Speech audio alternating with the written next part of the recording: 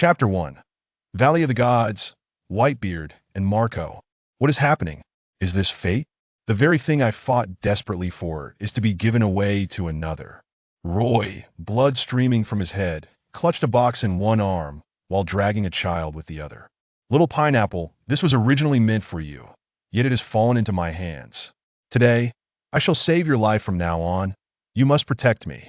Roy pulled the child into a corner, muttering to himself, utterly oblivious to the fact that the place he sought refuge was not merely a wall, but a spot where a young man leaned against. His murmurs caught the attention of the young man, who turned to glance at him, only to witness a shocking scene. Roy opened the box and retrieved a blue fruit. Without hesitation, he pried open the child's mouth and thrust the fruit inside. If I'm not mistaken, this fruit should be the mythical phoenix fruit of the Zoan type. Given your severe injuries, only this fruit can save your life. Roy leaned against the wall. Gasping for breath, he was utterly exhausted. He could hardly comprehend that he had traversed into the world of One Piece and had become a slave, captured by the celestial dragons and brought to the Valley of the Gods to participate in their triannual slaughter competition. Had it been in previous years, he would surely have met his demise. Fortunately, he had spotted Jinbei, Ivankov, and Kuma, and ever since encountering them, he had followed closely behind. In the recent chaos, Ivankov and the others had snatched two fruits, drawing most of the attention, providing Roy the opportunity to seize one for himself, only to find himself pursued. After a harrowing escape, he stumbled upon a grievously injured child. In his past life, he had been a doctor. Upon seeing the child's wounds, Roy could not resist taking the child with him. Gazing at the child's hair and then at the devil fruit in his hand, Roy realized that fate had already been orchestrated. The phoenix fruit was destined for the little pineapple. I might die once more. If death is to be, so be it. I must ensure your survival. Roy faced death with a serene acceptance. In his previous life, he had worked himself to exhaustion, and at the moment he realized he was to die, he found peace, even eschewing cries for help, choosing instead to meet his end calmly. To save another life with his own might well be his true calling. As Marco consumed the phoenix fruit, blue flames enveloped him, his injuries rapidly mending. Soon, the wounds on his body vanished, yet he had lost too much blood and would take time to awaken. I must find a way to get you onto a pirate ship, preferably one belonging to Whitebeard. He should be on the island. Roy mumbled to himself, hoisting Marco onto his back, preparing to depart, only to lift his gaze and find a pair of fist-sized eyes staring at him. In that moment, Roy's breath hitched, his heart raced, and adrenaline surged through him. Hey kid, are you looking for me? You are Whitebeard. Roy stared at the man before him, certain he was not mistaken that iconic crescent-shaped mustache could belong to no one else. You are injured. Roy noticed blood trickling from the corner of Whitebeard's mouth. Just a minor wound, Whitebeard replied with a frown. Wounds require treatment. Without a moment's hesitation, Roy tore off his shirt and pressed it against Whitebeard's injury. Whitebeard observed as Roy attempted to staunch the bleeding, merely raising an eyebrow in slight concern. Why did you save him? After consuming that fruit, you could have escaped, Whitebeard inquired. Do you believe I would lie if I said I did not wish to live? Roy replied with a wry smile. Have you lost your purpose? Close enough. Then come join me. The Rocks Pirates are no more, and I wish to form my own crew. Join me. Join you? Let us first focus on surviving before discussing that. Get on, I will take you both away. With a swift motion, Whitebeard lifted Roy and Marco as the celestial dragon's knights of God approached. Whitebeard held them both with one hand while wielding his supreme blade, the Kong gun, with the other. The Valley of the Gods descended into chaos, with celestial dragons, marines, and pirates entangled in fierce combat. Even with his considerable strength, Whitebeard had sustained injuries, highlighting the formidable power of the celestial dragons. The battlefield was not solely occupied by the Knights of God. The five elders had also emerged. Even if only Saturn Satan remained on the island, through Imus powers, the other four elders had been summoned. If it solely relied on the Knights of God and Carp, they could not contend with Roger and the entire Rocks Pirates. Had the two pirate crews not clashed, the outcome would have remained uncertain. The Rocks Pirates were not a unified force. Each member had their own interests, and once they obtained what they desired, betrayal against Captain Jybek ensued. Whitebeard remained fiercely loyal, holding back Figureland Greenbull, but the tide had turned, and he needed to hasten his escape. Now, as the Rocks pirates began to flee, Whitebeard led the two of them away, commandeering a marine warship. Cough! Whitebeard spat blood, prompting Roy to rush into the ship's cabin in search of medical supplies. Whitebeard severed the ship's anchor, lacking the time to hoist it, and simply cut the chain. He also severed the ropes of the sails, lowering them, as he gripped the helm to guide their escape. Emerging from the cabin, Roy returned with a plethora of medicines, immediately applying them to Whitebeard. "Relax, do not tense up with your hockey, or I cannot stitch you up," Roy said, attempting to sew Whitebeard's wound, only to find the needle wouldn't penetrate. "That won't be necessary. My wounds require no stitching, merely medicine." Whitebeard shook his head. "Why not? If you do not stitch that wound, it will leave an enormous scar. A scar is a man's shame. I shall bear this scar as a testament to my strength," Whitebeard declared. "Ridiculous. It is not such a grand matter. A little pineapple, you're awake." Roy glanced aside to see Marco had regained consciousness. "Thank you for saving me." Marco remembered that it was Roy who had helped him flee, providing him with sustenance, leading to his recovery. "Come here." Upon hearing Roy's call, Marco sprinted over. "Can you use your abilities?" Roy inquired. "Are you referring to this?" Marco's form suddenly transformed into a blue firebird. Whitebeard, seeing Marco's transformation, maintained a respectful distance, wary of the unknown power. "Do not worry, he has consumed the mythical Zoan Phoenix fruit. The flames are harmless," Roy assured, reaching out to touch the flames atop Marco's head, which posed no threat. "What purpose does his ability serve?" Whitebeard asked, puzzled. "It can heal wounds, little pineapple. Use your flames to cauterize his injury." Chapter 2. The Sign-In System. 10-year reward. "This is truly remarkable," exclaimed Whitebeard in astonishment. The flames of the Phoenix, known as the Flames of Rebirth, possess the ability to regenerate injured areas. However, do not fixate on it. Overuse will diminish its effectiveness and deplete your physical potential, leading to accelerated aging with each subsequent use. Roy elucidated that what is the purpose of living for such a long time? It is far better to pass away, while one can still move freely. To witness oneself succumb to senility and die in a state of confusion is a genuine tragedy. Whitebeard laughed heartily. Roy gazed at Whitebeard with a foolish expression, suddenly grasping the essence of his words. Indeed, who desires to live so long as to become a feeble-minded child in old age? A person like Whitebeard would never allow himself to reminisce about the past while confined to a sickbed. He undoubtedly wishes to depart this world with grandeur.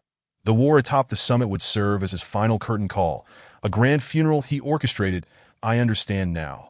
"Thank you," Roy said, bowing to Whitebeard. Marco, already physically weakened, further exhausted himself, aiding Whitebeard. While Roy still had energy, he ventured to find some food, and the three indulged in a hearty feast. "Consider you two as my sons," Whitebeard declared. "Absolutely not," replied Roy without hesitation. "Is that truly necessary?" The two responses were starkly different. Marco was astonished yet thrilled, while Roy firmly rejected the notion, having never contemplated being anyone else's son. "Why refuse me?" Whitebeard mumbled with his mouth full.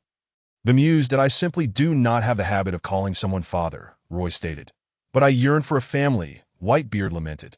"Must having a family entail others calling you father?" Roy retorted with a smirk. "You are both mere children. Perfectly suitable for the role." Whitebeard insisted that I am older than you. Roy shook his head in defiance. "What?" exclaimed both Whitebeard and Marco, astonished and gaping at Roy. "I am already in my 40s this year," Roy announced. "Impossible." "Who do you think you're fooling?" Whitebeard scoffed. "Indeed, how could you possibly be in your 40s? Marco echoed, shaking his head. "I am just like you. I have also consumed a devil fruit, which has altered my appearance. Otherwise, I would have long since devoured the phoenix fruit, leaving no room for you," Roy confessed, though he was lying. He possessed no such abilities. "Is that true?" Marco inquired. "I never imagined you would be older than me." "It's no wonder you speak with such an air of wisdom," Whitebeard remarked, thoroughly unimpressed, unable to fathom that Roy was indeed older than him. "That if you seek a son, little pineapple head is more fitting for you." "I am not suitable," Roy asserted. "Regardless, you shall all be my family from now on," Whitebeard proclaimed with authority. At 36 years of age, Whitebeard was accompanied by Roy, who was merely 9, and Marco, who was a mere 7. A 36-year-old man had thus formed a pirate crew with 2 children under the age of 10, but the warship drifted through the West Sea, its crew uncertain of their destination. Whitebeard, well-versed in navigation, had gone to sea alone since childhood, hailing from the Sphinx in the Grand Line, and had traversed the New World for many years, displaying no issues with sailing to as Whitebeard and Marco succumbed to slumber. Their exhaustion weighed heavily upon them. The flames of rebirth had taken their toll on Whitebeard, draining his potential. Much like how Luffy's Gear Second consumes his life force, Whitebeard, too, would face a premature demise. While Whitebeard replenished his food supply, restoring his energy was another matter entirely. He would require medicinal supplements to maintain his vitality. Fortuitously, Roy was a practitioner of traditional Chinese medicine, adept at utilizing herbal remedies for nourishment. With both men asleep, the duty of keeping watch naturally fell to Roy, who remained vigilant, ensuring the ship maintained its course. As long as he retained a steady heading, land would eventually come into view. Roy yawned, expelling the remnants of his fatigue, feeling the drowsiness creep into he steeled himself, continuing to guide the helm, bundled in thick clothing against the frigid sea air, which was prone to fog. Navigating the ocean was not as glamorous as it appeared. The humidity was oppressive, and while pirates often seemed resplendent on the surface, the reality was often one of squalor and disarray. The norm for pirates was to be ragged and tattered. The polished images were exceedingly rare. As Roy gazed ahead, a sudden sound pierced his thoughts. Ding, sign-in successful. Congratulations on surviving for one day. You have received a reward of 1 gold coin. What on earth? Roy was startled, questioning whether he had misheard or was merely dreaming. He felt something materialize in his hand and raised it to inspect. Indeed, a gleaming gold coin. Roy bit down on it, leaving a dental imprint. It was unquestionably gold. The coin weighed approximately 100 grams. Heavy in his palm. Could it be that I have traversed into a realm governed by a system akin to those found in novels? Roy pondered at a golden finger. He had unexpectedly acquired the legendary golden finger. Signing in each day grants me a gold coin, as long as I endure. Is there nothing else beyond the coins? Roy attempted to inquire. Sign in for 10 years to receive additional rewards. 10 years, such a lengthy duration. What rewards might await? However, no further response was forthcoming, despite Roy's multiple attempts. Studying the gold coin in hand, his drowsiness dissipated significantly as dawn began to break. Roy ventured inside to awaken Whitebeard. Newgate, rise and shine, Roy called several times. Noticing Whitebeard showed no signs of waking Dada, he truly is a heavy sleeper. Yet Whitebeard possessed a habit of remaining vigilant even in slumber. His instincts honed from childhood in perilous environments could be considered a form of observation hockey. Ace had attacked him for an extended period without success. That it was only as he aged and his reflexes dulled that he fell victim to Squartish treachery that moment. Marco was both shocked and acutely aware of Whitebeard's true age. Otherwise, how could he have failed to react? Roy searched around and found a naval sword, tossing it toward Whitebeard that Ace anticipated. Whitebeard sprang into action, shattering the sword with a single punch, the force of the impact creating a sizable hole in the ship. What are you doing, Roy? Whitebeard turned to glare at him, seething with anger. I called you to wake up. You ought to see the time. Hurry up. Either check the helm or prepare my breakfast, Roy shouted in response to Whitebeard's fury. It dawned on Whitebeard that Roy's intentions were not malicious. Perhaps he genuinely could not rouse him otherwise. That I'll check the helm, that I'll cook. They agreed, splitting their tasks. Roy prepared a large pot of porridge. The ship's provisions were plentiful, originally stocked for several hundred, even 1,000 men. Even a week's worth of supplies would suffice for a month, but with a towering giant like Whitebeard aboard, their appetites were anything but modest. Having prepared breakfast, Roy called Marco to join them before he retired to rest, leaving the two of them on watch. Chapter 3. The Black Market. Be my son. When Roy awoke, darkness enveloped the sky, and he was startled by the sight of both men. What are you two doing? Upon awakening, Roy realized they had already docked, yet Whitebeard and Marco appeared sullen. What troubles you? Hungry, Marco replied. Did you not prepare a meal? Roy inquired. That I cannot cook, Whitebeard admitted, scratching his head with an embarrassed expression. That I did manage to cook, Marco added. And where is the food? Roy questioned. It burned, Whitebeard confessed. So you were merely waiting for me to awaken. Correct, Roy deduced. Indeed, Marco nodded.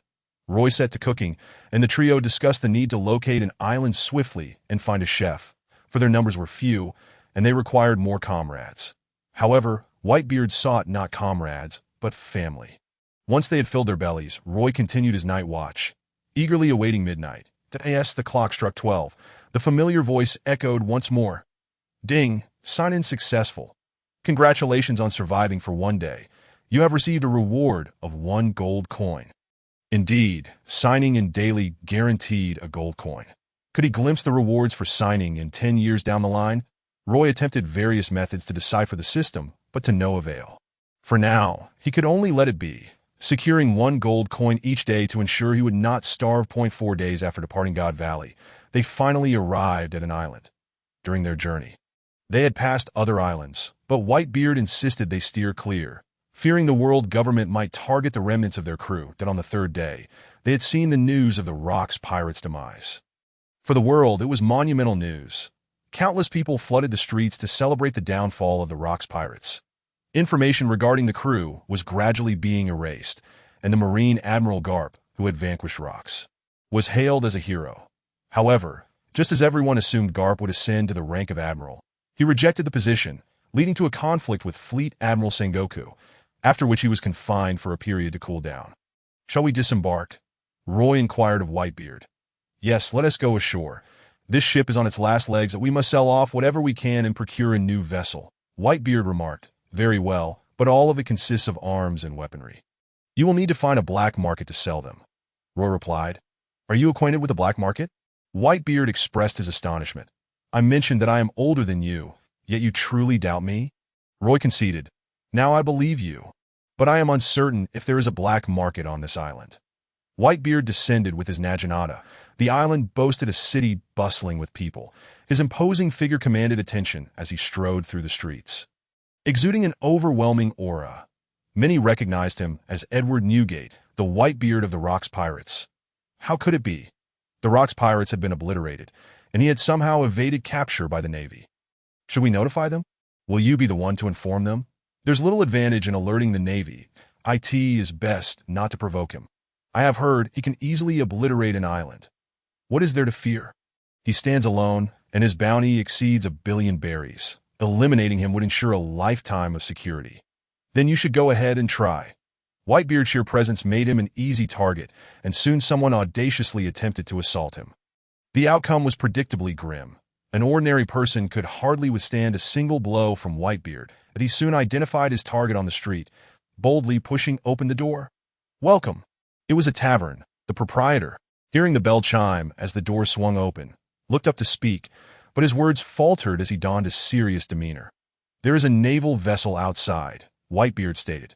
It appears almost new, save for the absence of an anchor. We do not accept warships. The tavern owner shook his head. It carries cannons, ammunition, and firearms, Whitebeard insisted. How much? Quite a lot that I shall send men to transport it tonight. I require a ship. How large? Not overly large, a medium-sized vessel will suffice.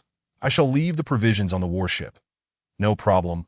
I only require the arms. The terms were settled verbally, with no formal contract signed, such as the nature of transactions in the black market, where reputation outweighs all else. Dealings with pirates render written agreements useless. As Whitebeard turned to leave, he paused momentarily, inquiring, Do you have any children here? Slaves? We do not engage in the slave trade, the tavern owner replied, momentarily taken aback. Are there orphans on the island? There should be some, though I am not well acquainted with the details. Fetch me a barrel of liquor. Holding the liquor, Whitebeard exited and returned to the warship. Did you find a buyer? Roy asked. Indeed. I have. The transaction will take place tonight. That is satisfactory. The warship is too large for our needs. There are only the 3 of us, and without an anchor, controlling the warship would be impossible, especially with unpredictable weather at sea. The fewer the crew, the greater the risk.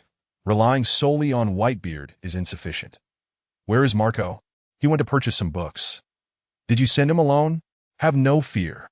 He possesses the phoenix fruit, akin to a logia, allowing him to elementalize his body. Unless he encounters a master of hockey, he will be fine, Roy assured him. You seem to possess an understanding of many things, Whitebeard remarked. I know more than you. Even the manner of your demise, Roy retorted. What do you mean? I am a traveler from the future. I mentioned I am over 40, yet now I appear as a child. A traveler from the future? Whitebeard's eyes widened in disbelief. Do you know what lies ahead? Indeed. Would you like to know? No, I would not. Ha ha, truly, you do not disappoint, Whitebeard. I have not misjudged you. Like Luffy, you have chosen to refuse. Usopp inquired about Rayleigh, but Luffy's loud exclamation interrupted him. Whitebeard acknowledged Roy's knowledge of his origins, yet refrained from questioning further. This would remain a secret between them. If you have returned from the future, it implies you are still 9 years old. Whitebeard suddenly muttered. That is indeed correct. What of it? Consider me your father. Get lost. Gulalalala. The laughter of Whitebeard echoed across the warship, as if he had never felt such joy before. During his time with the Rocks Pirates, he not only contended with a tyrannical captain, but also maneuvered through the treachery of his comrades. Daily vigilance against ambushes had long since stolen his smile. Yet with Roy and Marco, he felt no such pressure, finding the experience delightful, akin to being with family. Marco has been gone for quite a while. The sky had grown dark. The underworld merchants had sent men to retrieve the arms and had also delivered a ship, a standard vessel similar in size to the Thousand Sunny. The entrance had been altered slightly, providing Whitebeard with a larger room. However, Marco had yet to return, prompting Roy's anxiety. Newgate, Marco has not returned. Indeed. Why is he delayed? Whitebeard noted the growing concern. The night was upon them, and given Marco's character, he should have returned by now after a few hours. The shops on the island were nearing closure. By the way, we were short on funds, so how did you afford the books for Marco? Here, Roy produced a gold coin, tossing it to Whitebeard. Whitebeard caught it, revealing a look of astonishment as he opened his hand to see the gold coin. You possess gold coins? Indeed, I gave Marco one. You gave him a coin? Yes. Is there a problem? That little brat with a single gold coin is likely to attract unwanted attention. Without hesitation, Whitebeard seized Roy and leaped from the ship. Ah! Roy was momentarily taken aback, quickly realizing the potential trouble. If Marco exposed the gold coin, even as a devil fruit user, he would be defenseless against capture. Being merely a 7-year-old child, having been absent for so long, something must have gone awry.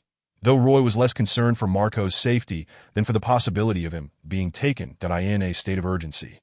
Whitebeard and Roy scoured the island, utilizing observation hockey to swiftly locate Marco and his companions at that moment. Marco was engaged in a scuffle with 2 younger children, all roughly his age and dirty. Their adversaries were a group of adults, varied in appearance and armed. Although Marco had managed to take down a few, the odds were heavily against the 4 young ones, while Marco's phoenix fruit granted him resilience. The flames he wielded were non-lethal, and prolonged use would inevitably drain his stamina. Just as capture seemed imminent, the adults felt a sudden gust of wind behind them, and the atmosphere turned ominously dark above. Sensing something amiss, they turned stiffly to behold Whitebeard's indifferent gaze. Their hearts momentarily halted. You dare to harm my family? Whitebeard bellowed, grasping his weapon, the Kong gun, before they could utter a plea for mercy. He swung his blade. Get down! Roy shouted at Marco and the others, and the 4 children immediately ducked. With a whoosh, the blade cleaved through the air, blood spraying in the aftermath. Whitebeard did not hold back. The building behind him was split in 2 by his strike. Perched upon his shoulder, Roy felt the violent tremors, gripping his hair tightly. The island tremored due to his powers, the magnitude of which was unfathomable to those who had never experienced such terror. The earth quaked and buildings swayed as if made of mere tofu. Fortunately, the earthquake's intensity was not catastrophic. Most structures remained intact. Aside from Marco, the other 3 children stood frozen, wide-eyed in disbelief at the unfolding scene. Roy leapt down from Whitebeard's shoulder to check on Marco, who appeared unharmed, without a scratch. However, upon closer inspection of the other 3 children, recognition dawned upon him. Jaws, Sachi, and Vista. The 3rd Division Captain Jaws, the 4th Division Captain Sachi, and the 5th Division Captain Vista. Among them, Jaws was the tallest, Sachi the eldest, followed by Vista. He stole my gold coin. Losing it means I cannot return home, so I kept searching until I finally found them. They told me they would help me get my coin back. Marco pointed at Sachi. Slightly taller than Roy, the 10-year-old Sachi awkwardly scratched his head. Who took my gold coins? Roy inquired. That guy, Sachi indicated towards a lifeless body on the ground. Roy approached and found his coins as people began to gather around. The white-bearded man addressed Marco and Roy, saying, "We should leave." All right, the two followed in the footsteps of the white-bearded man. "Sachi, what should we do?" asked 4-year-old Jaws, who, despite his young age, dared to accompany Sachi into a brawl. Nevertheless, Jaws was quite tall, nearly matching Sachi's height. "Bista, what are you staring at?" Sachi questioned Bista, noticing him fixated on the direction the white-bearded man had departed. "He is quite formidable," Bista replied, dazed. "Indeed, he is strong." "Let us hurry and leave," Sachi responded. "Sachi, I want to follow him," Bista declared. "Why? I don't know. He treated Pineapple Head really well and even killed for him. If we can join him, perhaps he would protect us in the future," Bista murmured. Sachi paused for a moment. The trio was a band of orphans that he had worked in the kitchen, having been expelled for stealing food for Jaws. And then met the wandering Bista, forming a group of thieves. Marco, flaunting a gold coin, had caught the attention of another group after being robbed of his money. Unable to swallow his anger, Sachi planned to ambush the thieves, coincidentally encountering Marco, leading to the earlier incident. Witnessing the white-bearded man's strength, Bista's resolve began to waver. "Bista, are you serious?" Sachi asked. "Yes, I'm serious that I want to follow him," Bista affirmed with a vigorous nod. "What do you think?" "Jaws," Sachi turned to Jaws. "That I'm hungry," Jaws bit his finger. "Then let us go," that he has 2 kids with him. "So he must like children that we should follow him," Sachi decided, leading Jaws and Bista along the path Roy and the others had taken. They chased after them all the way to the dock, where they finally caught up. "What do you want?" Marco, still furious about the theft of his coins, had yet to settle the score. "That we want to join you. Please accept us," Sachi stated before the white-bearded man, "that I do not take subordinates." The white-bearded man shook his head. Upon hearing this, Bista looked disheartened.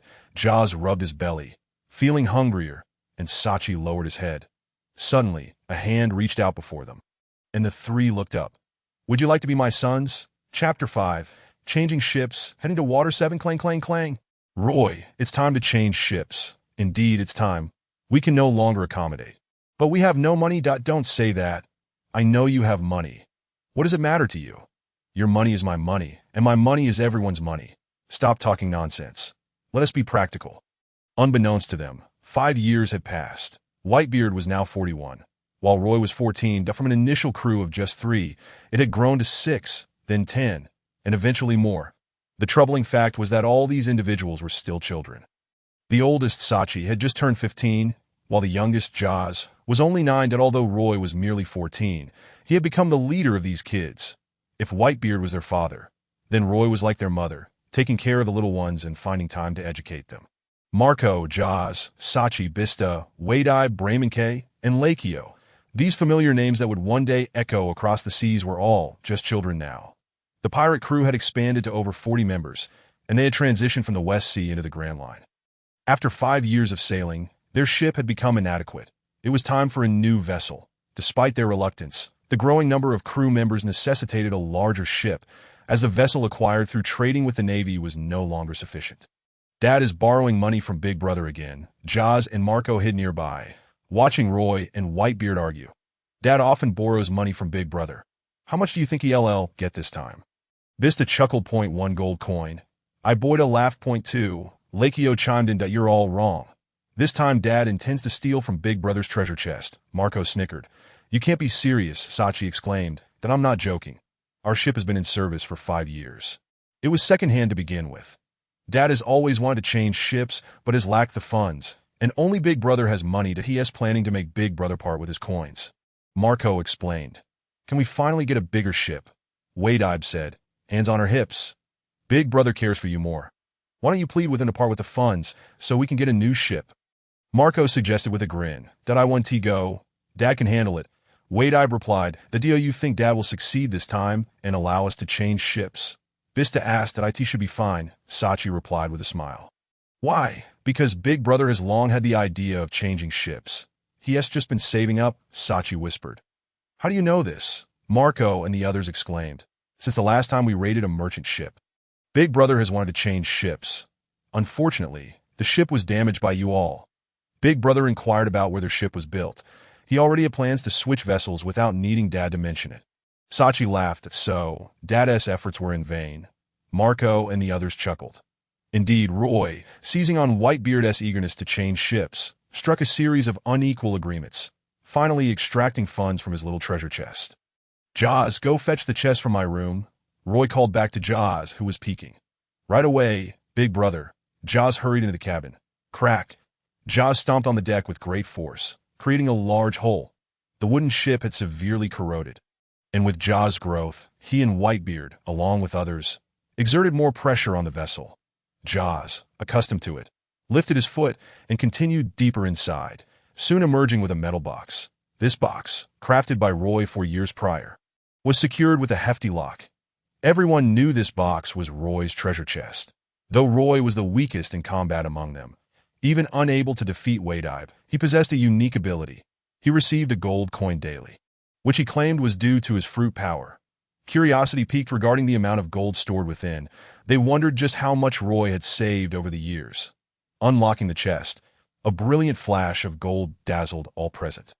"So much money," Marco and the others gasped. "Let me count," Roy said, tallying up to 1,231 gold coins. Calculating at 100 grams per coin, that equated to 123,100 grams, given that 1 gram of gold equals 5,000 berries. This amounted to 615 million berries, and no one expected Roy to possess such a fortune. Whitebeard gasped upon hearing the sum. "You actually have this much money? Big brother, give me some." Whitebeard immediately clung to Roy's arm, begging. "Get off." Roy brushed her away, but Whitebeard clung tightly to him. "That I'll give you one." Roy finally relented, unable to resist the little sister, handing her a coin. "Thank you, brother." Whitebeard joyfully accepted the coin and kissed Roy on the cheek. Roy wiped the saliva off his face, while Marco and the others looked on eagerly. "You have none. Giving you money is pointless, and I've inquired about the price of a ship, and a brand new vessel capable of taking us anywhere in the world costs at least 300 million berries. Given Whitebeard's current speed, our crew will only continue to grow, necessitating a larger ship. The estimated cost will be 500 million berries, with the remaining 100 million set aside for additional purchases." Roy had already calculated he had been saving until today. Over the 5 years, he should have amassed 1,825 gold coins, having spent 594 on food, drink, and other necessities. Without Roy, their lives would have been exceedingly difficult. "So, where do we go now?" "To Water 7, the premier shipbuilding center of the Grand Line's first half that I've heard of it, but never been." Whitebeard nodded that I've been prepared. Roy produced a permanent pointer. "Previously, I acquired a permanent pointer to Water 7 through the underground world, allowing us to head directly there." Roy stated that "So you've been ready all along," Whitebeard remarked. "Otherwise, relying on you, when would we ever change ships?" Roy retorted. "Clang, clang, clang. It's because of you that I feel at ease." Whitebeard laughed heartily, rising to his feet. "Little ones, let us embark on our journey to the City of Water." "Hooray!" Everyone erupted in joyous cheers. "Brother, let us commence the feast. We have no funds. But there's still 15 million belly remaining." "That is my money, you rascals." "Newgate, teach them a lesson for daring to steal." "No, father, it was Marco who took it." "Damn you, Sachi. This has nothing to do with father and me. It was indeed Sachi who stole it." Chapter 6. Admiral Sengoku Hei. "Have you heard? Newgate has appeared in the Grand Line, dead on an unknown island in the New World." A group of individuals were resting by the seashore, led by a man who laughed heartily. "That I've heard." "And he is accompanied by a throng of children," remarked a handsome middle-aged man with blonde hair. "Newgate's dream is to have a family. It is said that those children are all his kin." "Haha, he has become a father." Roger's laughter boomed. "Everyone sails for their dreams. Newgate's aspiration is merely different." "Former members of the Rocks Pirates have begun to make waves across the seas," Rayleigh noted. "Haha, I eagerly anticipate our next meeting to see how his family fares," Roger chuckled. "What is there to see in a bunch of kids?" Jabba shook his head. "That I look forward to meeting him again."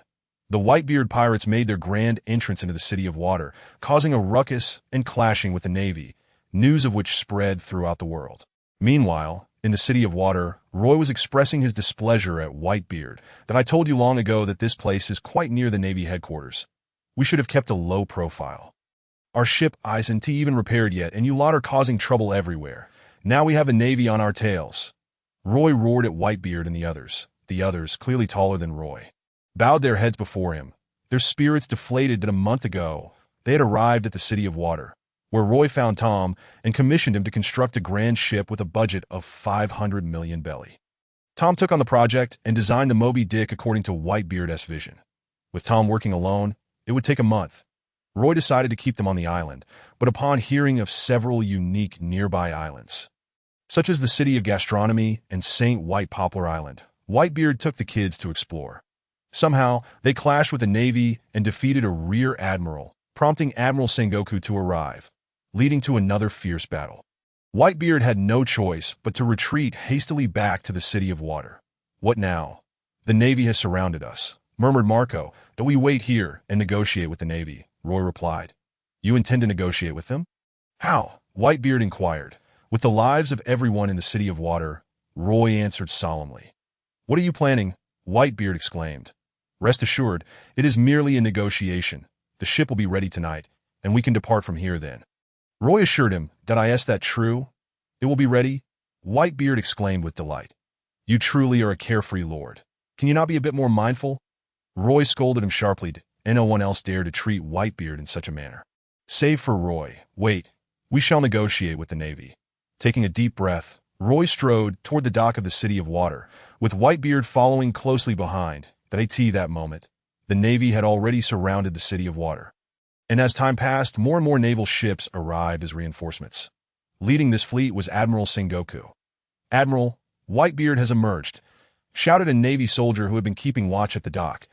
The explosive-haired Sengoku stood up instantly upon hearing this and strode toward the forward artillery position.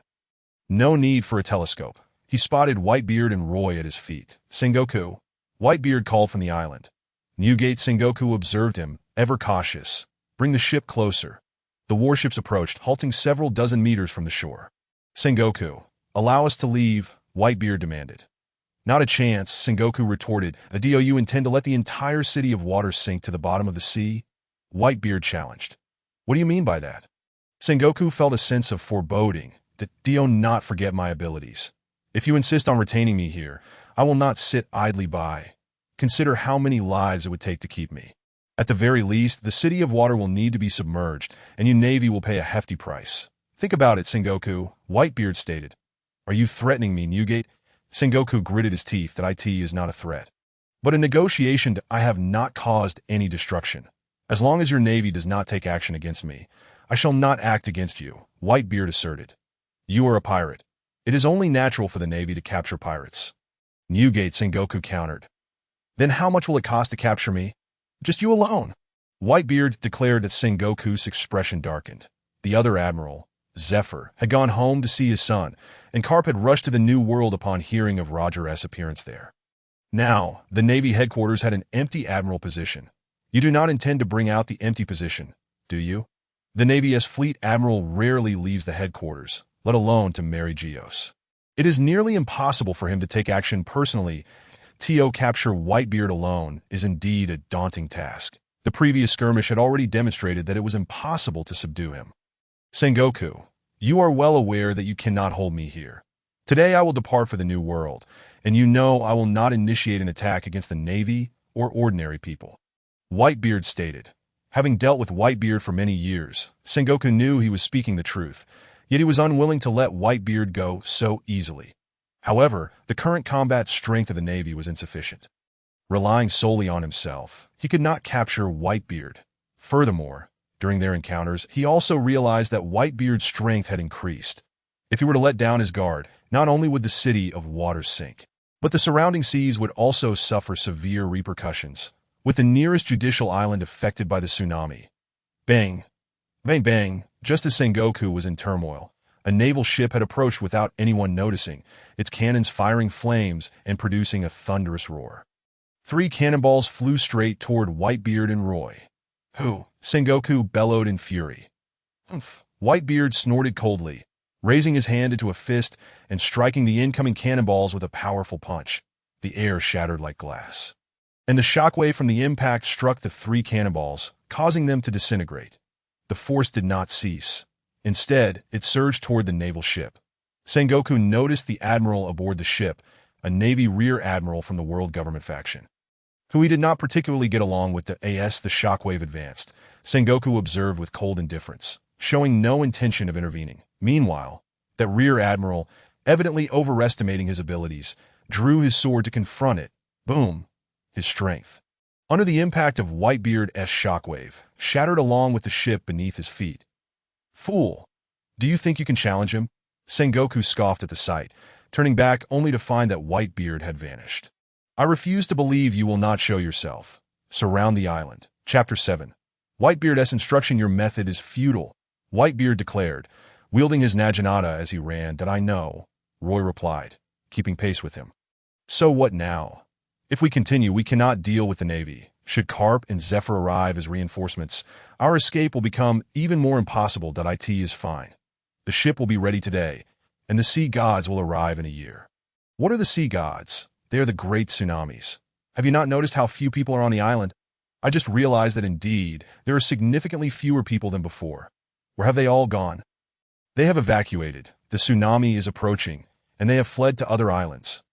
Are you certain there will be a tsunami tonight? Yes, it happens every year without fail. Most areas of the island will be submerged, and the Navy will either have to land on the island or seek refuge. Upon returning to the shipyard, Tom was still busy with his mermaid secretary. Kokoro at Mr. Tom. Will you be finished today? Roy inquired. I assure you, we will complete it, Tom smiled. Will our ship be able to withstand the sea gods? You plan to confront the sea gods? That will not be easy. It is a tsunami several hundred meters high, and even the ship I build cannot withstand it. Yet we are surrounded by the Navy. If we cannot rely on the sea gods to break through, we will be trapped on this island awaiting our demise. There is no other choice. However, the sea gods will come, and you can wait for the Navy to leave. The Navy will certainly depart. They will not foolishly wait here to perish. Once the Navy leaves, you can leave immediately. By then, they will not be able to catch you. It seems we have no choice. Roy sighed. We cannot take risks. Brother, our ship is truly vast. Jozu approached. Thud. Roy tapped Jozu on the head. Brother, why did you hit me? Did you cause this trouble? Roy snapped. They were the ones bullying us. Who are we? Pirates. Are pirates good people? Indeed. Who told you that pirates are good people? Daddy, pirates are bad people. We are bad people, and we intend to commit misdeeds. Those who do good are the Navy and the constables. What does that have to do with us pirates? Roy gave Jaws a light tap on the head. Huh? It wasn't just Jaws. Several other little tykes wore expressions of sheer astonishment. Newgate, what on earth have you taught them? Have you ever encountered a pirate who was a good person and did good deeds? Roy exclaimed furiously at Whitebeard, who was preparing to slip away at this moment. Roy found himself teaching his own son, and another elder came along to mislead them, declaring that 1 + 1 = 3. Leading the children astray? Kuahaha, I didn't expect them to be so easily deceived. Whitebeard chuckled heartily. Huh. The children gasped, clutching their heads. Daddy, how could you trick us? So it turns out we are the villains. You told us the Navy was the bad guys. We'll never believe Daddy again. Daddy is the biggest villain. A group of children, having been duped by Whitebeard, angrily sought him out for an account. Ha ha ha, you are truly amusing. Kokoro approached, overhearing their conversation, and laughed uncontrollably. This group of pirates is quite entertaining. An adult leading a pack of children, yet the most mature among them is a child. That moment, Roy felt utterly speechless, realizing that provoking the Navy was due to Whitebeard's influence. However, after this incident, Whitebeard would likely be much more prudent. Marco, go keep an eye on the sea. See if the Navy has retreated. Understood. Marco soared into the sky to scout the Navy's movements. Before long, Marco returned, reporting that a Navy warship had docked, with Sengoku leading the Navy onto the shore while the remaining Navy vessels departed. Clearly, Sengoku had received word that the island's inhabitants had evacuated, and he intended to engage in battle with the Whitebeard Pirates, determined to leave them behind and not allow them to retreat just yet. Daddy, what should we do? Marco inquired of Whitebeard. What do you think? Roy, Whitebeard turned to Roy. What else can we do? We fight them, Roy replied, glancing at everyone. Without experiencing storms, how could these individuals grow? Despite their youth, they all possessed formidable strength. The Navy's landing forces were not numerous. Whitebeard was more than capable of drawing the main fire, so they could leave it to him. How rare it is to hear such words from my older brother, Sachi remarked with a grin. Don't die on us, Roy said. Rest assured, big brother, we will protect you, Jaws declared, clenching his fists. Roy realized that his strength was indeed quite lacking. Despite identical training, he simply couldn't measure up to these individuals. According to Whitebeard's assessment, he was just an ordinary individual, as normal as could be. The only advantage he had was a nimble mind, managing the pirate crew with exceptional organization. Roy took up a position with a gun. Observing as Whitebeard engaged in battle with Sengoku and the Navy, he commanded that I end close combat. He could only serve as a distraction for the Navy. Better to be a clever underdog. Bang! A bullet struck Sengoku. Though it merely ricocheted off without effect, barely even a nuisance. Sengoku turned to glance at Roy, disregarding him entirely that I in his Buddha-like state. Sengoku was even larger than Whitebeard, and their fierce battle raged on.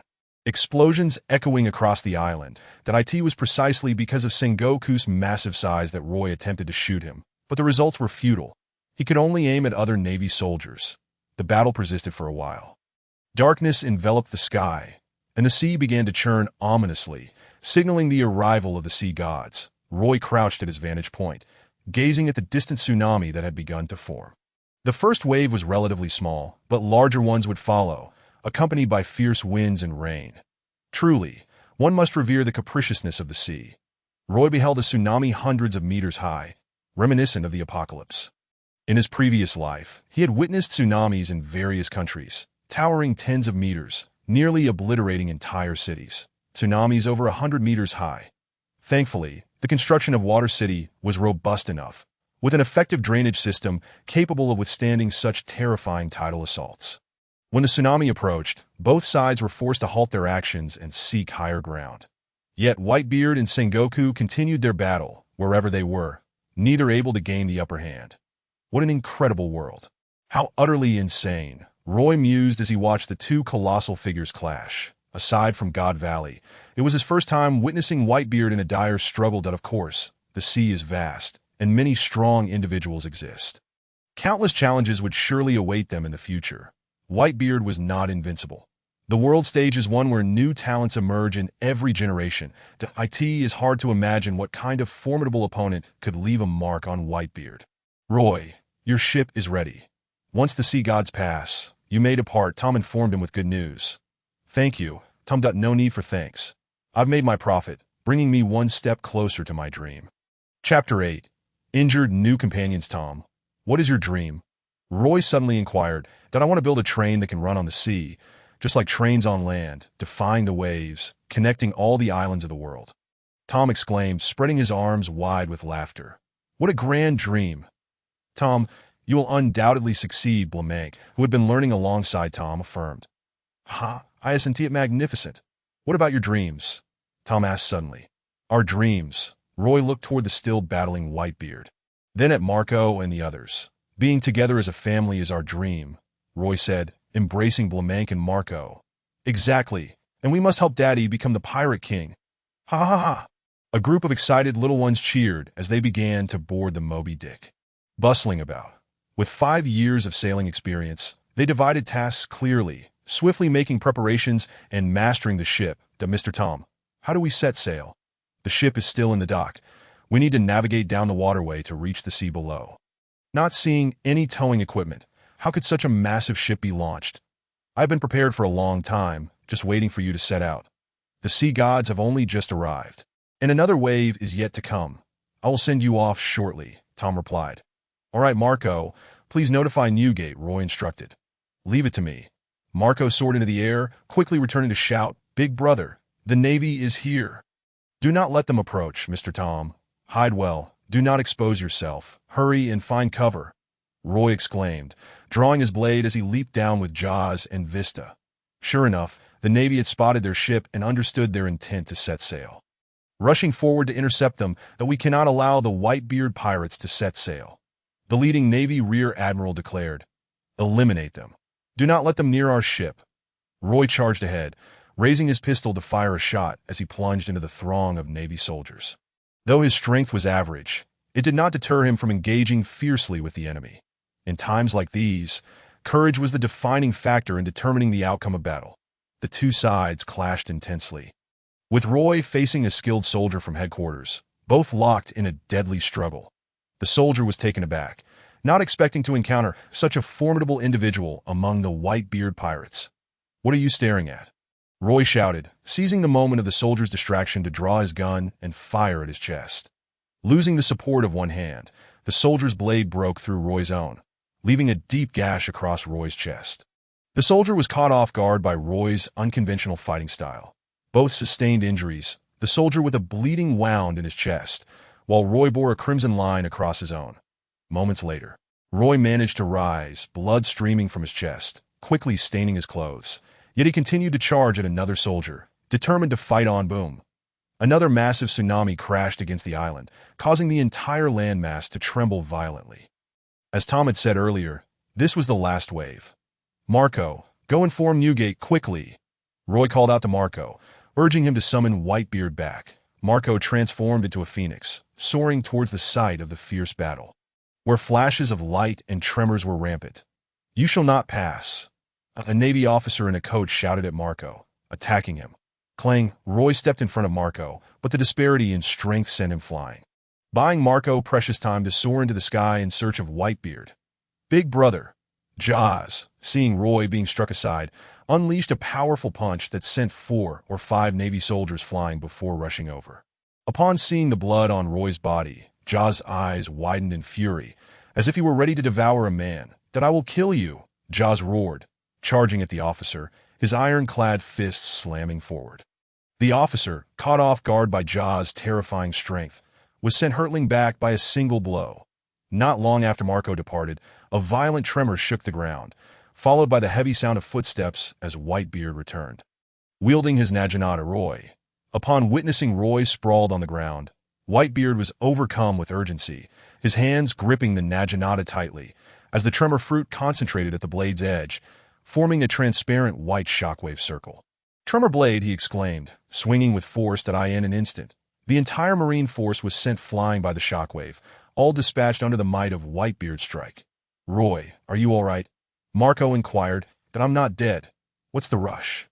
Cough, cough. Roy was hoisted up by Jozu. Hurry, the tsunami has subsided. Our ship is ready. We must board quickly. Whitebeard surveyed the surroundings, his desire to continue the fight burning within him, intent on eliminating all those Marines who dare to harm his family. Enough, let us depart, Roy urged, grasping Whitebeard's arm. Very well. Men, set sail, Whitebeard declared, raising his Naginata. As everyone boarded the vessel, Tom lowered the drawbridge, securing one side of the ship. The wooden structure exploded, causing the ship to tilt dangerously, with everyone clinging to the hull as it leaned at a precarious 70-degree angle, threatening to crash onto the shore. Suddenly, it rebounded, lifted by the waves, and the swift currents propelled them rapidly towards the open sea. A year prior, they had crossed the upside-down mountain into the Grand Line in much the same manner, rendering the steep descent trivial. Charge! The crew shouted with exhilaration. Sengoku pursued them, witnessing the distant Whitebeard Pirates as his form began to revert to its original state. Admiral Sengoku, we have no quarrel with you. Who could have anticipated their ship hiding here? Shall we continue the pursuit? Their next stop must be Fishman Island. They surely intend to coat their ship at Sabaody Archipelago. No need.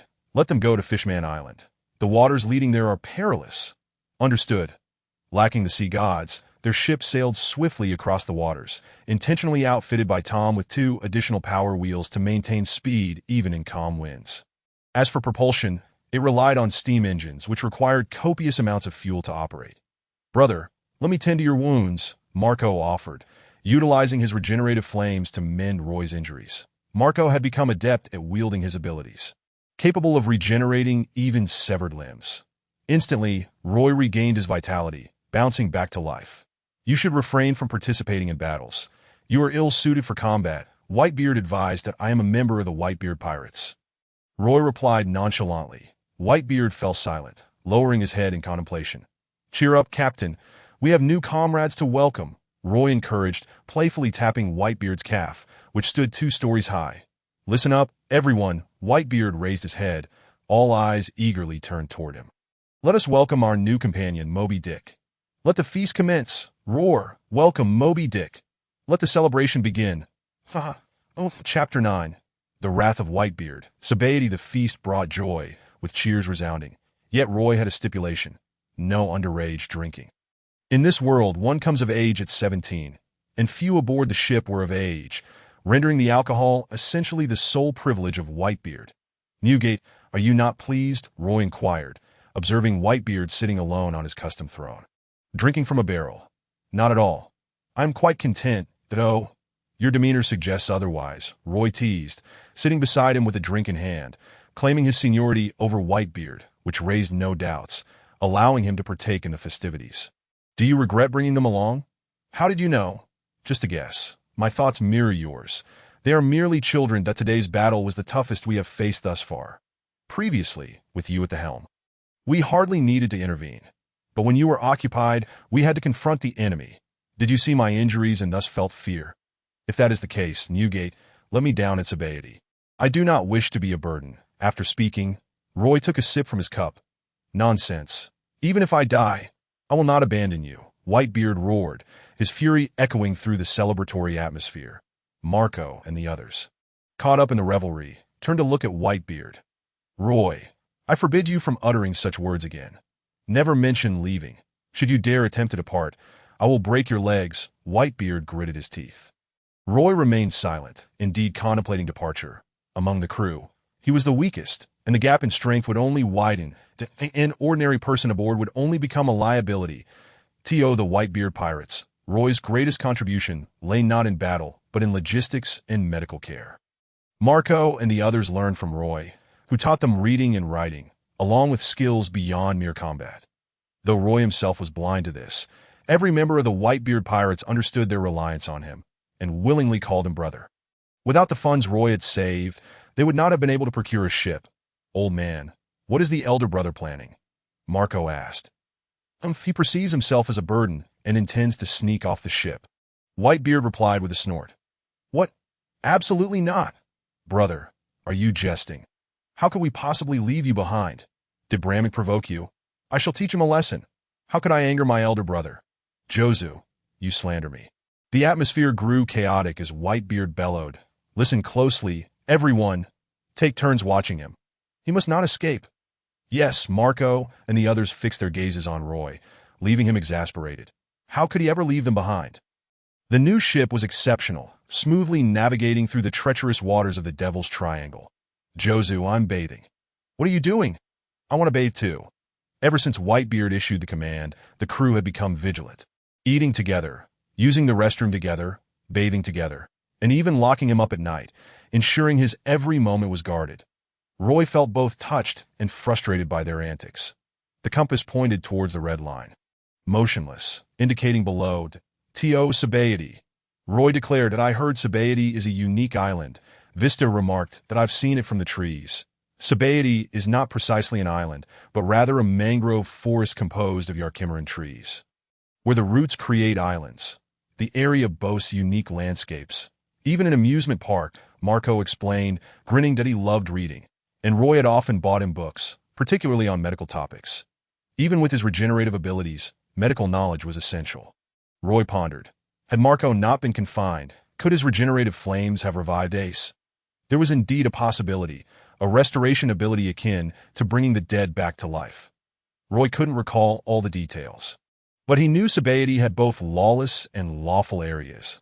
And having spent 5 years in this world, alongside the original narrative, he couldn't remember every detail, only a general understanding of the situation there. "We must take the ship for coding," Roy stated. "Coding?" The others looked at him in confusion. That IT involves encasing the ship in a massive bubble, allowing us to submerge and reach Fishman Island, Roy elucidated. "Is it truly that simple?" "Remarkable," Wide-Eye exclaimed, astonished. The Yarkimaran trees secrete a substance similar to bubbles, which, through special methods, can envelop the ship and form a protective layer, allowing the vessel to sink under gravity. Roy explained. The crew listened, captivated, their excitement mounting to "Oh, that's how it's done." "How come you know everything, brother?" Vista asked in admiration. "Read more." "I told you to read," Roy chided, playfully tapping Vista's head, despite Vista's considerable height advantage. He grinned happily. "That I don't enjoy reading, Marco does. Reading is beneficial. You have nothing better to do anyway. Sobriety is just ahead." "Newgate, have you been here before? Do you know any reliable coding craftsmen?" Roy inquired.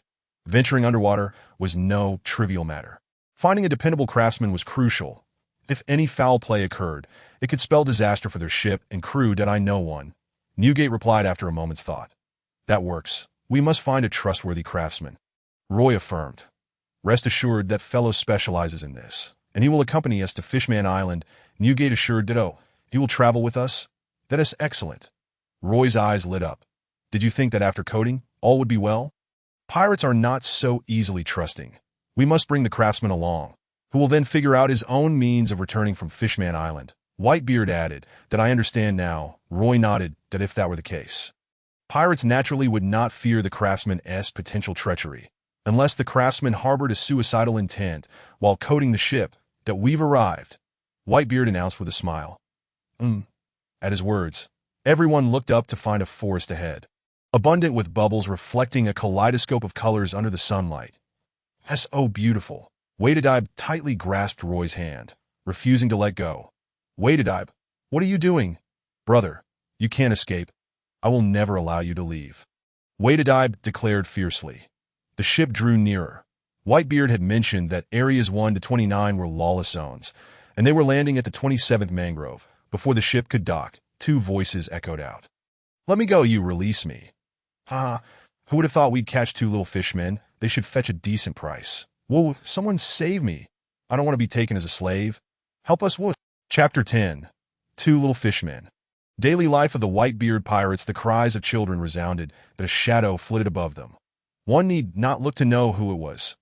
Roy pulled out a small notebook, jotting down various items as the ship approached the shore, including a procurement list and personnel arrangements for the upcoming tasks. These individuals were careless, and Roy needed to assign roles to each, providing them with funds to procure supplies.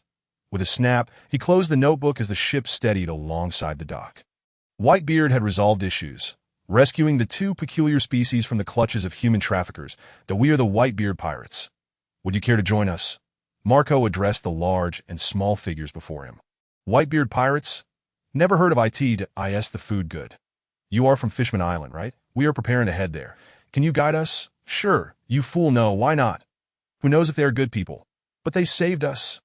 The fierce-looking fisherman fell silent. Upon closer inspection, Roy was surprised to encounter them here.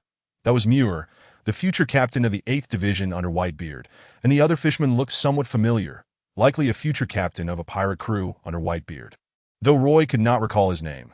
Marco, Sachi, Bramenke. Come here, Roy called out to the trio while holding the notebook. Upon hearing Roy's words, the three rushed to him, with Whitebeard approaching as well, while others gathered around. Muir and Eluin, who had been under constant scrutiny, noticed they were now alone and considered jumping into the sea to escape. However, compelled by curiosity, they approached to see what these individuals were doing. Is he really the captain of the Whitebeard Pirates? Eluin questioned, puzzled. He shouldn't be. Can't you see the pirate flag? That fellow is Whitebeard. He must be the captain, Muir pointed out. He just asked us if we wanted to be his sons. Eluin replied that don't trust humans. They are not to be relied upon, Muir cautioned. All right, big brother. The two, having stealthily escaped from Fishman Island and still underage, were orphans wandering the streets of Fishman, and upon hearing that a human wanted to be their father, they naturally refused. Meanwhile, Roy had tasked the three with leading a team to procure goods. Marco was in charge of medical supplies, Sachi was responsible for food procurement, and Bramenke was to acquire ship repair materials. This is for you. Here is the procurement list. Roy handed them a list along with a bag of money. Having managed the Whitebeard Pirates for 5 years, he was well aware of the world's prices. In Sabaody Archipelago, they would likely be higher, so he provided 20% more than usual. Given the abundance of resources in Sabaody, it was wise to take this opportunity to stock up. Just as Roy finished instructing the trio, dozens of hands, both large and small, suddenly reached out to him, especially Whitebeard, who almost thrust his hand into Roy's face. What are you doing? Roy transformed into Nami, playfully slapping each palm in turn. Hee, big brother, give me some money. Whitebeard pouted that it's rare to come to Sabaody, and I've heard there's a shopping street. As a girl, I want to buy pretty clothes, so give me money. Didn't I give you a gold coin last time? You bought clothes at St. White Poplar, and your outfit was also purchased by me. You truly can't imagine the extent of a woman's extravagance, Roy thought, having given Whitebeard money numerous times. After all, she was one of the few girls in the pirate crew, and he treated her like a sister. And you? What do you want? Roy turned to Whitebeard. The alcohol is gone. Whitebeard declared proudly. Roy nearly choked, exclaiming, "You bastard, you've finished the alcohol I bought. That little bit of booze isn't enough." Whitebeard awkwardly glanced away. "Big brother, I have to report that a few days ago, while you were resting, Father secretly drank 8 barrels. Whitebeard raised her hand. "Here, I'll give you 100,000 berries." Roy pulled out the money and handed it to Whitebeard. "Big brother, I need to report Father. He stole a gold coin from you when he went to Gourmet Island." Jaws raised his hand, then looked at Whitebeard. "Sorry, Father." Whitebeard nearly spat blood in anger. "That was for you, Jaws." Roy glared at Whitebeard and handed Jaws 50,000 berries. The others received varying amounts, with each 1,000 berries equivalent to about 500 of Roy's previous life as purchasing power. Giving each of them 20,000 was reasonable, offering 1,000's worth of purchasing ability that would allow them to buy quite a bit. "You two, come here," Roy suddenly called out to Muir and Alun. The two exchanged glances before approaching Roy. "This is for you. Take it to buy something you like." Roy handed them 50,000 berries each. Upon seeing the sum, the eyes of the others instantly turned green with envy. Just as Roy turned around, a crowd warmly greeted the two. "Muir, brother, I was the one who saved you." Sachi embraced Muir. "Alun, brother, you look quite dashing. Let me take you out for some fun." Iboida pulled Alun's hand affectionately. "I was the one who saved you earlier. Don't trust them." Bista chimed in. "Whitebeard, Jaws, you two, cough, cough." Whitebeard stood before the two, wielding his naginata. "Father." To the two, witnessing Whitebeard's imposing demeanor, felt tears welling up. Betraying one's comrades could deeply wound their hearts. "Father," Whitebeard said lightly, "this is 50,000 berries." Whitebeard handed over half of her berries to Whitebeard. "Father, this is 25,000 berries." Jaws obediently offered half as well. "Kua, truly my children, so obedient. Being a father to you was not in vain. And you two little fishmen, from this day forth, you shall be my sons. And as your father, I must manage your finances." Saying this, Whitebeard disregarded the protests of the two and took the money from their hands, leaving them wide-eyed in shock. "That we haven't agreed yet." Muir's words barely escaped as he watched everyone else flee, leaving only the two of them with 4 fish eyes locked in a stare. "All right, go do what you need to do, and do not act alone." Whitebeard chuckled as he strode towards the island. Roy was fully aware of Whitebeard's intentions. He was waiting for him. After Roy descended, leaving only Bista and others on the ship, he followed Whitebeard into the island, accompanied by the 2 little fishmen that I recall he usually frequents the casino. Whitebeard remarked, "Finding the laminator. With our ship, it will likely take about a week to complete." Roy replied, "That sounds about right." Chapter 11. The Laminator Craftsman Brew. The heartless contractor. "Hey, do you know a laminator named Brew?" Roy inquired of a man on the street. "Get lost, you stinky brat. Don't block my way." The man, head down and uninterested, shoved Roy aside. Thud, he collided with a wall, halting his steps to look up, only to find Whitebeard, holding his naginata, glaring down at him. In that fleeting moment, he felt as if death was imminent. "You are White." Whitebeard seized him, squeezing just enough to elicit a crack of bones. "You dare lay a hand on my family?" Whitebeard intoned gravely. "Please spare me. It was unintentional. I didn't know he was your family. I beg you, let me go." The man pleaded in agony. "Newgate, we are here to find someone." Roy interjected, "that I'm asking you. Do you know where the Laminator Craftsman Brew is?" Whitebeard questioned. "No, I don't know." "Don't you know?" "I do know. I will definitely find him for you. Hurry up and look. If you don't find him, you're dead." With that, Whitebeard tossed him aside, and the man quickly fled, leaving uncertain whether he would actually search for Brew. They were currently at the 3rd mangrove, where numerous casinos thrived. According to Whitebeard, the target was a gambler. After searching 7 or 8 casinos without success and asking several people who were equally clueless, Roy posed a question. "Do you think he could be over by the shipyard?" "No way. That guy is a wanted criminal. He wouldn't appear at the shipyard. His main job is helping pirates with lamination." Whitebeard said, still unable to locate the person. Aside from Whitebeard, he did not recognize anyone else. The others had gone shopping, and even if they encountered someone, they would not know where Brooke was. "Newgate, let the human traffickers search for him," Roy suggested with a rather unkind idea. "Oh, that works." Subsequently, a large number of human traffickers were apprehended and sent to the island to look for him. In the 13th Grove, there was currently no bar run by Shaki. At this very moment, she might be the king of Amazon Lily, the emperor of the Kuja tribe. Or perhaps she was no longer. After all, Shaki claimed to have washed her hands of the business 40 years ago. This meant that the current emperor of the Kuja was not her. Grandma was the former king, having likely returned to the Kuja after the Rocks Pirates disbanded. The human traffickers proved to be quite efficient and finally found him. But it was in the 21st Grove, which was near where they had docked. He was located in a tavern, and once found, they brought him over, still in a dazed state. What are you human traffickers planning to do? Are you going to sell me? Ha! Who would want me? The traffickers tossed him onto the ground, and Roy got a good look at him. He appeared to be in his 50s or 60s, with a large red nose reminiscent of wine dregs, and he stood quite tall, around 3 to 4 meters.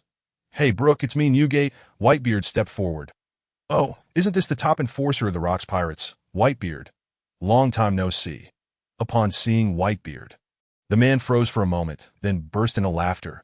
It has been a while. Whitebeard nodded. Why did you have these traffickers looking for me? You don't expect me to join your crew, do you? I'm not interested in playing pirate games with you. Brooke sat up. The traffickers had already fled, leaving only a handful of them. So these are your new companions? Just a bunch of kids, including a fisherman kid. Newgate, you're not seriously playing Pirate House, are you? Brooke laughed upon seeing the two little fishmen, Mew and Elia Wang. They're all my family, Whitebeard stated. I understand now your dream. All right, what exactly do you want from me? If there's nothing, you ought to treat me to a drink, Brooke said. I want to head to Fishman Island. Help me coat my ship, Whitebeard replied. Sure, where's your ship? In the 27th Grove. Bring it in. Leaving it outside is too conspicuous. Come in at the 23rd. Brooke said. All right, you can come with us? Are you afraid I'll run away? Just so we're clear, it's not free, and it depends on the size of your ship. You know my rules. Don't worry, money isn't an issue, Roy assured. Brooke glanced at Roy, a bit surprised, and after noticing Whitebeard's lack of reaction, he nodded. They found the person and returned to the ship, where they were quoted a very high price for the Moby Dick. A week's time, 8 million berries, Brooke stated. So expensive? Roy had inquired about the price. A similar ship to the Mary would typically cost at most a few 100,000 berries. And for a large ship like theirs, 300,000 berries would suffice. Yet, this price demanded 8 million. This is the price. If you don't believe me, you can ask Newgate. This price has been consistent over the years. If you can't afford it, perhaps you should consider your own circumstances. There are plenty of wealthy individuals on the island. If you don't rob, how will you manage? Brooke replied. It's south too close to the Navy headquarters. Let us be prudent. 8 million berries, Roy. Do you still have any money? Whitebeard asked. I do, Roy nodded. Then give it to him. After negotiating the price, Brooke began to make preparations, gathering materials and calling over 10 people to assist, compensating each with 200,000 berries. This guy was running an outsourcing operation, lounging while making money, simply overseeing the 10 craftsmen at work. Don't worry, little one. This money won't be wasted. Facing the furious Roy, Brooke smiled. You'd better ensure safety, otherwise I'll be the first to kill you, Roy threatened. An amusing little one, Newgate. Your subordinate is quite the character. Rest assured, I will ensure everything is done well. No need to worry about any issues. My craftsmanship will surely exceed your expectations. Once the others returned with the supplies, the coating work for the ship commenced. Roy instructed Blamank to learn alongside them. Blamank had a passion for shipbuilding and had studied with Tom for a while. Now, with the opportunity to learn about coding, he could shadow and learn .as for the others. They continued to wait on the island. They could only operate in lawless areas, and after a few days, it was becoming tedious. Kid, do you have money? Roy fixed his gaze on Brooke, who had been drinking with Whitebeard instead of working. Over these few days, he learned that Roy was the chief steward of the Whitebeard Pirates, managing their finances. What do you want? Roy replied to his question. Roy was not just receiving a gold coin daily for signing in. He also engaged in trading. Upon reaching an island, he would buy some local specialties to sell on the next island. Coupled with plundered money from other pirates, the Whitebeard Pirates were not as impoverished as they appeared. Roy simply didn't want them to squander their funds, continuously telling them that they were poor. Whitebeard was well aware of his own finances, and Roy would not deceive him. Do you want this? I can sell it to you at a discount. Brooke pulled out a bag from his pocket, revealing a square fruit. Chapter 12. Dirty Goods. Ultimate Bargain. A devil fruit? Roy was taken aback that the old man had such valuable goods, a devil fruit no less. How much? 100 million berries. Why not sell it at an auction? You could fetch a higher price. This is sobriety. In the lawless areas, disposing of dirty goods is surprisingly easy. The spoils pirates obtain, as well as items that cannot be sold through legitimate channels, can almost all be laundered here. Devil fruits are even easier. They are highly sought after but rarely available. They claim to be worth 100 million berries, but the actual price is certainly higher, especially at auction. His ability to sell it to you indicates that even the black market in sobriety would not dare accept it. Whitebeard glanced over and said lightly, "You obtained something that even the sobriety wouldn't accept from the celestial dragons?" Roy exclaimed in shock. "I detest clever people. Do you want it or not? If not, I'll just keep it," Brooke replied.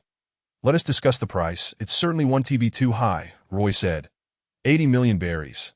80 million berries. Are you robbing me? At Brooke's words, he jumped up, pointing incredulously at Roy. Dirty goods have their own prices. Holding it in your hands now makes it a hot potato. Even the person who eats the fruit would be hunted by the world government. So 8 million is quite reasonable.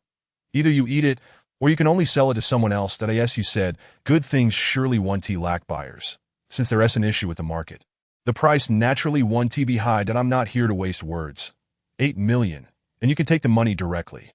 No, that is too little. 70 million berries any less, and I 1 T sell. Brooke retrieved the fruit, casting a furtive glance at Roy. Yet he found Roy utterly uninterested, showing no signs of engagement. After a moment, Brooke could not help but say, 8 million is too little. How about 60 million berries? I risked a lot to steal this. I'll give you 2 million more, 50 million berries. 101 million that you reduce by 10 million, and I only add 1 million? Not a penny less. 1 million can buy 5 slaves. Do you think money is easy to earn? We are pirates, not merchants. Every cent is earned through bloodshed. That you've seen that our pirate crew is made up of kids, relying solely on our captain to fight. He has to support so many of us. Do you think it's easy? Plus, we recently bought a pirate ship and have already spent all our savings. Roy spread his hands. How much do you have? 10 million is too low. How much I have is none of your business. This fruit was obtained through illegitimate means. You absolutely cannot sell it. Once discovered, you will surely be exposed. You've stolen something that belongs to an ancestor. Point one price. 22 million. Sell if you can, if not, then forget it. Fine, you owe me a total of 20 million berries. Without a word, Brooke tossed the fruit to Roy, as if it were a hot potato, wanting to handle it as quickly as possible. Whitebeard had long witnessed Roy's bargaining skills. For the Whitebeard Pirates, Roy was indispensable, managing the entire crew's financial matters. With more people coming in the future, their living standards would be secured with Roy around. The price of 12 million berries secured the fruit, and Roy went to the cabin to fetch the money to hand over to Brooke, who took the money and vanished to hide it. What kind of fruit was that? Roy asked Brooke upon his return. It's the bag fruit. Eating it turns your body into a bag, capable of holding many things.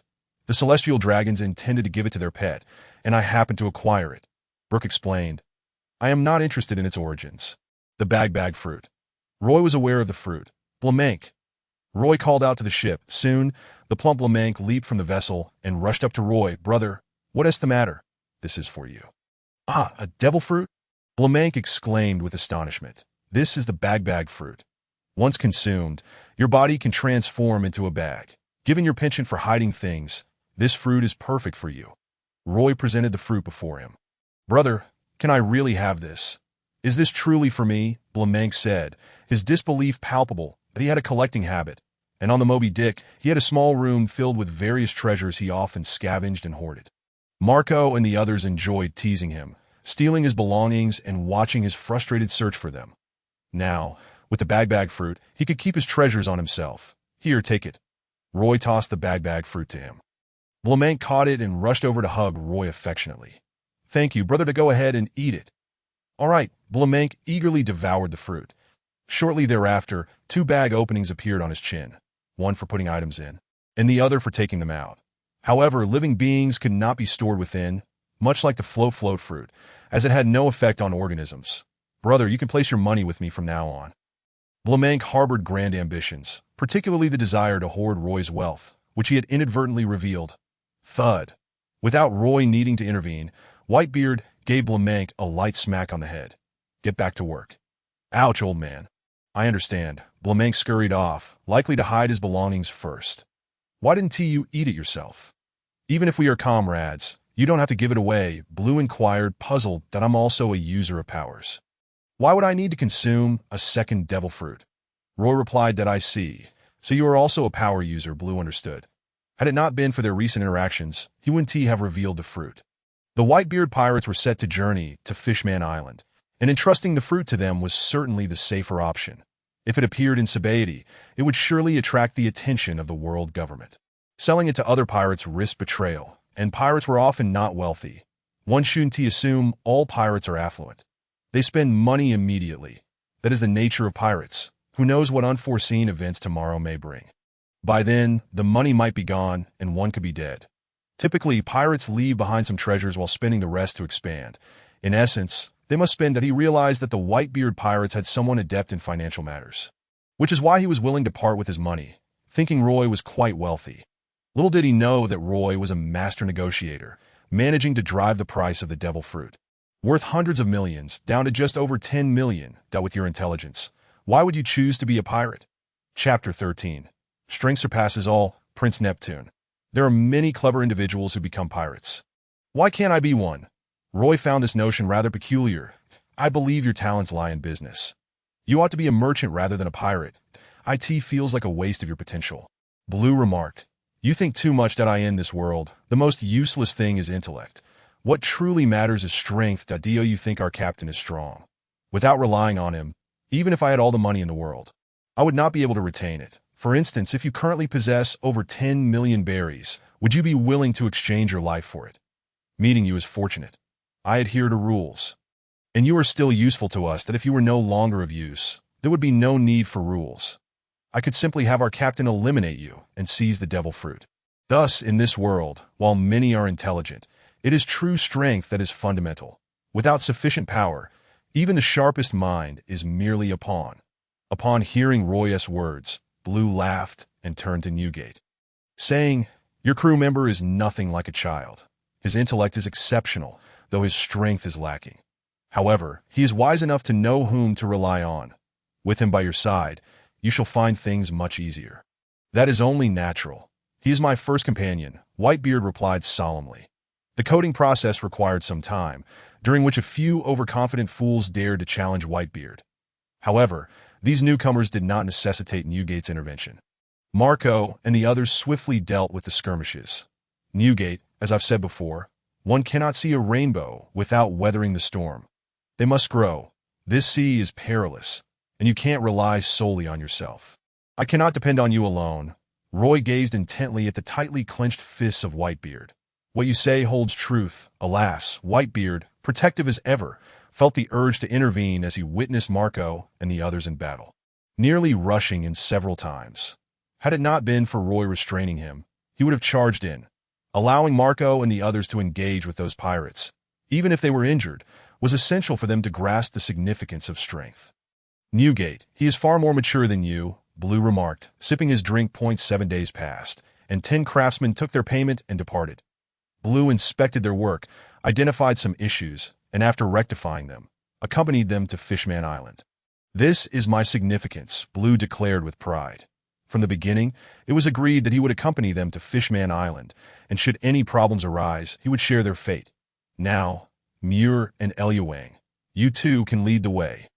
Right, Roy addressed the two young fish-men. That no problem, big brother, Eluang replied, patting his chest. After 7 days, they had become quite familiar with the Whitebeard Pirates and had officially joined the crew. The two had been abandoned by their parents on Fishman Street, and their curiosity about humans, akin to that of Cammy, led them to secretly venture to the surface, where they were unexpectedly captured. With 2 fishmen to guide them, their journey ahead became significantly smoother, and they were thrilled to dive into the depths of the ocean. However, as they entered the dark abyss, fear began to creep in the deep sea. Dangers lurked at every turn. Should a bubble burst, their ship would be instantaneously crushed by the immense water pressure, and they would all be drowned. The ocean is a cruel mistress. Surviving here is no simple feat. Roy's reverence for the sea far surpassed theirs. He remained tense as they plunged into the depths. Fortunately, with the guidance of the 2 fishmen companions, They successfully reached Fishman Island without encountering the perils faced by the Straw Hat Pirates. Upon arriving at Fishman Island, the sight of the dreamlike crystal spheres left everyone entranced. Hurry inside. I need to assess the situation. Once I confirm it's safe, you can venture into the new world. Blue urged. Understood. Whitebeard nodded. The ship approached the entrance of Fishman Island. The entire island was encased in bubbles, half submerged in water and half on land. The entrance resembled a metallic opening, akin to a straw inserted into a bubble, granting access to Fishman Island while ensuring the ship's coating remained intact. Halt! Who are you? The guards of Fishman Island surrounded them. Should they ascertain these individuals as foes, they would not hesitate to pierce the coating of their vessel. Roy found it incomprehensible that in such a uniquely structured geographic environment, a plethora of human traffickers existed within the island. He truly could not fathom how the royal family managed this nation. It was utterly feeble that it's one thing to be bullied on land, but the fishmen and merfolk are invincible in the sea. Who could possibly challenge them? With such formidable racial gifts, they acted as if they were utterly helpless. We are the Whitebeard Pirates, and I am a close friend of your Prince Neptune, Whitebeard declared, stepping forward. You know Prince Neptune? One of the fishermen guards asked. Wait, how come there are fishermen children on your ship? Another soldier interjected loudly that we were captured by human traffickers. They rescued us, Eluang explained. You were captured by human traffickers? Yes, we were taken when we snuck out. It was Father who saved us. Do you truly know Prince Neptune? Whitebeard replied, just summon Neptune. Tell him Newgate is here to see him. Wait here. I will fetch the prince, the fishman said before entering. After a few moments, Prince Neptune arrived, riding a shark. The current Neptune appeared youthful and exuded a sense of strength. Wielding a golden trident, "It's truly you, Newgate," Neptune exclaimed joyfully upon spotting Whitebeard. "Go, Neptune, it's been ages indeed. It has been quite a while. This must be your new pirate crew, correct? I've heard about your exploits. I knew you would be fine. I saw Roger previously, and he mentioned you were well. When did Roger come? It must have been a few years ago. That rascal is still alive. Haha, you would prefer him dead. Wouldn't you? Absolutely. Come in. I have prepared fine wine for you, and I wish to express my gratitude for saving our K. I ain't done no need for thanks. They are now my family. What do you mean? They have already joined the Whitebeard Pirates, and from now on, they shall be my sons, the sons of Newgate. Huh. No wonder they're just a bunch of kids. Wait, you consider them your sons? Indeed, Neptune, I have family now. Congratulations, Newgate. Chapter 14. Arrival in the New World. Year 6. The crew of the Whitebeard Pirates received a grand welcome at Fishman Island. Except for Whitebeard, everyone else was visiting for the first time. Marveling at the multitude of fishmen and mermaids, Sachi and the others were utterly captivated. How beautiful! Live mermaids. Is that a mermaid princess? It's my first time seeing a female mermaid. She is stunning. They all leaned over the ship's edge, continuously expressing their awe. Bang, bang, bang. Roy, holding a gun barrel, struck each of their heads in succession, creating a sound reminiscent of a bell tolling. What are you doing? Who told you to gossip about others? Such a lack of courtesy. Marco and the others covered their heads, lumps swelling up as they crouched on the deck, tears streaming down their faces. It hurts, big brother. I was wrong, big brother. I warned you not to speak so carelessly. We are in someone else's territory now. Mind your mouths and avoid causing trouble, Wade-Eye admonished them. Understood. They nodded with tears in their eyes. Their earlier murmurs had been soft, but the fishmen clearly heard them. Particularly Neptune, who frowned slightly. My apologies, Neptune. It's their first time at Fishman Island. Whitebeard chuckled. That I understand, Newgate, but when will humans eliminate their prejudice against our fishmen? Neptune inquired. That day will come, Whitebeard assured him. That's so. Neptune was not particularly interested and turned to lead them further into Fishman Island. Upon docking at the pier, Brew released the air from the ship's coating for maintenance, but Roy, feeling uneasy about him, had a fishman craftsman inspect it thoroughly. Once assured that all was well, he awaited a ship to Shambody. Earning 8 million is no easy feat. It's a matter of life and death. On Fishman Island, they were hosted by Neptune, who introduced them to a young companion named Jinby, who was 14 years old. However, this young lad had no interest in humans. Knowing that Neptune and Erwin had joined a human pirate crew and acknowledged a thief as a father, he immediately severed ties with them. I don't know you. We are no longer friends. Jinbe's reaction was quite intense, clearly reflecting the deep-seated hatred most fishmen held towards humans. Nami, taken aback by Jinbe's vigorous response, felt disheartened. It's all right. You will meet again someday. And when you do, you will still be friends, Roy reassured Nami. Big brother? Is that true? Yes, trust me. I believe you, big brother. Erwin nodded vigorously. Through their time together, the two had developed a positive impression of Roy, believing him to be a good person and trusting his words. Brew, instead of staying at Fishman Island, why not join us on our journey to the New World? Roy suggested. That you're worried about the coding. Aren't you? No need. I will remain here. Periodically, someone will come to take me back to Shambadi, Brew replied with a chuckle after taking a sip of alcohol. Rest assured, I have taught that young lad everything I know. You can ask him if he has any questions. Brew referred to Brahmank, who had been learning the trade under Brew and had picked up much of the coding process. Big brother, I'm fine. I've learned everything now. Just watch me from here on. Brahmank flexed his muscles, and Roy finally felt at ease, allowing Brew to stay behind, departing from Fishman Island's opposite side and floating away on a log. What a beautiful place. I hope to return someday. Marco and the others gazed over the ship's edge, admiring the entire Fishman Island. That resembled a crystal ball, but sadly, it could not bask in the sunlight, feeling devoid of warmth. After all, it was not the sun. The light beneath the sea came from the Eve Mother Tree. Without the Mother Tree, Fishman Island would plunge into unending darkness. That took 10 days to travel from Shambadi to the New World. And upon reaching land again, the weather of the New World delivered a harsh lesson. Wow! Why are there so many thunderstorms? What terrifying winds! Thankfully, we have a new ship. The weather in the New World is utterly dreadful. Help! I think I'm going to faint. The sudden change in weather brought a fierce storm, and the perils of adventure in the New World proved to be far more treacherous than in other seas. The Whitebeard Pirates arrived in the New World in their 6th year of establishment. What is the deal with this system? It only grants 1 gold coin a day. Do I really have to wait 10 years? As night fell, Roy sat at the bow of the ship. Clutching the gold coin, he had just collected 0.6 years have passed, and the system merely reminded him of surviving another year without offering any rewards.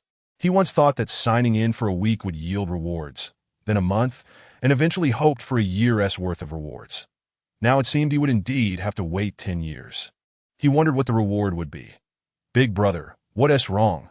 Bista, who was on watch, inquired as he practiced his swordsmanship, noticing Roy lost in thought at the ships. About it, I'm fine, Bista, but am I truly useless? Roy replied, Big brother, not this again. Father told us to keep an eye on you. You're not a burden to us. Can you please stop thinking like that? Bista exclaimed passionately. On the sea, you've seen what happens to those without strength. What do they become? That's why our father is great. Without him, who knows where we might end up? Big brother, don't overthink it. With our father as protection, we will all protect you too. We strive to grow stronger for our family, right? Roy merely nodded, saying nothing. That he had initially believed he would showcase his abilities, surpassing heaven and earth upon arriving in this world. But alas, he found himself on the same level as Spandam, utterly useless. Aside from having a slightly sharper mind, he possessed little else. The only value he could provide to the Whitebeard Pirates was the daily gold coin. Upon entering the New World, he felt increasingly aware that it was a paradise for pirates, where former adversaries of the Whitebeard Pirates also roamed. They had already faced several fierce battles, each perilous. Yet Whitebeard's strength had turned each calamity into fortune. As Roy pondered these matters, he suddenly noticed a shadow overhead. Glancing up, he hurriedly retrieved a whistle.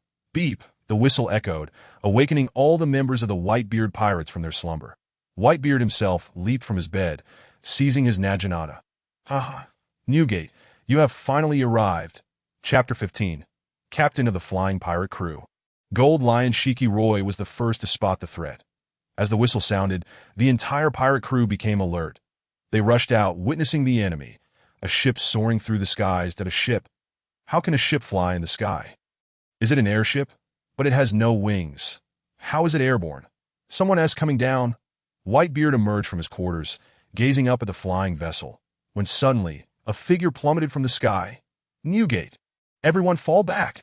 Whitebeard shouted, gripping his naginata tightly, his aura and power coalescing on the blade. Boom! The clash of three swords resonated, and the powerful shockwave caused the Moby Dick to submerge, waves swirling around it. Roy and the others clung to the ship's structure, preventing themselves from being thrown off.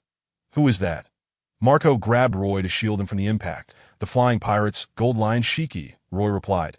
Captain of the Flying Pirate crew, Gold Lion, Marco exclaimed in surprise. Bang! The intense collision subsided, revealing Gold Lion suspended in midair, wielding dual blades, a cigar clenched between his teeth. Haha, Newgate, it's been a long time. Shiki, I had no desire to see you at all. Whitebeard's expression darkened as he twirled his weapon, planting the hilt into the ground. That don't say it like that. We were once comrades, Gold Lion chuckled. Who would acknowledge you as a comrade? Do you admit to being that man's subordinate? Whitebeard replied coolly, of course not. Who would claim to be his subordinate? It was merely a partnership, and that man ultimately failed. Gold Lion laughed. So, what brings you to me? Surely you don't just wish to fight. Do you? Whitebeard inquired. Gold Lion extended his hand excitedly. Newgate, join my pirate crew. Together, we shall obtain that treasure, and this world will belong to us. You mean to say you want me to be your subordinate? Whitebeard murmured in a low voice, his expression growing increasingly grim, even simmering with rage, as anger brewed within him. Roy had known Whitebeard for 6 years and understood the man he was. He was undoubtedly furious now. How could one ever submit to another? Whitebeard's allegiance to rocks was not due to a lack of strength, but rather because he had lost a game. David's challenge, also known as the game of capture, meant that after losing to Jybek, they became his subordinates. Otherwise, how could so many possessors of Conqueror's hockey willingly join a pirate crew? The Rocks pirates banded together for profit, and infighting among comrades was far too common. The words of the Golden Lion were undoubtedly infuriating to Whitebeard. How could he allow himself to lose his freedom? He would never permit such a thing to transpire. I know you are enraged, Newgate. Let us have a battle. If you lose, you shall join my crew, the Golden Lion chuckled. I refuse, even if I perish. I shall never serve under anyone again, Whitebeard declared, gripping the hilt of his sword and stepping forward to cleave at the Golden Lion with a single stroke. Stubborn fool! The Golden Lion drew his twin blades to block Whitebeard's strike, and thus commenced their fierce battle upon the deck. Hurry, activate the outer wheel of the Bramink, and Marco, take the explosives to attack their ship, Roy commanded. Yes, brother, leave it to me, Marco replied promptly. The two immediately set about their tasks, activating the outer wheel to hasten the ship's speed. Otherwise, their vessel would be destroyed amidst the clash. Sending Marco to assault the Golden Lion's crew was merely a tactic to buy time. The scale of the confrontation between Whitebeard and the Golden Lion was tremendous and terrifying, rendering others unable to approach. Marco soared towards the Golden Lion's ship with explosives in hand. Upon noticing him, the crew realized Marco was enveloped in regenerative flames, rendering him nearly untouchable, unless one possessed overwhelming hockey capable of locking onto him, akin to the might of Carp's fists. He hurled the bombs beneath the Golden Lion's ship, affixed to the keel. Boom! The explosives detonated, shattering the enemy ship's keel and incapacitating it. The reason ships fear torpedo weaponry is that when a torpedo explodes beneath the surface, it directly targets the vessel's vital points. Much like the human spine, once it is compromised, the body is prone to paralysis. The same is true for ships. Once the keel is broken, the vessel is rendered useless. Replacing a keel is tantamount to constructing a new ship. Seeing his ship wrecked, the Golden Lion was momentarily disoriented. Battles among masters often hinge on minute fluctuations. When Luffy's fight with Katakuri was disrupted, it led to complications. Indeed, Katakuri's prowess meant that Luffy stood no chance of overcoming him in such circumstances. Seizing a fleeting opportunity, Whitebeard unleashed a tremor-infused punch to the Golden Lion's head. Crack! The air shattered, and the Golden Lion spat blood, sent flying hundreds of meters away. The ship's outer wheels roared to life, propelling it swiftly away from the Golden Lion. What are you doing? Roy! Whitebeard grumbled. If you wish to fight, find an island to do so. If a battle erupts on the ship, what will become of it? Roy replied. Understood. Although Whitebeard was displeased, he recognized Roy's intentions. Naval warfare aims at destroying the enemy's vessels. Using their ship as a battleground, with their combined strength, the Golden Lion could easily cleave their ship in two to Roy. Considering the lives of everyone, would never allow the battlefield to remain on their vessel. At the very least, it could not be on their own ship. As for the enemy's ship, anything went. Stabilizing quickly after being struck, the Golden Lion glanced at the ship above and then at the retreating Whitebeard pirates, spitting out the blood from his mouth. "Newgate, do not think you can escape." The Golden Lion accelerated towards the direction of the Whitebeard pirates at breakneck speed. The Moby Dick also surged forward, billowing black smoke as it propelled itself towards the next island. Before long, they spotted an island, a land where they could battle. Whitebeard charged ahead, engaging the Golden Lion in a fierce melee upon the island. "Let us keep our distance. We must not be caught in the fray. Move the ship farther away for now, allowing them to battle it out. It is likely to last for some time." As the fight raged on, the island began to shift and crack, the air filled with thunderous roars. They were both monsters, their powers capable of effortlessly demolishing an island. Fortunately, the island was uninhabited. Otherwise, the consequences would be unimaginable. Experiencing the ferocity of their clash firsthand illuminated the terrifying nature of their abilities, beyond imagination and utterly unresistible. Chapter 16. Wano Country. The battle persisted for 3 days and nights, ultimately concluding with the Golden Lion's departure. "Let us eat something first." Roy instructed Sachi to prepare food, while Whitebeard feasted heartily, collapsing onto the ground in deep slumber. "What a delight!" Whitebeard uttered a single phrase before drifting off to sleep. "Truly a band of monsters." Roy shook his head, remaining on the island. Whitebeard slumbered for a full day and night before finally awakening. "Have we strayed from our course? Where to next?" Roy inquired. "Let us seek an island with inhabitants," Whitebeard suggested. "Very well." Roy nodded. That an inhabited island would possess a stable magnetic field. The island with the most stable compass readings would undoubtedly have people. "Roy, what exactly is your fruit ability?" Whitebeard queried. "I do not know, but I receive a gold coin daily. I could never spend it all in my lifetime," Roy shrugged. "Best not to reveal your ability." 50,000 berries a day would tempt anyone who saw it, Whitebeard cautioned. "I have long considered that. If others discovered his ability, they might confine him and demand 50,000 berries daily. Anyone would be tempted." 50,000 berries a day was nearly impossible to exhaust, turning him into a living thing. Was such an ability inferior? Not for an ordinary person. The prospect of daily gold made it irresistibly alluring. The adventures continued, and the Whitebeard pirates encountered increasingly formidable opponents. The New World was teeming with pirates. Following the Golden Lion, they faced numerous foes. Some they vanquished, while others chose to submit. Few pirates in the New World could rival Whitebeard.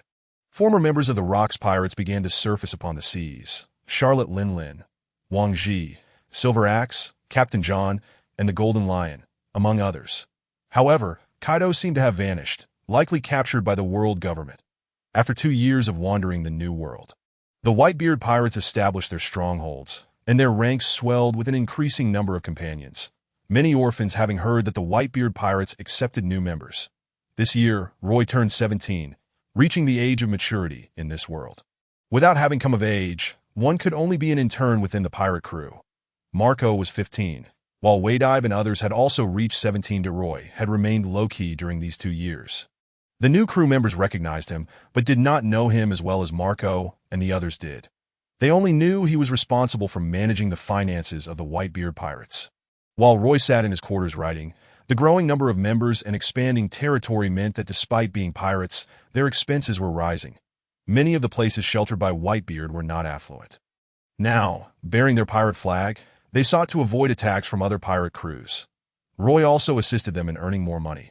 Only with sufficient funds could they contribute more to the Whitebeard pirates. The vast ocean remained distant, with inconvenient transportation making it challenging to sell goods. Utilizing the underground world for cargo transport was costly, with profits siphoned off by merchants. They lacked adequate manpower to establish a convoy for protection. Roy pondered the developmental direction of those islands, determined to safeguard the future of the entire pirate crew. Boom! Suddenly, the ship trembled violently, followed by an uncontrollable spinning motion. Roy hurriedly grasped the table, which was fixed to the deck, preventing him from being thrown off. What have those fools done now? The shaking persisted for a while, alternating between spinning and rising before finally coming to a halt, leaving chaos in its wake. Exiting the cabin, he found the scene in utter disarray. The ship had run aground, appearing more as if it had been thrust onto the shore, leaning awkwardly. Seeing the ship in such a state, Roy struggled to catch his breath. "Brother, are you all right?" Marco approached. "What happened? How did the ship run aground?" "We encountered a current, and somehow ended up here." Marco scratched his head. "Where are we?" "We do not know either," Marco replied.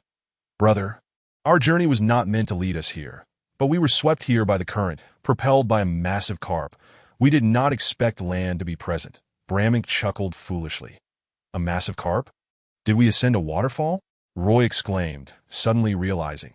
"Indeed, brother. Do you recognize this place?" Marco queried. "I do. This is Wano country," Roy nodded. "Wano country, the legendary land of samurai? In this place, one can indeed witness the presence of samurai. Yet, it is not merely the samurai. It is the very gears of fate that have returned to their rightful course." Roy gazed into the distance towards Wano country, as if this was where it all began. "Roy, are you all right?" Whitebeard approached, inquiring that I am fine. Newgate, though it is somewhat perilous here. Roy waved his hand dismissively. "Father, this is Wano country, as my elder brother just mentioned," Marco exclaimed with excitement. "Wano country, I never anticipated it to be here. It is said that this nation remains closed off to the outside world and is home to a formidable group of samurai. Best not to provoke them. We shall depart as soon as our ship is repaired." Whitebeard spoke in a solemn tone. "Father, are we not going to enter Wano?" Marco and the others expressed their disappointment. "Be sensible, Marco, since both father and elder brother have warned of the dangers here. You, as an apprentice crew member, ought to behave accordingly," Hayadib admonished, hands on hips. "Just because you are 2 years older than me does not mean you will age faster," Marco chuckled. "Marco," Hayadib retorted, chasing after him in irritation. "Given your words, it seems there truly is danger present. Only Whitebeard is aware of Roy's secret and trusts his words." "What shall we do next?" Whitebeard inquired. "There is no need for action. Someone will come looking for us. When they do, be ruthless," Roy sighed. Whitebeard fell silent. Clearly the future known to Roy had not been altered, and it appeared Roy had no intention of changing it. "Father, elder brother, what are you discussing?" Jaws heard their conversation. A bit perplexed, "Enough of the idle chatter. Unload the cargo from the ship and assist Bramink in the repairs," Roy ordered the crew. "What about us?" Whitebeard asked. "You shall remain here, yes, just like that," Roy replied with a smile. "What does elder brother mean by this? Why must we wait here?" Atmos inquired. "Since elder brother has said so, it must be his intention. We shall wait here," Jaws responded. "You'll simply obey whatever he says." Fossa questioned in confusion. Silence. "Fossa, if I hear you utter such words again, I shall not be kind," Marco retorted angrily. Chapter 17. The foolish Odin, they're coming. Roy was assessing the losses while the battle on Whitebeard's side commenced. In the anime, several rounds were fought, but in reality, Whitebeard dispatched him with a single blow. Much like his encounter with Roger, Whitebeard swiftly eliminated Odin. Initially, Whitebeard had been wary of Odin due to the latter's potent haki, which was unmistakably evident. With Roy's reminder, Whitebeard did not underestimate him. Instead, he put forth his full strength and knocked him down with one punch. Naturally, Whitebeard was unwilling to heed Odin's requests, as he had come with the intention of killing. What good was Odin? He merely sought to persuade Whitebeard to take him to sea. Of course, had Whitebeard lacked the strength, he would have been disposed of himself. Did he truly believe there were benevolent souls in Wano? In the ensuing days, they did not enter Wano country. Instead, Kazuki Odin brought them Odin. That guy, Roy. Whitebeard found Roy and sat beside him. Roy was busy riding on a wooden crate, noting losses and what needed replenishing. "You wish to bring him aboard?" Roy asked. "That no, I do not." Whitebeard replied. "That I understand your concerns. Newgate, he is indeed a daimyo of Wano, and you fear a scenario akin to that of the Rocks Pirates, where a discontented individual could destabilize our crew." Roy looked up from his writing to meet Whitebeard's gaze. "That I do find that fellow quite likable, but do you wish to know the future for me?" "Never mind, I shan't dwell on it. Let fate unfold." Whitebeard shook his head and chose to depart. The ship was rapidly being rebuilt, and Kazuki Odin brought them Odin once more. The Whitebeard Pirates also offered fine wine to entertain Odin. According to Bramank's estimates, the ship required 2 weeks for repairs. "Really? Does it require such a lengthy time?" Roy sighed. During this period, Odin visited several times, and the Cat Viper and Dogstorm became good friends with Marco. "Lord Odin is truly tireless. Yet your captain has continuously rejected him. Cat Viper chuckled. Aha, father would never agree to let Odin join. We cannot alter father's mind. The only one capable of changing father's decision is elder brother. Marco stated. Elder brother. Who is that? Dogstorm inquired curiously. Elder brother is our elder brother. He is our most important companion, and the only one who can sway father's thoughts that we all respect him, and unless he gives his approval.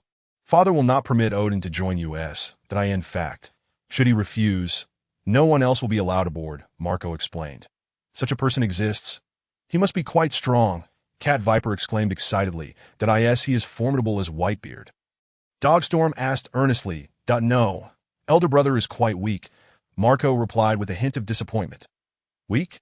Both Dogstorm and Cat Viper exclaimed in astonishment.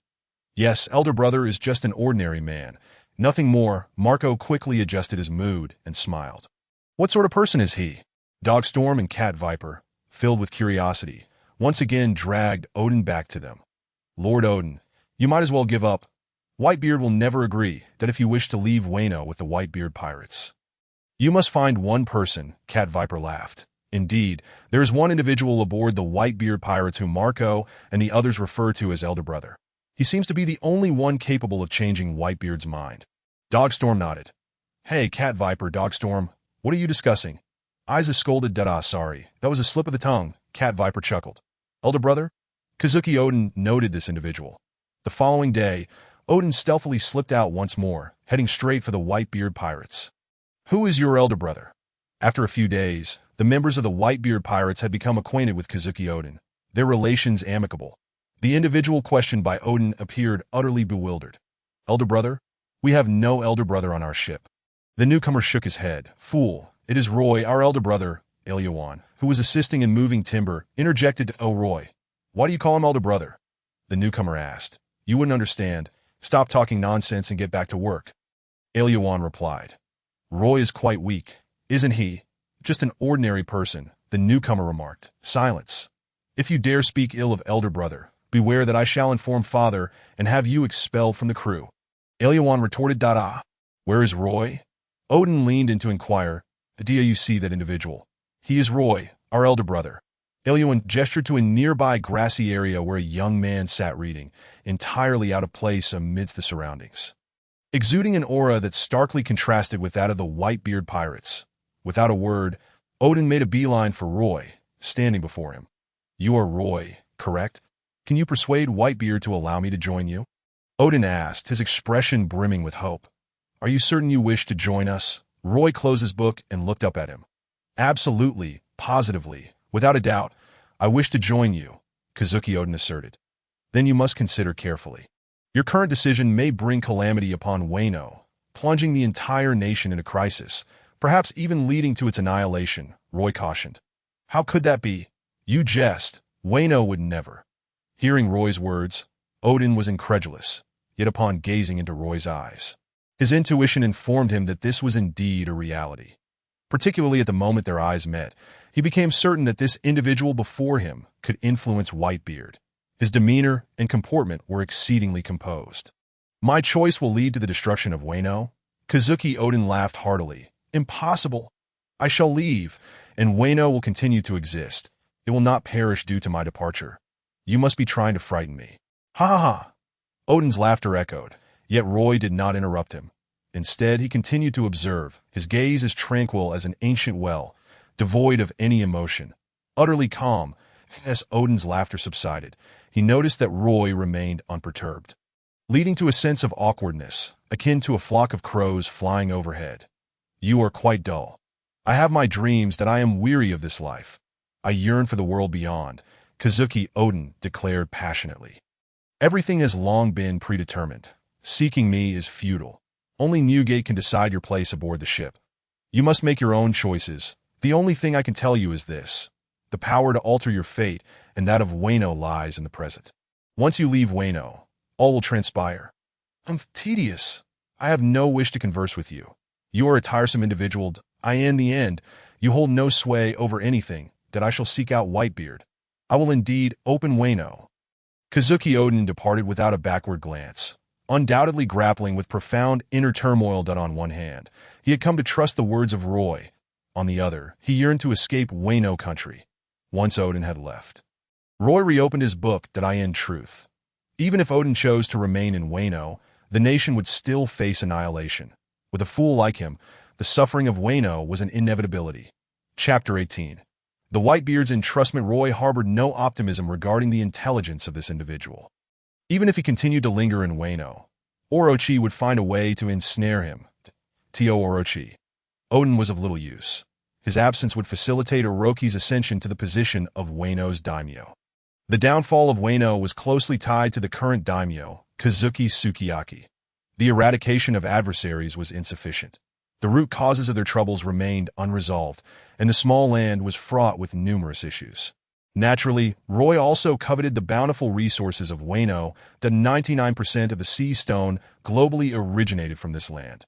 Wayno, akin to a mountain of treasure, held vast deposits of metallic ores waiting to be unearthed. Not to mention the presence of a sunken ship.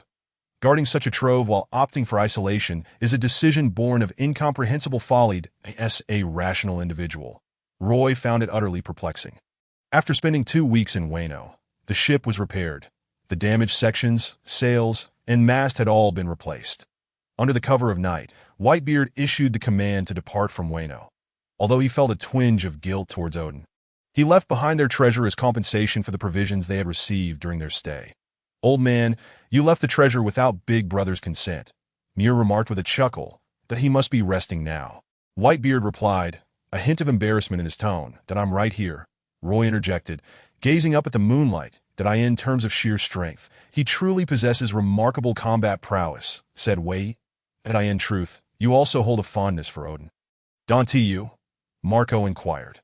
Well, even if I do have an affinity for a certain individual, abducting a nation's royalty is far too troublesome, Whitebeard replied. Suddenly, Roy exclaimed, look, what is happening? Whitebeard looked up to see a chain flying towards them. Odin had grasped it and was departing with their ship, with Izu following closely behind, embracing Odin. The crew gasped in astonishment at their actions that as Marco prepared to unchain Odin, Whitebeard chose instead to retrieve Izu. Leaving Odin adrift in the sea, we're going down the waterfall. Hold on to the ship, Roy shouted, gripping the mast. Young ones, are you ready? We're descending the waterfall. Whitebeard bellowed as he regained his focus. After navigating down the waterfall, in response to Izu's plea, Whitebeard granted a 3-day period. If Odin could accompany them for 3 days, he would allow him to board the ship, to an ordinary person. This seemed nearly impossible. Had it been Roy, he likely would have perished during the fall. Kazuki Odin was a natural anomaly, his bloodline's power indeed enviable. Enjoy yourselves. I'm going to sleep, Roy announced as he rose. Big brother, I'll rest too. Let us sleep together. Wade-Eye bounced over to no. Roy promptly declined. How stingy. You always pilfer Big Brother's money that I barely took anything. Rather, it's the old man who squandered so much treasure on Odin without obtaining Big Brother's consent. Wade-Eye retorted that I did inquire with Roy. He said it was acceptable to leave it behind. Whitebeard said, his face reddening. I senti that right, Roy. Indeed, considering the abduction of Wayno's next daimyo, that some might be insufficient. However, he won't linger for long. Newgate in a few years. Never mind, I won't say more. I'm off to sleep. Let that money serve as Odin's wages for the next 4 years. 4 years hence. Odin would join the Roger Pirates. Roy retired for the night. Over the next 3 days, as they traversed a glacier, Odin endured considerable torment. This was perilous territory within the New World seas, with just an hour remaining. The entire Whitebeard Pirates rallied to cheer him on, that I in the final 10 minutes. Odin released his grip upon hearing a woman's cry for help. Unsurprisingly, Kazuki Odin and Tenmo Toki both joined the Whitebeard Pirates. And the Octopus Pirates also became a crew under Whitebeard's banner. All right, you two can emerge now, Roy declared. Thank you. Cat Viper and Dogstorm stepped out from the ship's cabin. Dogstorm, Cat Viper, what are you doing here? Izu exclaimed upon seeing them, that we anticipated that Lord Odin would follow. So we hid on the ship to wait, Dogstorm replied with a grin. Indeed, that was our intention, though we were still discovered by Mr. Roy, Cat Viper added. Thank you, Mr. Roy, for taking care of us these past 3 days, Dogstorm expressed. Roy had noticed their presence and left them food. Otherwise, they would have gone hungry for 3 days. Who are you? Exactly. Why are you so different, completely out of place? Isaac gazed at Roy. Roy, seated with a book, resumed his reading. I am merely a traveler who boarded this ship and became one of them. You will also be a part of this family from now on. The crew respected him greatly, despite his lack of combat prowess, Cat Viper noted. Among us, my strength is the weakest, Roy acknowledged. Yet everyone respects you. Why is that? Dogstorm inquired curiously. Perhaps it is because I am Newgate's first companion, Roy suggested. Huh. You were the first to join the Whitebeard Pirates? Yes, Roy nodded, continuing to read, and no wonder they all call you Big Brother. Cat Viper and Dogstorm nodded in understanding. How is Lord Odin faring? Izu asked. Untie the ropes binding him, Roy instructed. Understood. The two released the ropes from Izu, and together they went to the island to meet Odin. Indeed, Odin's arrival brought a lively atmosphere to the ship. Experiences that were commonplace for the crew were fresh and novel to him as he encountered foes and diverse islands. Each day unfolded with new events, and Odin began to write his sailing log, documenting all that he observed. Roy, it seems you are deliberately concealing yourself, avoiding interaction with many of the new crew members. Whitebeard approached Roy. Currently, Roy rarely made an appearance, either seeking a quiet spot to read or writing, or managing finances. The newly joined members only knew of Roy's existence, but had never referred to him as Big Brother, that he seemed like a transparent figure, gradually fading into the background of the Whitebeard Pirates. It's fine. This is quite pleasant. I can read in peace. Besides, if there is no danger, isn't that what you've always desired. If you feel unfree, I still want to let you leave the ship. So, rest assured, everything will come in due time, just as I once asked you what kind of ending you wished for. Kuahaha. Do you still remember? I understand now. I want to let them disturb you. But remember, you are my first companion and the older brother of this ship, that if I am no longer here, you must protect this family. Chapter 19. Teach boards the ship 2 years past. And Odin and Toki welcomed the birth of Momonosuke, prompting jubilant celebrations throughout the Whitebeard Pirates. Everyone rejoiced at the arrival of new life, while Whitebeard, sipping his drink, glanced at Roy who sat in a corner. Engrossed in his book that oh well, let it be, Whitebeard sighed. Roy adjusted his glasses, his prolonged reading having caused a slight nearsightedness. Though the world was composed of oceans, each nation possessed its own culture and myriad extraordinary adventures. Roy was currently immersed in the tale of the great deceiver, Nolan. The land of gold truly existed. Should he consider a visit? There was the Thunder fruit with Bika. Would it be beneficial for him to consume it given his current situation? Roy pondered. He had contemplated consuming a devil fruit, but upon realizing that no matter how hard he tried, he could not grow stronger, he understood that it was the system at play. Perhaps the daily coin he received was merely to ensure his survival in this world. A grand feast was held aboard the ship, and Roy mingled within the crowd, his presence feeling increasingly diminished. The newcomers were unfamiliar with him, and Marco and the others had been advised by Roy to leave him be, treating him as though he did not exist. Marco and the others, unable to comprehend this, were later approached by Whitebeard, who instructed them to regard Roy as a nonentity. They complied, albeit reluctantly, keeping a watchful eye on Roy. Apprehensive that he might slip away unnoticed. 10 years have passed, Roy mused, taking a sip of his drink. Gazing at the moon above, he realized, almost unconsciously, that a decade had elapsed. Ding. Sign-in successful. Congratulations on surviving for a day. You have received the reward of mastery in observation hockey. Roy paused momentarily, unable to suppress a smile. 10 years, damn, I've waited a decade. Roy, in a fit of excitement, let out a stream of expletives as he seized the, taking hearty gulps. Haha, at long last, I have some use. Roy reclined on the deck, drifting into a deep slumber. It seemed as though my elder brother had never been intoxicated before. This appeared to be his inaugural experience. It was the first time witnessing him shed tears. Let us get him inside. His health cannot endure sleeping outdoors, Whitebeard interjected. Yes, old man, Marco replied. Allow me, Wade-Ibe offered. Step aside. I shall take care of it, Marco insisted as he lifted Roy and made his way to the cabin, gently placing him on the bed. Brother, it has been 10 years. You granted me this life, and I shall protect you for eternity. Even in death, you must not perish. Upon awakening the next day, Roy found everything to be remarkably lucid, the words of those outside, the rhythm of their heartbeats, even their innermost thoughts and forthcoming actions. Mastery of observation hockey coursed through him that it was astonishing.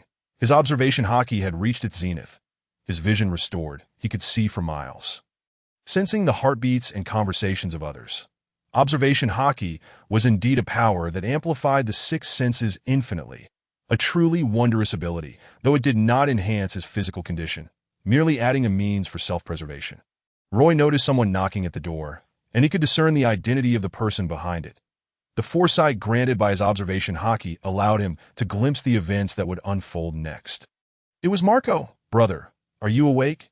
"Yes, what is it?" Roy opened the door. Marco grinned. "Old man is calling for you to discuss matters." "All right, let us go to the bow of the ship." The officers of the Whitebeard Pirates had gathered. "Roy, your timing is impeccable. There is something we need to deliberate." Whitebeard had been waiting for Roy, aware of his significance.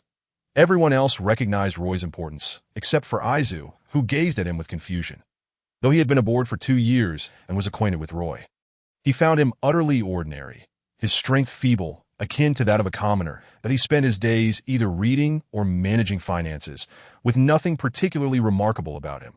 The most notable distinction was that he was the first companion of Whitebeard, which commanded the crew's respect. "You wish to divide the teams, don't you?" Roy inquired. Whitebeard nodded, recognizing that Roy was aware of the future. "Indeed, how would you suggest we divide them?" Whitebeard asked. Team 1 Marco, responsible for medical affairs and the crew's physical well-being. Team 2, Yutian, in charge of the combat unit, with Yutian wielding the sharpest blade for future battles. Team 3, Jozu, for with a keen sword, there must also be a sturdy shield. Jozu, you shall lead Team 3. Team 4, Sachi, the culinary team responsible for food logistics. Team 5, Vista, you shall lead the remaining combat team members and oversee their training. Roy declared. "Did you all hear that? The Whitebeard Pirates shall be split into 5 teams." Whitebeard stated. "Yutian, you will serve as the captain of Team 2. Zuki." Yutian wore a troubled expression, but Whitebeard disregarded his feelings, assigning him to the second team. "Brother, why can't I be the captain?" Weidai protested. "You will come to understand soon enough. Now, let's proceed with the team division. Choose your companions as per the numbers," Roy instructed. "Understood." Everything seemed to be progressing in a positive direction, as Roy sought out Cooley Air, the future captain of the 10th team of the Whitebeard Pirates. "Brother, do you wish for me to forge a sniper rifle for you?" Cooley Air asked, astonished. "Yes, as you possess a greater understanding of firearms. Please craft a sniper rifle. It may prove useful." Roy nodded. "Certainly, I shall create it for you." Cooley Air agreed. "Here is the payment that we are all brothers. What need is there for money? Take it. Materials require funding. I shall have it ready for you in a few days. Thank you for your trouble." Life appeared quite ordinary, yet due to Yutian's reckless behavior, it took on an unusual quality. One day, Whitebeard brought a young boy aboard the ship. Upon seeing this individual, Roy's pupils constricted. "Teach, Blackbeard Marshal D. to teach. Should I eliminate him, the future would be devoid of turmoil. Of course, he was now a member of the Whitebeard Pirates, and should I take action against him, it would signify a monumental shift for the entire crew. The sole rule of the Whitebeard Pirates was to never harm a comrade. The TO act against him now would undeniably alter everything. Where would the Whitebeard Pirates venture next? "Have you recently taken to firearms?" Whitebeard inquired as he settled beside Roy. "Splitting into 5 teams has greatly alleviated my burdens. Aside from Team 2, I have full confidence in the other captains." Roy replied. "Newgate, may I eliminate someone?" "Who?" "Teach. Why do you wish to kill him? He will bring ruin to the Whitebeard Pirates in the future. That he is currently our ally. But what if I must kill him? I will not permit you not believe in the future." "I do not." "When will Yutian depart?" After a brief pause, Whitebeard responded. "In 2 years. 2 years that he is destined to return to Wano." "No, he is not returning to Wano. Enough. I cannot converse with you further. Knowing too much about the future serves me no purpose, much like knowing the day of one's demise. Utterly tedious. Roy, do not alter anything. I am aware my fate is not perfect, and I do not wish to slay any kin." Chapter 20. Suppressing the Dark King Rayleigh. With the sniper rifle in hand, Roy would occasionally fire a few rounds in his leisure time, and would also take aim at enemies when the occasion arose. Yuchian's reputation soared, and his bounty escalated. The Whitebeard Pirates grew increasingly formidable, departing from the New World to journey towards the North Sea. After a year of traversing the North Sea, they once again crossed the Reverse Mountain. Entering the Grand Line point one day, Roy sensed an overwhelming surge of hockey, compelling him to step out of his quarters. The time has come. The Whitebeard Pirates clashed with the Roger Pirates that a fierce battle erupted. Yet Roy refrained from joining, choosing instead to observe from a distance. "What are you doing here? Are you not a member of the Whitebeard Pirates? Why aren't you participating in the fight?" Roy sat beneath a tree, sheltering from the rain, engrossed in a book. Hearing the voice, he did not lift his gaze but replied coolly, "I am not like them." "What is so different?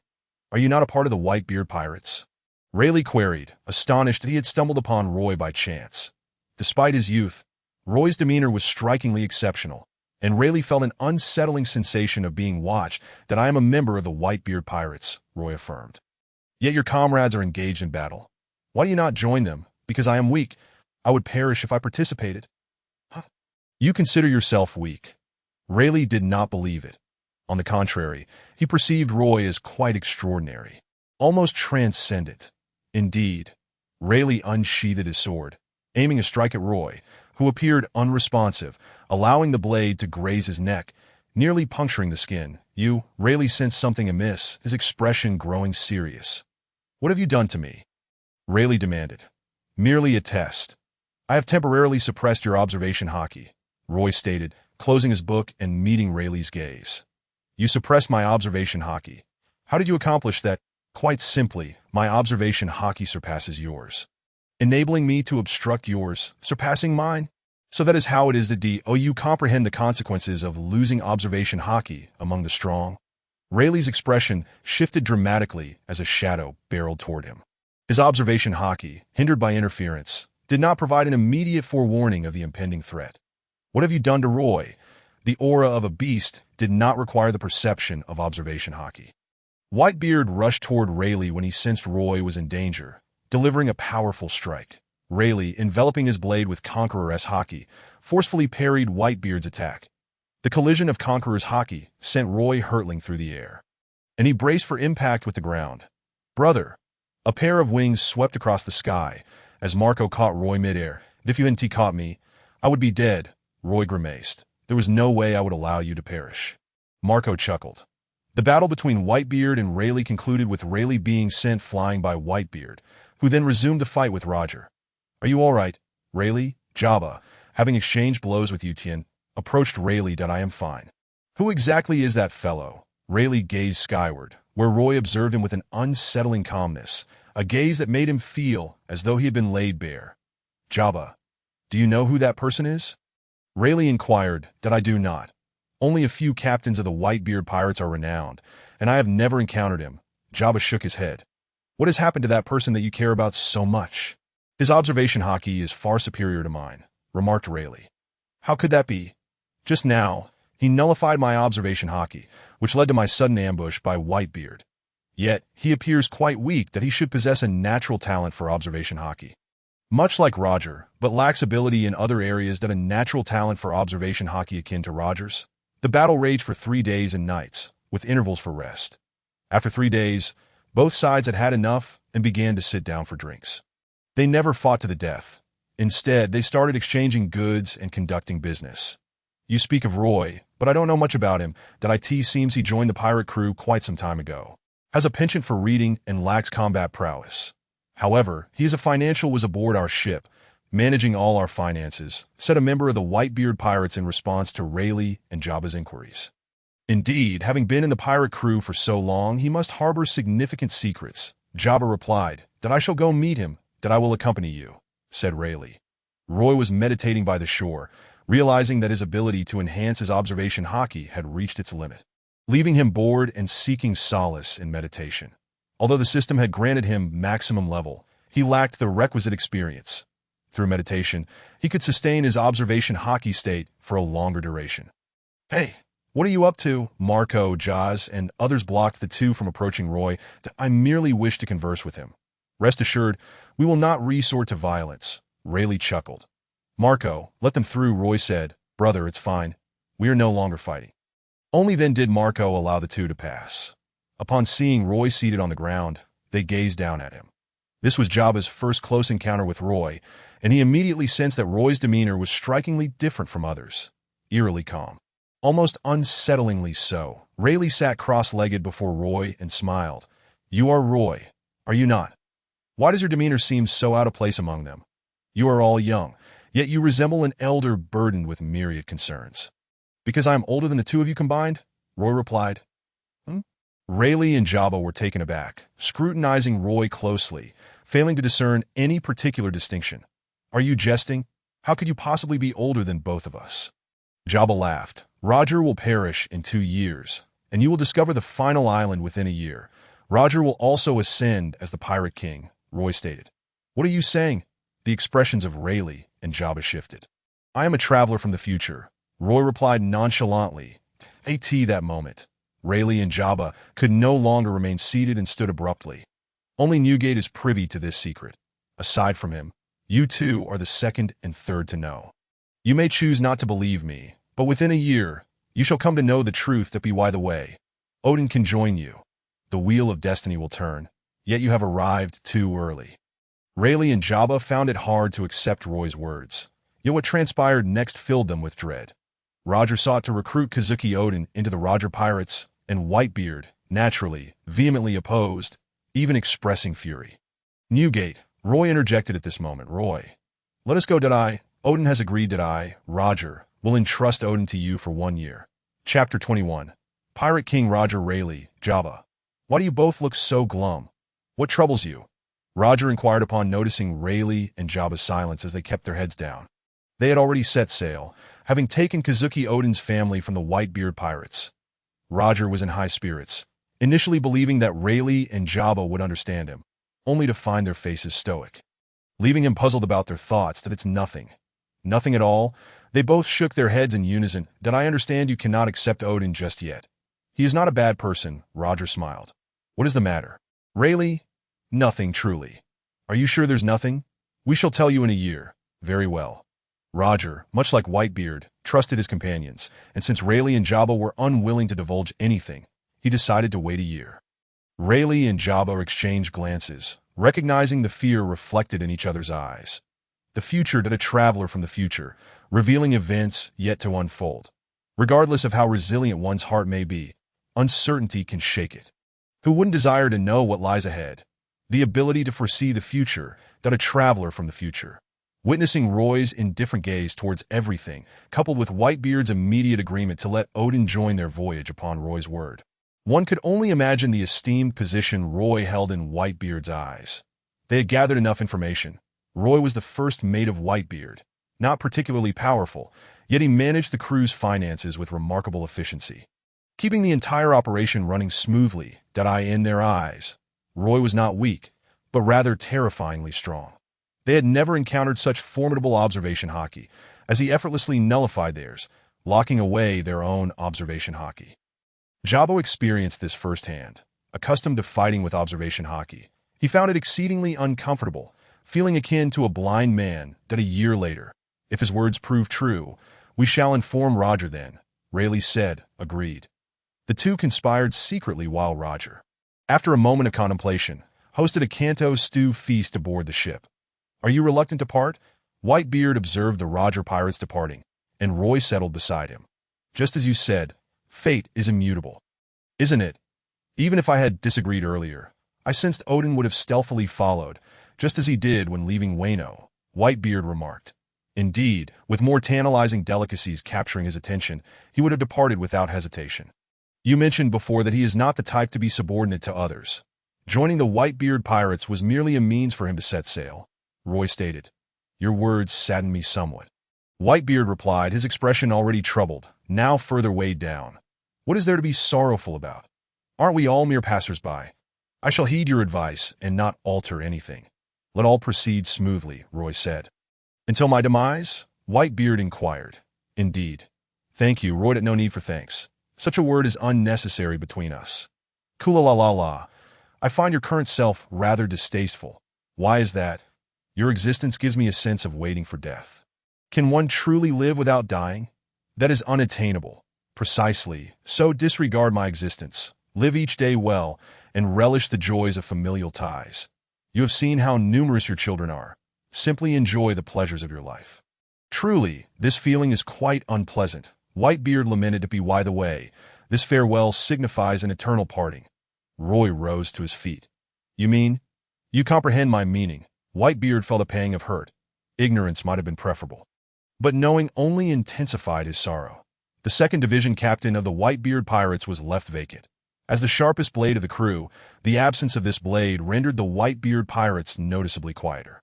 Previously, the crew was lively, especially upon reaching the next island, as Odin would often act recklessly, causing them considerable trouble. Now that Odin was gone, the liveliness dissipated, leaving everyone in a state of lethargy. Have you seen Inuarashi and Nekomamushi?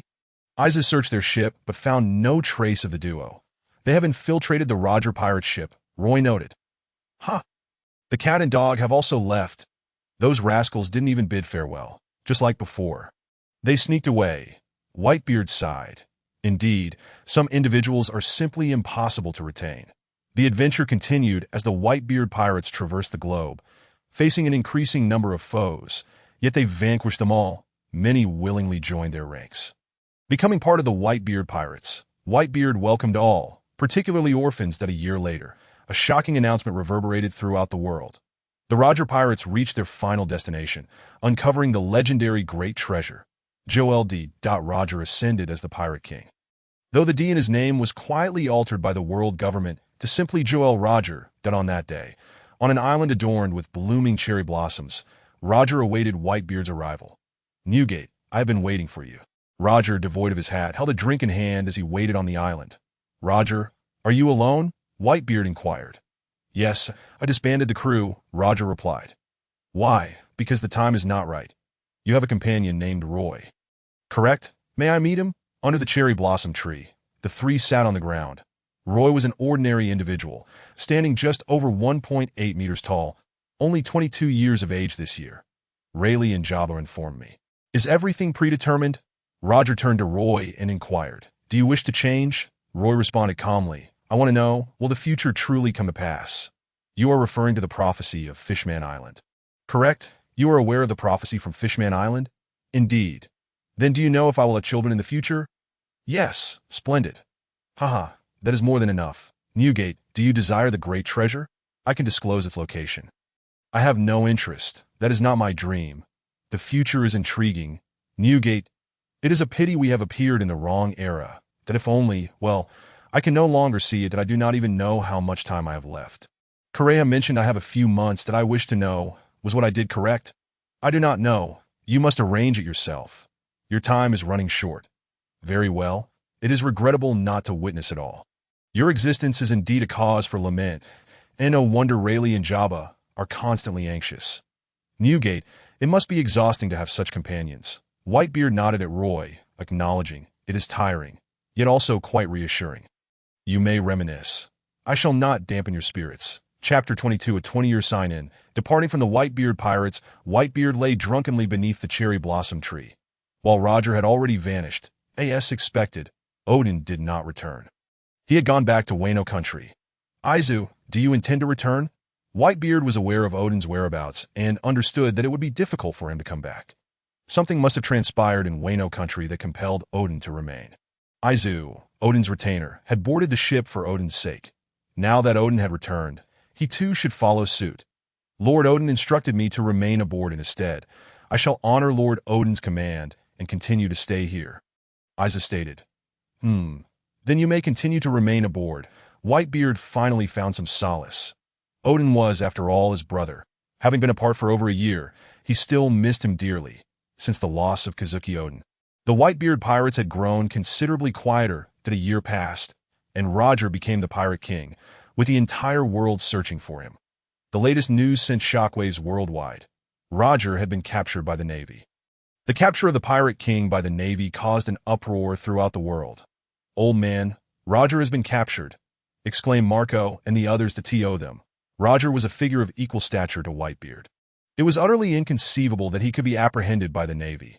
Drumming his fingers on the table, Whitebeard picked up a flask and took a swig, his gaze fixed on Roy, feeling Whitebeard's scrutiny. replied softly. He surrendered. Kuaha. I knew that guy could never be caught by the Navy. His life is nearing its end, Whitebeard remarked. Indeed, Roy nodded that he must have some plan that will astonish the entire world. Kuahaha. That is precisely the sort of thing he is capable of. Sure enough, within a few days, they heard news of the Golden Lion's assault on Marine headquarters, where he was subsequently captured by Sengoku and Garp. Suddenly, the two strongest individuals on the sea had fallen into the clutches of the Navy. It seemed that Whitebeard was now the only one left standing. After the Golden Lion's capture, Roger was executed in the East Blue. Everything felt so natural. Whitebeard sought out Roy, and the two sat together, drinking. That is this what he intended? Did you know this beforehand? The forthcoming era will be tumultuous. You shall face many more adversaries, Roy chuckled. That bastard has left me with quite the headache. It seems future foes will be plentiful. Whitebeard suddenly grasped Roy's meaning. Indeed, the enemies will continue to multiply. Those who desire my head will need to assess their true strength. Whitebeard, embodying unparalleled might, declared that the age of pirates had commenced, with pirates swarming the seas like locusts, frequently challenging them without a care for their own lives. Teach, these fellows are painfully weak, that Sabaody archipelago. Years later, a multitude of pirates gathered, having heard of the Whitebeard Pirates' presence, foolishly approaching to challenge them. There was no need for Whitebeard to intervene. Marco and the others could handle the fights effortlessly. Hurry to the New World. Those brats are wreaking havoc in our territory, Whitebeard urged. The New World was in disarray due to the influx of pirates. They had received numerous reports indicating attacks on their territory. In a state of urgency, they rushed back to the New World to stabilize their domain. The coding will take some time, old man, Marco chuckled. Roger truly knows how to stir up trouble. Suddenly, there are so many pirates. The seas will not know peace in the future, Whitebeard sighed. For ordinary folk, this is hardly a favorable situation. Pirates are everywhere, seizing anything in sight, Vista remarked. They clearly do not know their place. Sachi kicked aside a pirate underfoot. Brahmik said the coding will be ready in 2 days, Marco added. Then we shall wait for 2 days. Whitebeard nodded. 2 days later, the ship was coded and set sail for Fishman Island. The crew included members of the Fishman race, ensuring their safety beneath the waves. Upon their smooth arrival at Fishman Island, Whitebeard hoisted their flag, claiming the island as part of their territory. 6 years later, Roy completed his 20-year sign-in. His mastery of armament hockey had greatly advanced, enabling him to finally cultivate his power. The strength that was previously unattainable could now be enhanced. His armament hockey had reached its pinnacle, and he was capable of employing flowing cherry blossoms. Due to their vast territory and numerous members, the Whitebeard Pirates began to allocate individuals to form new crews. You lot, does anyone wish to establish an independent pirate crew? Whitebeard addressed the officers. What do you mean, old man? Whitebeard and the others questioned. Perplexed, it is as straightforward as it sounds. Our pirate crew is growing larger and larger, and we will need many hands to form new crews. The current situation is no longer suitable for a single pirate crew. I must strictly control our numbers. Aside from the 16 divisions, the remaining members shall separate from the crew to establish their own pirate crews. Old man, are you trying to drive us away? Whitebeard exclaimed. No, rather I am asking you to protect our territory in another form. Then I want my brother, Whitebeard said, clinging to Roy. Whitebeard paused for a moment before replying. You may ask him. If he is willing to go, then take him with you. All right, Whitebeard nodded and turned to seek out Roy. Brother, come with me and help me manage the pirate crew, Whitebeard coaxed, holding Roy's hand affectionately. The two had confirmed their relationship years prior, having united as a couple under Whitebeard's witness. Sure, I will go with you. Roy glanced at Whitebeard and nodded at Whitebeard. Thank you. Whitebeard said, kissing Roy. Roy, have you made up your mind? Whitebeard asked. I have decided. I will maintain everything until your passing, Roy affirmed. Good, I understand. I shall await your return. Whitebeard nodded. Whitebeard, Ibota, Andre, Elia and Ginge separated from the Whitebeard Pirates to form their own crew. As subordinate pirate crews, they continued to navigate the New World, safeguarding the territory of the Whitebeard Pirates. Having just established their pirate crew, Whitebeard took a few companions with her, marking the beginning of their journey with an icebreaker ship. The reputation of the ice which Whitebeard gradually grew, solidifying the Whitebeard Pirates' hold over the region. Her relationship with Roy remained strong, and they welcomed a child. Brother, our business is thriving. Should we not cease being pirates? 2 years later, Whitebeard suddenly posed this question to Roy. Would you be willing? I would not. Then that settles it. But brother, it is nothing. I am quite well, that do not underestimate me. Do you truly think I am helpless? Captain, trouble is at hand. Enemies are attacking our factory. Chapter 23. The Yonko Shanks, the Whitebeard Pirates, did not merely occupy islands, relying on them for income to foster the growth of the crew. Roy developed those islands, establishing several factories that stimulated their advancement. For instance, the islands now under Whitebeard's management included one particularly suited for cotton cultivation. The cotton grown there was of exceptional quality, ideal for producing fine fabrics. However, the region was rife with conflict until Whitebeard seized control 2 years ago, procuring machinery through the underground black market to set up a clothing factory. Within a year, the entire island generated billions of berries in revenue, allowing its inhabitants to lead prosperous lives. The wealthier the island, the more it attracted pirates, and soon, it faced an attack. How dare they strike at the territory of the Whitebeard Pirates? They were courting death. Whitebeard promptly steered her icebreaker towards the island, where a flag emblazoned with a white beard billowed in the wind. In the New World, pirates typically dared not provoke the Whitebeard Pirates. Only those with sufficient strength and confidence would challenge Whitebeard. The rest were merely Navi newcomers seeking to challenge the strongest in this era after entering the New World, by the time they arrived. Flames had already engulfed the island, and Roy's expression darkened. He harbored an intense disdain for those who destroyed his possessions. The factory he had painstakingly built was now reduced to ashes. Damn it. I must see who did this, he seethed. Whitebeard, consumed with fury, led her crew ashore. Indeed, they encountered pirates, and a fierce battle ensued. Roy, fueled by anger, had never been permitted to fight by Whitebeard, leading the crew to label him a pretty boy. The opposing pirates were formidable, boasting a bounty of 240 million berries. That Whitebeard's strength was comparable to that of her captain, nearing the level of a Navy vice admiral. The clash intensified. Roy lifted his sniper rifle, aiming at the pirate engaged in combat with Whitebeard. Bang! The gunshot rang out, the bullet slicing through the air. The pirate sensed something amiss but found himself immobilized, the bullet striking him squarely in the chest. Whitebeard was taken aback, glancing back to see Roy stowing away his rifle. Doubt crept in her mind regarding her brother's prowess. The foe she had found somewhat challenging had been dispatched by Roy with a single shot. The placement of the wound indicated that Roy had accurately assessed the enemy's position and fired preemptively. As she gazed into Roy's indifferent eyes, a realization dawned upon her that let's eliminate all these scoundrels and turn them over to the Navy for the bounty, Whitebeard declared. Once back on the ship, she turned to Roy. Brother, you have deceived me greatly. Whitebeard lunged at Roy, sinking her teeth into his shoulder. Hiss, I did not deceive you, that MY abilities will gradually unlock with the passage of time. It has only been 20 years, and I've revealed but a fraction. Roy gently stroked her hair. That's how it is. The longer the time, the stronger your abilities become, right? Why didn't you tell us? Whitebeard complained. Because I was unaware it would develop this way. I was once quite pessimistic. Thank you all. Thank you. Roy embraced Whitebeard. That I am glad for you, she replied, holding him tightly. You have endured much hardship. No, it is you who have suffered, facing doubts from so many. I have never minded these things. I only care for those around me. The two embraced for an extended period, leaving the other crew members speechless. They could not comprehend why their ice goddess would have affections for a seemingly useless man. Many among them had joined the Whitebeard Pirates later, while some were already part of the crew. Aware of Roy's financial acumen and prowess in living off his partner, not a single one had ever regarded Roy with any respect, seeing him merely as a man who thrived on the benefits of others. The defeated pirates sought the island's inhabitants to exchange their heads for bounty from the Navy. The world government's resources were not to be squandered, especially when it involved millions of berries. Regardless of who had dispatched them, wealth was wealth. The Whitebeard Pirates' reputation in the New World grew increasingly formidable, naturally attracting more challenges. Each year, newcomers emerged, either seeking to challenge them or other pirates. That a new pirate crew suddenly resonated throughout the world, the red-haired pirates.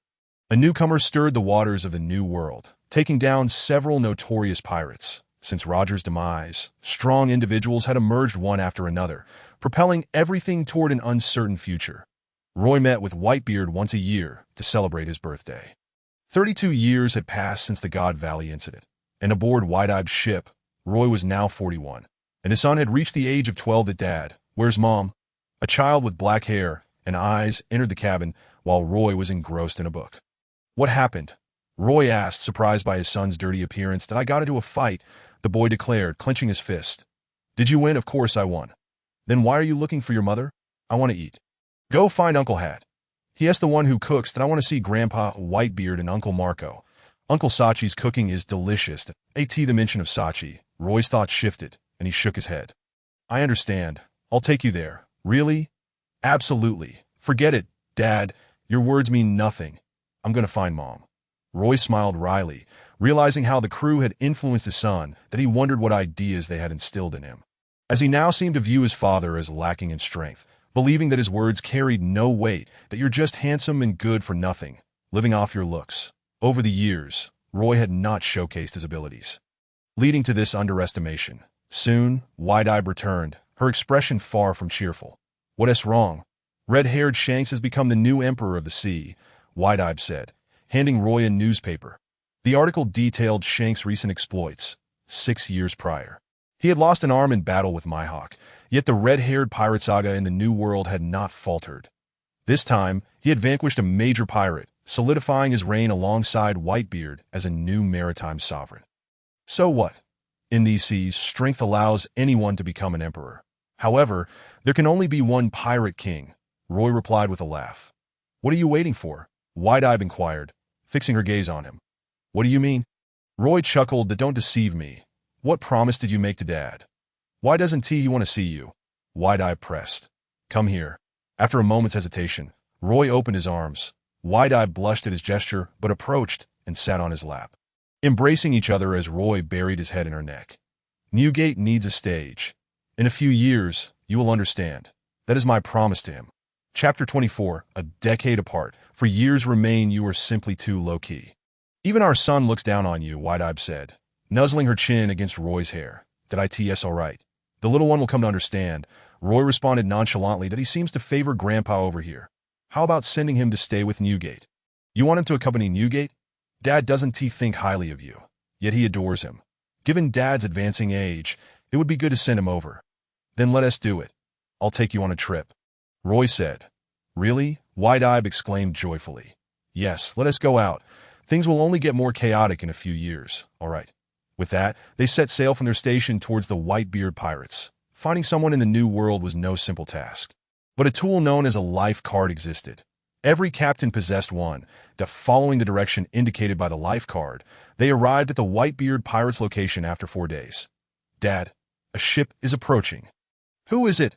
Whitebeard, seated upon his grand throne, donned in 4 drip, his once proud hat now replaced with a scarf due to severe hair loss, rendering him less presentable. IT-68. He had aged considerably. One of his subordinates peered through a telescope and exclaimed, "It's Wide-Eye's icebreaker. Wide-Eye's icebreaker." Whitebeard paused his hand, which was poised to drink. "Dad, Big Brother has arrived. I see him on the ship." Marco exclaimed excitedly. "It has been too long since I last saw Big Brother." Joseph clapped his hands. "Indeed, it has been quite a while." Sachi and the others nodded in agreement. "What are they here for?" Whitebeard squinted, his expression less than pleased. "Dad, you haven't seen Big Brother in 10 years, have you?" Marco said to him, considering the timeline. It indeed had been a decade. Since their separation 12 years ago, they had only seen each other in the first 2 years. Afterward, Roy had ceased to visit entirely, with only Wide-Eye and the child coming to see him. Before the icebreaker even docked, a figure leapt across and landed on the Moby Dick. Grandpa Whitebeard. "I'm here." Young Roy, sporting hair similar to Roy's, approached Whitebeard. "Kula la la la, little Roy, you finally made it," Whitebeard exclaimed, embracing him. Grandpa Whitebeard, I missed you," without a hint of fear towards the Sea Emperor. He clung to Whitebeard's arm. "If you missed me, you should have come to find me." Whitebeard chuckled heartily. "I must tell you, I fought with the adults, and I won. 1 punch each. I'm much stronger than my dad." Young Roy waved his arms animatedly. "You compared yourself to your father?" "Kula la la, you have no idea how formidable your dad is." Whitebeard laughed, shaking his head before focusing on the approaching Roy, who held a wine jug. "Big Brother. Big Brother." Marco and the others rushed forward with excitement, having not seen Roy for quite some time. They were now all in their prime. That it's been a long time. Everyone, Roy smiled. It's been 10 years. Big brother, I've missed you so much. Marco held Roy and said, I just came to see you all, and there's something I need to ask of you. Roy replied, I knew you had something to discuss. Whitebeard fixed his gaze on Roy and said, I brought you some wine. Roy placed the jug of wine before Whitebeard. Luo Shio glanced at his father, and then at Whitebeard, unable to comprehend the nature of their relationship. Everyone else respected Whitebeard, yet he saw no hint of deference from his own father. Speak. What is it? Whitebeard inquired, opening the jug and sniffing. It was indeed white liquor. Roy had made a considerable fortune from brewing white liquor. And among the dozens of subordinate pirate crews, the Heidi Bay crew was the wealthiest, sending him money and wine every year. So he naturally understood Roy's intention that we, along with Heidi Bay, plan to travel for a while. This child, Luo Shio, is very fond of you. I intend to leave him in your care for you to teach him, Roy stated. Before Whitebeard could respond, Luo Shio had already become excited. Dad, Mom, is that true? Can I really stay with Grandpa Whitebeard? Since you like it here, then stay. This child is increasingly difficult to manage. I hope you can help us keep an eye on him, old man, Heidi Bay added. What are you going to do? Whitebeard asked. Traveled. We've been in the New World for years and plan to explore various places, Roy replied. All right, at your current age, you can go anywhere in the world. Whitebeard cast a deep gaze at Roy. After 10 years apart, he felt increasingly puzzled by him. Even without using hockey, he could sense the latent power within him that he still possessed that intuition, and aside from himself. Another person hiding in the crowd also sensed it. Such terrifying hockey. What is going on? Is Roy's strength that formidable? Wasn't he said to be the weakest in the pirate crew? Why does he exude such hockey? There are still places I dare not go. That I in that case. Newgate, I entrust the child to you, that we'll meet again in 4 years. Roy declared. 4 years? Whitebeard said solemnly. Yes, just 4 years. That's enough. Thank you, Roy. This was our agreement from years ago. The two exchanged cryptic words that others could not comprehend. Subsequently, Marco and the others reminisced with Roy, all of them being captains. Luo Shio wore a puzzled expression. To him, the members of the Whitebeard Pirates were all formidable figures. Especially Grandpa Whitebeard, who was the strongest in these seas. Why did his seemingly weak father have such a good relationship with them, as if they all held him in high regard? Uncle Saki. Why do you all treat my dad so well? Was my dad strong before? Luo Shio asked Saki, who was busy in the kitchen. Haha, not at all. Your dad was the weakest member on our ship. Saki laughed heartily. Then why does everyone maintain such a good relationship with my dad and show him such respect, especially Uncle Marco, who even cried? Before I joined the Whitebeard Pirates, your dad was already a member of this crew. He was Dad's first partner. According to Marco, your dad saved his life back then, and even the mythical Zoan Phoenix fruit was given to him by your dad. All of us have benefited from your father's help. Even without strength, he was still our big brother, and we have always respected him. Da-da. My dad was Grandpa Whitebeard's first companion. Luo Shio exclaimed. Indeed, don't underestimate your father. He is quite an extraordinary person that I just don't know what agreement he made with Dad. But he became increasingly low-key afterward. Newcomers are completely unaware of his existence. Only we old-timers know about our big brother. What agreement did they establish? Chapter 25. Kuriksu, the stubborn Whitebeard leaving their child in the care of Whitebeard and the others. The couple set off with their subordinates to travel the world. They entrusted their territory to Marco and the others. After more than a decade of management, the current landscape of the New World, unless faced with reckless newcomers, would not be easily disrupted. Even though they knew that territory was a lucrative prize, few dared to lay claim to it, as those who ventured and often met their demise. Leaning against the edge of the Red Land, they crossed the calm belt and arrived in the West S. It was here that they had first met. Heidi Bay hailed from the West Sea, while Roy and Marco could also be considered West Sea natives. The once sacred Valley of God was no more, and the two reminisced about the paths they had walked together in the West Sea. Ha ha, it was right here when Saki stole the gold coins I had given to Marco, only to be robbed by other ruffians that he, along with Bista, Joes, and Marco, fought a group of thugs right here. Can you believe it's been over 30 years? Roy sighed. Did I ask they retraced their steps? Their perspectives had changed significantly. Ever since he had revealed to Whitebeard that he knew the future, Whitebeard had been reluctant to allow him to intervene in the world's changes. He didn't wish to hear about the future unless it was a special situation, such as the matter concerning Odin, which Roy had already informed him about. Hence, they had not seen each other for nearly a decade. As Whitebeard could not bear the outcome, that he hoped Odin was still alive. Upon learning of his death, he preferred to remain ignorant. After spending a year in the West Sea, retracing the paths of the Whitebeard Pirates, they even encountered individuals who recognized Roy. Crossing the reverse mountain into the Grand Line, Roy came across Kurgat. "You are from the Whitebeard Pirates. I remember you," Curtis said to Heidi Bay. "Old man, you are still alive." Heidi Bay exclaimed in surprise. "How could I possibly be dead? Whitebeard isn't he died either," Curtis retorted. "Are you courting death? I wouldn't mind sending you on your way." Heidi Bay seethed. "Haha, don't get angry. What is there to bicker with an old man about?" Roy interjected to stop Heidi Bay. "Did I know you? Rayleigh and Jabba have both mentioned you. What did they say about me?" "They said you're quite terrifying." "What a joke. How could I be terrifying? I never thought so before. What could a little brat like you be afraid of? Now that I see you, I must admit you are indeed quite intimidating. You give me the impression of a volcano ready to erupt. Rayleigh and Roger told me that if I wanted to know the answers, I should seek you out, but I think I understand now. Do you wish to know your answers? You know my answers? Your answer is to guard this place. However, the answer to that whale below lies in the future, that I am the future. I have learned. Thank you. No need to mention it. Sometimes knowing the future is not a blessing, but a source of fear. Indeed, it must be quite difficult for you, guarding secrets yet unable to change them. Even if you wish to change. Some may not want to. Roy fell silent, aware that knowing too much about the future and being unable to alter it had led him to foresee everything that I in truth. You need not concern yourself so much. Since you have appeared, the future has already been influenced by your existence. Overthinking only binds you. Kurik remarked, "I made a pact with Newgate. Once he dies, I won't need to worry about the future anymore." Roy chuckled, taking a bottle of liquor to drink with Kirkcott. "I see. So Whitebeard is the one restricting you. Since he restricts you, it implies the future favors him. No, the future is not favorable to him. He will die on the battlefield. I see, just like Roger. He enjoys the hustle and bustle." Indeed. Roy sighed and continued to drink. Heidi Bay watched from a distance, unaware of their conversation. When Roy had drunk enough, he departed from Twin Cape that he wished to effect change, but Whitebeard did not. He had always adhered to the agreement with Whitebeard, proving himself to be a man of commitment. Kurikusa shook his head, finding it hard to imagine the world after Whitebeard's absence and how Roy would shine. Why do you bother talking to him so much? A former member of Roger's crew, yet he remains holed up here. Heidi Bay remarked, "Roger is dead. Where could he go if not here? Let us move on. I'll take you to the sky." Roy said, "That to the sky?" "Yes, they went to Whiskey Peak and then to Little Garden, where they encountered Dory and Broggy.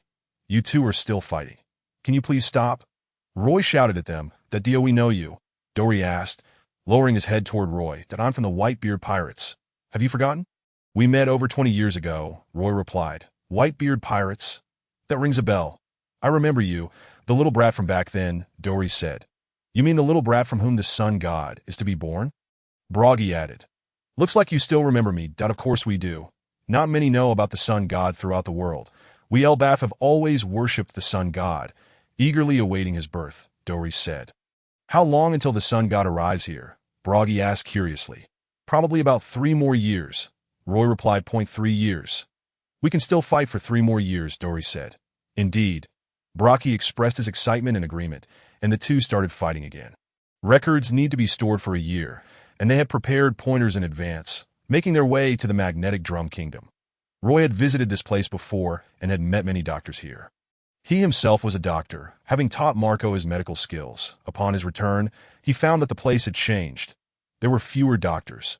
The king had become Walpo, and the doctors of the land were being persecuted.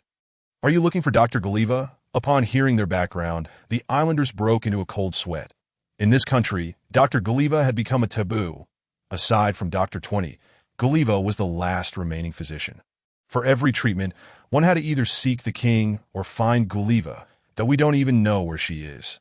If we could find her, the king would have sought her out long ago, the islanders said. With such words, Roy could only helplessly abandon the search for her. Gulliva had been his mentor, having taught him pharmacology for a time. Since she was not present, Roy decided to head to Alabasta. Alabasta was home to one of the 7 warlords of the sea, Crocodile. Roy had encountered this individual before. After Roger's death, he challenged Whitebeard at sea and was subsequently defeated. That a warlord of the sea hiding here must have some purpose, said Wadib in a low voice. Indeed, there must be a purpose. Why not go and have a chat with him? Forget it. I'm not interested. You said you would take me to the sky. Then let us go. Chapter 26. Enel of the Sky Island. A wicked interest leaving Alabasta. Roy took Wadib to the Sky Island. The icebreaker remained below, and only Roy and Wadib boarded a small boat to ascend. They had visited the Sky Island before, but the skies were perilous, and ordinary people rarely dared to venture. How did you know there was a Sky Island here? Wadib exclaimed upon seeing the gate to heaven. I read about it in a book, Roy replied with a smile. There is a book about it? Yes, indeed. Wadib chose not to dwell on it. Roy had read countless books over decades, and perhaps he had come across a mention of the Sky Island in some obscure tome. Can Annie take us up? The guardian at the gate to heaven, Amazon, nodded, and a lobster appeared to transport them to the 3,000-meter-high Divine Island. How can there be islands in the sky? Is this the Earth? Wadib gasped. The former Golden City, Shandora, lies right here. Did I not tell you the tale of the great liar Nolan? It is indeed true. The land of gold is right here, Roy explained. Really? The land of gold is here? Wadib's eyes widened in curiosity as he gazed upon the island. Here is the map of Gaia Island. Look at this. This is the map drawn by Nolan back in the day. Compare it. Is there not a significant portion missing? Roy chuckled. It's true. How did you know, big brother? From reading, Roy replied with a grin. So, there must be a great deal of gold here, Wadib said excitedly. Yes, there is indeed a vast amount of gold. Roy nodded. Fantastic. Let us go seize the gold. There are just the 2 of us. We can't carry too much gold, but we can take some. Wadib agreed, nodding. The small boat approached the island, and as they docked, a thunderous roar echoed from the sky. Wadib looked up in astonishment. It was a bolt of lightning. Be careful. Roy's gaze sharpened, and a surge of domineering aura coalesced into a black lightning bolt that shot skyward, colliding with the thunderbolt and shattering it in an instant. Wadib was astonished by the spectacle. The domineering aura influenced the entire sky, morphing into black lightning racing toward a specific direction. Enel, who was idly consuming fruit in the temple, sensed something amiss. Having just overheard 2 individuals plotting against his gold, he dismissed it as a minor issue, yet was caught off guard by a terrifying pressure locking onto him. Before he could evade, the black lightning pulse pierced through his body, shattering Enel's pride in his invincibility in an instant. Enel screamed, rendered immobile by the overwhelming haki. His subordinates and all of the inhabitants of the land of gods collapsed to the ground, all rendered unconscious by the distant haki. Oh, who is it? Enel felt his consciousness fading, and finally, he could bear it no longer and lost his senses. The moment was brief. It was the first time Wadib witnessed her partner unleashing his full power. And this overwhelming haki seemed to surpass even Whitebeard. This is your true strength. Wadib said to her, "It can only be described as a minor technique," Roy replied with a smile. Smack, a hand landed on Roy's chest. "You've deceived me so thoroughly," Wadib said, tears in her eyes, throwing herself at her. My strength grows stronger with age. I've only recently awakened my conqueror's haki, Roy said, feeling no pain as he held Wadib tightly. Once Wadib's emotions settled, Roy led her to the land of gold, where they beheld the dilapidated ruins and visited Enel's arcade. That is so much gold, truly in abundance, Wadib exclaimed, her excitement palpable at the sight of the treasure. Let me show you the most valuable thing here. Roy guided Wadib up a massive vine, where they found the golden bell. This is the golden bell. Upon seeing the bell, crafted entirely of gold, Wadib was left speechless. Roy was also taken aback. Who could have imagined such a large bell made from so much gold? But the most important thing lies below. The poneglyph. This is the poneglyph. Wadib naturally recognized it. Pirates in the New World were well aware of what the poneglyph was. That I can't believe there's a piece here. What a shame. It's black, not red, Wadib remarked with disappointment upon seeing its color. Do not underestimate this poneglyph. It records the location of the Sea King, Roy explained. Sea King? You mean Poseidon, one of the 3 ancient weapons? Yes, it records the location of the Sea King. This text was left by Roger. Roy pointed to the inscriptions beside it. Indeed, Roger understood ancient writing to know. It was Odin who understood the ancient texts. Wade-Eye paused. So that's why Roger sought Odin, to translate the poneglyph. Exactly. Without Odin's help, how could he have found Raftel? You know all of this? I do. Roy extended his finger, the hockey of armament coalescing upon it as he lightly inscribed a few large characters onto the gold. Wicked interest, Wade-Eye chuckled, covering her mouth upon seeing what Roy had written. Roger was a fool. Whitebeard was the true king of the world. Roy, indeed, had a wicked sense of humor. After finishing, he took Wade-Eye back. This is the temple. This fellow is the one who attacked us. A Logia-type Thunderfruit user, Wade-Eye kicked Enel, surprised to find such a character on the Sky Island. Enel sensed something and opened his eyes, looking up to see Roy and W.I. in an instant. He leaped up, transforming into lightning and soaring into the air. Come down, Roy commanded sternly. His voice resonated like a tolling bell in Enel's ears, shaking him down from the sky. Impossible. I am a god. How could I? Enel's inner thought screamed as he willed himself to move, yet he found himself utterly immobilized, his legs refusing to obey. Lifting his gaze to Roy, he tried to peer into his heart, but discovered he could not use his own. Completely suppressed, a sensation he had never experienced before. Who are you? We are merely travelers, little one.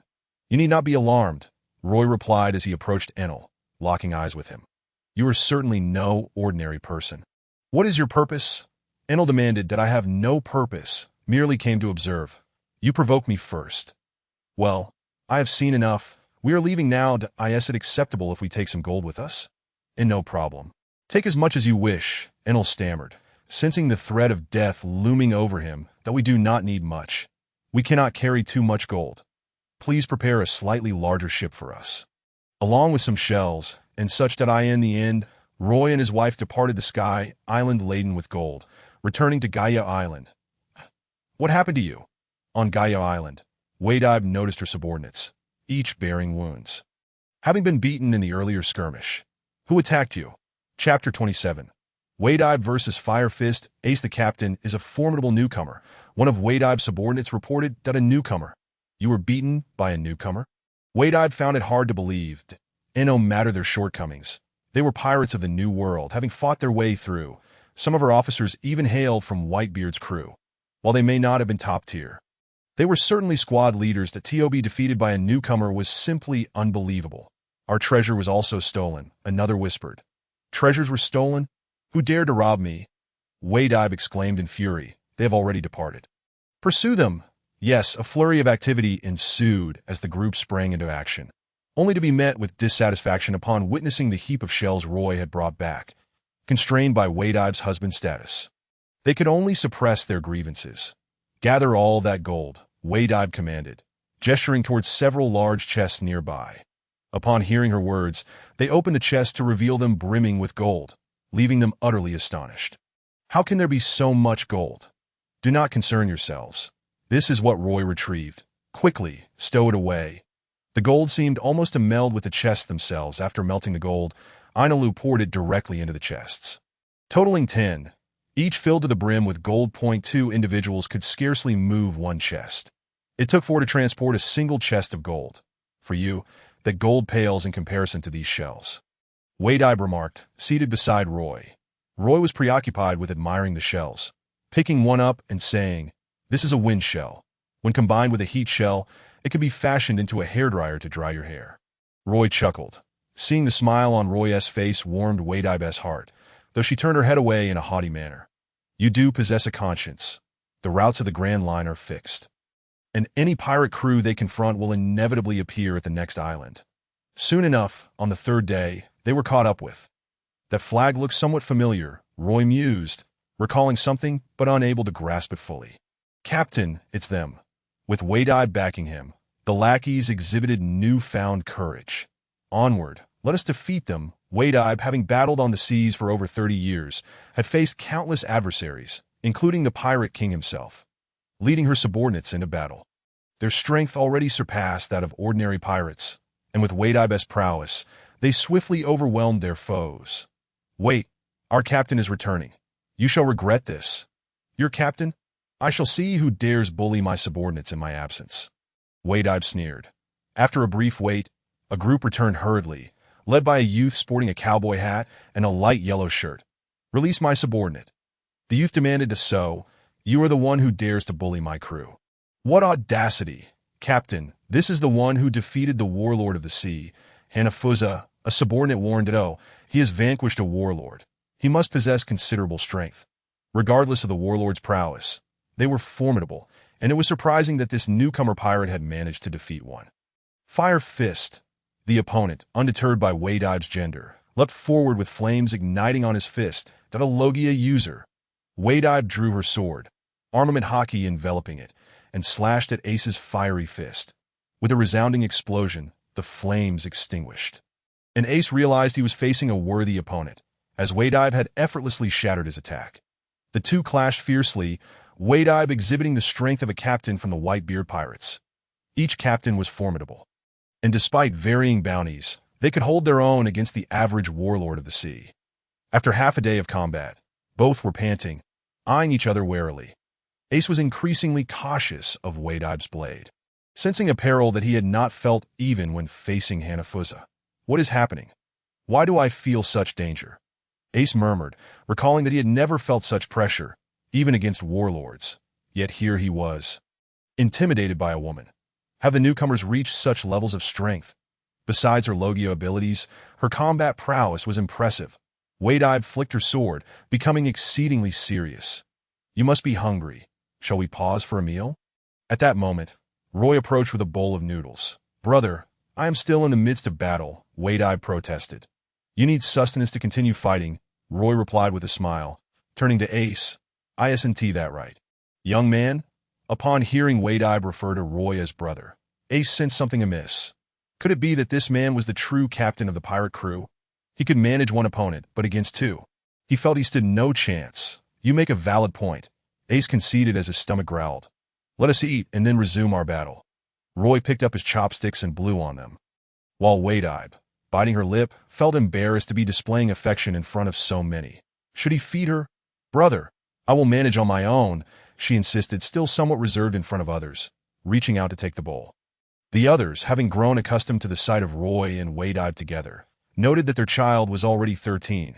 What was there not to accept?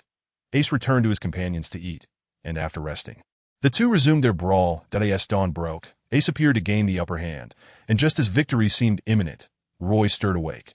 All right, young man, you may depart now, Roy said with a smile. Brother, I have not lost yet.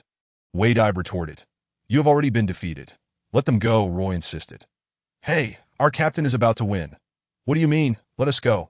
Ace's subordinate interrupted, but Ace silenced him, casting a deep glance at Roy, for reasons unknown. An instinct told him that this cheerful middle-aged man was not to be trifled with.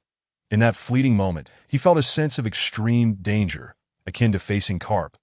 Ace departed with his crew, while Whitebeard remained somewhat displeased. Brother, why did you let them go? In time, you shall understand, Roy replied with a smile. Here we go again. Since you said so, I shall disregard it. They continued their adventures, and months later, Whitebeard finally comprehended the meaning behind Roy's words that he actually joined our pirate crew. Whitebeard was astonished upon reading the news. Just recently, she had seen reports of Ace being defeated by Whitebeard, and she laughed joyously for a while. Just a few months had passed, and now she saw news of Ace joining the Whitebeard Pirates. Even more months later, she read that Ace had become the commander of the 2nd Division of the Whitebeard Pirates, succeeding Odin. Could it be that Father intends? Chapter 28, Old Friends, Journey to Sobriety. Ace joined the Whitebeard Pirates, becoming one of their ranks. Roy took Whitebeard on a journey around the world, passing through the East Sea and South Sea. They ventured wherever the absence of wind would allow. Along the way, they witnessed a plethora of sights and peculiar islands that we have been out for several years. It is time to return. As they crossed the reverse mountain once more, Whitebeard addressed Roy that we have been away for 4 years, exploring 3 seas. Aside from the North Sea, we have traversed the East, South, and West Seas, as well as the first half of the Grand Line. Now for the 3rd time. Yes, let us head back. Roy recalled that time was drawing near, and thus they resolved to return. This time, they intended to head directly to the New World, stopping briefly at Water 7. Time passes so swiftly. Mr. Tom has been gone for many years. Wade-Eye reflected on Tom, recalling when Roy was still vigorous and fought alongside them, sustaining severe injuries. She vividly remembered Whitebeard's immense fury and Roy's desire to disembark. Back then, he was too weak, and Whitebeard had no intention of allowing him to leave. They endured mutual torment, and Roy gradually faded from the spotlight. That it had been 30 years since then. Indeed, time flies. Roy remarked, gazing at present-day Water 7. Coco Row should still be around. Wade-Eye mused that we can find out. Roy replied, inquiring about Coco Row's whereabouts and learning that she was currently at the detention center, set to return after some time. Just as they were preparing to seek her out, Roy spotted a familiar drunken figure disembarking from the C train. Coco Row, Roy called out. Sis, who is calling me?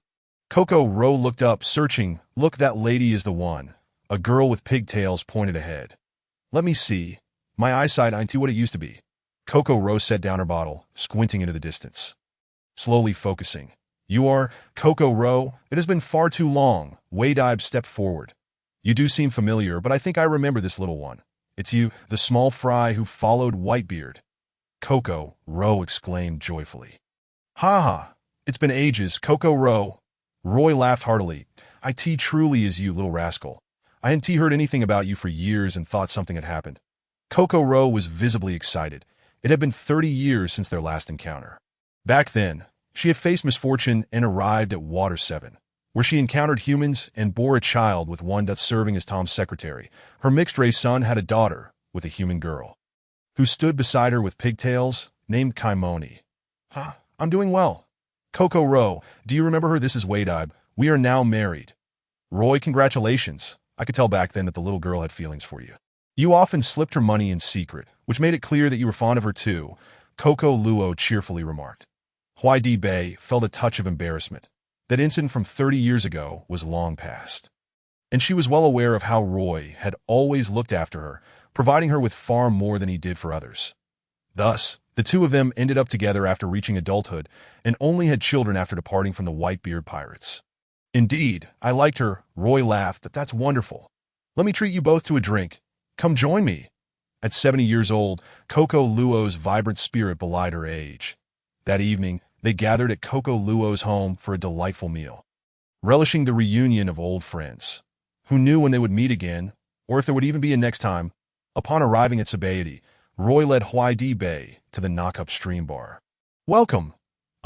Esteemed guests have arrived.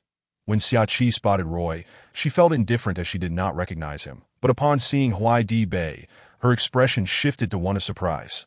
What brings us here? Whitebeard inquired. This must be the captain of the Whitebeard Pirates, the Ice Witch Whitebeard, right? I didn't expect to encounter such a notable figure, Xiaoqi remarked. You know me? Who are you? Whitebeard sensed that this woman was not ordinary. Xiaoqi, slightly taken aback, replied, Of course I know. And your husband, though not famous, has been thinking about you that I've mentioned you several times to him. Big brother, who is she? Whitebeard turned to Roy and asked. Xiaoqi, the former captain of the Snake Princess Pirates, that the husband she mentioned. Well, he's back, Roy chuckled. Ding, ding, ding. The bell at the entrance rang as a figure with long white hair, clad in straw sandals and draped in a cloak, entered. Your hockey has grown stronger. I sensed you the moment I set foot on the island. You were looking for me, weren't you? The newcomer laughed. You are Silver's Rayleigh. What are you doing here in Sabayati? Whitebeard exclaimed, suddenly startled as she took a closer look. That has been a long time, little girl. Has it been over 20 years since we last met? Rayleigh raised his hand in greeting. Did I never imagined you were still alive? Have you been hiding here in Sabayati? Hiding? I live here. The Marines know I'm here, and so does Roy, she replied. Rayleigh, allow me to introduce my wife. Whitebeard, Roy smiled. Oh, so you two are together now. Congratulations, congratulations, Rayleigh exclaimed with hearty laughter. Our children are already in their teens, so that's something you can't compete with, Roy chuckled. Indeed? What are you planning to do? Could you help me coat my ship? Heading back to the New World? Yes, it's time to return. I've been out for nearly 4 years. Time flies. Those little rascals from back then are now middle-aged. Seeing you brings a sense of nostalgia. How is Newgate doing? Quite well. He can't seem to quit drinking DAS for his health after decades of fighting. How well could he be? He isn't like you, who can lounge around here carefree. Ha ha ha, he could if he wanted to. I assume you want me to coat your ship, right? No problem, but don't skimp on the payment. I know you're quite wealthy to be. By the way, did you bring me any wine? Right here. When Roy arrived, he had brought a large bottle of wine, and Rayleigh's eyes lit up. That I've heard you've been brewing white wine in the New World to make a fortune. Xiachi, this fellow is the owner of Overlord Wine. Rayleigh went over and popped the wine cap. Overlord Wine? I never expected you to be a tycoon. Xiachi laughed. It smells divine. What a delightful aroma. This wine has been aged for several years, hasn't it? 16 years that I've been saving it. I shared a bottle with Kola Kasi back when I was at Twin Cape. Roy chuckled. Kola Kasi? He's still at Twin Cape? Come, let us have a drink together. Rayleigh laughed. Sure. Chapter 29. Ace, the Sun Pirates inside the Red Forest Tavern at Sabaody number 13. Roy and Rayleigh were enjoying their drinks immensely. You seem much more optimistic than before, Rayleigh commented. Over the years, I've come to understand some things, so it doesn't matter anymore, Roy replied with a smile. Does it truly not matter? Rayleigh laughed. It does it. Whoever becomes the Pirate King is irrelevant to me, that I only wish to protect my family, that my dream is the same as Newgate's. Family is more important than anything. Now I have a wife, children, and so many brothers. Roy chuckled. You've indeed changed. You're nothing like the person I knew over 20 years ago. Back then, you exuded an intimidating aura, a chilling calmness.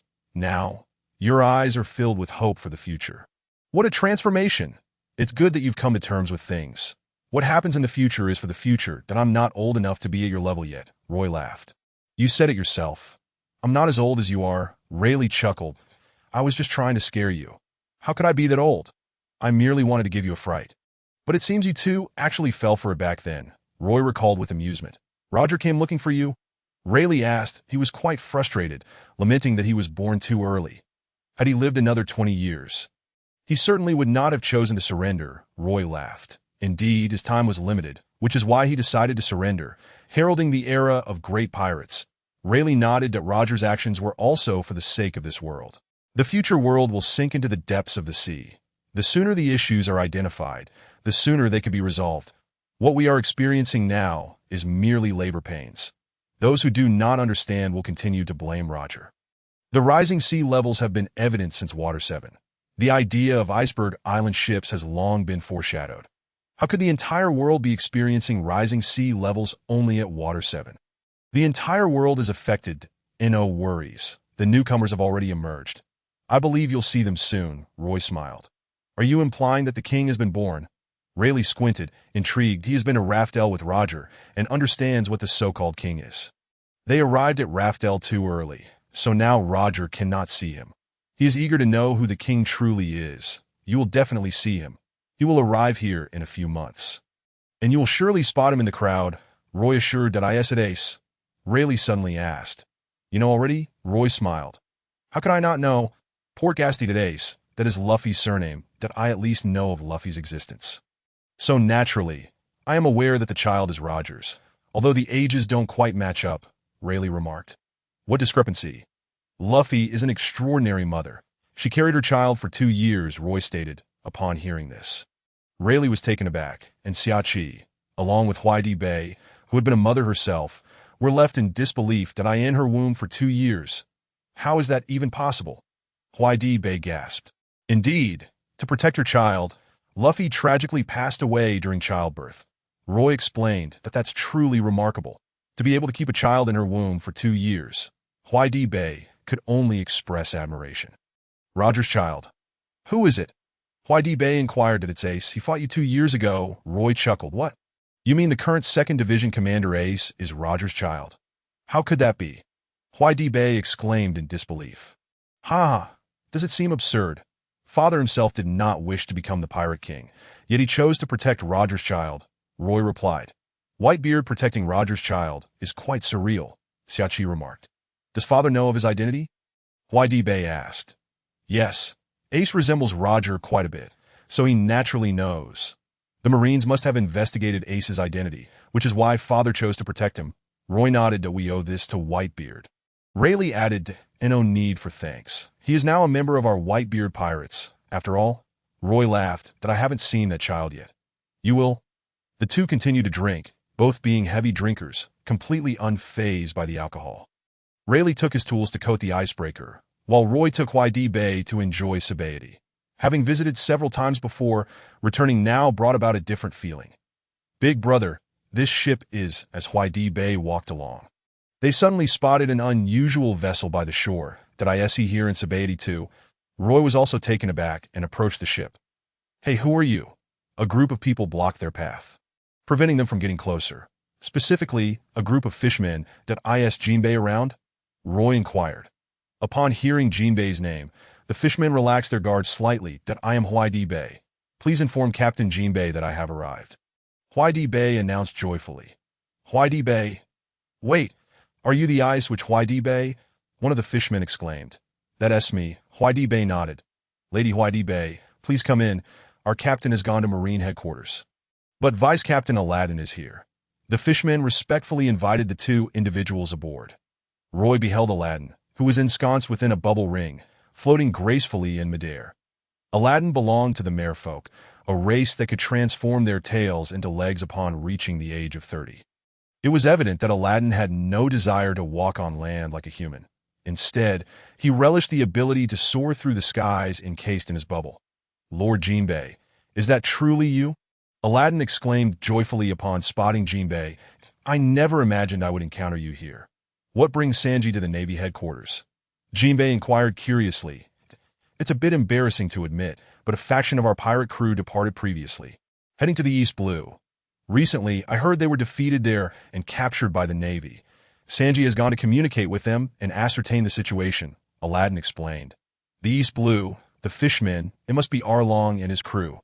Roy thought to himself, recalling having heard Arlong's name during their time in the East Blue, though they had never crossed paths. Indeed, Aladdin affirmed, glancing at Roy as if he recognized him, but could not recall from where. And who might this be? This is my husband, Roy, Jinbei introduced. Greetings, Mr. Roy, Aladdin said, sizing him up before extending his hand. Hello, Aladdin, Roy replied. That it had been a decade since he last saw Whitebeard, thus missing the opportunity to partake in a drink with Sanji and Whitebeard's crew. Who would have thought that Jinbei, the warlord of the sea, had once been a subordinate of the Whitebeard Pirates, and that he had shared drinks with them? Aladdin resolved to treat them to a meal, especially since Sanji had returned. Chapter 30. Back to the New World. A devil fruit are their guests, Sanji inquired. Having returned from the sea and landing on the ship, his expression won a surprise upon seeing the two humans. Captain Jinbei, Jinbei waved at him. Jinbei, what brings you here? Sanji exclaimed joyfully. Haha, I happened to pass through sobriety and was preparing to head back to the New World when I unexpectedly ran into you. Jinbei replied with delight. That I heard from Pops that you've been traveling the world, Sanji remarked.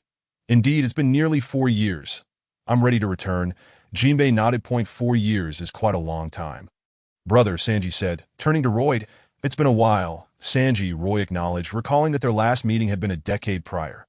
Unlike others, Sanji treated Roy with great respect, as Roy had taken good care of Namor and the others. Although Sanji was slightly older than Roy, he still addressed him as brother. Have you resolved your matters? That Arlong? We heard about him during our time in the East Blue.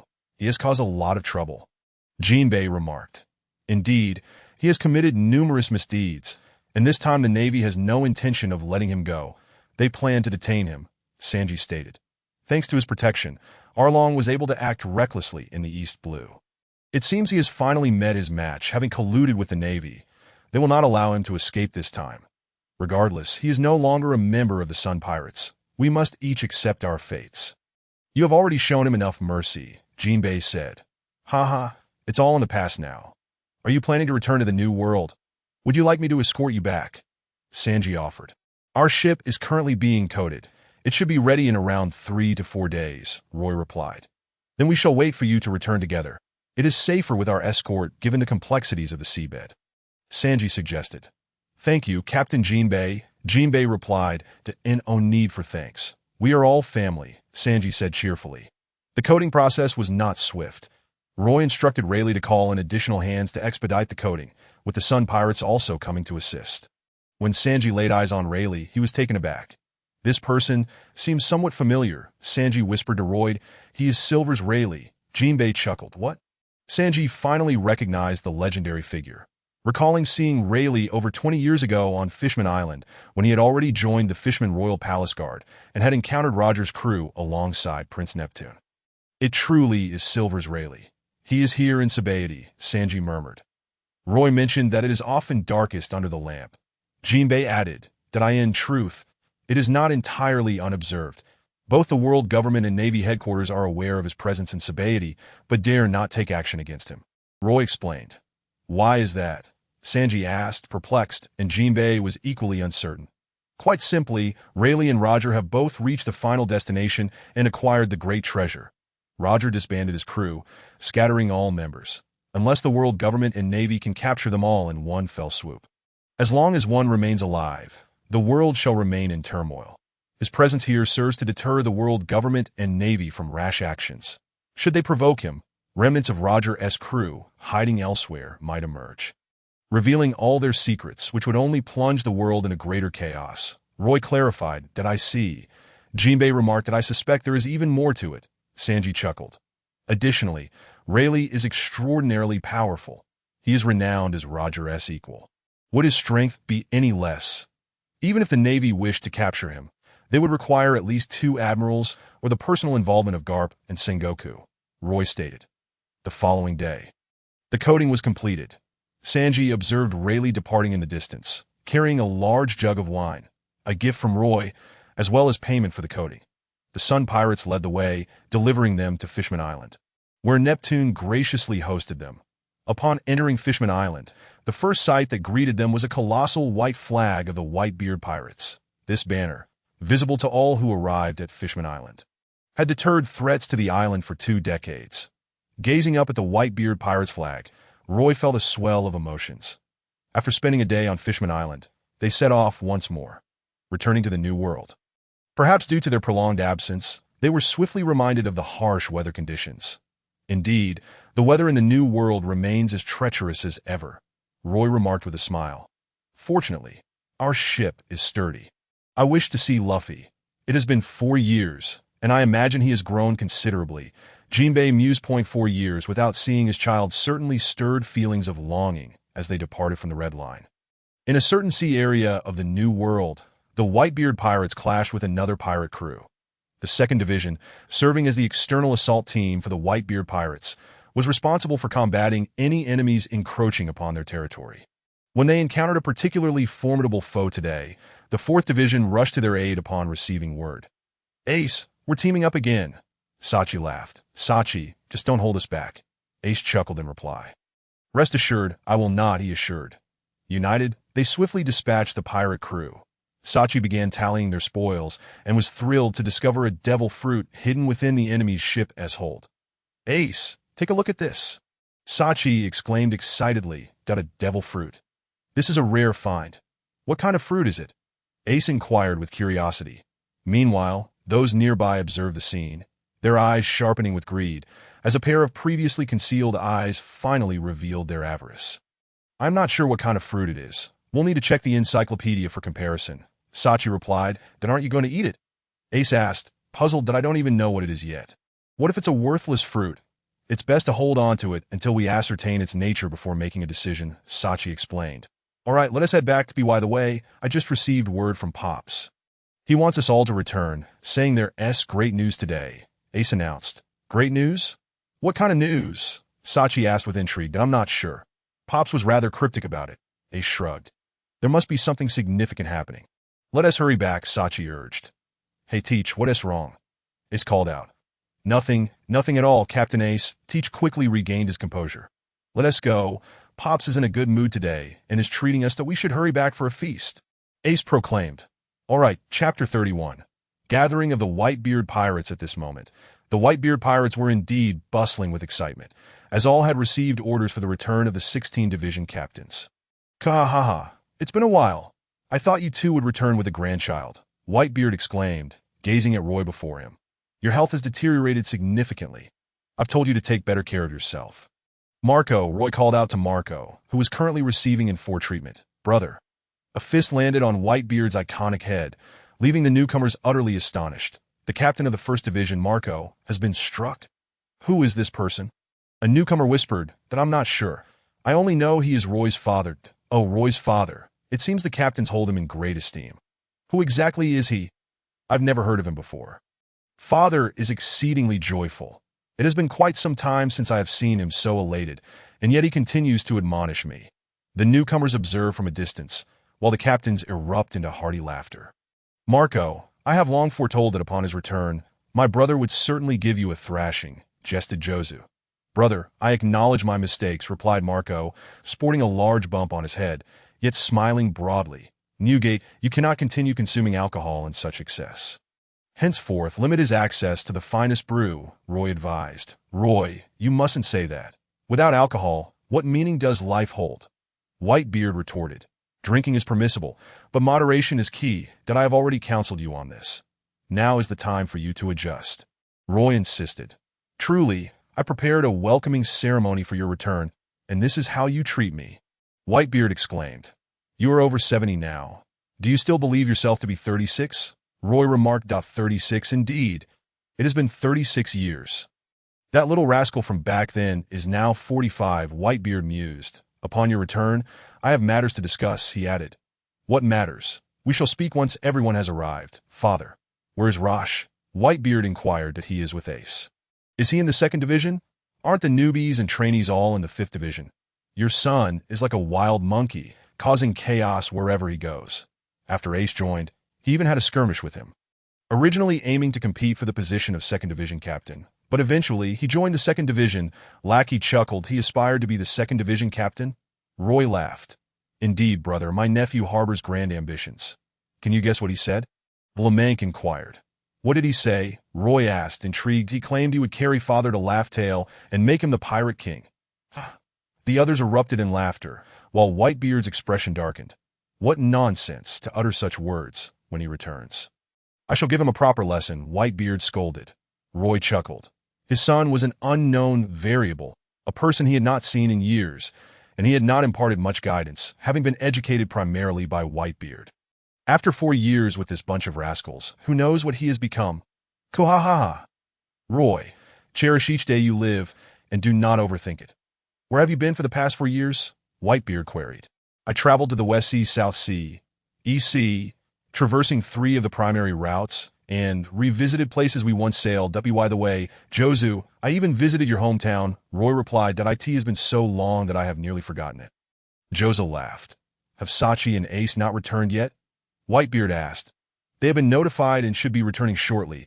Marco responded with a smile. By the way, brother, Whitebeard, you have yet to meet Ace, right? Let me tell you.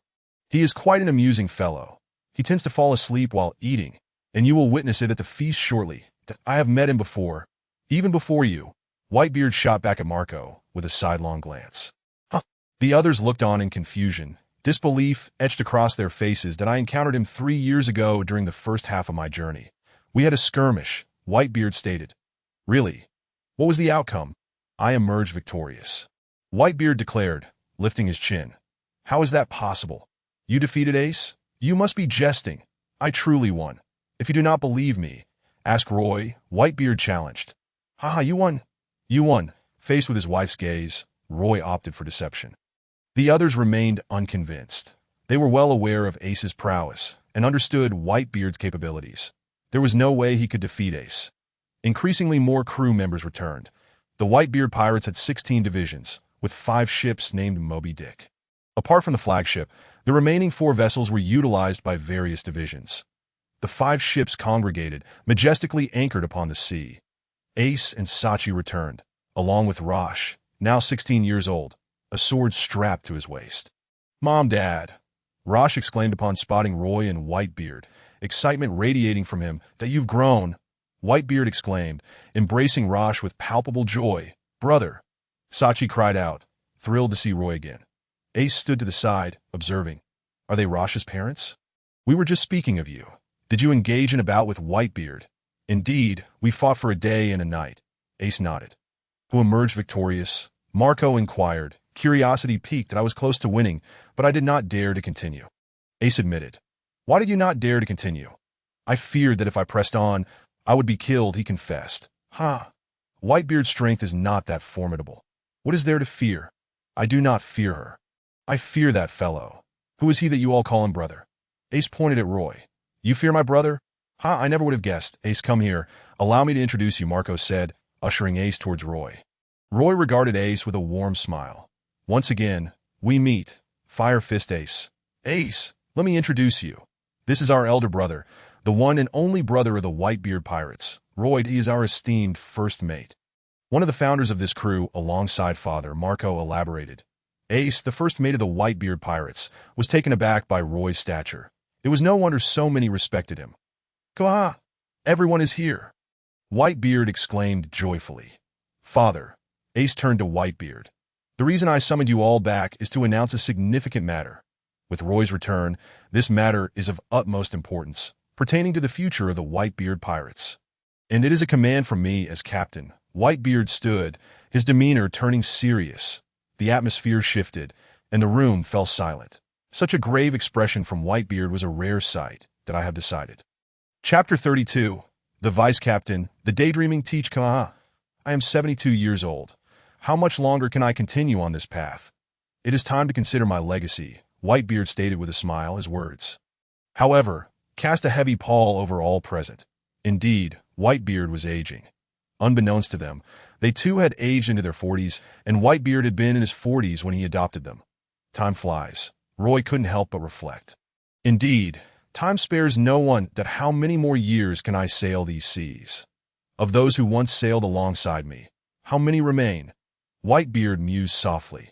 The sense of a fading hero was palpable. An Ace, in disbelief, interjected, Father, you have not changed at all. You are still the strongest person on these seas. You will become the Pirate King. The Pirate King? I have never cared for such titles. All I desire is to be with my family. Whitebeard replied, casting a glance at Roy. Speak. What is it?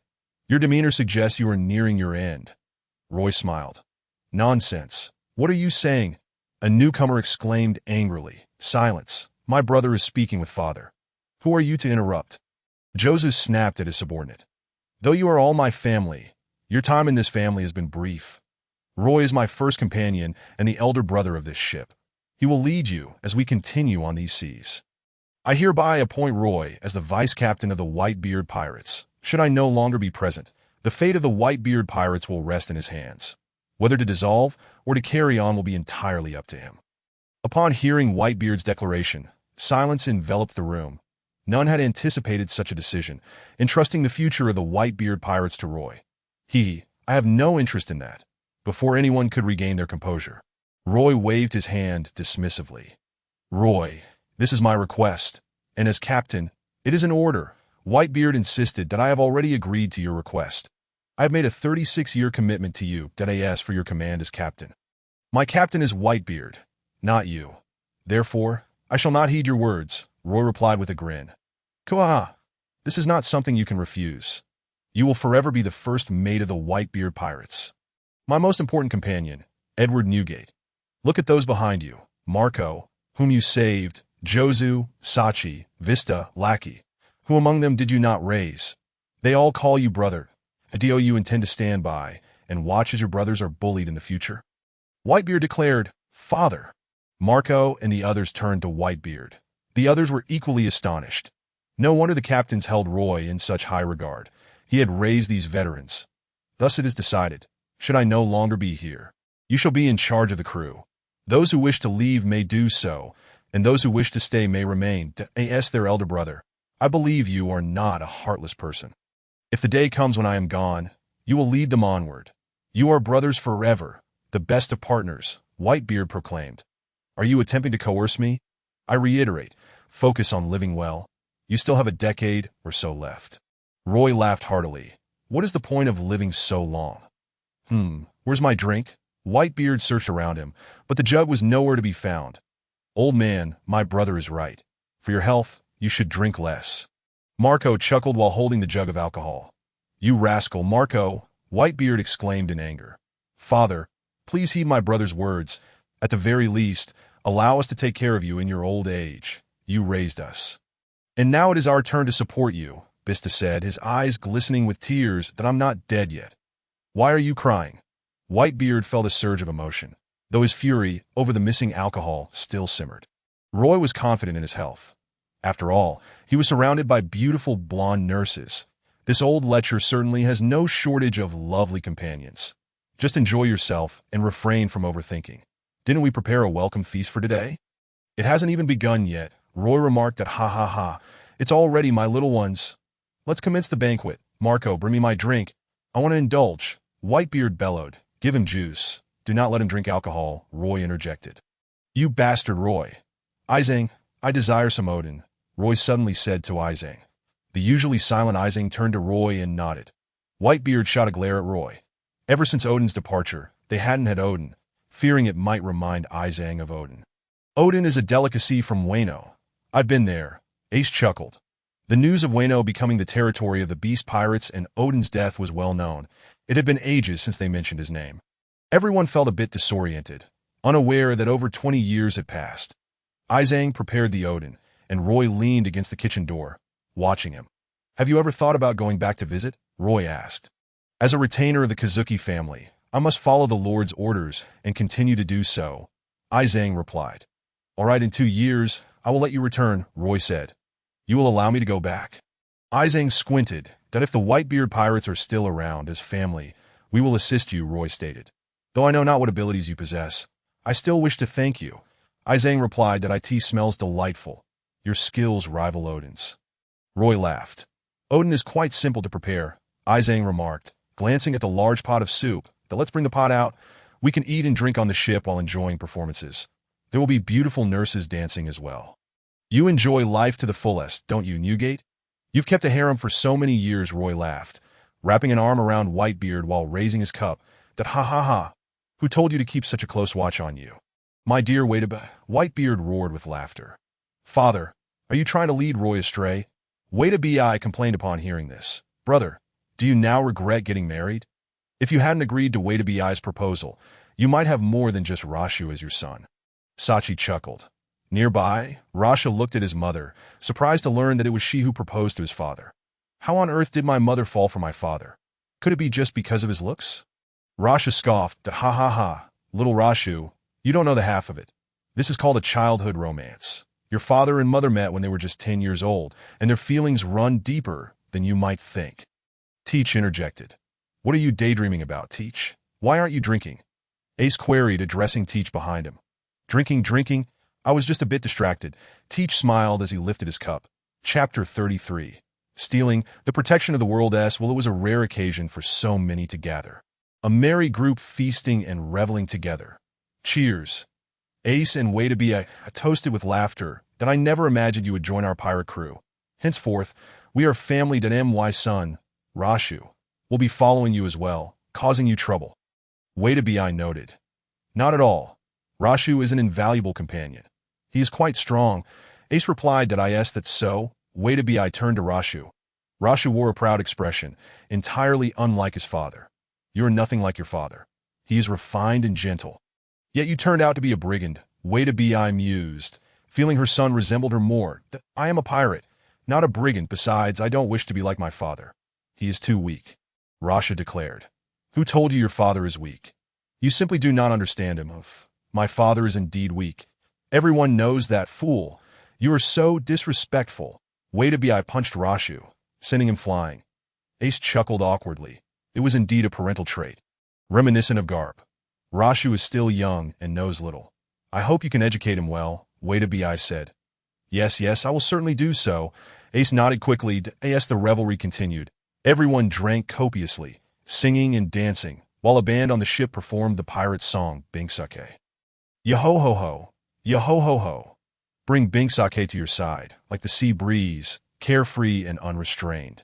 They sang loudly and joyfully, with all the members of the Whitebeard Pirates present. The festivities lasted well into the night. Some fell asleep on the deck, while others returned to their quarters, except for those on watch, who remained awake. Roy was among those who succumbed to slumber. Under the moonlight, Sachi suddenly awoke, feeling a chill and contemplating returning to his room. I suppose I should go back to sleep. Tomorrow morning, I'll need to prepare breakfast and let the dough rise, Sachi yawned, mumbling as he headed towards his room. Meanwhile, someone stealthily emerged from Sachi's room, only to hear footsteps behind him. Who's there? Sachi rubbed his eyes, struggling to see clearly. Captain Sachi, it's me, a voice called out, and Sachi turned to see Teach. What are you doing standing here? Sachi casually inquired. Oh, nothing. I just got up to use the restroom. Teach replied with a grin. Yes, that's so. What are you holding in your hand? Sachi noticed Teach's hand was concealed behind his back. Father, why are you here? Teach suddenly shouted behind Sachi. Father? Sachi turned around, but their father was nowhere in sight. In an instant, Teach drew a dagger from behind him and lunged at Sachi's back. A hand shot out. Seizing the dagger, you dare to attack a comrade. A pair of furious eyes locked onto Teach, and at that moment, Teach felt his breath catch. Sachi sensed something amiss. The killing intent was overwhelming, and he turned in fear only to see a hand gripping the dagger. Brother? Sachi looked at the person who caught the dagger, then back at Teach, feeling a chill run down his spine, a cold sweat breaking out. If not for Roy's timely appearance, he would have been doomed. Teach, what are you planning? Sachi still could not believe that Teach would attempt to kill him. There was but one rule within the Whitebeard Pirates. No harming comrades. You have violated the crew's most sacred law. You deserve death. Roy crushed the dagger in his grip, and the Conqueror's haki surged towards Teach. Boom. Only Teach and Sachi understood the terrifying nature of this haki, far more fearsome than what they had witnessed from red-haired Conqueror's haki. Is this truly the extent of my brother's power? Sachi gazed at Roy in disbelief. All this time, they had considered Roy weak, merely an ordinary person. Now, they realized they had misjudged him. The way he shattered the dagger with his armament haki and unleashed this Conqueror's haki was enough to reign supreme upon these seas. Bang. A fist landed solidly on Teach's body, sending his massive form crashing through several layers of wooden planks and out onto the deck. The commotion roused Whitebeard and the others, who had been vigilant. The instant Roy exhibited his killing intent, they were already alert. What is going on? What was that explosion? Who is there? They all awoke. I never expected you to possess such strength. Brother, it seems I've underestimated you. Teach lay on the deck, and just as Roy and Sachi dashed out, Teach managed to leap into the sea before they could reach him. A speedboat rapidly departed from the Moby Dick. This fellow had long since prepared his escape route. Give me a knife. Roy took a knife from Sachi's hand, haki enveloping the blade as he hurled it towards Teach's direction. Boom! At that moment, a wave surged and the knife, which had been aimed at Teach, veered off course, landing in the sea. Bang! The ocean erupted, sending towering waves soaring high, as Roy and Sachi watched Teach flee into the distance. Is this fate? Roy stared at the retreating Teach, unable to capture him. Brother Sachi, what are you doing? Marco and the others emerged from the cabin, with Whitebeard also stepping out, wielding his naginata. Roy. Whitebeard cast a glance at Roy, awaiting his explanation. Old man, Teach just attempted to assassinate me, Sachi confessed, still shaken. What? Whitebeard's eyes widened in disbelief, and Marco and the others stood frozen. Are you saying Teach tried to kill you? Whitebeard exclaimed, fury evident in his voice. Indeed. I just discovered him leaving my quarters. When I inquired about his presence, he deceived me, claiming you were behind me. Seizing the moment, he attempted to stab me with a dagger, but fortunately, my brother intervened. Forcing that scoundrel to flee, Sachi recounted Roy. Whitebeard turned to Roy, whom he trusted unconditionally.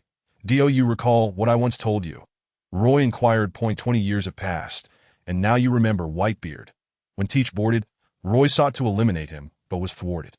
It appears all of that was merely a prelude to the present. He continued, urgency in his tone as he returned for Sachi. Why? Why would Teach wish to kill you? Ace, the captain of the 2nd Division, questioned, struggling to accept that one of his subordinates would betray him. The devil fruit. Have you obtained a devil fruit? Roy asked. How did you know? Big brother, Sachi responded. Check to see if the fruit is still there. Chapter 34. Ace leaves. Pursuing Ace, Sachi emerged holding an empty box. It's gone. Then it is certain. He has stolen the fruit and sought to eliminate Sachi to cover his tracks, Roy declared. Everyone stand down, Roy, Whitebeard commanded, his voice grave. Roy remained at the ship's rear, while the others wore solemn expressions. Today's events were far from trivial. A TO turn against one's comrades was unacceptable, but if it were any other pirate crew, such actions would be commonplace. But within the Whitebeard Pirates, it was utterly intolerable. The crew adhered to strict rules forbidding harm to fellow members. That if Teach desired the fruit, he should have asked his comrades. Clearly, he aimed to steal it and flee the Whitebeard Pirates. indicating he had long been aware of the fruit's identity and had been plotting his departure, that AS for harming a comrade. Perhaps it was not initially his intention. But once Sachi discovered his treachery, he resolved to strike from behind.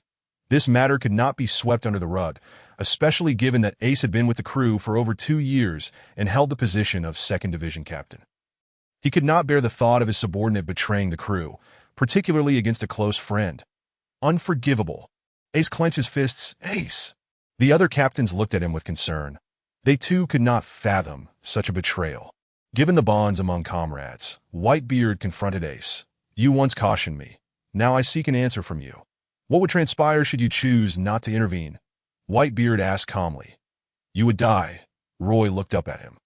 Their eyes locked in a fierce exchange. Claw, claw, claw. This is indeed serious. What should we do? Whitebeard pondered. That IT depends on your decision. Do you wish to proceed or feign ignorance? Roy replied. And what would you do? Whitebeard countered. Act as if he does not exist.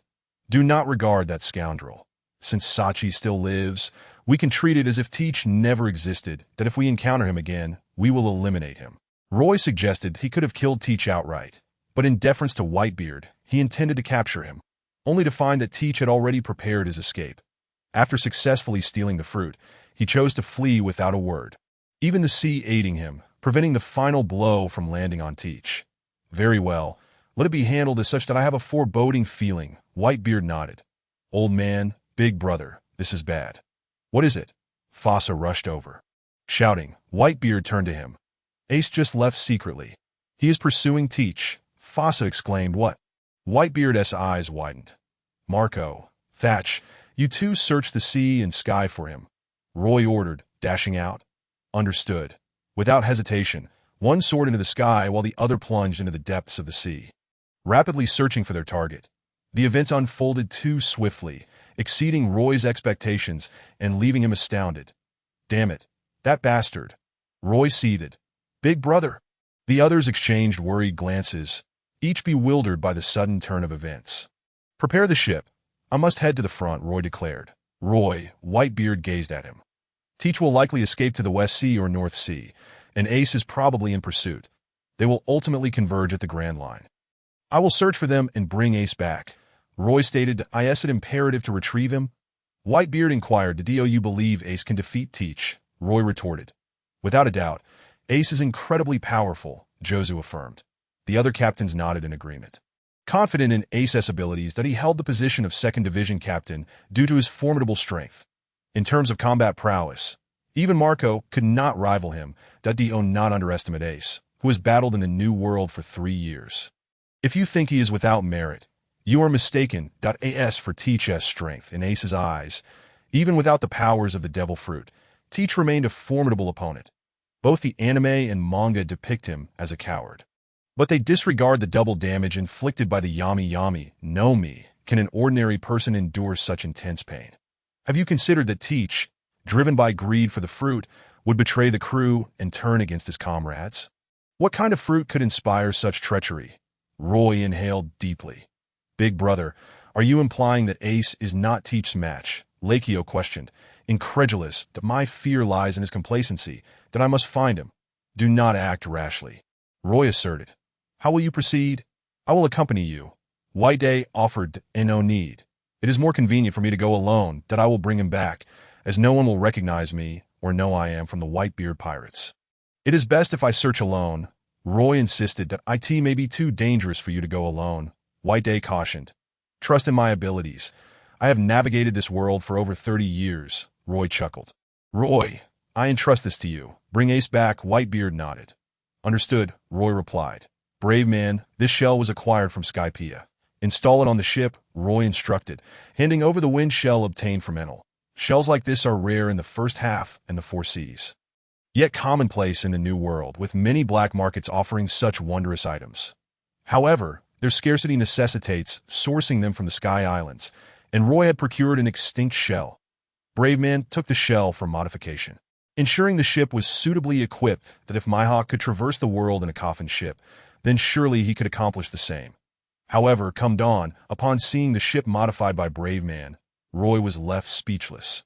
You could have kept it simple. Why create such a grand vessel? Roy had expected a ship akin to the Weevil, but was met with a luxury craft that I merely wish to ensure your brother's comfort. Brave man scratched his head, embarrassed that I appreciate your good intentions. I will do my utmost to bring him back. Truly, everyone is a handful. Roy remarked. Be cautious, Whitebeard advised. Fear not. It will not be so easy to keep me down.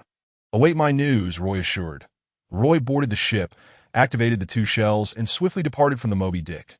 All right, we've set sail. You may emerge now. Roy sat at the helm, tapping the ship's deck. Creak. The door behind him slowly opened, allowing a figure to step forth. Chapter 35. Where is father gone? Have you seen Roy? On the ship of the Whitebeard Pirates, Whiteday was searching for his son, having scoured the area without success. Roy, I cannot find him, Marco reported. Neither can I. Joseph shook his head. That he wouldn't he still be asleep? Would he? Vista speculated. Impossible. I saw him just last night. Whiteday refuted. Keep searching. It's unlikely he simply vanished, Whitebeard urged. Wait, I have his life card, Whiteday suddenly recalled, retrieving the card. The life card began to stir, and following its direction, Whiteday gazed towards the distant sea, a grim realization dawning upon him. The others also noted the life card's indication, and their expressions shifted. Could it be that he secretly boarded his brother's ship and left with him? Vista and the others gasped at awe. The entire Whitebeard Pirates crew was thrown into disarray. Meanwhile, in a certain maritime area of the New World, Roy observed a figure lurking stealthily in the ship's cabin, resembling him closely, albeit with a stronger resemblance to his mother. Dad, Roy's son, Rashu, stammered, overwhelmed. That do you understand the implications of your actions? Roy fixated his gaze upon his son. The two locked eyes, and Rashu's bewilderment stemmed from being discovered too soon. He had hoped to evade detection for a while longer, waiting until he was far from the Whitebeard Pirates before re-emerging, at which point his father would have no option but to let him be. Yet here he was, quickly facing the prospect of being sent back. Dad, please don't send me back, that I can take care of you. Rasha pleaded. Are you certain you can care for me, rather than the other way around? Roy chuckled at this. That in his previous life he had never married, yet in this life he found himself with a wife and children. Though he had always wished for a daughter, life had a peculiar way of unfolding. Children arrived when one least expected them. That he had been with Wadeye for a decade before finally becoming a father at the age of 29. Roy seldom imparted wisdom to Rashu.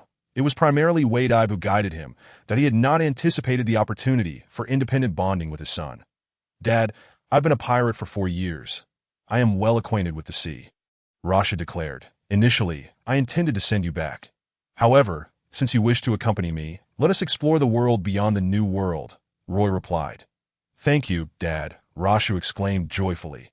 But let it be clear, if you cannot care for me, I will still send you back, Roy asserted. No problem. I assure you I can take good care of you. Rasha stood tall, determined. Before long, as noon approached, Roy began to regret his decision. That he gazed at the billowing black smoke emanating from the kitchen, at a loss for words. You are just like your mother. You possess absolutely no talent in this regard, Roy lamented, recognizing the shared culinary ineptitude of mother and son. Wadeye had spent 20 years attempting to master the art of cooking, eventually conceding defeat after nearly poisoning Roy with her early attempts. From that point on, he had barred her from the kitchen, and now it appeared that his son had inherited the same lack of skill. Allow me. The life card is just ahead, and you need only follow its direction, Roy instructed, as he fashioned a cover for the helm and placed Ace's life card atop it, eliminating the need for a compass and guiding them towards Ace's whereabouts. Roy quickly prepared a simple meal and served it for the two of them to share. The course has deviated, Roy noted, glancing at the helm, which had strayed significantly. What? Rashu exclaimed, hastily attempting to correct the direction. Flustered, Roy found himself somewhat speechless. While his son clearly possessed talent in combat, he was lacking in everyday matters. You might consider learning from Ace. Though he is a pirate, he has studied noble etiquette, which, while seemingly irrelevant, could still be beneficial, Roy suggested. Indeed, the captain is quite courteous, Rashu replied. Yes, though such manners were likely purchased at the cost of his comrades' lives, Roy remarked cryptically, eliciting a look of confusion from Rashu. As father and son took on the roles of day and night, for days passed, and they found themselves entering the doldrums. This is the West Sea, Roy announced. Dad, we've entered the doldrums. What should we do? Rashu asked nervously. eyeing the nearby swirling sea creatures. "Fear not. We simply charge through. Our ship is equipped with 2 wind sails," Roy reassured him, activating the maximum wind power, causing the vessel to soar over the waves, speeding towards the West Sea. Behind them, sea creatures pursued, but clearly unable to match their speed. "Haha, Dad, this is exhilarating," Rasha shouted into the wind, reveling in the thrill of the adventure. "You certainly take after your mother in spirit," Roy remarked, continuing to press the sails for greater speed. However, the sea creatures were not to be underestimated. Their massive bodies moved with surprising agility that a particularly swift sea creature, resembling a rabbit with blood-red eyes, closed in on them. The AS had opened its massive jaws, poised to swallow them whole. Rashu unsheathed 2 blades, ready to confront the creature. Roy felt a swell of pride at his son's bravery, rather than resigning to fate. He sought to vanquish this sea beast. "Back off," Roy commanded, fixing a fierce glare upon the creature. The rabbit-like sea beast froze, its mouth agape, paralyzed by Roy's gaze. Roy averted his eyes and pressed onward. Why did it have to retreat? I wanted to take it down and see if its meat was tasty," Rasha lamented, "that we must first exit the doldrums. If you engage it here, the scent of blood will attract more sea creatures," Roy advised. "All right," Rasha conceded, reluctantly setting down his weapons as they made their way to the West Sea. The life card continued to guide their path toward Ace. The father and son duo traversed several locations in the West Sea until they finally found themselves confronted by the Red Line. "Dad, is this the reverse mountain?" Rashu exclaimed, gazing at the surging currents. "Indeed, this is the reverse mountain. Prepare yourself. We are about to ascend." "Honestly, moving so quickly is quite absurd," Roy muttered, exasperated. Ace's speed had clearly outstripped theirs. In just a few days, while Luffy was still in the bounty phase and had yet to enter the Grand Line, Ace had already made his way there ahead of them. It was evident that both Teach and Ace had been accelerating their pursuits during this time. Roy could only follow in their wake, chasing them from place to place. Having scaled the reverse mountain, Roy found himself at Twin Cape once more. "Hey, Kurika, are you there?" Chapter 36. Drum Kingdom. "Teacher again with you?" "You've crossed the reverse mountain several times in these past years," Kurikus said, pushing the door open. "Have you seen a young lad wearing a straw hat come through here?" Roy inquired. "That a straw hat? You mean Luffy and his crew, right?" Kurika replied that it appeared they had indeed arrived, so Roy decided to head to Drum Kingdom. He casually shut the door behind him. "You bastard, I'm still in here." "Ouch, my nose," Kurisu exclaimed angrily, reopening the door while clutching his nose and cursing that Teach route leads to Drum Kingdom, then Alabasta, and from there to Gyro Island. "As for the final destination, I have no idea," Roy mumbled, entirely disregarding Kurikus's indignation. "Hey, why are you looking for Luffy?" Kurika called out as he chased after our "It's not Luffy I'm after. It's his brother," Roy clarified. "His brother? What do you mean?" Kurika asked, puzzled. "Roger had a child named Ace, you know." Roy explained that I had thought so at one point, but then I dismissed it. Roger mentioned naming his son Ace if he had one, but the timelines don't align. Fire Fist Ace is the 2nd Division commander of your Whitebeard Pirates, and he is only 20. Roger passed away 22 years ago, but he is indeed Roger's son. I want to elaborate further. He left the Whitebeard Pirates without permission, and I am searching for him. I haven't seen him. Well, I shall continue my search. What do you want with Luffy? Nothing much. I just wanted to confirm the timing of their departure. When did the Straw Hat Pirates leave? It has been several days. They took the Whiskey Peak route, and their next stop is Little Garden. You're likely headed there to find them. Not anymore. I'm going to Drum Kingdom, Roy stated. Drum Kingdom? Dad, look, a whale, such a massive whale, with so many scars on its head. Why does it have a pirate flag? Haha, what an ugly pirate flag. At that moment, Rasha spotted something and called out to Roy. Roy turned to see Laboon approaching, adorned with the skull and crossbones drawn by Luffy. A rather unsightly sight. I asked that your son? Kurika asked. Yes, my son Rashu. Roy confirmed that he bears a striking resemblance to you. However, compared to you, his personality seems more akin to that of your wife. That only confirms he is indeed my child. Time has flown by unnoticed. Rest assured, you will soon receive news. Fate has a peculiar way of unfolding. Hearing you utter the word fate indicates that fate has taught you a lesson. I detest others knowing my fate. Old man, just stay put here, Roy replied lazily, making his exit. Rasha continued to curiously examine Kuru. making a face once he realized he was merely an old man. Roy returned to the ship, setting sail for Drum Kingdom with Rashu. The precise timeline eluded him, but he knew that both Teach and Ace were present in Drum Kingdom. Luffy had not received Ace's message there, having instead been misled by false information to Alabasta. Upon arriving at Drum Kingdom, Roy was greeted by a sea of cherry blossoms. Late again, I didn't see Kureha last time. Perhaps I will this time. Docking the ship, he led Rashu along the cableway to the palace. That moment, the mountains of Drum Kingdom were awash in cherry blossoms as they ascended the cableway. Someone is coming, Kureha remarked, glancing toward the cableway while enjoying her drink atop the mountain. Someone, Dalton drew his weapon, preparing himself. The Drum Kingdom had been rather tumultuous of late, compelling him to fight for its sake. As the blizzard began to wane, two figures, one large and one small, emerged upon the mountainside. It has been a long time, Dr. Doriel, Roy said, exhaling warmth from his hands tucked within his sleeves. Who are you? Goulet momentarily failed to recognize him until he approached closer, triggering her memory. Suddenly, a foot struck out, and Roy swiftly dodged, the long leg landing squarely upon his shoulder, executing a split before him, confronting him directly. Hey, who are you? Luo Xiao exclaimed, startled, gripping the hilt of his knife anxiously. Luo Xiao, do not be rude, Roy replied coolly. Who could it be but my esteemed apprentice, young Roy? Did you bring me some wine? Goulet chuckled. I have brought some a few years ago. I could not find your whereabouts, but this time I have brought fine wine for us to share, Roy responded. This little rascal has quite the temper. He is the son of you and that wild girl, isn't he? Goulet inquired, glancing at Luo Xiao. How dare you insult my mother? Luo Xiao retorted angrily. Indeed, he is the child of that wild girl. Goulet nodded. In the end, it seems you were subdued by her, giving birth to an ill-mannered wild child. I will kill you, Luo Xiao shouted, enraged by the derogatory reference to his mother. Deep Bay, as a wild girl, and further branding him as a wild child, drawing his knife and striking. Clang! Dalton's ice-cutting blade intercepted Luo Xiao, and the two commenced battling amidst the snow. Teacher, I have brought the wine, Roy declared, producing a bottle from his coat. At least you know how to behave.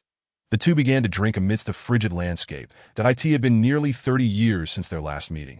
Goulet remained unchanged, having been 109 years old the last time they met. Teacher, you seem to be growing younger, Roy remarked, when he had come to this place to learn under her tutelage. It was evident that Goulet, with her longevity, possessed the most formidable medical skills in the world. None could rival her. Even that tamed reindeer may not hold a candle to her current prowess. As a physician, particularly one versed in traditional Chinese medicine, Roy sought her guidance. I am merely 139 years old, still a young maiden, Goulet replied. Haha, you are indeed the strongest in this world. Roy said joyfully to AT-139. Goulet's appearance and abilities remained unimpaired. She had witnessed countless events. When the two giants from the small garden wreaked havoc across the seas, Goulet was already 39. A top-tier physician by then. What use is strength when one is nearing death? In a few years, the state of that white-bearded man will dictate his fate. If he remains compliant, under your care, he might live a few more years. But if he insists on causing trouble, who can say what will happen? Goulet stated that I will do my best to prevent him from fighting. Roy nodded. A few months ago, a fellow known as Blackbeard raided the Drum Kingdom, plundering the entire nation, even causing the king to flee. What connection does he have with the Whitebeard Pirates? He is a traitor from our pirate crew. A traitor? It is truly rare to find one among such a person as Whitebeard, Dalton remarked, continuing to battle against Luo Xiao while Roy and Goulet enjoyed their drinks in the snow. I am currently searching for our pirate crew's second-in-command, who is pursuing the traitor. Chapter 37. Educating my son, the turmoil in Alabasta. Uncle, you are no match for me, Luo Xiao boasted, standing before Dalton.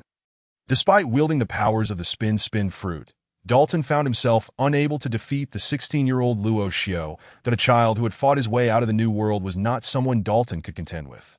Not a bad little rascal, Goulet observed, showing no surprise at the outcome of the battle. It was reasonable that a child of such monstrous lineage would be formidable. Dalton fell to the ground, gasping for breath, unable to fathom his defeat at the hands of a youth. Luo Xiao, come here, Roy called out. Luo Xiao, still brandishing his knife, glared at Gu Leiwa. "Allow me to introduce you. This is my teacher." "Dr. Doriel," Roy said. Luo Xiao did not respond, gazing at Gu Leiwa with arrogance, unwilling to accept the label of wild child applied to him. "He is quite like his mother," Doriel chuckled.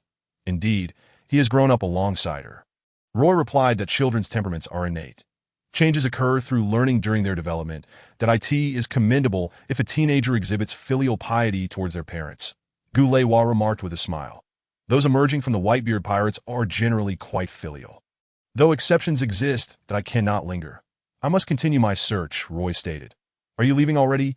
Gu Leiwa asked with a hint of reluctance. Chopper was undoubtedly her prized disciple, but Roy had been her first student. She genuinely cherished the well-mannered youth he once was. "Yes, teacher. It brings me great joy to have seen you again. Next time, I shall bring more wine," Roy said, bowing to Gu Leiwa as he had 30 years prior. Preparing to set sail once more to go on, the sea is a man's true home. "You scoundrels are all the same," Gu Leiwa laughed. "Luo Xiao, let us depart." "Do not linger," Roy advised, not imposing his will upon his child. Human nature is inherently flawed. Roy never believed children to be ignorant. They understood, yet they possessed an innate propensity for mischief. It is only through growth and education that they learn certain truths. Coupled with the constraints of morality and law. Without law, devoid of humanity, there exist many beasts upon this ocean. Who knows how many individuals akin to Satan's Saint roam about? In time, his son would gradually come to comprehend this. The rebelliousness of adolescence is abundant to them. 1,000,000 is merely a number.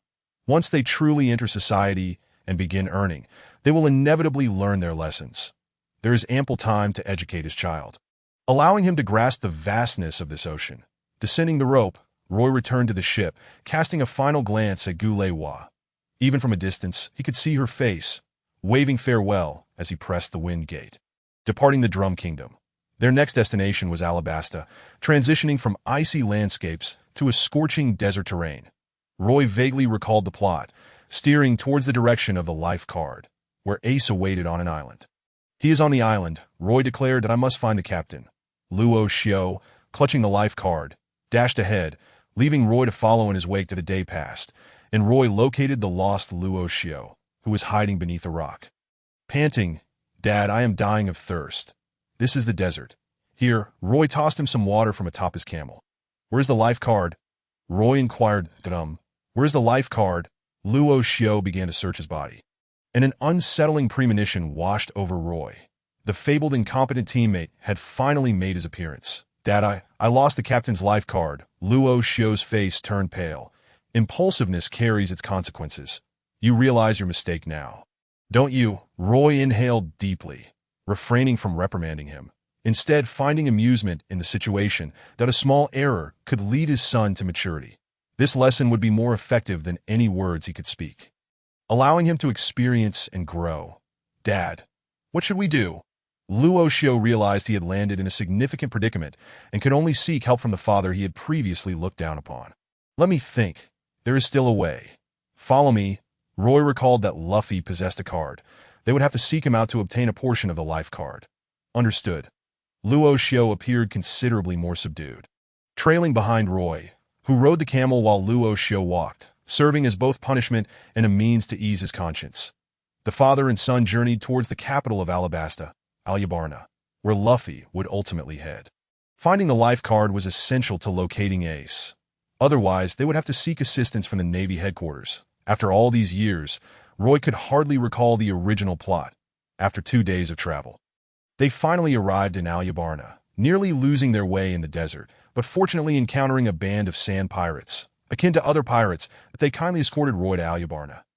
"Dad, this country is a mess," Luo Xiao remarked in astonishment, observing the chaos in the capital. "The world has never been peaceful.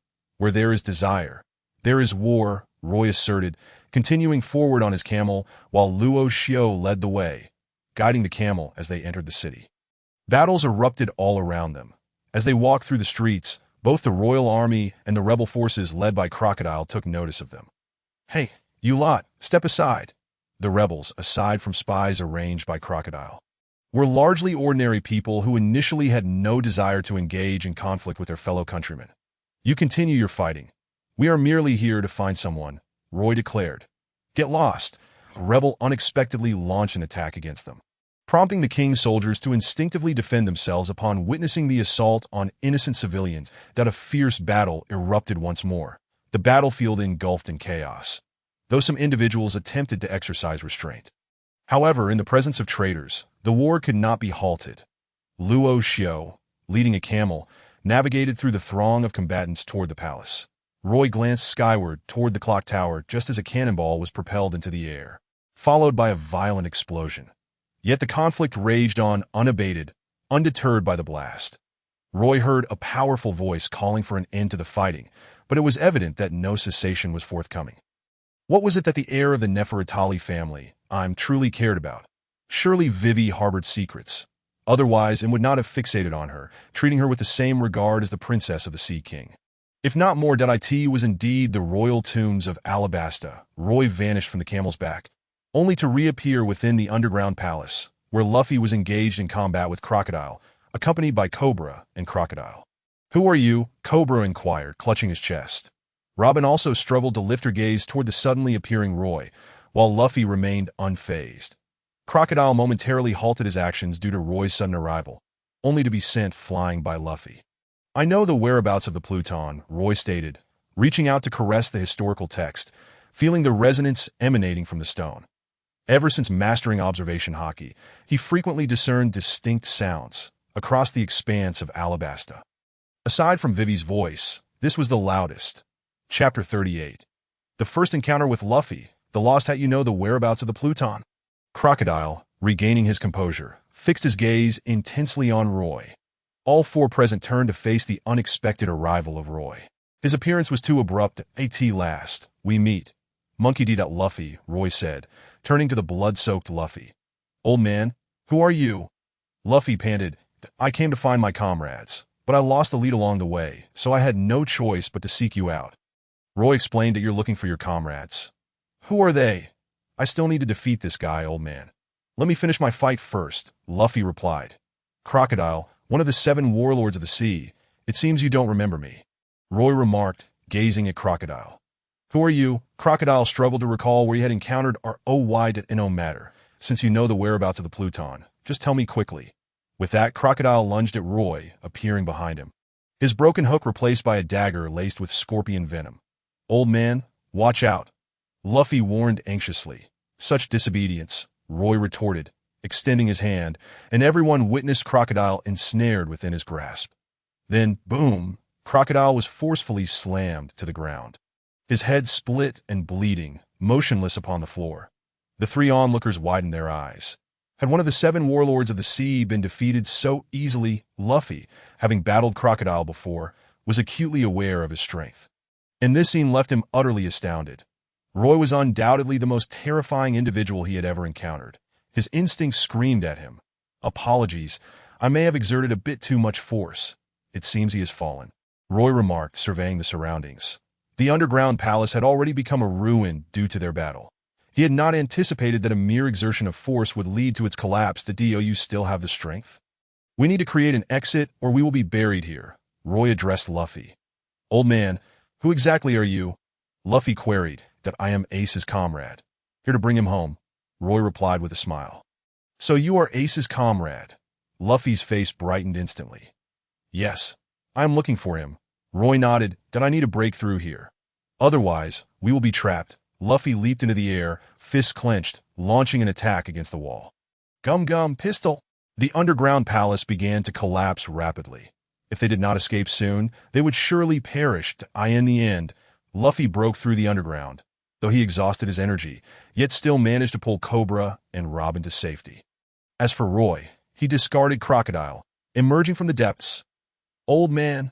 Luffy flashed Roy a smile before succumbing to unconsciousness. Due to the rain, the fighting ceased. Roy heard Vivi's cries, as well as the approaching footsteps of the Straw Hat Pirates. "What are you planning to do?" Cobra eyed Robin warily.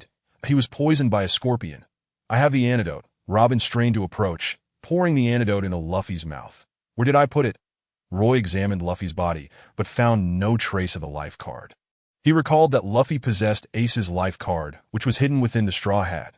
Now absent from his grasp, that do you know the whereabouts of the Pluton? Robin inquired, looking at Roy. Indeed.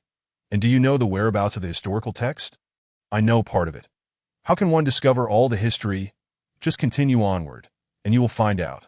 Robin, clutching her wounded abdomen, stepped away slowly. Cobra took Luffy and departed, leaving Roy behind, his face etched with distress.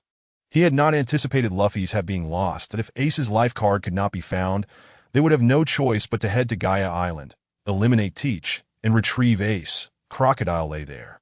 The Marines arrived, led by Tashigi, who spotted the fallen crocodile and then turned her gaze to Roy. Sir, what did you just witness?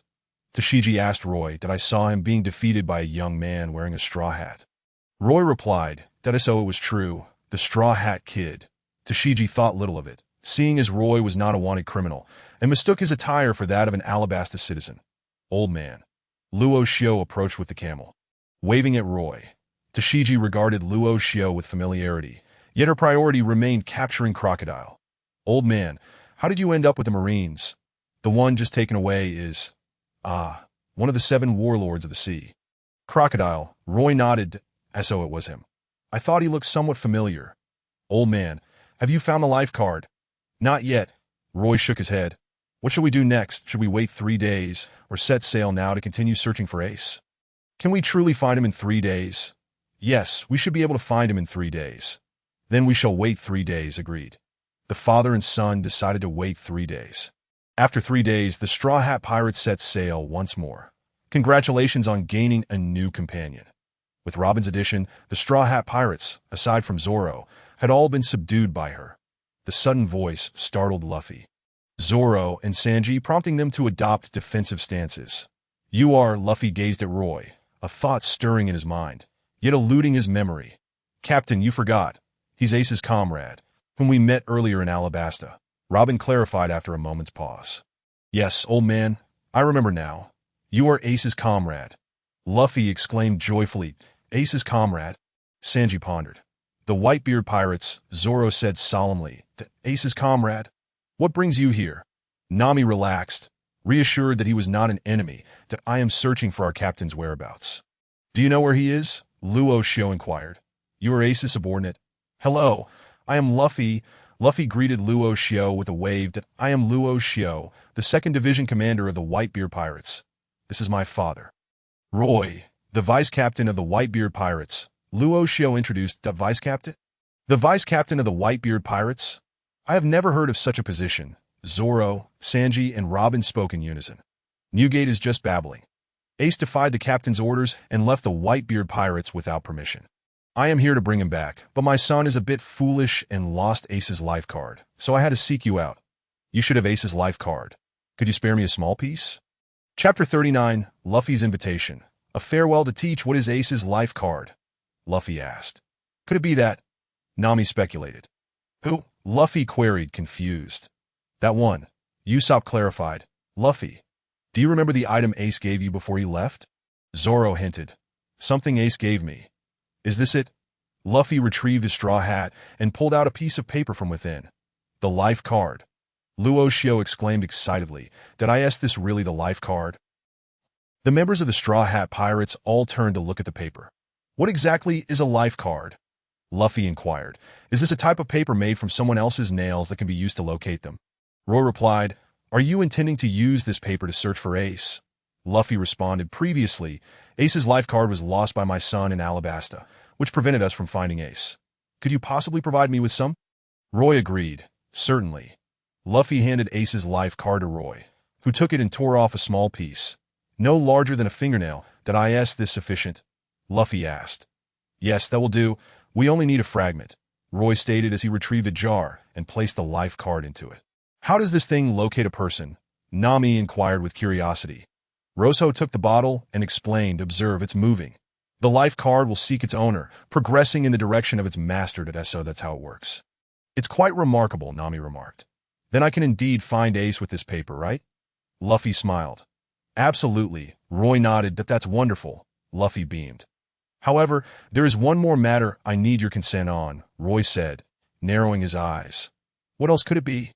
Sanji and Zoro became wary. That it's nothing serious. We simply wish to accompany you for a while, and once we reach a certain location, we will part ways, Roy explained. All right, Luffy readily agreed. Luffy! The others exclaimed. Surprised by the addition of Roy and his son to their group, that I end the following days. They indeed traveled to several islands alongside the Straw Hat Pirates, that a small boat trailed them from a distance until they encountered a problem with their compass. It was only when a ship fell from the sky that Roy became serious. Sky Island. Are we heading to Sky Island next? Uncle Rosso, will you join us? Luffy asked upon learning of the destination. No, we have other matters to attend to. We will part ways with you on the island, Roy replied. Uncle, are you really going to separate from us here? Luffy lamented, having grown fond of Roy and Rosso during their time together. This is sufficient, Roy affirmed. What about Rosso? Would you like to join us and become a member of the Straw Hat Pirates?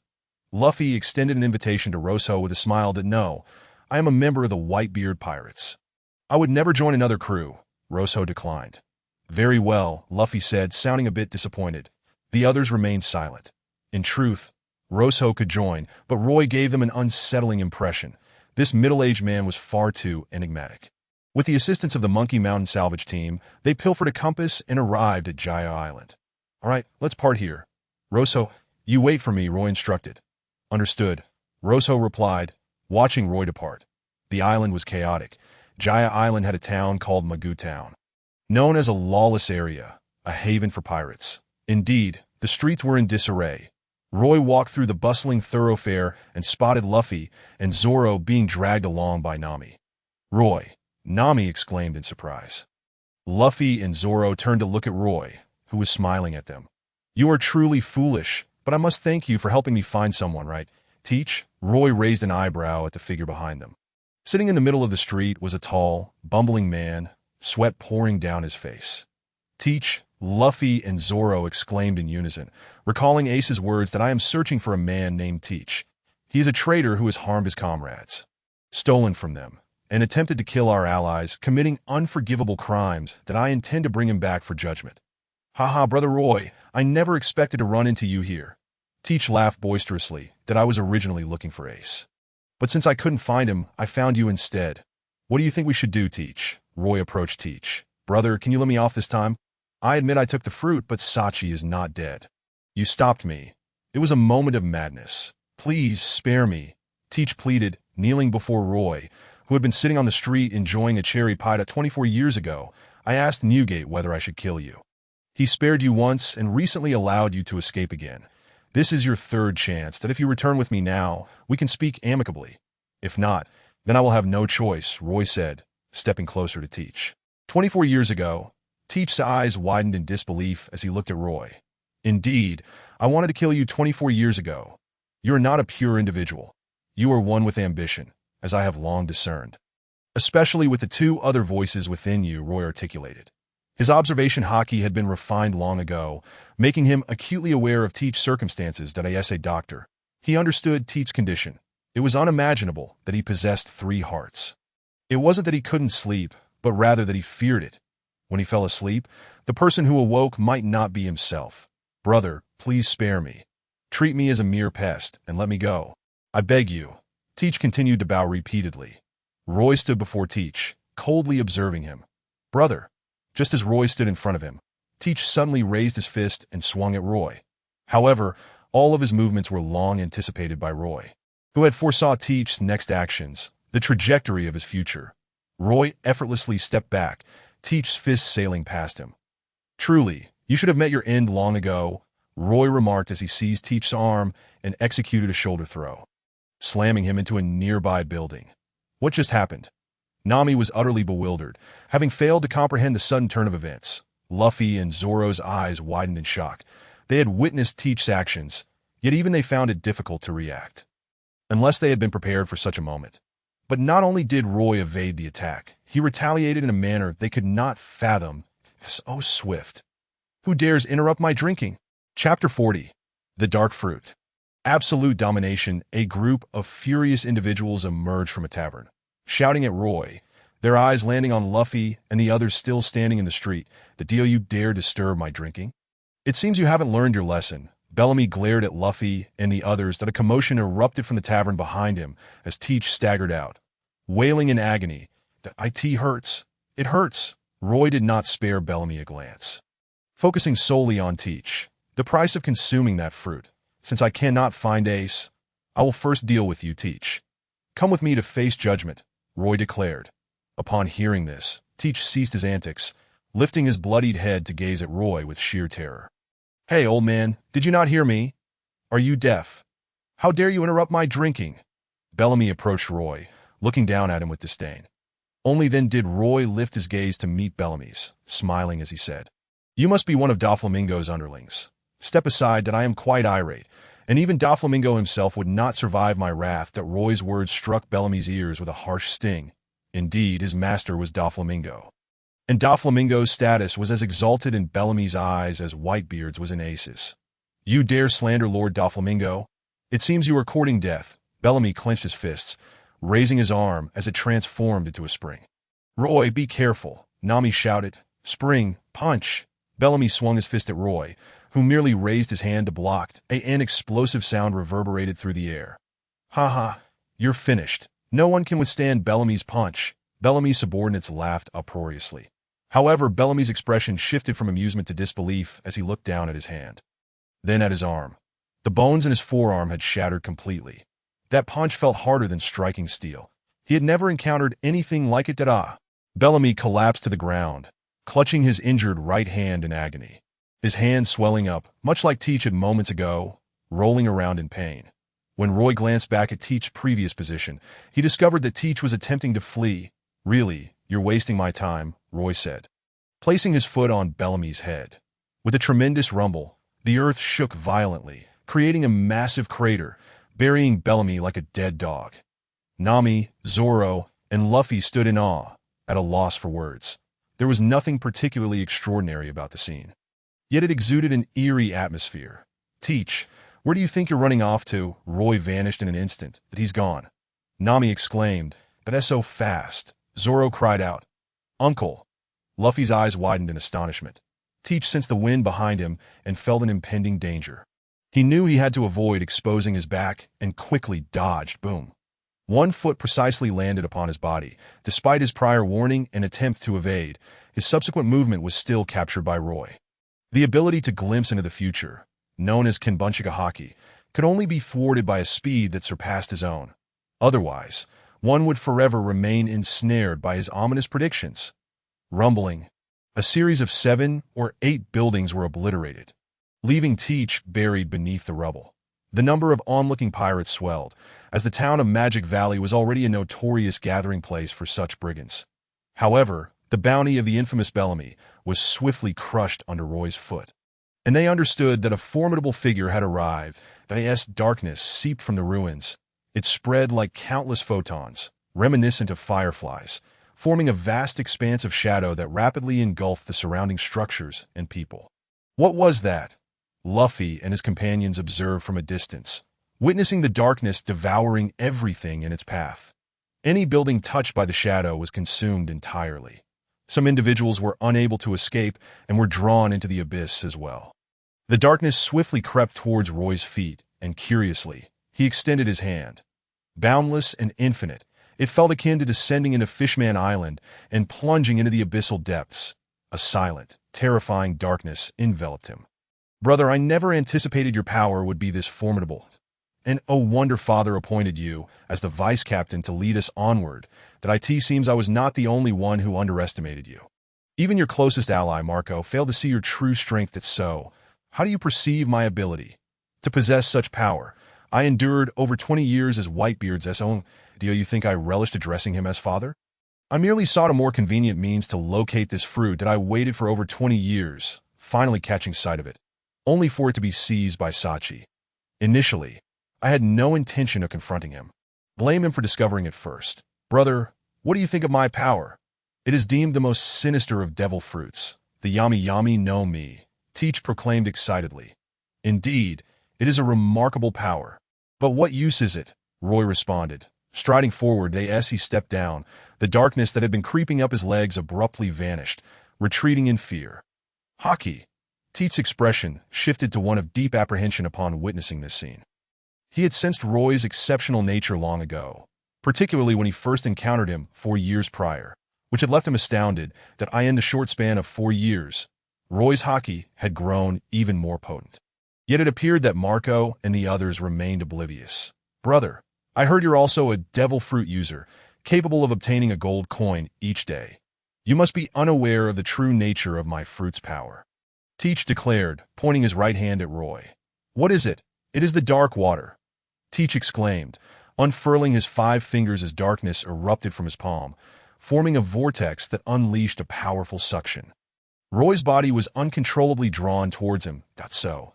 It is a gravitational pull," Roy mused. Upon contact, the fruit's ability would dissipate. The dark water technique does not merely attract devil fruit users, but rather generates a force of attraction. Once touched by his darkness, one's abilities would be consumed. Otherwise, how could a powerless individual be drawn towards him? It clearly was not solely directed at devil fruit users. That ha ha ha. Teach raised his fist, aiming a punch at Roy. Boom. Roy retaliated with a punch of his own. That a tremendous burst of Conqueror's haki enveloped him, unleashing black lightning pulses that darkened the sky above Gaia Island, save for a few. All fell unconscious within the range of this overwhelming aura. That my head aches, Bagus groaned, kneeling on one leg and clutching his head. Van Augur was similarly affected. Already weakened, Poison Q lay sprawled on the ground alongside his horse. "You don't think a mere devil fruit ability can challenge me, do you?" Roy stated coldly, standing on Teach's chest. Chapter 41. The Secrets of the Dark Fruit and Teach's Mysterious Past. The streets of Gaia Island lay strewn with bodies. Save for Luffy, Zoro, and Sanji. Did Roy cause all this? Nami felt her legs weaken, sitting on the ground with a dazed expression. After all, he is the vice-captain of the Whitebeard Pirates, although I had not heard of him before. "His strength speaks volumes," Zoro remarked solemnly. "That ha. No wonder he is Ace's vice-captain. He's incredibly strong. If the vice-captain is this powerful, just imagine how formidable the captain must be." Luffy exclaimed joyfully. That man is the Teach Ace was searching for. "I sensed he was no ordinary individual, another devil fruit user, right?" Zoro noted. "Are you not frightened?" "That was terrifying." Nami trembled. "Not particularly," Zoro replied. "That I'm not afraid. The elder did not target us," Luffy added. "Brother, please don't kill me. I beg you, spare me. I swear I will never defy you again, that I will return and apologize to Father, kneeling before him to admit my mistakes. Please, spare my life." Teach pleaded incessantly. "If I had known it would come to this, I would have acted differently. I have always been aware of your ambitions, yet Newgate forbade me from taking your life. Thus, it seems I must end it here," Roy declared, raising his hand with fingers poised to strike Teach's head. Faced with the threat of death, Teach was no ordinary man. His strength rivaled that of the captains in the Whitebeard Pirates. Did they truly believe he lacked power, that he could only rely on the Yami Yami no Mi? His massive physique alone possessed an extraordinary strength, and under the duress of impending death, his will to survive surged. With a sudden motion, he pushed Roy aside and drew his weapon, a set of claws reminiscent of Wolverine's, capable of leaving marks on even the face of the legendary red-haired Shanks. Imagine that, leaving a mark on Shanks' face. Even in his youth, he was no ordinary foe. Swish! The air split with a tearing sound as Roy deftly leaped aside. While the buildings behind him were sliced apart with surgical precision, debris flying hundreds of meters away. Zoro momentarily froze at the sight. An airborne slash. Gasp! Gasp! Teach fixed his gaze on Roy above him, wiping the blood from his brow. Dark hole. Darkness erupted from his back, forming a vortex. Release. The debris absorbed moments ago was expelled, hurtling towards Roy. Roy deftly evaded the projectiles, effortlessly sidestepping even a thrown building. "Is this all you've got?" Roy taunted Teach. "That I truly did not anticipate your power, brother. You are even mightier than red-haired Shanks. Such haki is a rarity, only witnessed in Roger. No, your haki even surpasses his. He was the Pirate King. How do you possess such power?" Teach's eyes widened in terror, but Roy's gaze remained unervingly calm, devoid of any emotional turbulence. While others might exhibit fluctuations in sentiment, Roy appeared indifferent, as if everything lay within his dominion, that if Roger was the king of the great pirates, Roy exuded an aura akin to that of the ruler of the world, embodying an attitude of disdain towards the entirety of existence. "I cannot say." It seems innate, Roy shrugged, pondering how to explain the existence of the system. Rewards that took 30 years to acquire. What else might it bestow upon him in the future? I envy you. Possessing such formidable strength that if I had your power, I would no longer pursue the yami no mi, Teach lamented. You could have achieved such power, but your laziness and lack of dedication to honing your abilities led you astray. Fixating solely on obtaining the fruit's power that I in truth. You lack confidence in yourself, or perhaps you are overly confident in the fruit, Roy remarked. Indeed, it is a legendary fruit. That individual once deceived many into becoming his subordinates with its power. Teach chuckled. Roy understood precisely whom Teach referred to, having heard from Whitebeard about the former owner of the fruit and the deceitful tactics employed. The subsequent God Valley incident involved the Rocks pirates seeking something. Much like Teach's current ambition to acquire an as-yet unseen fruit, the 36 years had elapsed since the God Valley incident. While Teach was 7 years younger than Roy, still only 38. The timelines aligned perfectly. There was a strong possibility of a connection. After all, ever since Luffy's lineage was revealed, along with Sanji's family and even Frankie's father potentially being queen, it became evident that aside from Chopper, there existed an even more enigmatic figure, Nami. Who would have thought that the entire world would be a travelogue of second-generation pirates? Given your knowledge of this matter, it seems you are quite familiar with that pirate crew, Roy chuckled. Although I was no longer around when I became sensible, legends about him continue to circulate across the vast ocean. Brother, let us embark on this venture together. Father has aged. As long as you follow my lead, the entire world will eventually belong to us. With my abilities and cunning, paired with your wealth and intellect, the future will be ours to command. What do the celestial dragons matter? What does the world government signify? The entire world shall be our dominion, and at that time, you shall have whatever your heart desires. That not appealing, Teach proclaimed loudly. Roy, amused by Teach's words, had not anticipated such audacity from this individual, who was not among Buggy's foolish subordinates. Moreover, Buggy bore the luck of a conqueror's hockey, accompanied by various fortuitous circumstances. Teach, are you attempting to ensnare me with mere words? I have lived for over a decade and have read for more than 30 years. While I may not claim to fully comprehend this world, I survive each day with a coin in my pocket. Do you truly think there is anything I desire? Do not attempt to manipulate my sentiments with your ridiculous rhetoric. I am not a beggar in need of your charity. What you possess is merely my prey. Be compliant and return with me, or I shall be compelled to end your life here. Roy declared, ha ha ha. Brother is indeed a brother. I knew you would refuse. Teach laughed heartily, enveloped by the shadows at his feet. Roy's expression hardened as he swiftly drew a pistol from his waist. Remembering well that he had awakened his observation hockey as a sharpshooter 26 years prior. Bang! A bullet imbued with Conqueror's hockey shot forth into the darkness. Da-da! A piercing scream erupted from within the shadows. Chapter 42. The Darkness's Escape. Could one truly escape in such a manner? Roy pondered as he surveyed the chaotic scene before him. This was the second time Teach had eluded him. How should one articulate this? He had not considered the other capabilities of the dark fruit. Renowned as the most sinister of devil fruits, it indeed possessed a malevolent nature, capable of nullifying all other devil fruit abilities and rendering them ineffective. Furthermore, it could consume everything, engulfing it in darkness and then expelling it.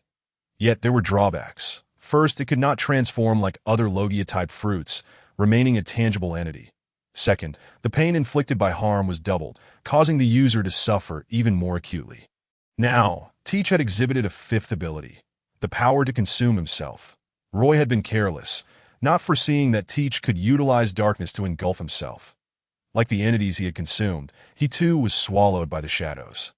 Allowing his true form to escape through the darkness, where he had gone, Roy could not ascertain. Entirely unaware of his whereabouts, at the very least, he was no longer within the bounds of Gaia Island. Roy's observation hockey had not detected him there. What a remarkable escape, to vanish in such a fashion. Where could he have fled to? Roy muttered, realizing that if Teach possessed such an escape route, he would need to be more vigilant next time.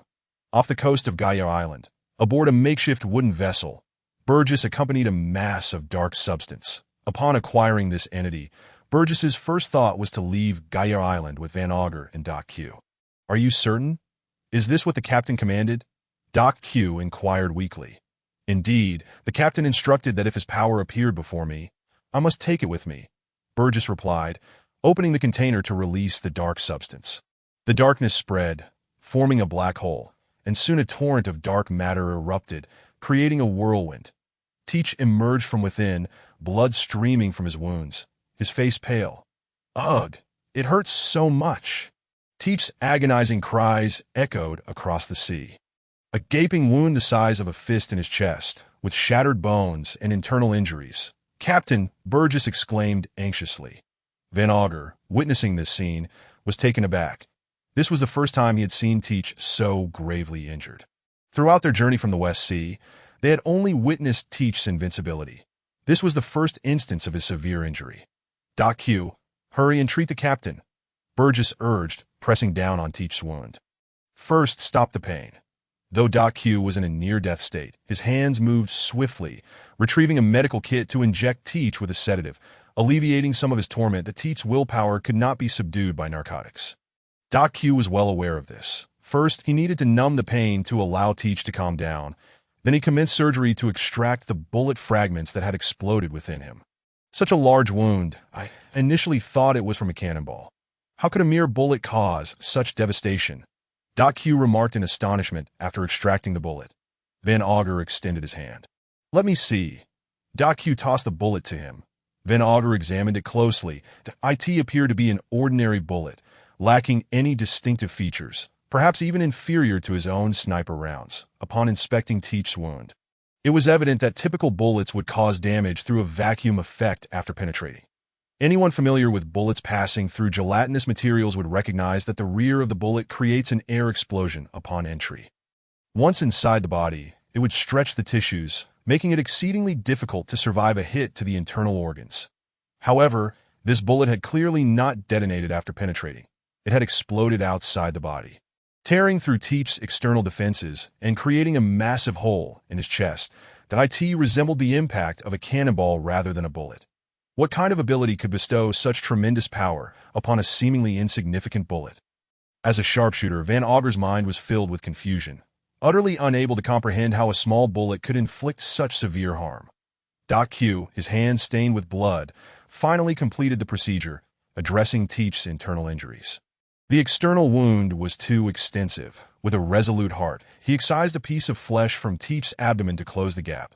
This should suffice, Doc Q gasped, collapsing onto the vessel alongside his steed, who also appeared utterly exhausted. One might mistake it for having exerted itself tremendously. Both master and mount were in a pitiful state, resembling the walking dead. Captain, who attacked you? Burgess inquired. Deroy. Teach managed to utter, the analgesic still providing some relief, though the pain from the dark fruit remained intense, particularly in the aftermath of surgery. What manner of individual is Roy?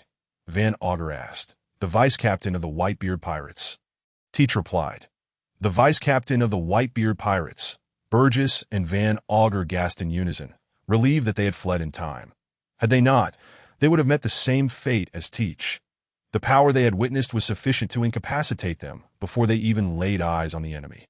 The vice-captain of the Whitebeard Pirates? I have not heard of him, but being a vice-captain indicates formidable strength, Doc Q remarked, panting on the deck. I need food. I require sustenance. Teach called out. Burgess pried open a wooden crate filled with provisions, offering the food to Teach. Teach devoured it ravenously, consuming it greedily. The more he ate, the quicker his recovery progressed, the wound beginning to itch and burn. Hurry and escape. We must find a target. Only under the protection of the world government can we evade that man's pursuit. Teach spoke between bites. His heart was filled with dread at the thought of Roy. That overwhelming hockey was far beyond what he could contend with. He dared not confront any of the four emperors, which was why he had sought to flee the moment he acquired the fruit. Even the aged Whitebeard could easily end his life. Now, with Roy emerging, he wished for nothing more than to survive. Particularly not at Roy's hands. At this moment, Teach sought only to distance himself, yearning to escape. That on Gaia Island, Roy watched as Teach fled, feeling somewhat exasperated. He has evaded me once more. It seems he has successfully escaped. Roy mused, shaking his head. Uncle, Luffy and his companions called from behind. Well, our paths diverge here. I must continue my search for Ace. You all are heading to Sky Island, correct? On the opposite side of the island. There should be a luxurious villa. Seek out the individual within that he knows the way to Sky Island, and there will be surprises awaiting you. Roy waved farewell, turning to walk towards the shore. Chapter 43. The Stormy Lands. An encounter with the buggy pirates. I wonder what expressions the Straw Hat Pirates will wear upon discovering the information I left for them on Sky Island, as Roy set sail once more. Father, where shall we head next? Rosh asked. Continue the search for Ace? Roy replied, Oh, what troubles you? Nothing, nothing. Are you yearning to visit Sky Island? Not at all. Sky Island is commonplace in the New World. It is not as if I have never been there. I merely find that group of individuals quite amusing, that it is better to gather interesting people first. Indeed, that a father and son set forth, journeying in the direction indicated by the life card, ultimately parting ways with the Straw Hat Pirates. Whether the path of the Straw Hat Pirates will unfold, as per the original narrative, remains uncertain. After all, the Grand Line is indeed the Grand Line, notorious for its unpredictable weather. Even with the life card in their possession, the duo found themselves compelled to halt their progress multiple times due to the tempestuous conditions. Father, how much longer will this storm persist? Rashu inquired, gazing skyward. The ferocity of the storm rendered their vessel immobile, leaving them stranded on an island for over 10 days. That I inquired with the locals. They mentioned it typically lasts around 20 days, Roy replied, equally disheartened. Their journey was a straight course, entirely disregarding the islands scattered across the Grand Line.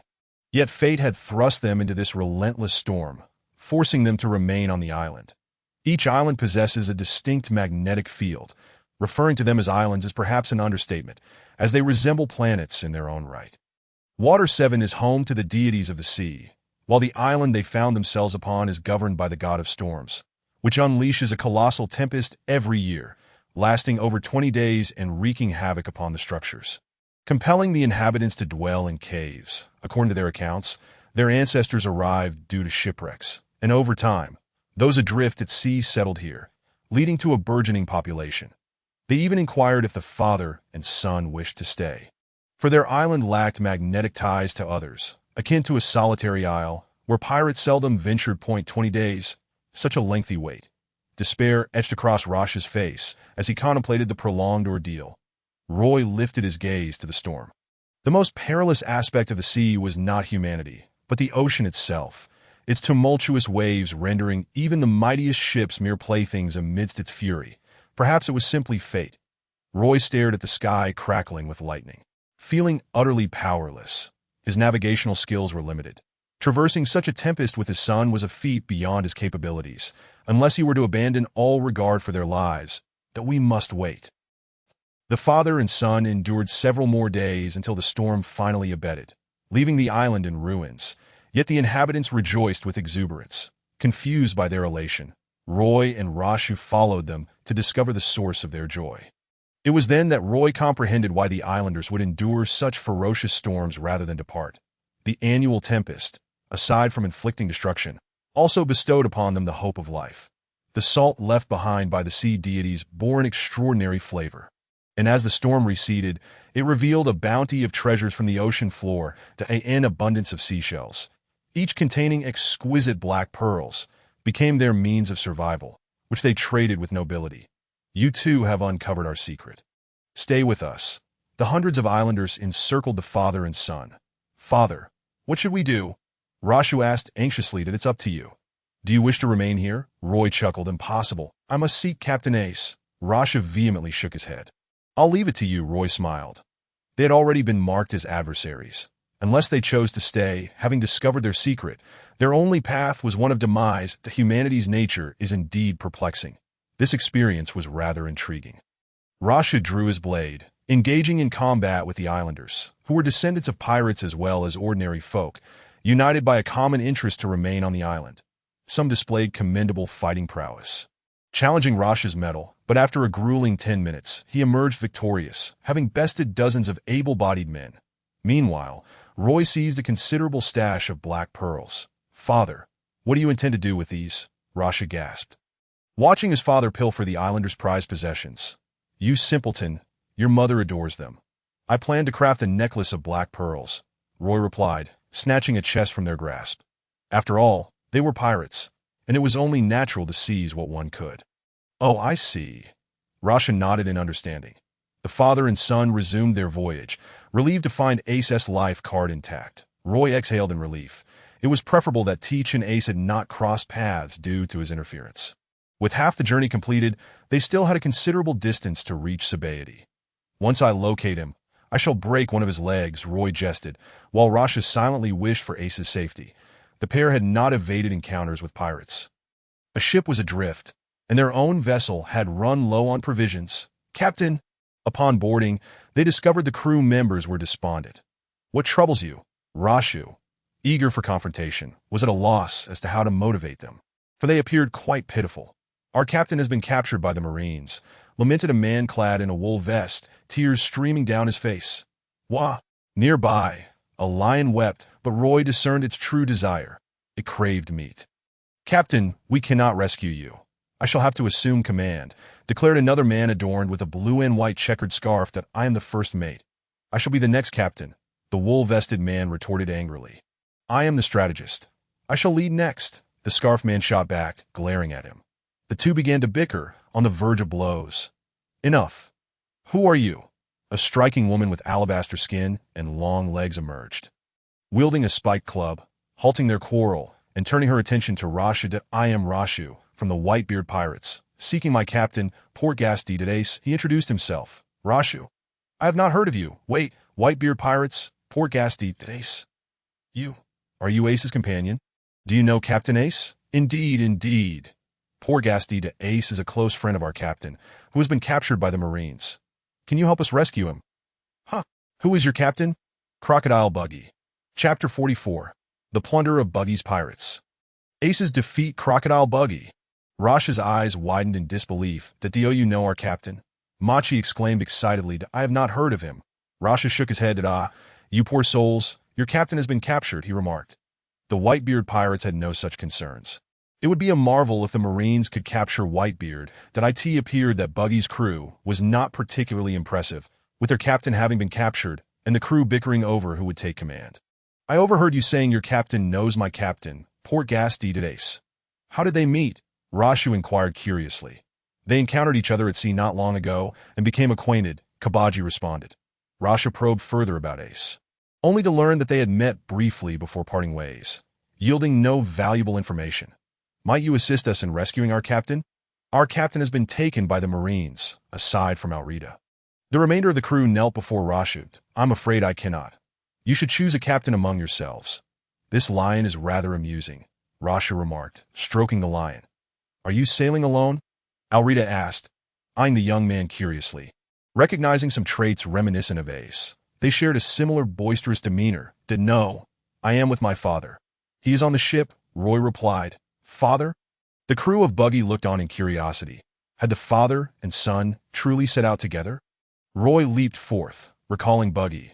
Realizing he had encountered him before, it was surprising to learn that Buggy had been captured by the Marines, apparently while digging for treasure, only to stumble upon a Marine base. Observing Roy's appearance in comparison to Rashu, it was evident they were indeed father and son, though their temperaments differed vastly. Alrita frowned at Roy. She was not fond of genteel types, preferring the boldness of someone like Luffy, who had once sent her flying. Father, they claimed to have previously encountered Captain Ace. Rashu informed Buggy, what a name from long ago. It has been over 20 years since I last saw him. I do miss that red-nosed fellow. Roy reminisced. The crew of Buggy tilted their heads in confusion, their minds racing with questions that Roy's tone suggested he had a history with their captain. Father, do you know their captain? Yes, we have crossed paths a few times in the past. Roy nodded. The Whitebeard Pirates and the Roger Pirates had clashed several times in the New World, leading to frequent encounters. The last time they met was during Odin's departure. In the past? Rashu inquired curiously, as did the others, intrigued by the story behind it. Their captain, Crocodile Buggy, had once been an intern aboard the Pirate King Roger's ship and was a close friend to the current Emperor Shanks. Over 20 years ago, they had often clashed with the Roger Pirates, resulting in numerous encounters. Roy recounted the tale. What? The members of the Buggy Pirates were utterly astonished, struck dumb by disbelief, unable to fathom the revelation that their despicable, cowardly, and incompetent captain was, in fact, a member of the Roger Pirates and a close comrade of the formidable red-haired Shanks. Had such words been uttered by any other individual, they would have dismissed them as sheer fabrication. Utterly implausible. Yet, Roy was the father of Rashu, who had already disclosed that he was a member of the Whitebeard Pirates, under the command of the illustrious Fire Fist Ace. Consequently, it followed that Roy was also affiliated with the Whitebeard Pirates. Holding a position of significant seniority, "Pray, may I inquire who you are?" Alrita no longer dared to underestimate Roy, recognizing that the figure before her was undoubtedly a person of great importance. The other members of the Buggy Pirates felt an overwhelming sense of trepidation. Fully aware that they were in the presence of a formidable individual, "My father is the vice-captain of the Whitebeard Pirates," Rasha declared. Hiss. In that instant, the only sound that could be heard was the collective intake of breath as all present gaped in astonishment at Roy. The genteel man who was, astonishingly, the vice-captain of the Whitebeard Pirates, that in terms of hierarchy, Roy's status was comparable to that of Rayleigh from the Roger Pirates. Being a vice-captain implied that should anything happen to the captain, the vice-captain would ascend to the role of captain. Given Roy's youth, it was evident that, with Whitebeard's advancing age, he would eventually assume the position of captain of the Whitebeard Pirates, that a notable figure in the realm of the Four Emperors. Suddenly, Machi knelt before Roy, bowing his head in supplication. "I beseech you, great sir, save our Captain Buggy." The others, inspired by his boldness, promptly followed suit, kneeling in unison. "We implore you, save our Captain Buggy. You are overestimating yourselves. Why would I wish to rescue that fool? He is likely imprisoned and impelled down by now, and he shall never see the light of day again," Roy replied nonchalantly. Upon hearing this, the Buggy Pirates erupted into a chorus of wails. "What of our provisions?" Roy inquired of his son, "that I nearly forgot. Do you have any food? Do share some with us, lest we be compelled to take it by force, for you would suffer greatly." Rasha chuckled. The members of the Buggy Pirates immediately offered their supplies, which were modest, primarily consisting of fresh water. As the father and son departed, the Buggy Pirates continued their lamentations, their captain captured and their provisions pilfered, their cries growing even more fervent. Roy proceeded to prepare a meal while Rasha steered the vessel, when suddenly Rasha's startled exclamation pierced the air, "Father, father!" He emerged from below deck clutching a frying pan. "What is it?" Roy asked, perplexed by his son's alarmed demeanor. "Father, look! Ace's Vivre card." Roy followed Rasha's pointing finger and observed the card exhibiting signs of combustion. "He has been injured," Roy stated gravely. "The only individuals capable of inflicting harm on him in the first half of the Grand Line, aside from the Marines, were exceedingly few, suggesting that he had likely encountered Blackbeard and engaged in combat with him. "Accelerate with all haste," Roy commanded. They could hardly spare a thought for their meal. Hastening to pursue. After 3 days of relentless travel, they finally beheld the Marine headquarters. "Father, it is the Marine headquarters," Rasha said, his complexion ashen, his hands trembling. The Vivre card obtained from Luffy had dwindled to the size of a fingernail, continuing to smolder slowly. "There is no time to waste. Unless we storm the Marine headquarters, we cannot enter and exit now, though we must head to Sabaody," Roy proclaimed. "Father, what shall we do? What shall we do? Captain Ace has been captured." "Calm yourself. Being captured is merely that. There are other ways to rescue him.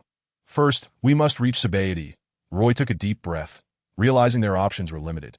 They could either attempt to rescue and impel down, or the Marine headquarters. For now, they needed to contact Whitebeard. Chapter 45. The three strategies. Gazing at the Marine headquarters in the distance, the father and son navigated their small boat toward Sabaody. Meanwhile, at the Marine headquarters, the arrival of Ace, delivered by Blackbeard, left the Marines in a state of shock, simultaneously instilling a sense of wariness in Admiral Sengoku regarding Blackbeard. Ace had triumphed over a warlord of the sea before entering the New World and had risen to the rank of vice-captain of the Whitebeard Pirates. The implications of Ace's capture were profound, and the Marines were left grappling with the ramifications of this unexpected turn of events. According to our previous discussions, Sengoku, our captain, is now eligible to become a warlord of the sea. "Is he not?" Lafitte inquired, standing beside Blackbeard. "Indeed, that is without question. It shall be announced to the world." Sengoku nodded in agreement. "Haha, splendid. Thank you, Admiral Sengoku." Blackbeard laughed heartily. "May I remain at the Marine headquarters? What are your intentions?" "Nothing in particular. I merely wish to stay at the Marine headquarters and await orders." "Very well, brand new. Take them below deck and make the necessary arrangements." "Yes, sir," as Blackbeard and his crew were escorted away. Sengoku cast his gaze upon the captured Ace, that I have been searching for you. I never anticipated you would come to me, thus saving me a great deal of effort. Send him to impel down and alert all Marine bases to prepare for battle. Notify the admirals to return. I must make a trip to Mariewa. Sengoku swiftly organized the operation, and the Marine headquarters sprang into action. Those Marines who were aware of the situation understood its gravity. The vice captain of the Whitebeard Pirates, Fire Fist Ace, had been captured, and they were now faced with the Whitebeard Pirates' imminent wrath. The responsibility for escorting Ace to impel down fell to 5 rear admirals stationed at the Marine headquarters. Tasked with overseeing his confinement until Sengoku returned from Marie, a tense atmosphere enveloped the Marine headquarters. Captain Blackbeard, our plans must be altered, Lafitte remarked. Haha, I initially intended to capture the Straw Hat Brat. But now Ace has delivered himself to us. This is an even better outcome. The identity of a warlord of the sea will enable us to infiltrate Impel Down legitimately. Once inside, Blackbeard was filled with exhilaration. For the original plan had shifted, presenting an even more advantageous opportunity. Captain, do you believe the Whitebeard Pirates will attack Impel Down? Without a doubt. I know my father well, that he views Ace as his beacon of hope. Although Roy is keeping watch, it is evident that Roy does not hold Ace in high regard, and their bond is tenuous at best. Should my father perish, the Whitebeard Pirates will undoubtedly fracture. In order to protect his son, my father will attack Impel Down, and at that moment, we can seize the opportunity to liberate the prisoners within, Blackbeard schemed. His 4 subordinates were competent, yet in the new world, they were still insufficient. The capture of Ace had transformed the plan, making it easier for Blackbeard to achieve his objectives, even opening up new avenues for schemes, such as acquiring the Tremor fruit. At Sabaody Archipelago, Roy sought out Shaki to we meet again. Are you not returning? Shaki inquired, somewhat surprised by Roy's presence. Certain events have transpired. May I borrow your den mushy to make a call? By all means. Here you go. It has measures against eavesdropping. Truly, as an information broker, she was meticulous. Given the proximity to the Marine headquarters, it was the most susceptible to surveillance that Shaki's den mushy was a large, white, lethargic cow, with a black counterpart for eavesdropping prevention. Roy entered a series of numbers, and after a moment, the den mushy began to ring. Brew, brew, brew, click. This is the Whitebeard Pirates. Who is this? In a certain sea region of the New World, a pirate beneath the Whitebeard flag answered the call. I am Roy. Please connect me to Whitebeard. Roy, the vice captain. The pirate suddenly recalled Roy's recent appointment. Without delay, he rushed to find Whitebeard. Father. Vice Captain Roy is on the line. Has he found Ace? Marco inquired. Rising to his feet, he should have. Joseph crossed his arms. Deep in thought, that I have a foreboding feeling, Whitebeard expressed. His unease evident. Having received a visit from Shanks previously, he felt a sense of disquiet at Roy's call. Hello, Roy. How fares your journey? Whitebeard asked. Not well. That fool was indeed, as I suspected, severely beaten. You must have his Vivre card. It will reveal his condition. Roy's tone was remarkably measured. What? Sachi rushed into the cabin, shortly emerging with a glass jar containing a Vivre card that had burned down to the size of a thumb and was still smoldering. Roy, what is the situation? What has transpired? Whitebeard demanded, his anger palpable. It is quite simple. I encountered a storm and could not catch up, but he found Blackbeard first and engaged him in battle before being defeated. And now? Where is he? Has he been captured by Blackbeard? Blackbeard is no fool. Knowing I was in pursuit, he delivered Ace to the Marines in exchange for the title of Warlord of the Sea. What? He actually dared? The wrath of Whitebeard was nearly explosive. Few were aware of Ace's true identity, and Teach was oblivious to the significance Ace held for the Navy to be why a twist of fate. Ace was handed over to the Navy. They would not release him simply due to Whitebeard's influence, for Ace was indeed the son of Roger. Damn it! Whitebeard trembled with fury. Within the tavern, Shaki was taken aback to hear such explosive news. The captain of the 2nd Division. Fire Fist Ace had failed to capture an adversary and had instead been defeated, ultimately delivered to the Navy. From Whitebeard's tone, it seemed he was preparing to retaliate against the Navy. Roy, what now? Can we rescue him? Whitebeard inquired. It's impossible. He has been sent to Impel Down. It's just the 2 of us. How can we rescue him? I have a few suggestions, Roy replied. Speak. Strike all Navy bases in the New World. Using hostages for exchange is ideal. The best option would be to attack Egghead, seize Vegapunk, and negotiate for Ace's release. Second, I am currently at Sabaody, where there are many celestial dragons that I could capture a few celestial dragons and use them as bargaining chips. Third, we could declare war and directly assault Impel Down, or the Navy headquarters. The choice is yours. Upper, middle, or lower. Roy's three suggestions left Shaki momentarily stunned. Indeed, the first two targeted the vulnerabilities of both the world government and the Navy. Upon hearing Roy's words, Whitebeard was also taken aback. The first option was indeed the simplest, attacking the world government's bases in the New World to compel them to exchange hostages.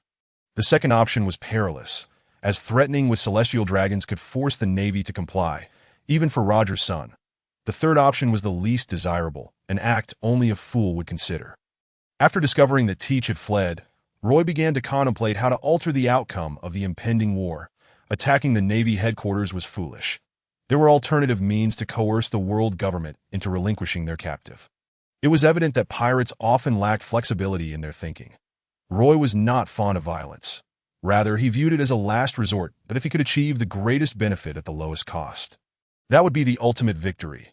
Resorting to violence was the most foolish course of action. In his previous life as a doctor, he witnessed a family whose child had been assaulted by another child. The assailant's family refused to compensate, and being minors, no formal action could be taken. Consequently, the father of the injured child began loitering outside their home and near the school. Within 3 days, the issue was resolved amicably. One could not claim he was breaking the law. He merely lingered nearby. The strategy of psychological warfare, obtaining the greatest benefit with the least expenditure, was the correct approach. What should we do now? Whitebeard asked that we should immediately launch an assault on the Navy bases in the New World.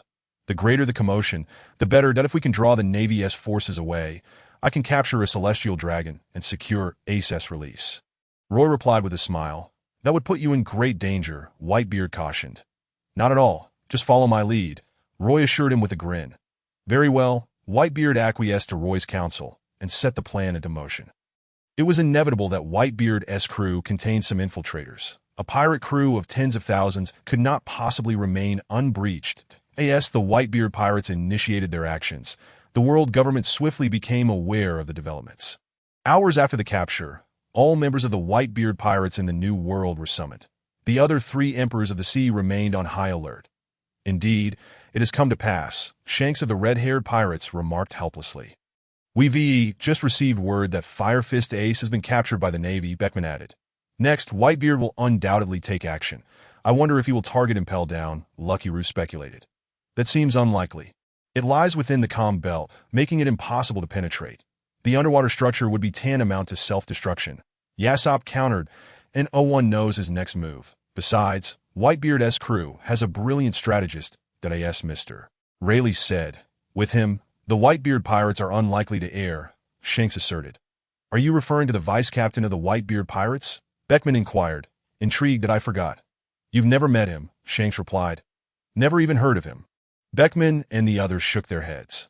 Not only them, but many in the New World were astonished to learn of the existence of Whitebeard's vice-captain, having never encountered the name before, given Whitebeard's advanced age.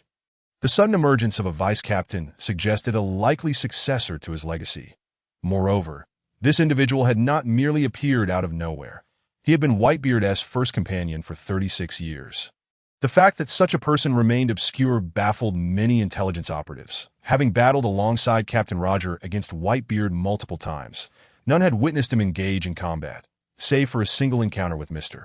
Rayleigh. According to Rayleigh, this vice-captain's observation hockey was formidable enough to obscure Rayleigh's own, that he was able to suppress the hockey of the Pirate King Rayleigh. Upon hearing Shanks' words, the members of the red-haired pirates were incredulous. Having witnessed Rayleigh in his prime over a decade ago, understanding just how powerful he was at the height of his strength, Rayleigh's hockey had been subdued, an unfathomable feat if Mr. Rayleigh says so. It must be true that we shall see what Whitebeard's next move entails. Shanks concluded that on Cake Island, Charlotte Linlin expressed her delight at the news of Fire Fist Ace being handed over to the Navy, exclaiming, "How amusing! A traitor from our ranks captured while attempting to apprehend another traitor, exchanged for one of the warlords of the sea. How delightful! Newgate, at your age, you should have perished long ago." after learning this information. She joyfully indulged in a large cake within her castle. Mother, the Whitebeard Pirates are mobilizing, summoning all their captains and affiliated crews, Perisparrow reported. They are bound to take action. Keep a close watch on them. The moment the Whitebeard Pirates leave the New World, we shall seize his territories, particularly in the North Blue, Charlotte Linlin declared. The North Blue was indeed the domain of Whitebeard, with several profitable islands nearby that had long piqued Linlin's interest. She had refrained from acting out of respect for Whitebeard's presence. Should the Whitebeard Pirates encounter difficulties, she would certainly seize the opportunity, along with Fishman Island. Yes, Mother, Perisparrow nodded before retreating to monitor the movements of the Whitebeard Pirates. Kaido, too, would take bold action. Once Whitebeard was absent from the New World, he would swiftly invade the territories of the Whitebeard Pirates, seeking to obliterate them without mercy. The Navy, of course, was the most anxious. The news had reached Whitebeard so quickly, and his response had been almost instantaneous. Sengoku, who had been preparing to return to the Navy headquarters from Mariewa, promptly made his way back to meet with the Gorosei. The Whitebeard Pirates have mobilized, yet we remain unaware of their intentions. Sengoku reported to AS per our plan, we must announce a public execution, compelling him to come to the Navy headquarters, Saint Vacheli suggested. The son of the pirate King Roger. We must extinguish his nefarious lineage. Furthermore, we cannot allow the Whitebeard Pirates to remain invincible. We must eliminate him while he still breathes, to diminish the current pirates' fervor, St. Peter added. Whitebeard values his comrades greatly. He will undoubtedly come, but we need only announce the execution time, allowing them ample preparation to ensnare them all, St. Satan remarked coolly. And if Whitebeard does not come, Sengoku inquired, taking a deep breath, then we shall execute Fire Fist Ace. St. Nasudru declared. Understood. I shall prepare at once. Sengoku turned to exit the Grand Hall of Power. Whitebeard will surely come, St. Maz remarked nonchalantly. Chapter 47. A world-shattering event. Upon returning to headquarters, Sengoku began issuing orders. At that moment, a certain individual returned to the Navy headquarters. Visibly irate that I'm back, Carp announced rudely as he plopped himself onto the sofa, casually grabbing a bag of tea leaves from the coffee table to brew himself a pot of tea. Did you see your grandson? Sengoku inquired. What? I didn't see him at all, Carp replied. There is something I need to discuss with you, Sengoku stated flatly. What is it? It concerns the Whitebeard Pirates. Has Whitebeard died? Carp asked sarcastically. There have been issues within the Whitebeard Pirates, which you were previously informed of. And then, the captain of the 2nd Division, Fire Fist Ace, has been defeated. As Carp heard this, the tea in his hand trembled, scalding liquid spilling onto his skin without him noticing, as he turned his gaze towards Sengoku. Defeated? And then, he has been captured and taken to impel down. The office fell into a profound silence. I have already conferred with the Gorosei. We have decided to carry out a public execution of Fire Fist Ace, Sengoku declared. Do you realize what consequences this will entail? Whitebeard is a man who values his comrades. Unlike the former Roger, we must confront the 4 emperors of the New World, living legends. Sengoku said solemnly. I understand, but this is an order. You are well aware of the identity of Portgasti. Ace, he is Roger's son, and he carries the most wicked blood in the world. He must die, along with Whitebeard who protects him. He cannot be allowed to pass away peacefully. He must meet his end at the hands of the Navy. Just like Roger and the Golden Lion. That will incite a war. If we refrain from taking action out of fear of war and death, then what are we, the Navy, upholding? What justice can we maintain? Carp, you should understand this well. The Straw Hat Kid is your own grandson, whom you've spared several times, but Portgasti Ace is not. He has no connection to you, Carp. You must recognize your position. I am merely informing you that this matter cannot be halted. I understand. You handle it as you see fit. Carp set down his teacup, untouched, and left without looking back. The orders to inform the warlords of the sea have been conveyed. This time, we must eradicate the Whitebeard Pirates. Fufufu, the world government's urgent summons indicates that something significant is afoot. What on earth has transpired? After teaching the surviving Bellamy a lesson in Dressrosa, Doflamingo returned to the island, where he received a letter from the world government. Moments later, Doflamingo learned from Treble the critical intelligence. The captain of the Whitebeard Pirates' 2nd Division, Fire Fist Ace, has been captured. The Whitebeard Pirates are about to explode with rage, Doflamingo exclaimed with excitement. In fact, the first person the world government notified was Bartholomew Kuma. They needed him to inform Gecko Moria. The other warlords of the sea are easy to find, but Moria has been hiding in the Devil-esque Triangle, making him difficult to locate, hence Kuma was sent. The Navy is taking action. After the Whitebeard Pirates made their move, their intentions finally became apparent. They assaulted Egghead and captured the world government's collaborating scientist, Dr. Vegapunk. The news sent shockwaves throughout the world, and no one anticipated that Whitebeard would choose not to confront the Navy directly, but instead attack the government's facilities. And that is not all. Simultaneously, the Navy's G-14 and G-5 branches were also under attack. Splitting their forces, they completely overran both Navy bases, capturing tens of thousands of Navy soldiers. The sudden actions of the Whitebeard Pirates left the world in disbelief, with many speculating on the reasons behind their abrupt aggression towards the Navy and the world government's institutions. This unexpected turn of events disrupted the Navy's plans and drew the attention of the entire world to the Whitebeard Pirates. Have they gone mad? Are they declaring war on the world government? On Sabaody Archipelago, a group of pirates was discussing the news, with Morgan from the World Economic News Service tirelessly distributing newspapers worldwide, even faster than the Navy could announce Ace's capture. Can I see that newspaper? A hand reached out towards the group of pirates, who resembled a cult, led by a golden-haired man. Hey, who are you to speak to our captain like that? Here you go. Hawkins merely glanced at the stranger and obediently handed the newspaper to Roy before resuming his card game. Roy began to read the newspaper, which detailed the unfolding events. The Whitebeard Pirates divided into 3 factions. Whitebeard led one team to assault Egghead, also known as Egghead Island. Capturing Vegapunk, DeMarco's team attacked the G5 branch, swiftly taking it down and capturing over 10,000 Navy soldiers. Lastly, Jose's team conquered the G14 branch, securing complete control. Though some damage was unavoidable, the Whitebeard Pirates' offensive caught the world government off guard, especially since the Navy had diverted forces to the front lines, allowing the pirates to succeed. Now they held a significant number of captives, including the chief scientist collaborating with the world government. It seems the operation was executed flawlessly. Roy passed the newspaper to Hawkins. "There no need. I have already seen it," Hawkins replied. "Can you help me calculate something?" "What do you wish to calculate?" Hawkins was sweating profusely. He had just assessed his own fate, concluding that death was inevitable, with only one path to survival: obedience, which would guarantee his life.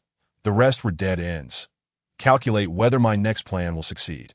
Roy said with a smile that "I've assessed your upcoming plan." Hawkins began to draw cards for divination.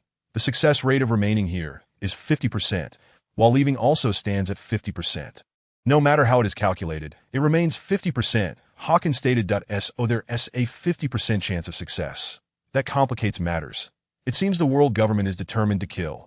Roy seized Hawkins' subordinate, the one who had just spoken, and forcefully pinned him to the ground, leaving him kneeling in fear of death. "How about you give me some advice? Should I stay here or leave now?" Roy turned to Hawkins. "Stay here," Hawkins said, his forehead glistening with sweat, as his chances of survival had now plummeted to 90%. "This is quite vexing. We shall see that I do not believe in fate. Even if it exists, I will strive to break it." Roy rose and departed, leaving Hawkins and his companions behind. Isn't that Roy?" A passerby suddenly noticed something. Roy sensed someone approaching, turned around, and found a familiar face. Chapter 48. Farewell, Straw Hat, Celestial Dragon struck. "Zoro, it's been a while. Why are you alone?"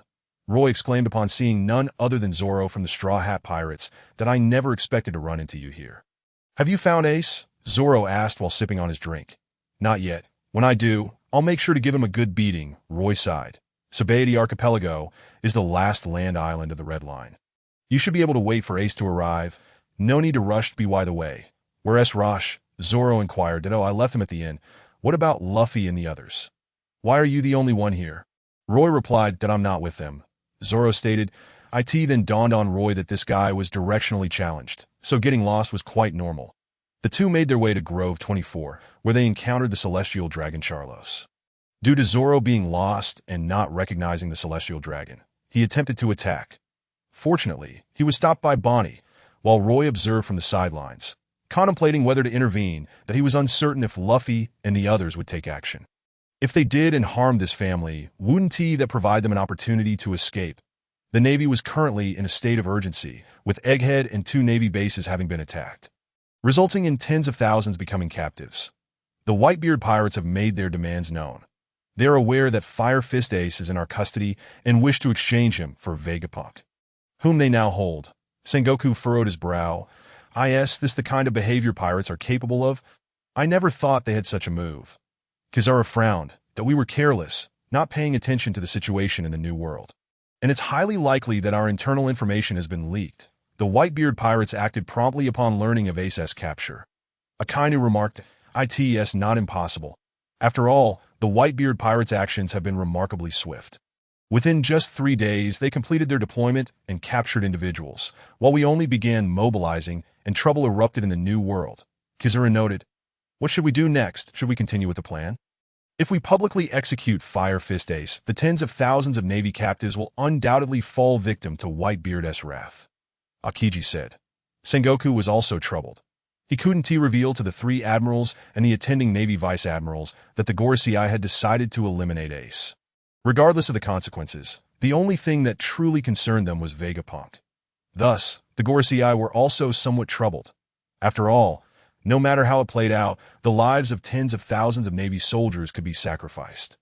While Vegapunk still held value and could not be allowed to perish so easily, Whitebeard, Sengoku held his head, while Vice Admiral Tsuru interlocked her fingers and stated, "Whitebeard is clearly well prepared and learned of Ace's capture the moment it happened, prompting immediate action to seize 3 military strongholds in the New World. Currently, the lives of tens of thousands of Navy soldiers lie in their hands that we can either choose to release Fire Fist Ace or face mutual destruction. One Fire Fist Ace is insignificant. The lives of our Navy's tens of thousands of soldiers are what truly matter," that a Navy Rear Admiral declared. "Nonsense. Every pirate must be eradicated. We cannot refrain from executing pirates merely because of hostages." General Doberman, I would like to inquire, General Doberman, which is more important, the life of Fire Fist Ace or the lives of our tens of thousands of naval soldiers? If it were merely your life at stake, I would deem it a worthy trade. However, tens of thousands of naval personnel could lead to a catastrophic loss of control over our forces in the New World, particularly with several vice admirals among them. General Doberman, I understand your fervor in eradicating pirates, yet you cannot gamble with the lives of tens of thousands of Navy soldiers that I propose a hostage exchange. Release Fire Fist Ace and appease the Whitebeard Pirates regarding this matter. Fire Fist Ace, originally known as Porkas D. Ace, is the son of the Pirate King, Joel D. Roger. Sengoku interjected. What? Some commanders present widened their eyes, incredulously gazing at Sengoku. Marshal, did I hear you correctly? Fire Fist Ace is the son of the Pirate King Roger. The vice admirals erupted into fervent discussion, with only the admirals and a select few naval officers privy to this information, while the rest remained in disbelief. It is precisely because of Fire Fist Ace's unique lineage that you now comprehend my dilemma. Were he merely an ordinary pirate, his release would pose no significant issue, as we have previously freed prisoners from Impel Down. The crux of the matter lies in Ace's identity. He is Roger's son. And should we release him, consider the implications for the future. Whitebeard is aging, and the future of the Whitebeard Pirates will see Fire Fist Ace take the helm, thereby perpetuating the legend of the 4 emperors. This realization left the assembled naval vice admirals in contemplative silence. No wonder Sengoku was so conflicted, and why the current decision was so arduous that on one hand, there lies the son of the Pirate King. On the other, the lives of tens of thousands of naval soldiers. Is it truly worth sacrificing countless lives for the sake of one? Perhaps there is another way. Akainu suddenly raised his head. What method? Sengoku inquired, turning his gaze toward him. Within the naval headquarters, discussions ensued until a naval officer rushed in, bursting through the door, drenched in sweat. Report, Marshal Sengoku. On Sabaody Archipelago, a celestial dragon has been attacked. Who did it? Sengoku bellowed, slamming his hand on the table, casting a glance at the 3 admirals. That it was the Straw Hat Kid, Monkey D. Luffy, Eustace Kid, and Trafalgar Law. The Straw Hat Kid. Akainu muttered darkly. Again, it's him. Sengoku felt an impending headache. Considering the ramifications of Garp's SON, it appeared he would need to intervene. Kizaru stood up, pushing Akainu back into his seat. That I'll handle it swiftly. Akainu shot him a glance. While Sengoku and the others regarded Kizuru with surprise, that it was unusual for the typically laid-back Kizuru to step forward so readily that if Akiji were to go, it would be unreasonable, as he is Garp's disciple and would never lay a hand on Luffy. Akainu's involvement might lead to Luffy's demise, potentially igniting discord within the Navy. Kizuru, who has no vested interest in Garp, seemed the optimal choice. His voluntary participation relieved Sengoku somewhat. Hurry up and resolve this matter. We must expedite our plans, Sengoku instructed. Rest assured, it will be handled promptly. It's truly absurd that such an incident arises at such a critical juncture. These newcomers are utterly reckless. Kizuru transformed into a beam of light and swiftly departed the naval headquarters. Chapter 49. Kidnapping a Celestial Dragon. Admiral K on Sabaody Archipelago. Roy watched with amusement as the Celestial Dragons were being assaulted. I didn't expect you to be here. What is the situation? Rayleigh inquired. Turning to ROY, it's a bit troublesome. I'm currently contemplating a matter, Roy replied, observing the three unconscious Celestial Dragons. What matter? Rayleigh probed. How about capturing these three and threatening the world government? Roy suggested. Kid, Law, and Luffy simultaneously turned to Roy, with Kid and Law unaware of Roy's identity, thinking he had lost his mind. You want to kidnap Celestial Dragons? What has happened? Rayleigh exclaimed in astonishment that it's a long story. Roy began to explain when suddenly the transponder snail in his arms rang. Bring, click. This is Roy. Roy answered the call. Big brother, the Navy has responded. They agreed to the exchange. Marco's voice came through. All right, I understand that if you take too long. I have 3 Celestial Dragons here, ready to be taken, Roy replied with a smile. Big brother, you're not actually planning to attack the Celestial Dragons, are you? Marco asked. Alarmed, no. It's not an attack per se. They were merely beaten by someone else, Roy chuckled. Someone dares to strike Celestial Dragons? Haha, that is going to be a problem. The Navy admirals will intervene, Marco remarked. Indeed, Roy nodded. Let's leave it at that. I'll be heading back. Roy concluded the call, sighing with relief. Since the Navy agreed to the exchange, there was no need for the second plan. You're lucky. Otherwise, I would have truly captured you, Roy mused, giving a Celestial Dragon a kick. Killing them would serve no purpose. It was better to keep them alive. Once they were killed, there would be no room for maneuver. This is no longer my concern. I'm returning to the New World, Roy stated to Rayleigh. Though I'm unsure of what transpired, since you've said so, farewell, Rayleigh replied. Farewell, Roy waved as he exited the auction house. Straw Hat Kid. Who is that guy? Do you know him? Law and Kid, alongside Luffy, faced off against the island station troops, and as they dispatched the soldiers, Law curiously inquired that he sensed that Roy was no ordinary person. Speaking with Rayleigh as if they were friends. Such a person they had never heard of before, which was perplexing. That uncle. He is the vice captain of the Whitebeard Pirates, a rather formidable uncle, Luffy replied with a grin. The Whitebeard Pirates? Vice captain? Straw Hat Kid. Who are you fooling? The Whitebeard Pirates don't have a vice captain. They only have 16 captains. Law retorted that I'm not sure. Ace is the captain of the 2nd Division. And that uncle told me himself that I'm not entirely clear, but his strength is immense. Not at all inferior to that old man who just acted. Luffy laughed. The existence of a vice captain in the Whitebeard Pirates is indeed a first for me. Considering how he conversed with Rayleigh and his intention to kidnap the Celestial Dragons, it might actually be true. Kid remarked that I've never heard of this person. What is his name? Law asked, intrigued Roy. Uncle Roy. And his son is Law Shio, Luffy replied. Roy. Both Law and Kid committed the name to memory. Roy arrived at Shaki's bar, where Law Shio was present. Dad, how did it go? Law Shio inquired eagerly. It is all settled. The Navy has decided on the exchange. Shaki, is there a way to get me to the New World? We can only go via Fishman Island. Shaki responded. Do you know any fishmen on the island? If so, please introduce me to one. The underwater situation can be quite complex, and having a Fishman guide would expedite our journey to Fishman Island, Roy explained. Having someone like Nami to lead us would have been perfect. Without a companion from the Fishman tribe, we might encounter numerous dangers underwater, but I'll reach out and see if there is a suitable candidate. By the way, your ship hasn't been coded yet. Shaki noted, almost forgot. Let us wait for Rayleigh to return, Roy replied. All right. Moments later, Rayleigh returned, accompanied by the entire Straw Hat crew. Hi, Uncle Roy, Law Shio. What are you doing here? Luffy and the others exclaimed in surprise upon seeing the Roy father-son duo. I suppose it's fate. I've known Shaki for quite some time. Roy replied, "So that's how it is that I didn't see you when I came earlier." Sanji remarked that I was out for a bit. Law Shio added, "Rayleigh, we're setting sail. Please coat our ship," Roy requested. "The Straw Hats need their ship coated as well," Shaki smiled. "Our ship is small. It'll only take half a day," Roy stated, "and no problem." "Uncle, our ship will take 3 days," Luffy responded. "The Navy admirals will arrive soon." "Are you certain you can remain here for 3 days?" Roy chuckled. "Will the Navy admirals really come?" Zoro inquired. They had battled Akiji before and understood the terror of admirals. Before them, they felt utterly powerless. That remains to be seen.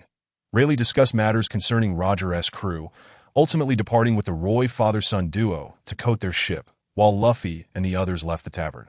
Planning to wait on the island for 3 days until their ship was ready to depart. "Do you think they'll survive?" Roy laughed. "That I don't know." Rayleigh shook his head. "It will certainly be quite a scene to witness."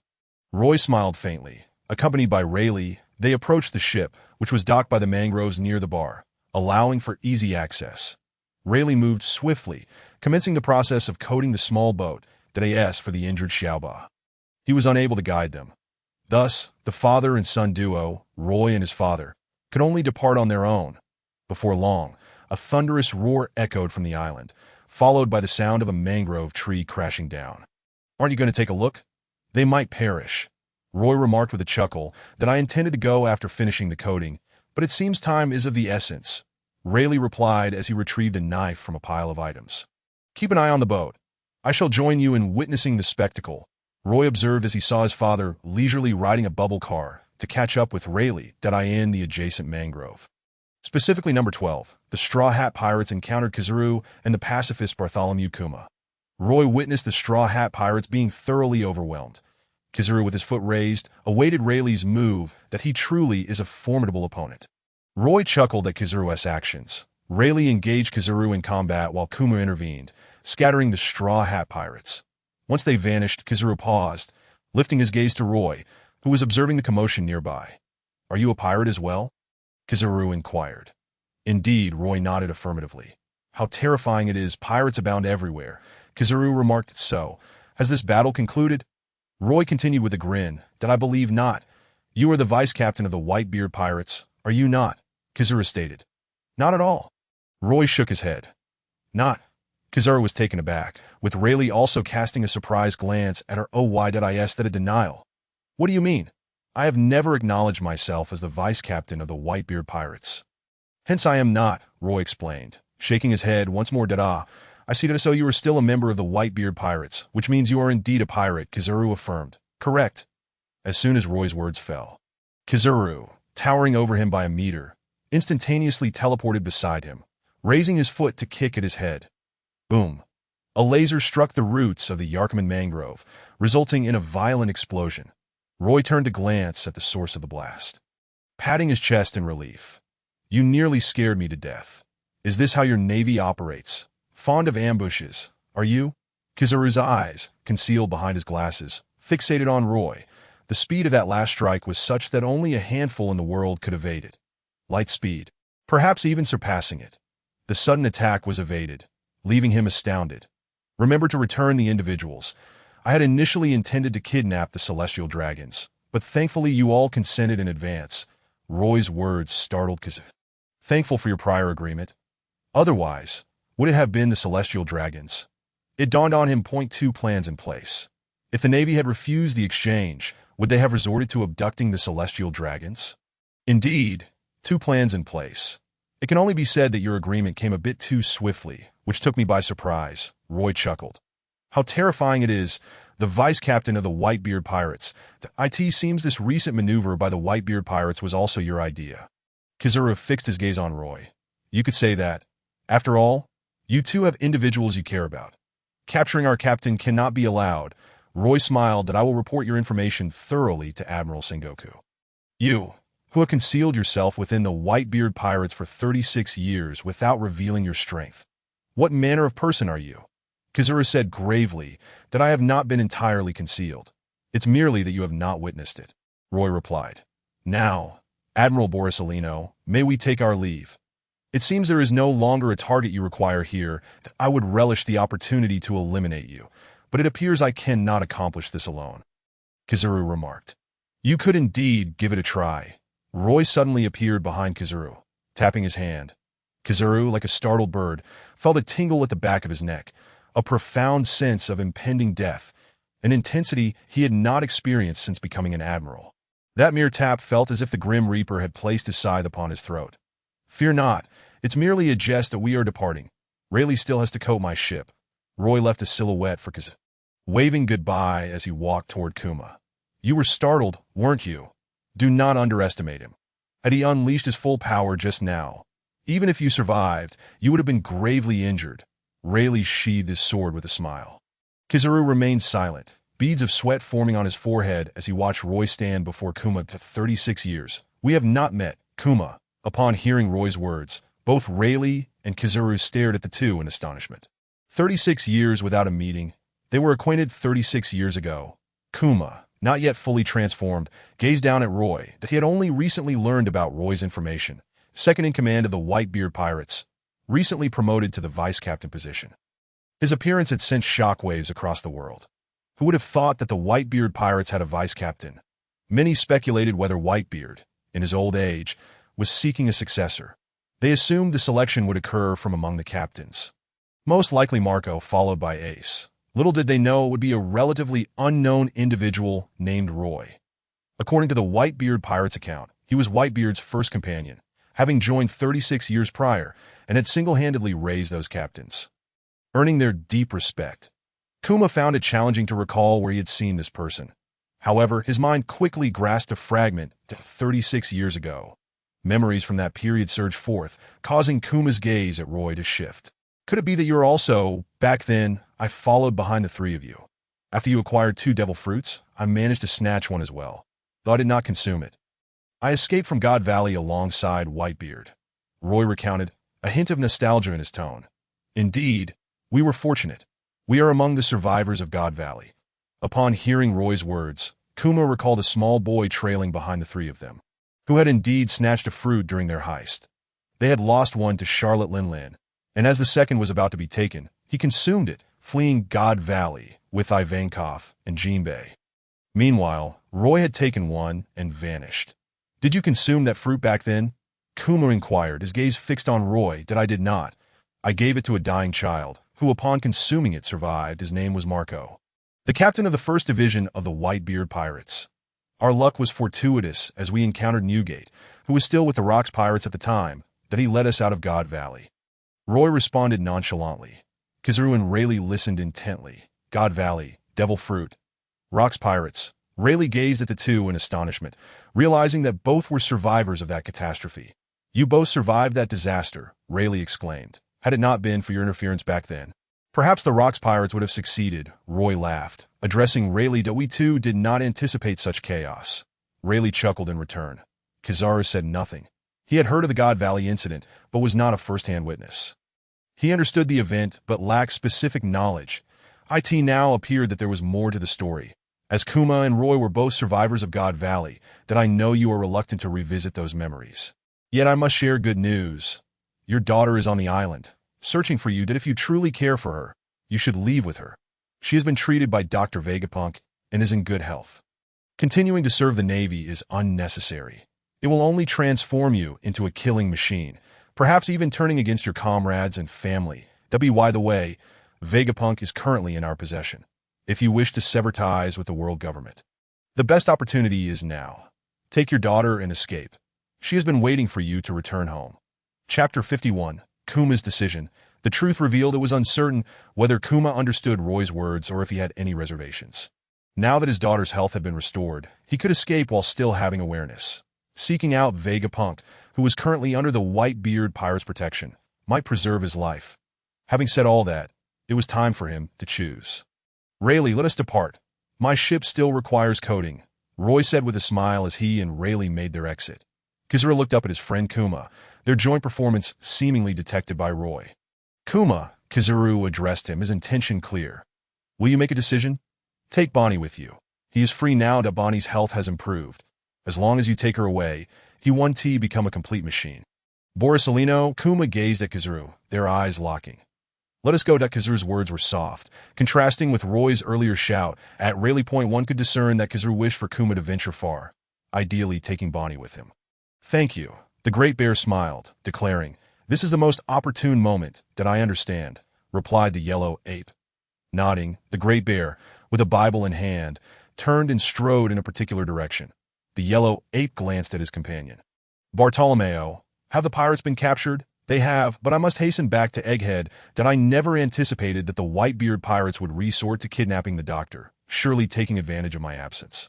Bartolomeo, seemingly oblivious to the earlier scene, hefted his massive axe and remarked, "A bunch of small thieves have been apprehended, which should suffice for the celestial dragons that I asked for the Straw Hat Pirates. They have vanished."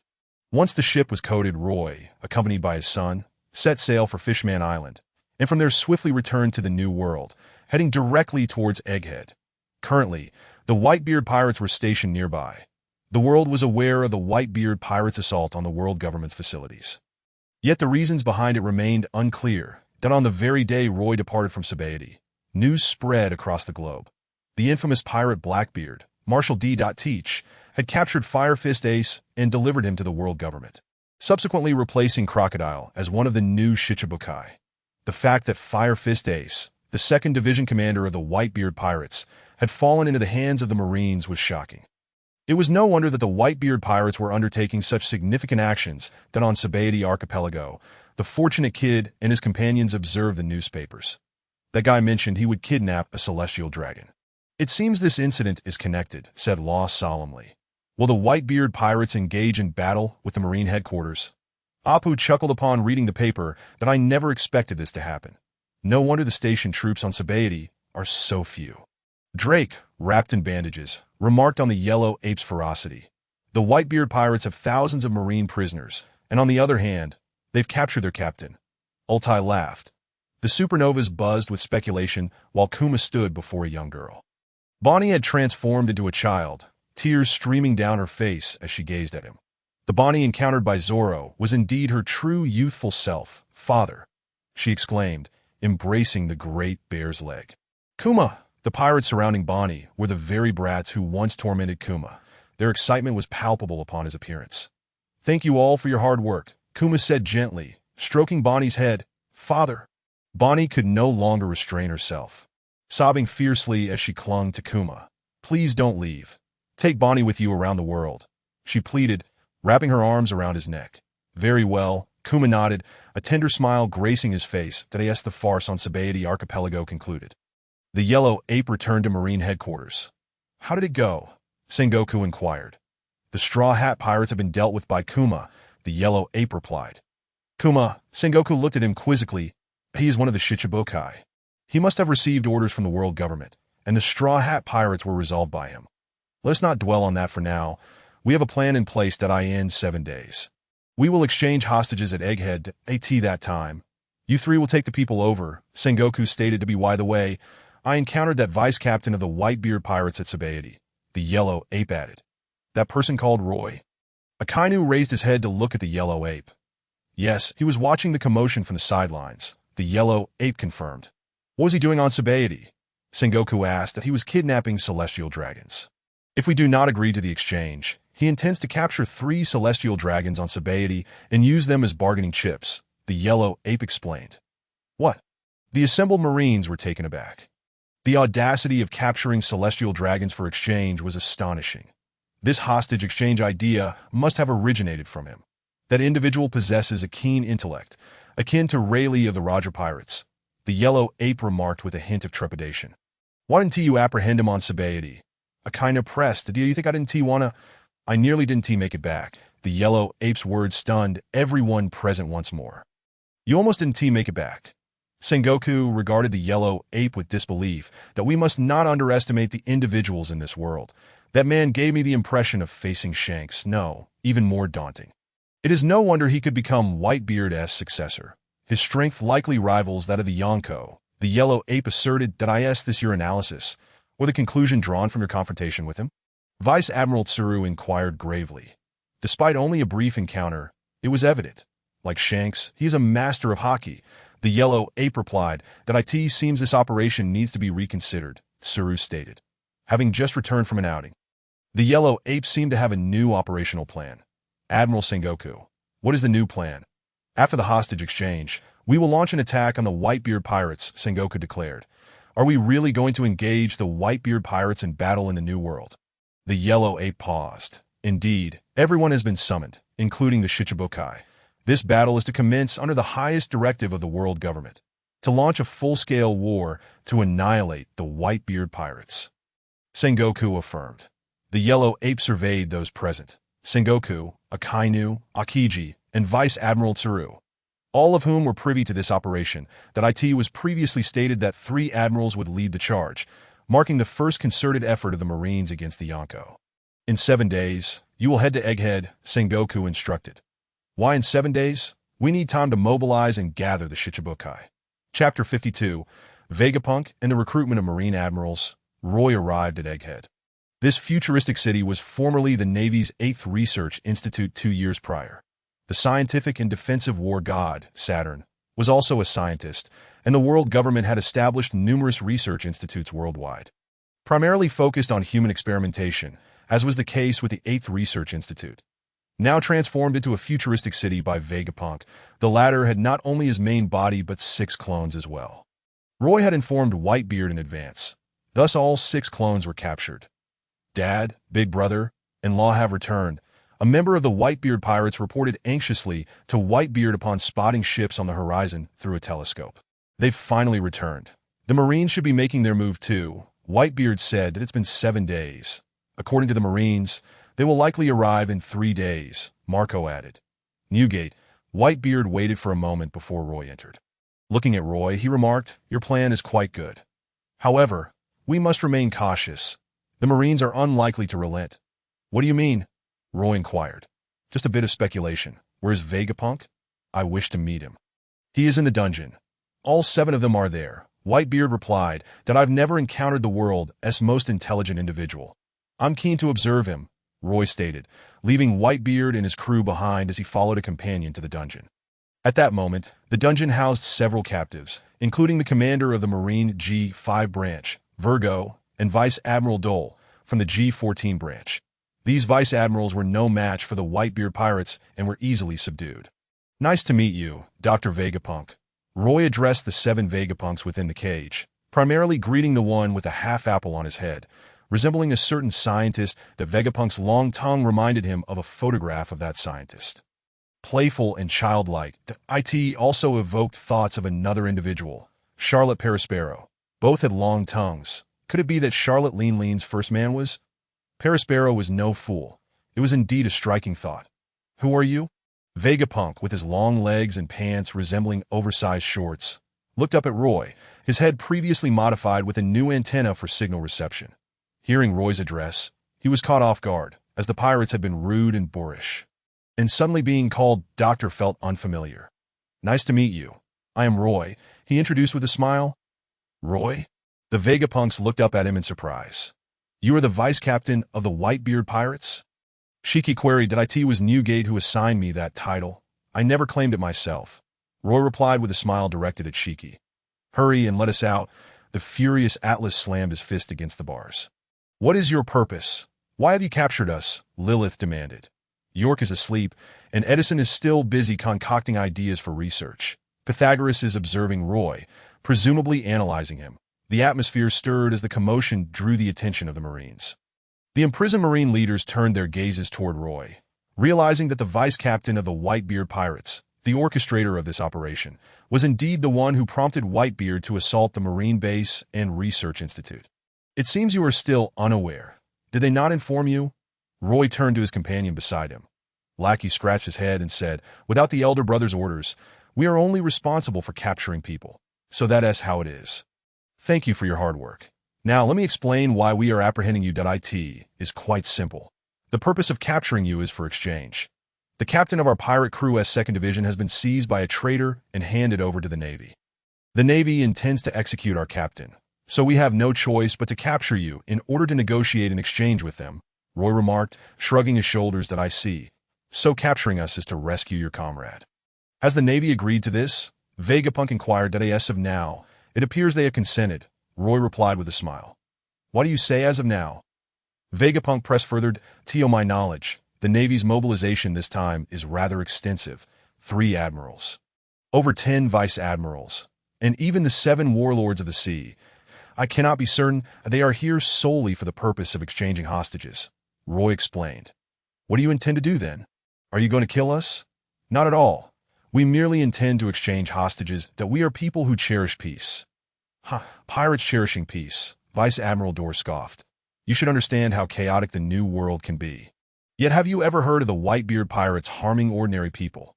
Do not see things in black and white, nor emulate that brutica that if all the Navy were virtuous, then where would all these pirates be? Roy chuckled. What do you mean by that? Vice Admiral Dorr demanded angrily. What I mean is quite straightforward. The Navy is not necessarily just, and pirates are not entirely evil. At least the Whitebeard Pirates have done far better in the New World than your Navy. Though we are pirates, we have never committed any heinous acts. That it is a matter of deeds over intentions. How many have perished because of the celestial dragons? How many have turned to piracy out of hunger? And how many have suffered persecution at the hands of the Navy? Can you truly assert that there are no scoundrels within the Navy? I can assure you that there are none among the Whitebeard Pirates. We are merely a group of homeless orphans living under the protection of Whitebeard in this world. Those who have been through the rain will hold out an umbrella for others. We are not like you, who prattle on about justice while casually slaughtering islands. That to compare you with us is an insult to the Whitebeard Pirates. Vice Admiral Dorr was left speechless by Roy's retort. She was no novice and had seen much in her time. That is, a vice admiral stationed within a Navy base in the New World. She understood the Whitebeard Pirates. They had indeed not committed any significant misdeeds. Their targets in battle were merely other pirates, and they had never harmed ordinary folk. That in fact, due to their excellent reputation, countless islands in the New World hoped for the Whitebeard Pirates to settle on their shores. Areas under the protection of the Whitebeard Pirates had thrived for over 20 years, becoming the happiest places in the New World. Conversely, the Navy was far more pragmatic. They would not offer protection unless there were riches to be gained. Even if they discovered pirates on an island, when bombarding the pirates, they would indiscriminately involve the island's inhabitants. Because they were not lawful citizens, they were deemed outlaws, and killing them bore no guilt. No matter how well the world government advertises its ideals, the truth remains. Vice Admiral Dorr, do you still believe the Navy to be the good guys? Roy asked. That a band of pirates is not as wicked as a single bad Navy officer. For it is the malice of the Navy that has given rise to the likes of the warlords of the sea, those legitimized marauders. That at the fault of the pirates or the Navy? In a world incapable of proper governance and only capable of exploitation, you are merely the lapdogs of the celestial dragons. To be precise, you are the dogs of the one seated upon the empty throne. The entire world, including the 5 elders who have lived for centuries, are all mere pawns, ensnared in a colossal ruse. Isn't that so, Dr. Vegapunk? After addressing Vice Admiral Dorr, Roy turned his gaze towards Vegapunk. The expressions of the Navy officers present turned fearful. For some reason, when Roy spoke those words, they felt an unsettling truth in them, living in a grand illusion. The Navy were lapdogs, and even the 5 elders were mere dogs. Were the celestial dragons truly the ones governing the world? Or was it the person Roy had just mentioned? It seemed the world was far more complex than they had imagined. That I do not comprehend what you are saying. Vegapunk shook his head. Not understanding is fine. That I trust you. Rest assured that as long as the Navy returns ace, I will ensure your safe return, and I shall not harm a single one of you, even him. That is your Navy's affair, and has nothing to do with me, Roy replied with a smile. Who exactly are you? How do you know so much? Vice Admiral Dorr pressed angrily. That I do not know all that much, just the basics like what truly transpired during the blank century. What Joy Boy and truly look like and why the sun god Nika failed. There are far too many mysteries. Of course, it is normal that you do not know much. After all, you are living in a well. And your view is limited. That I believe the doctor has seen quite a bit. That I know nothing at all, Vegapunk insisted. Shaking his head, boom, a violent explosion occurred as Virgo tore through the cage, his hands enveloped in the dark hue of hockey. With his identity exposed, he knew that returning to the Navy would mean certain death. Even with his master being Doflamingo, survival would be a challenge. His only option was to kill his way out and escape. I will kill you, he declared. Virgo charged towards Roy, and Lakio and the others quickly reacted. Without turning his head, Roy watched the two sides engage in battle, a smile gracing his lips as he uttered a few words to Vegapunk. Vegapunk's expression shifted, while the others were too engrossed in the fight to hear what Roy had said. Soon, Vegapunk regained his composure, staring at Roy in disbelief. Virgo confronted the captain of the Whitebeard Pirates, forcing his way through and charging towards Roy's back. "Big brother, be careful!" Lakio and the others exclaimed that in the midst of everyone's tension, Roy sidestepped Virgo's attack, and before anyone realized it, his hand appeared atop Virgo's head, pressing down with force. Boom! Virgo's face met the ground in an intimate encounter, causing the entire island to tremble violently. Chapter 54. The Power of Instant Kill, the uprising and impel down amidst the fearful gazes.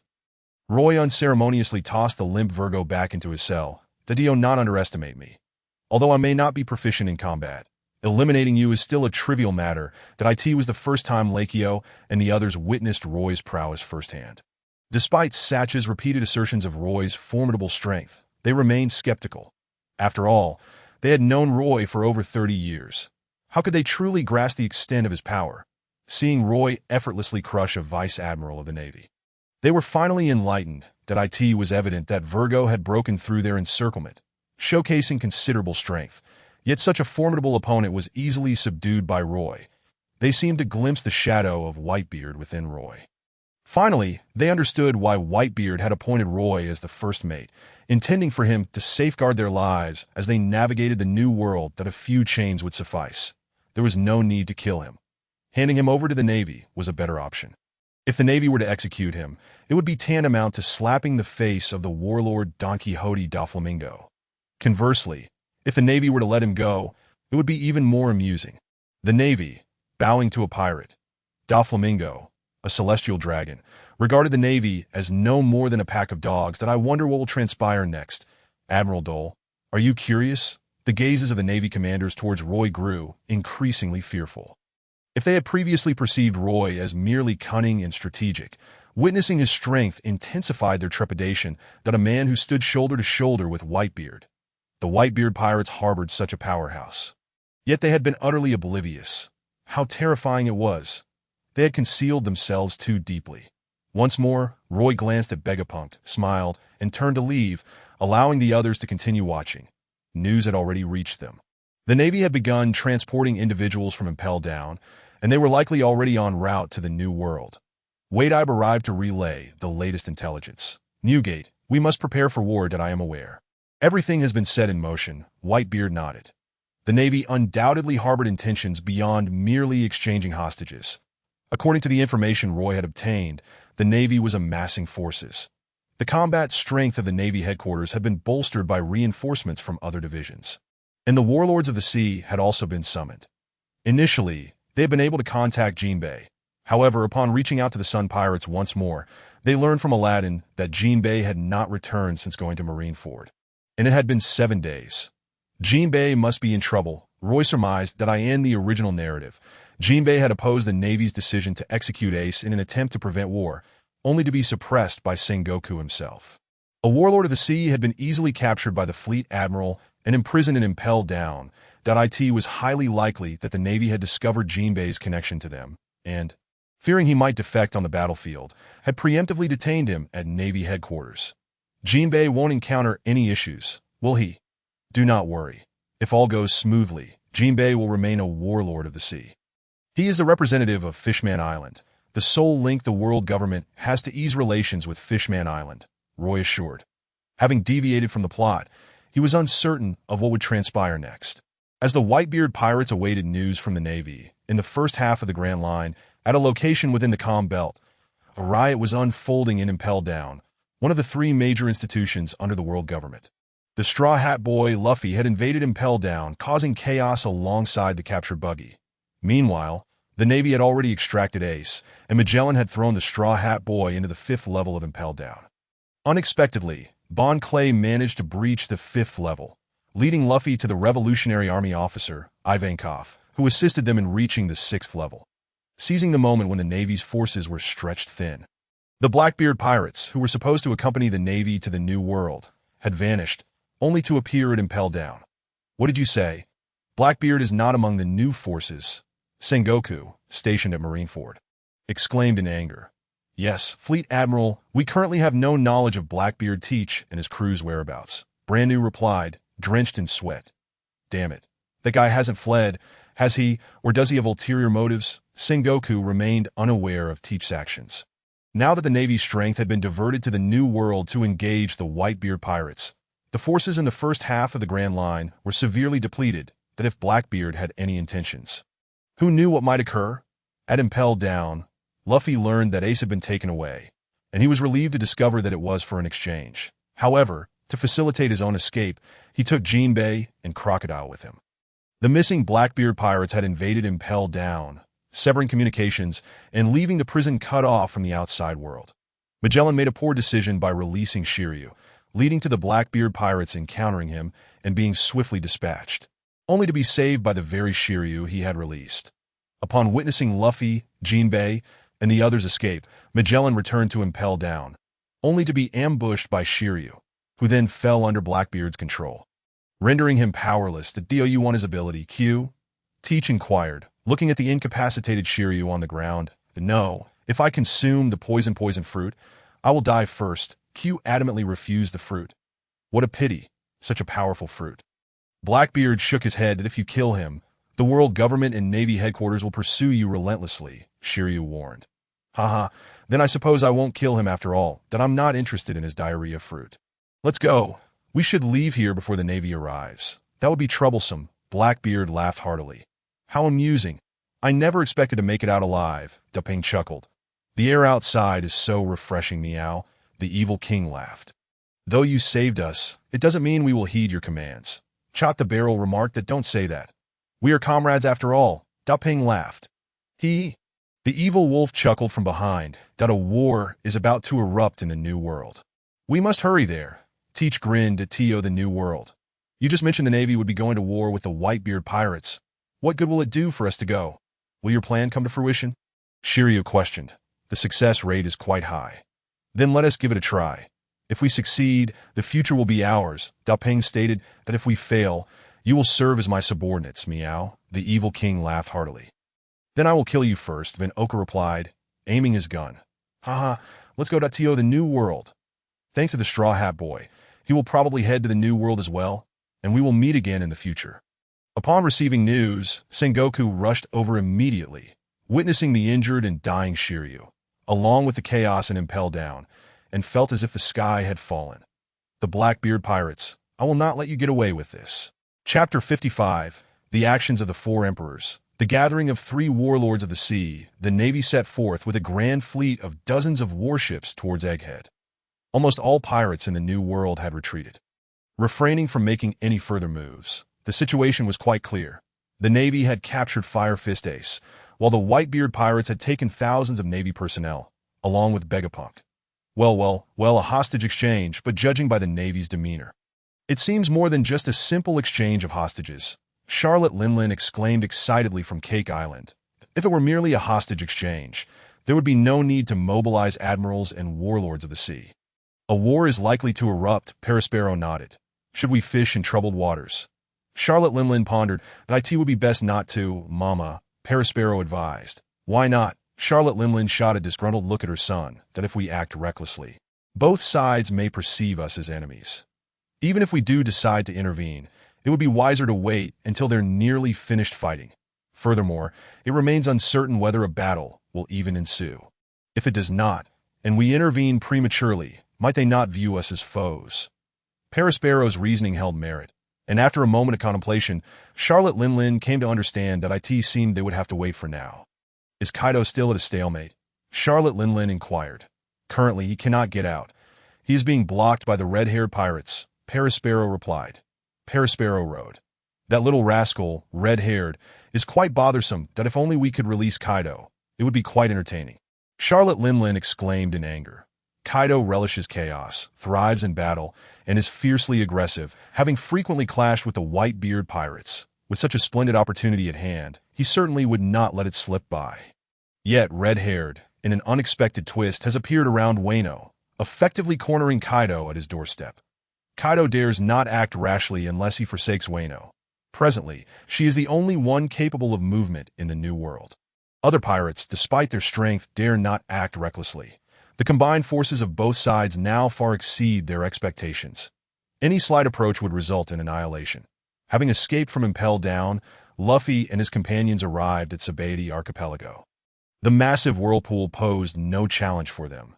Jinbe, with the aid of his comrades, maneuvered a fleet through the treacherous waters, circumventing the whirlpool and making their way along the Red Line to the Sabaody Islands. Ace has been returned to the New World. What a relief! Luffy sighed, collapsing to the ground in exhaustion. While the Navy sent Ace back, they secretly plotted to wage war against the Whitebeard Pirates. I must go to the New World to assist Pops and the others. Jinbe declared, "Do you think the Navy will engage in battle with the Whitebeard Pirates?" Luffy inquired that I was imprisoned for opposing their plans upon learning of them. Jinbe nodded. "What is the Navy's next course of action?" Crocodile questioned. "They intend to strike against Pops in the New World. The reason for the 7-day wait is that the Navy requires time to amass their forces and form a superfleet. Regardless, this battle will commence. It is an order from the world government." Jinbe stated that we cannot afford to miss this opportunity. Crocodile remarked that Luffy couldn't. "I thank you, but I must take my leave to the New World."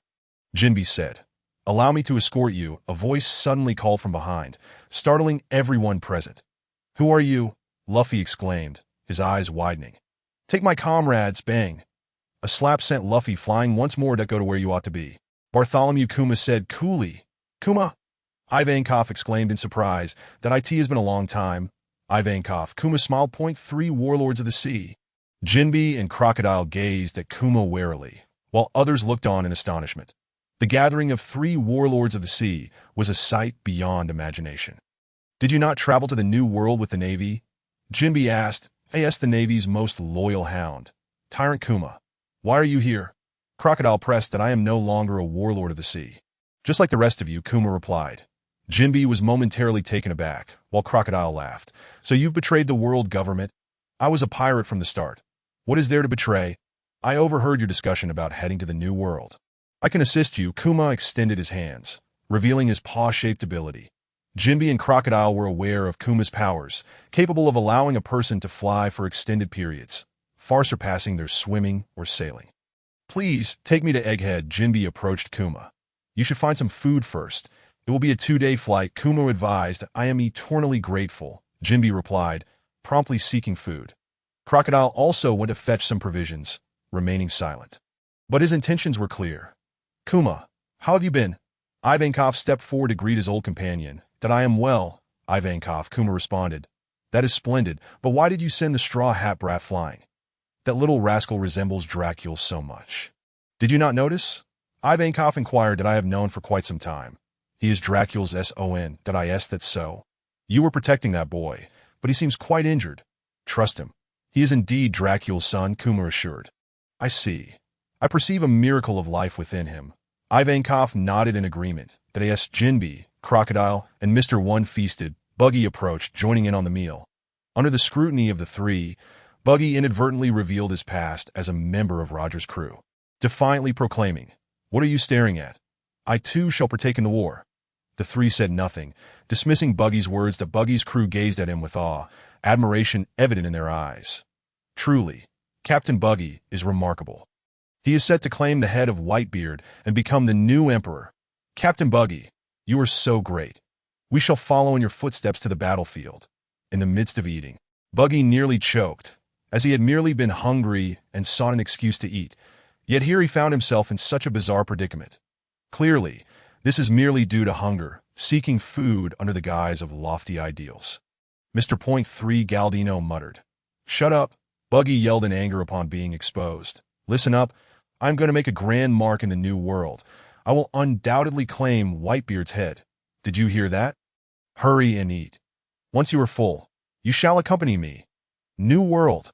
Chapter 56. Rayleigh's Inquiry. Whitebeard's last words? Ah! A scream echoed through the sky. Those ensconced in Kuma's paws soared through the air like shooting stars. The one screaming was Buggy. "That I didn't want to go." Buggy's wails resonated through the heavens. "Why must I be dragged along?" Mr. 3 Galdino retorted beside him. Follow Captain Buggy's lead, claim the head of Whitebeard. Captain Buggy shall become the Pirate King. A cascade of shooting stars streaked across the sky. Jinby, Crocodile, Mr. One, and others soaring towards Egghead in the New World. Only the members of the Revolutionary Army remained. Kuma, let us return, Ivankov suggested. No, I have matters to attend to. I cannot return yet. Kuma shook his head. Why? Ivankov asked in confusion. Father. At that moment, a girl rushed forward. Father? Ivankov stared thoughtfully at the girl in her 20s. Graceful and poised. Could it be? Ivankov saw the shadow of Ginny and Bonnie, the former captain of the East Army of the Revolutionary Army. This is my and Ginny's child, Bonnie. This is Ivankov. Bonnie looked up at Ivankov, startled by his imposing visage. Beside Kuma, Bonnie reverted to her original age, resembling a small girl. Kuma, what is happening with Bonnie? Ivankov asked, perplexed. Bonnie is a user of the age fruit, capable of altering her age at will. Kuma explained with a smile that, I see. She resembles Ginny. Ivankov remarked, do you know my mother? Bonnie asked in surprise that I have been friends with your father and mother for over 30 years. Who? Ivankov suddenly sensed danger and turned to face an approaching elderly man with white hair. Excuse me, but where did you send the straw hat brat, Luffy? The newcomer was none other than Rayleigh. Did I send him to Amazon Lily? Kuma replied. Amazon Lily? Rayleigh paused, familiar with the place, as his former acquaintance was the previous empress there. Thank you. Rayleigh nodded and turned to leave. Who is he? He seems somewhat familiar, Ivankov whispered. The Dark King, Silver's Rayleigh, Kuma elucidated. The Dark King Rayleigh, the vice-captain of Pirate King Roger? Ivankov exclaimed. The vice-captain of the Pirate King. Bonnie gazed towards Rayleigh's departing figure, having heard of him and astonished to witness a living legend, that I shall escort you back. Kuma offered, no need. We can return by ship. It isn't too far, Ivankov replied. Very well. I will take Bonnie to Egghead, Kuma decided. Why? Isn't war about to break out there? Even if you are no longer a revolutionary, what do you intend to do? Ivankov asked with concern that I must find Dr. Vegapunk. I need to ensure his safety, Kuma stated. All right, I shall return first. The world government will arrive soon, and trouble will ensue.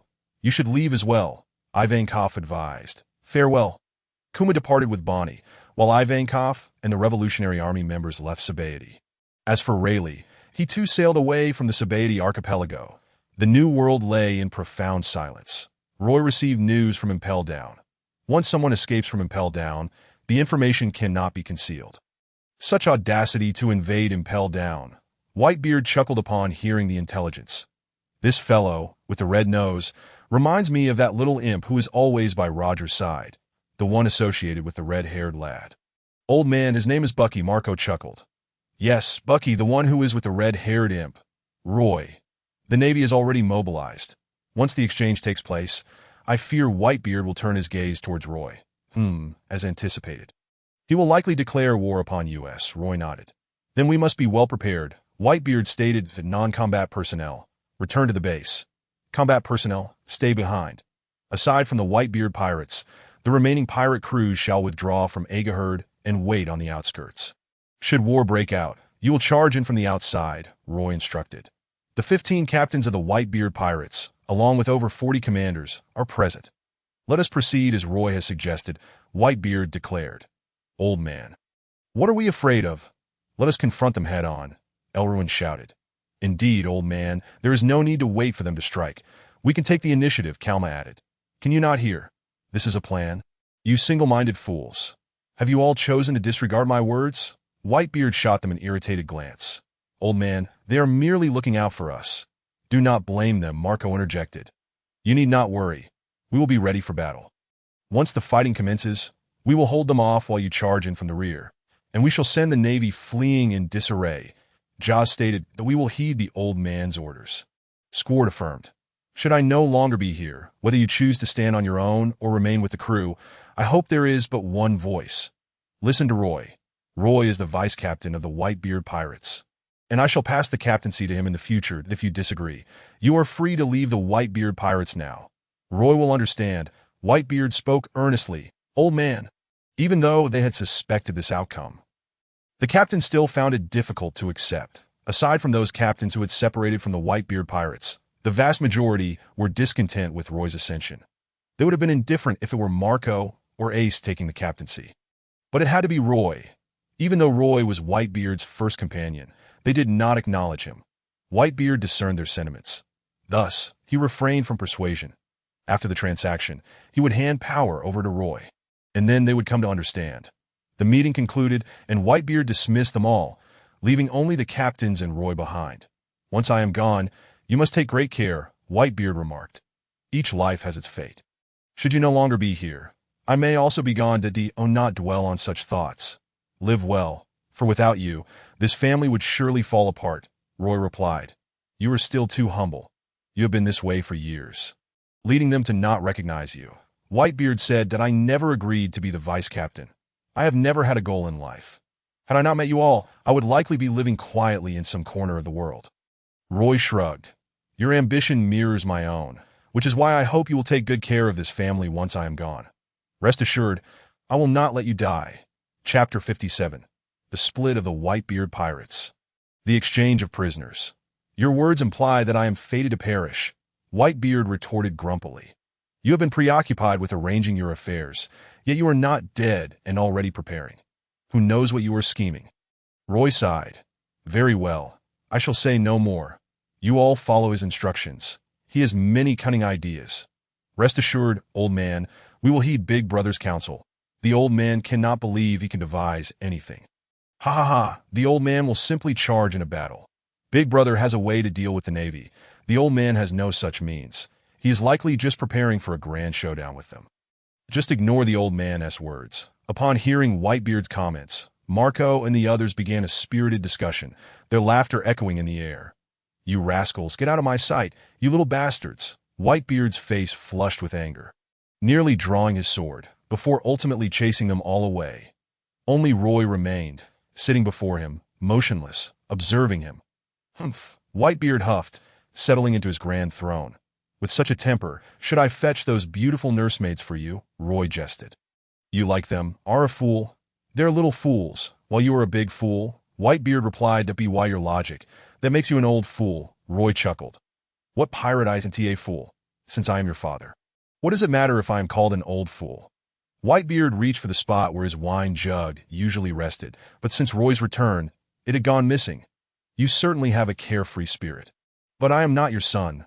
Roy remarked that I raised you all, and you are one of my own. Whitebeard grinned. "You think too much. I have never called you that as you can see. Without you, this family would surely fall to pieces." Roy stated, "Do you truly not wish to take over? My ability to protect is limited. Some will never acknowledge me. Even if you were still alive, I have a plan I wish to discuss with you." Roy said to go on. Whitebeard sighed. Knowing Roy's plan would likely not be a favorable one, that the Whitebeard Pirates must part ways, Roy declared solemnly. Time passed swiftly, and 3 days had gone by in a flash. At Agaherd, for ships of the Whitebeard Pirates were anchored by the shore. "Captain, we have spotted Navy warships," a lookout sailor called out. "Stand guard," Whitebeard commanded. All hands prepared for battle, and as the first warship appeared, a fleet of Navy ships followed closely behind, numbering over 100. De Marco, "Go inform them to send a warship for the exchange of hostages," Whitebeard ordered. "Understood." Marco flapped his wings and soared towards the Navy. The Navy, upon sighting the 4 Moby Dicks of the Whitebeard Pirates, grew increasingly tense. Marco's arrival drew the attention of every Navy soldier. "That is the Whitebeard Pirates. It is the captain of the 1st Division. The Phoenix Marco." All Navy soldiers turned to face Marco, whose fame as the captain of the 1st Division of the Whitebeard Pirates had always been significant, especially in the New World. "That is the Phoenix Marco. The man rumored to be reborn from flames and unable to be killed." Dashiki looked up at Marco, a Zoan-type mythical beast devil fruit, possessing the same abilities as a Logia-type. Smoker commented that a Zoan-type devil fruit with abilities akin to a Logia-type. Dashiki exclaimed in surprise. "Indeed, his abilities bear characteristics similar to the Logia-type," Smoker confirmed with a nod. Marco hovered above the foremost Navy warship, his hands still engulfed in flames, suspended in midair as he gazed at the opposing forces. "You may advance no further. You may only send 1 warship for the exchange," Marco declared. "How can we be certain our people are unharmed?" Kazura stepped forward. "Quite simply, you may escort your people to the island. The Navy is all at Agaherd. and we have not harmed them. ISA's present? I wish to confirm, Marco replied. Bring him up, Kazura commanded. Moments later, Navy soldiers escorted Ace forward. Ace, Marco called out. Marco. Ace was taken aback to see Marco again. You shall return home shortly, Marco reassured him. Kazura, since that is the case, you may send someone to the island to verify. The Navy is all on the island, and no problem. Kazura signaled for a warship to be dispatched, taking him to Agaherd. Meanwhile, Marco kept his gaze fixed on Ace. Upon reaching Agaherd, Kazura disembarked onto the island. Upon seeing the multitude of Navy soldiers and 7 Vegapunks standing at the dock, he let out a sigh of relief. Doctor, it is good to see you unharmed. Kazura remarked that I am fine. They have not harmed me, Vegapunk replied, hands clasped behind his back, not even bound. The Navy soldiers were unarmed, all restrained. General Dole, is everyone here? Kazura inquired. They are all here, except for those who were casualties in the earlier battle, General Dole confirmed. Why are you detaining Vice Admiral Virgo? Kazura asked in confusion. Report to Admiral Kazura. Virgo is a pirate spy. A mole planted within the Navy by the warlord Don Quixote da Flamingo. General Dole replied angrily that, oh, a spy. How did you come to know this? Kazura asked, astonished. Suddenly, General Dole turned to look behind Kazura, opening his mouth in surprise. Kazura turned to see Roy standing behind him. Here he comes again, that ghostly speed of yours. It must be a form of observation hockey. I did not even sense your presence, Kazura stated warily. That is because your hockey is too weak, Roy replied that that's so. Now that it is confirmed, we can proceed with the exchange of hostages. Kazura said that no problem. The people are right here. Hand over Ace to us. And we will naturally depart, Roy stated. Agreed. Kazura nodded slightly that he took out the transponder snail to contact the fleet, while Roy reached out to Marco, instructing him to take Ace away. Marco, you can take him now. Roy communicated through the transponder snail. Understood, we can release him. Our captives are unharmed, Kazura replied. Yes, Doberman nodded in agreement. Marco landed on the warship, and all the Navy personnel fixed their gazes upon him.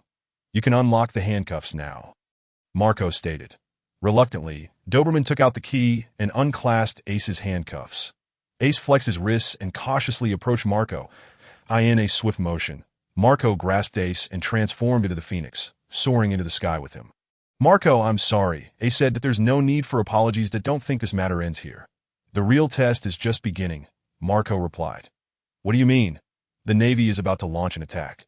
Chapter 58. The imminent battle and ruthless tactics as anticipated. The conflict erupted. Both sides began exchanging blows, and Roy withdrew alongside the others. Upon returning to the ship, he observed that the Whitebeard Pirates had prepared to depart while the Navy's warships dispersed. It's about to begin, Doflamingo remarked as he and others disembarked from the naval vessels. The Whitebeard Pirates won't escape this time. With an army of 80,000 Navy soldiers gathered here, they stand no chance. He taunted. Mihawk and Hancock remained silent, merely gazing out at the distant Whitebeard Pirates from the deck. It's just the 4 of us. The other 3 haven't arrived. Kuma appears to have betrayed the world government. And Jinbe's Fishman Pirates are vassals of the Whitebeard Pirates. That fellow Blackbeard actually took advantage of our arrival in the New World to attack and pell down. This is becoming increasingly intriguing. What direction will this world take? Doflamingo expressed with excitement. Prepare yourselves, Akainu commanded as he stepped off the warship, phone snail in hand, while Akiji lounged on the deck, resting his head on a crate with one hand supporting it. At that moment, the Navy resembled a cat fixated on a mouse, watching as the creature scurried before them. All warship cannons were aimed at the 4 Moby Dicks of the Whitebeard Pirates. The once breezy sea suddenly fell silent. Fire! At the command, dozens of warships fired in unison. Ace, who had just landed on the deck and was still catching his breath, was suddenly bombarded by countless cannonballs hurtling towards them. The Navy had launched its attack. There was no welcoming ceremony. Jozu and the others busied themselves preparing for the impending battle. Eat something to regain your strength. You'll need it for the fight ahead. Marco advised Ace that you've worked hard. I've prepared food for you, Sachi added, pushing a cart laden with provisions towards Ace with a cheerful demeanor. Sachi, I'm fine. Enough with the fuss. We're family. Who hasn't made mistakes? What you need to do now is quickly recover your combat strength. We'll need you to contribute, 2nd Division Commander. Got it. Ace nodded and began devouring the food. After only a few bites, he stood beside the cart, tilting his head back to doze off. Yet his hands continued to move, grabbing food as he slept, swiftly replenishing his energy in preparation for the upcoming battle. Sachi, observing with a smile, drew twin blades from his waist upon witnessing the rain of cannonballs. So, it begins, and you initiated it first. We hold no blame. That MY brother has prepared a gift for you. Sachi's eyes glimmered with an unquenchable killing intent. The sound of cannon fire erupted as Whitebeard struck first, shattering the atmosphere with a punch that sent shockwaves colliding with the cannonballs, causing all within the affected area to explode. The remaining projectiles were intercepted by other crew members. The Navy advanced while the Whitebeard Pirates fought back, retreating towards Egghead Island. "War has commenced," exclaimed Vice Admiral Dorr. "Kizaru, is this part of our plan?" asked Vice Admiral Hound. "Indeed, we intended to engage the Whitebeard Pirates," Kizaru confirmed. "Then we should join the battle. The Whitebeard Pirates are approaching," a captain declared. "Arm yourselves," Kizaru instructed. Suddenly, Kizaru sensed something amiss, breaking out in a cold sweat. Boom! A violent explosion erupted where the Navy captives stood, flames shooting skyward and engulfing everyone present. The force of the blast was overwhelming, tearing apart countless Navy soldiers, resulting in a staggering number of casualties. Kizaru seized Vegapunk, vanishing from the spot, while the other 6 Vegapunks were caught off guard and hurled into the depths of the sea by the explosion. The cataclysmic blast drew the Navy's attention as they gazed in shock at the towering flames on the island. The Navy bombarding the Whitebeard Pirates stood dumbfounded, with Akiji rising to his feet in disbelief. "Damn the Whitebeard Pirates," Akiji fumed. The Whitebeard Pirates sure know how to play rough," Doflamingo exclaimed excitedly. "Did they place explosives beneath the Navy captives?" Gecko Moria gasped. "That explosion must have claimed at least 10,000 lives." Mihawk remarked solemnly, "I aim to exchange captives to bolster our combat strength, but instead they've all been sent to the heavens. Such ruthlessness from the Whitebeard Pirates. What brutal tactics." Doflamingo expressed a mix of thrill and fear. Akainu, gazing at the fiery coastline, gritted his teeth, taken aback by the Whitebeard Pirates' sheer audacity. That a flash of light erupted on the deck as Kizaru appeared aboard the warship, clutching Vegapunk. "Are you all right?" Kizaru inquired. "I'm fine, but—" Vegapunk turned to look towards the dock, now shrouded in smoke. The area that once held countless Navy soldiers was now inundated by the sea. Countless corpses floated upon the water, with only a handful of survivors, including Vice Admiral Dorr. Akainu stepped forward, his anger manifesting as magma coursed through him, but he raised his hand skyward. "Meteor volcano! Boom! Boom! Boom!" A barrage of magma projectiles was launched into the sky, beginning their descent under the force of gravity. On the side of the Whitebeard Pirates, Whitebeard turned to survey the area of the explosion, realizing the shockwave had nearly capsized their ship, a testament to the explosion's ferocity. Before he could speak, he heard cheers ringing in his ears. Hooray! It was clear who was celebrating. The force of that explosion was quite formidable, Roy chuckled. "What you've done will ensure a relentless conflict between us and the Navy." Whitebeard remarked that IT was always meant to be a fight to the finish. "We are pirates, after all. Did you think the Navy would show us mercy? They underestimate us. They openly declare war. Why should I leave any Navy personnel alive to bolster their fighting strength?" Roy replied indifferently that he was not the benevolent figure they believed him to be. Initially, he had no desire to cause innocent casualties. However, since they chose to continue the fight, they became enemies. And as enemies, there was no need for compassion. "The Navy is advancing," Marco reported. Roy glimpsed the future and instructed Marco, "Everyone, retreat to the island quickly, but there's no time. It's coming." Whitebeard looked skyward. Indeed, it was too late. Countless volcanic projectiles rained down like the fists of giants, propelled by gravity and ignited in flames. The sheer number was overwhelming, more relentless than cannonballs. This scene resembled the apocalypse. Chapter 59, Punk Records. A meeting with those 4. Whitebeard was the first to act, leaping high into the air and slashing at the sky. Tremor blade. The shockwave swept outward, creating a fan-shaped curtain of energy. The curtain exploded, visibly vibrating shockwaves crashing against the volcanic projectiles. Boom, boom, boom. Where it passed, those volcanic projectiles were shattered into countless fragments. You little brat." Whitebeard landed on the deck, glaring at the distant. Akainu gritted his teeth, fixated on them. Yet the volcanic projectiles showed no signs of ceasing.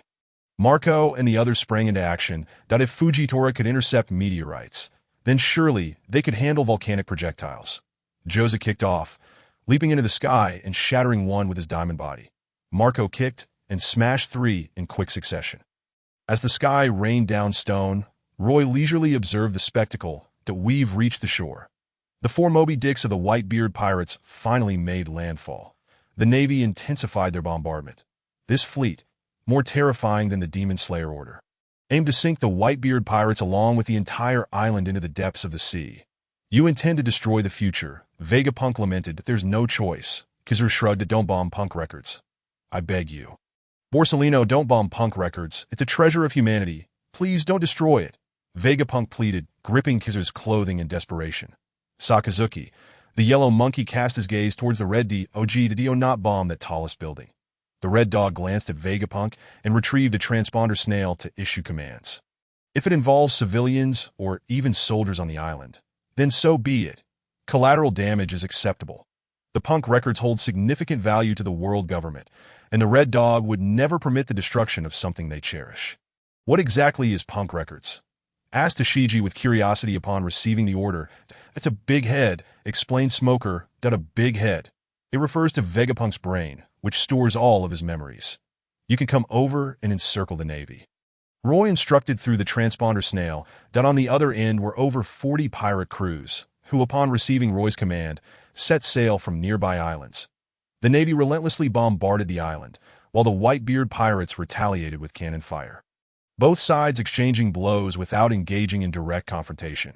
The naval forces clearly held the upper hand at sea, but the ultimate battle would rely on ground combat.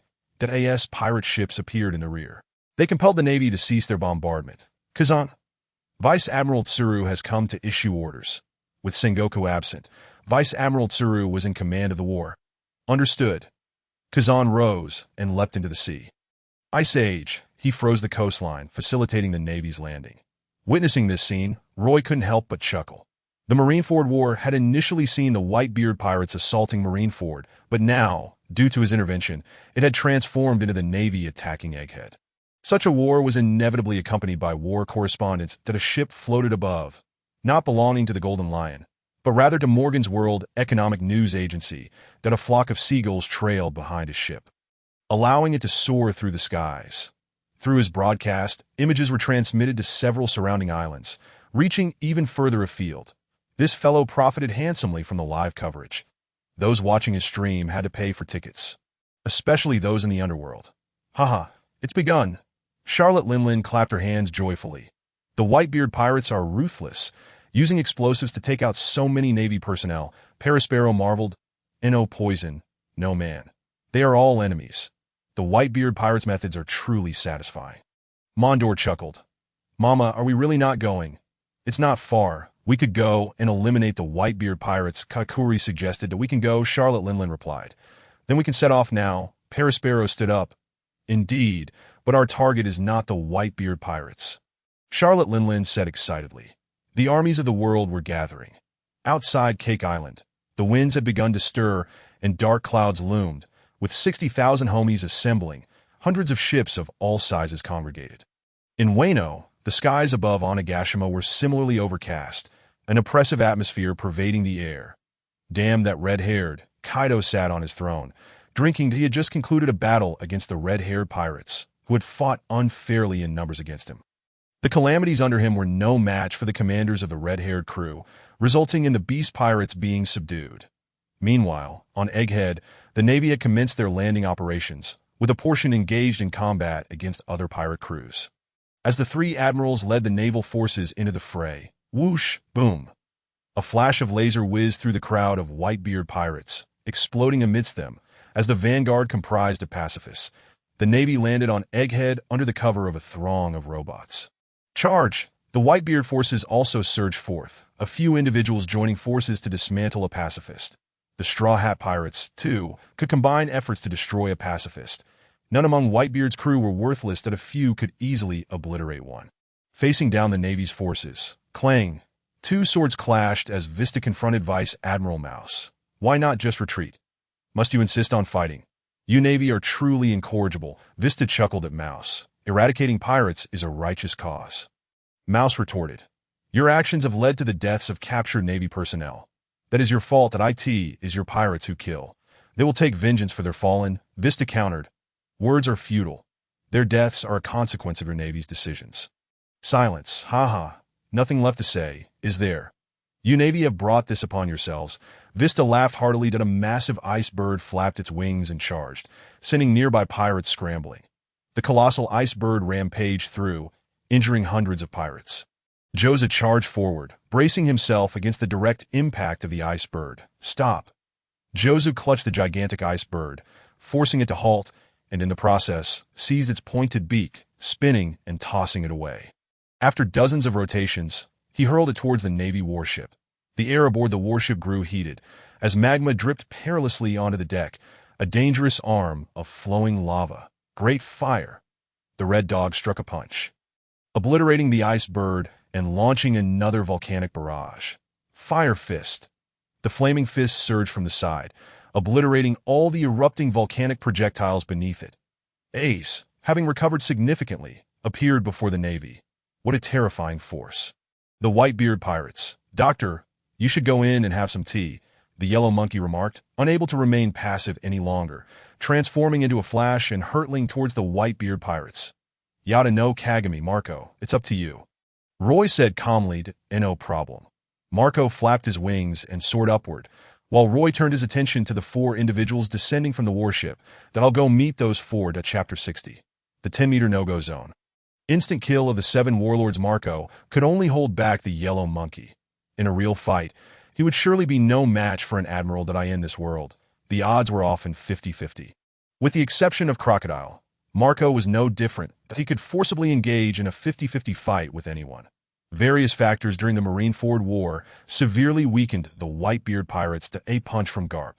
The restrictions of Sea Prism Stone and Whitebeard's old ailments resurfacing allowed Marco to be successfully ambushed by the yellow monkey. Otherwise, Marco possessed the combat strength to continue fighting. Moreover, in a situation where his fruit ability was merely supportive, he led the captains to retreat using his own strength. Roy naturally trusted Marco and believed Ace and the others could hold their ground for a while. He was merely concerned about Whitebeard's condition, hoping there wouldn't be any further ambushes that a warship docked upon the icy surface. 4 individuals leaped from the vessel. That ho, it's time to wage war against the Whitebeard Pirates. How exhilarating! Such a collection of monsters.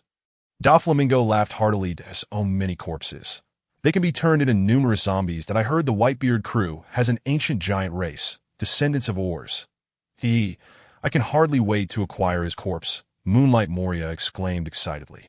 I detest places filled with men. Hancock frowned, reluctant to be there, her thoughts consumed with worry for Luffy. Upon hearing he had escaped from prison, she exhaled in relief, yet her concern for Luffy's safety deepened. Mihawk, meanwhile, fixed his gaze ahead, his keen sixth sense alerting him to impending danger. Danger? Mihawk intoned gravely. Doflamingo and the others turned to look ahead, that a chill dispersed with the wind as a figure approached them. Wherever he tread, all Navy personnel aiming to attack him fell to the ground. This scene captured the attention of countless Navy soldiers who rushed towards him. Without exception, those who neared within 10 meters succumbed to uncontrollable fainting. On the warship, Vice Admiral Tsuru's expression turned wary as she observed from afar. Such hockey is not of this world, Garp remarked solemnly. Edward Roy, Vice Captain of the Whitebeard Pirates, Vice Admiral Tsuru declared, comparing a photograph. Many of the Whitebeard Pirates were orphans, some even without names, taking Whitebeard's surname as their own. Roy's name, upon first hearing, sounded like a mere name, leading the Navy to mistakenly believe he shared Whitebeard's surname. Few in the world possess such a degree of hockey, capable of exerting that level of control. Garp felt a sense of caution. Observing others collapse, a certain rear admiral could no longer remain passive. He charged forward, entering the 10-meter zone, only to find his movements slowed. That as he crossed into 5 meters, his breathing quickened, sweat pouring down his brow, his movements growing sluggish. Ultimately, he reached 4 meters, took a step, and collapsed at Roy's feet. That guy, Doflamingo, was taken aback. Facing those eyes felt more terrifying than encountering Mihawk's gaze. That is so calm.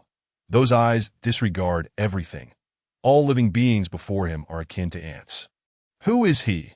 Hancock inquired, astonished by Roy's expression, having never witnessed such eyes before. Mihawk remained silent, instead reaching for the hilt of his sword, drawing the black blade from its sheath. "Greetings, gentlemen." Roy finally arrived before them, standing precisely 10 meters away. "Who are you?" Moonlight Moria has been hiding on the terrifying, sunless three-masted ship for several years, utterly unaware of Roy. Not to mention him. Even Don Quixote Doflamingo only learned of him recently.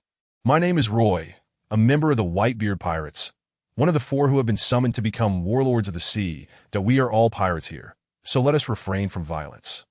Shall we? Why don't you take a moment to sip some tea while we finish our business?" Roy said with a smile.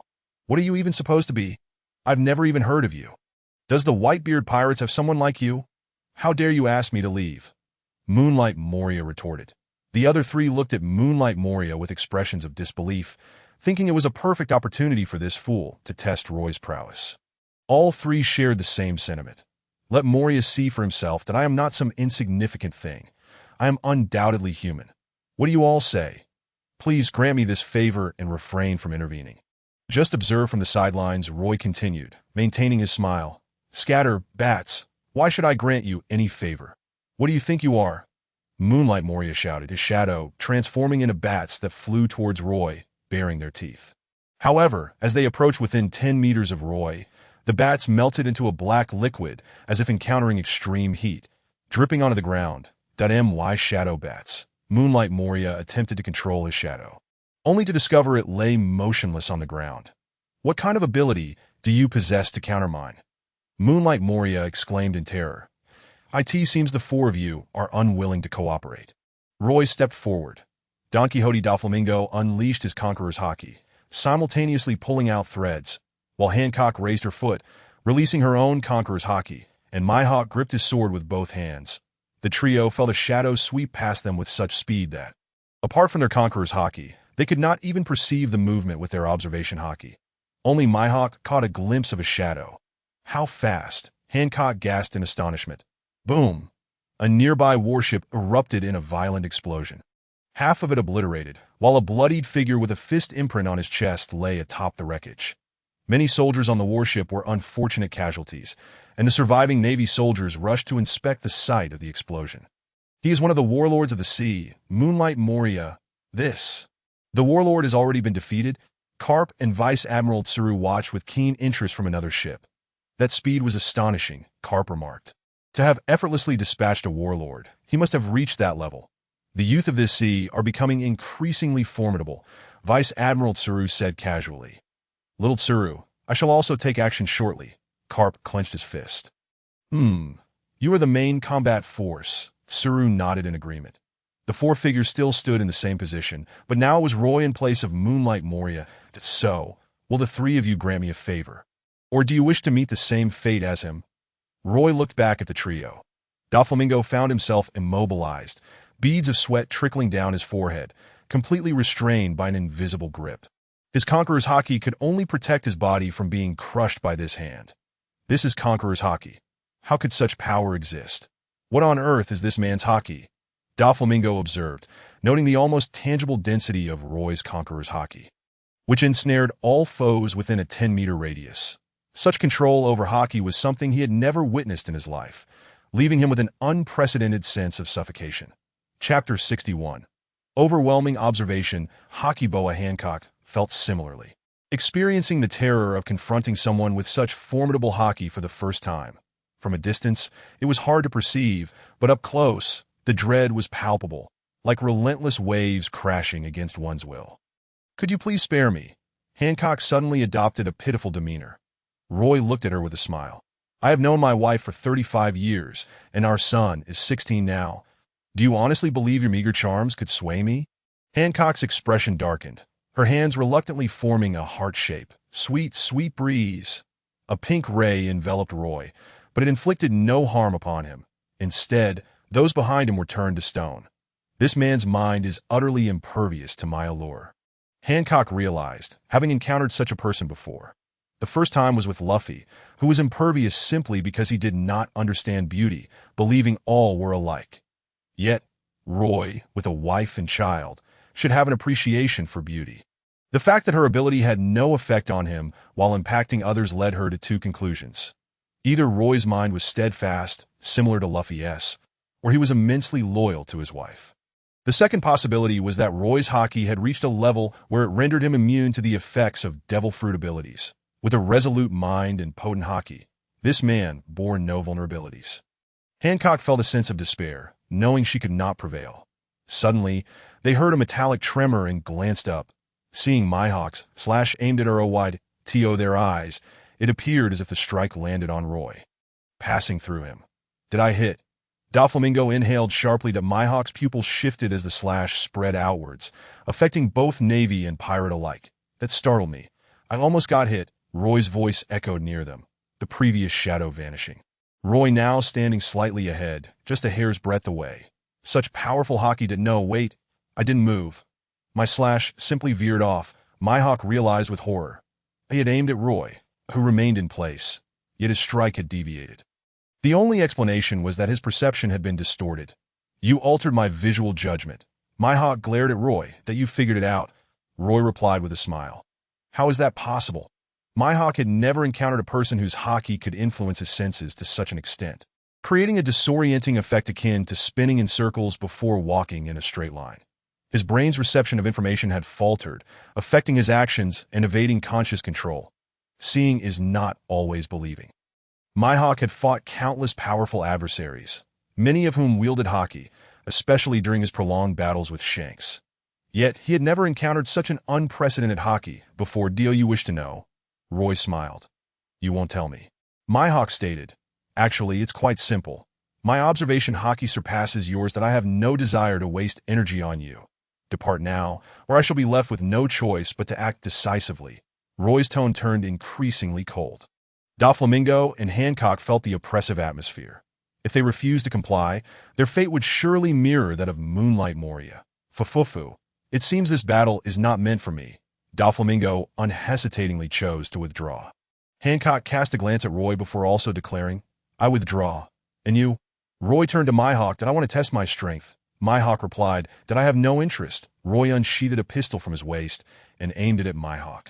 Firing a shot. Bang. The gunshot rang out. The bullet appeared unlikely to hit Mihawk, who made no attempt to dodge. However, this was merely the perception of the trio. To Carp and Tsuru, the bullet was indeed aimed at Mihawk. Mihawk sensed something amiss and quickly dodged. Puff. The bullet grazed his clothing, leaving a mark on his arm. Mihawk has been injured. Akainu, who was engaged in combat with Whitebeard, turned in surprise.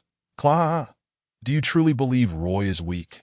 That sword-wielding brat stands no chance against him. Whitebeard chuckled.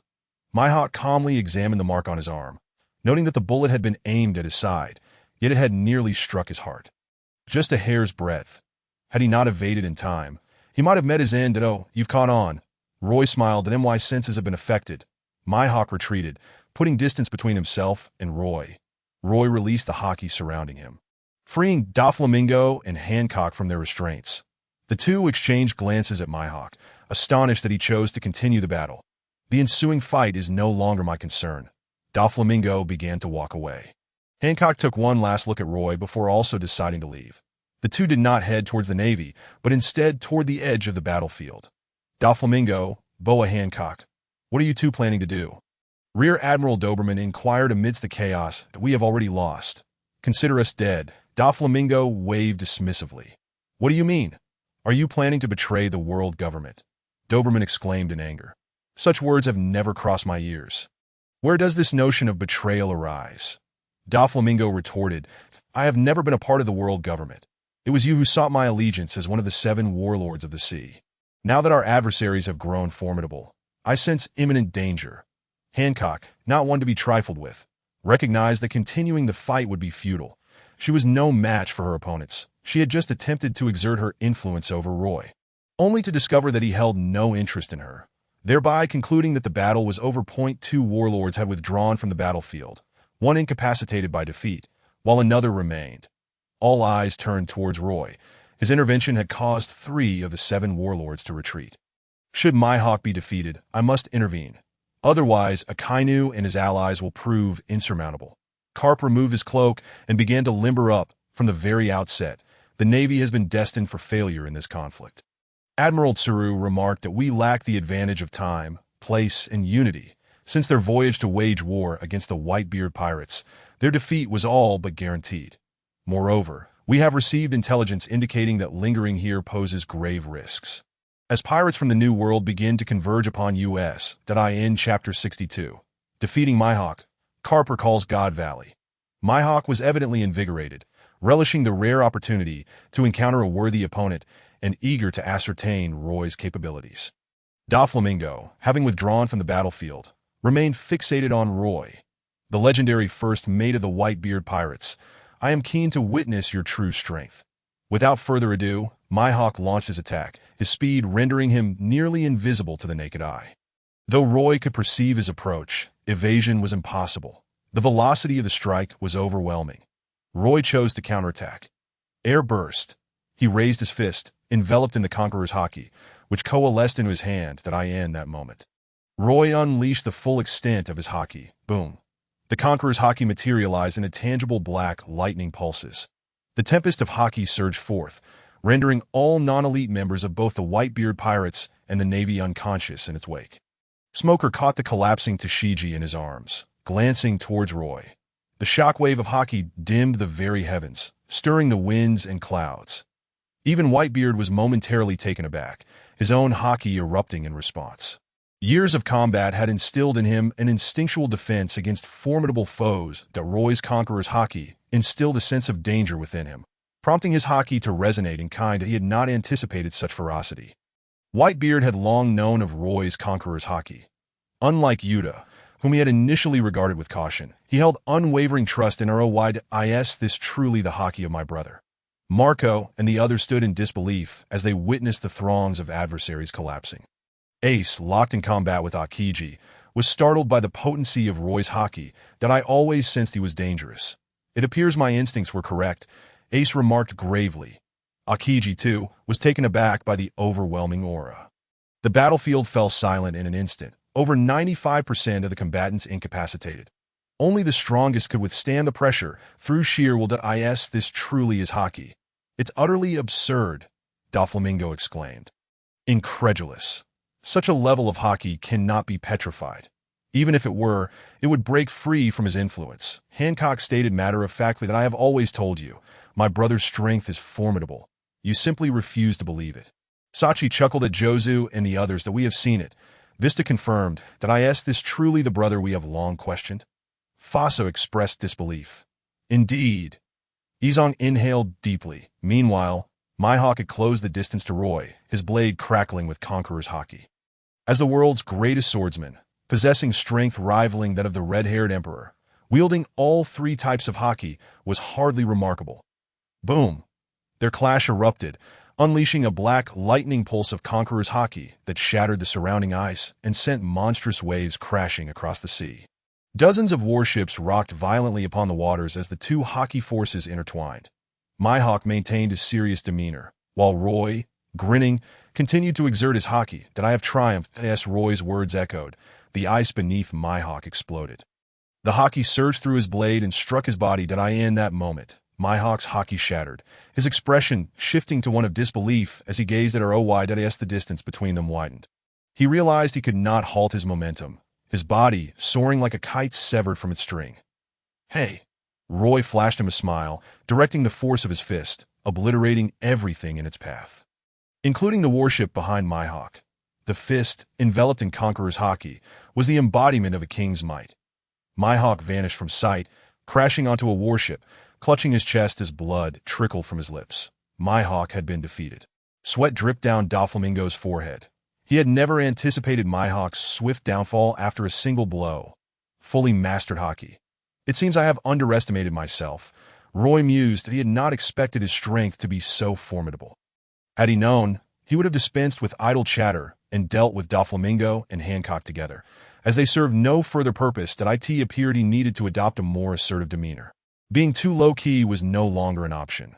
Roy glanced towards the warships, where Admiral Tsuru and Karp regarded him intently. Shall we continue this battle? Roy's voice resonated in their ears. Saru surveyed the battlefield before turning to the three individuals clad in white suits and masks behind her. You have witnessed the situation. Do we proceed? The three exchanged glances and replied, We need to consult the Goris. Hurry, Saru said coolly, turning her gaze back to Karp. You may go. Should you falter, I will declare this battle concluded. As prolonging it would be detrimental to the Navy. Very well. I shall go and have a word, Karp replied, leaping from the warship. The Whitebeard Pirates focused their attention on Karp as he descended. With a single step, a surge of energy radiated from beneath his feet, casting the sky into shadow as the overwhelming hockey stirred the clouds. The clash of hockey birthed countless bolts of black lightning. Karp, Whitebeard intoned solemnly that he recognized Karp's strength, but bore concern for Roy. Karp had entered the fray. With so many having just fallen, the battlefield was eerily quiet, and the aftermath of Mihawk's defeat had dampened morale. Karp's emergence undoubtedly revitalized the remaining Navy forces, who stood resolute, preparing to launch another assault on the Whitebeard Pirates. Young man, Karp fixed his gaze on Roy. That we have met before, Admiral Karp. Roy replied with a smile. Met? When might that have been? Karp approached Roy, each step amplifying his presence. To God Valley. Roy's words momentarily halted Karp's momentum before he regained composure. So you were one of the remnants from that time. Karp had mistakenly categorized Roy as a member of the Rock's Pirates. To know, I was a slave, hunted like livestock by the celestial dragons on that island. Though Roy's tone was light, every soul capable of standing on the battlefield seemed to absorb his words. The Whitebeard Pirates, save for Newgate and Marco, were visibly taken aback. What did he just say? Murmured Mio, incredulous. Having nearly become a slave himself, he understood the reality of such a fate. Roy was indeed a slave. A slave to the celestial dragons?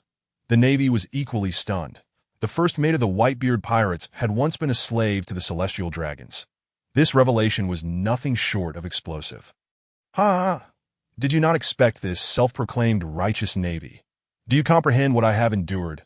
Cast aside like an animal on an island, hunted for sport by the celestial dragons. And you, Navy, stood guard outside, ensuring that the news did not escape. Such hunts occurred every 3 years, with countless lives extinguished at the hands of the celestial dragons. For them, it was merely a game of hunting. With us as the prey, isn't that so, Admiral Karp? The so-called hero? How did you earn that title? I wonder if anyone remembers now that I end Chapter 63, The World of Hegemony. Confrontation with Karp, Roy's words left the members of the Whitebeard Pirates and several Navy officers in a state of bewilderment. God Valley, the Rock's Pirates, some high-ranking naval officers suddenly recalled something, their expressions darkening. After all, it has only been 36 years since the Valley of Gods, and many present were over 40 years old. Having heard of that pirate crew, at the very least, the three admirals of the Navy were aware, as they had access to more secrets. The younger generation, however, remained oblivious, for they had not yet been born. Coupled with the concealed truths of the world government, numerous secrets remained unknown, and to speak of them would invite eradication. Karp did not expect Roy to bring up past events, nor did he anticipate that Roy was a victim of those very incidents. Why the silence, Vice Admiral Karp? Is it difficult to speak? Roy taunted. You, who have successfully protected the celestial dragons and earned the title of Navy hero, are now believed by the entire world to have defeated the Pirate King. Roger, to achieve that honor, don't make me laugh. Roger surrendered willingly, and you were merely a jester in that tale that I might not waste words on other naval officers. But I have always looked down upon you. Your self-righteousness resembles an escape, failing to adhere to your true heart. That Karp's aura remained unyielding, clearly indicating that Roy's words had not swayed his resolve. Such a formidable figure would not be altered by mere words. You are correct. I did partake in those actions, but I have never been in the wrong. That I have always targeted pirates, Karp asserted. Then do you comprehend the origin of pirates? Do you understand their existence's purpose? You, who aided Roger in ushering in the great pirate era, adopted Roger's son, and are the father of the Revolutionary Army leader, Dragon Dead as a father. Do you truly align yourself with the world government? Roy challenged. You possess considerable knowledge and are quite articulate. That I never expected someone like you to be in the presence of Whitebeard. You hardly embody the pirate spirit. Karp remained unfazed, advancing step by step. He did not deny Roy's words. Rather, he affirmed them. Assisting Roger in establishing the great pirate era, adopting Roger's son, the father of the Revolutionary Army leader. Karp seemed burdened with an overwhelming past, Was all this truly the legacy of Vice Admiral Carp? The young naval officers struggled to accept this revelation, realizing the multitude of secrets within their world. The intricate web of the Navy and pirates intertwined, complex and convoluted. Ace gazed at Carp, himself an adopted individual. Never having considered that Carp had once aided Roger, that I never aspired to be a pirate. The so-called pirates are merely a pitiful lot in my eyes that if life could provide stability and comfort, who would choose the life of a pirate? The sea is a treacherous place that devours men whole, with those perishing at sea far exceeding the number who fall to the hands of the Navy. If a peaceful world were attainable, who would venture out to become a pirate, braving storms and hiding in the perilous new world? All of this stems from the greed of the celestial dragons, who relentlessly exploit ordinary people. And you, the Navy, are complicit in this. The Navy cannot bestow peace upon the world. It only inflicts endless suffering. You are a band of accomplices, cloaked in righteousness and morality. Yet have you ever contemplated the impact of your actions on this world? The so-called justice you espouse is merely a pretext for your violence against the world, a brazen excuse. You harbor great resentment. And while you speak the truth, the existence of pirates continually wreaks havoc upon the world. Carp inhaled deeply, that I have stated before. How did pirates come into being?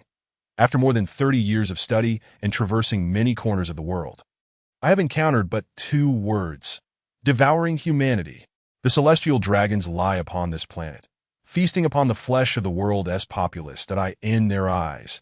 Humanity is nothing but refuse, expendable and easily replaced. As their subordinates, whenever the celestial dragons suffer even a slight grievance, you would seek to annihilate the world that I ask that justice. If the term justice were not affixed to you, I might have refrained from engaging in this dialogue. Yet, under the banner of justice, you commit acts upon the sea that are anything but just, cloaked in righteousness while harboring a heart full of deceit. This describes you, the Navy, Roy, having perused countless texts and traversed the world over the past 36 years. Was profoundly impacted by the revelations of this world. Before the Great Pirate era, those who chose to set sail were primarily driven by the need to survive. Take Whitebeard, for instance. He could not afford the tribute demanded by the celestial dragons.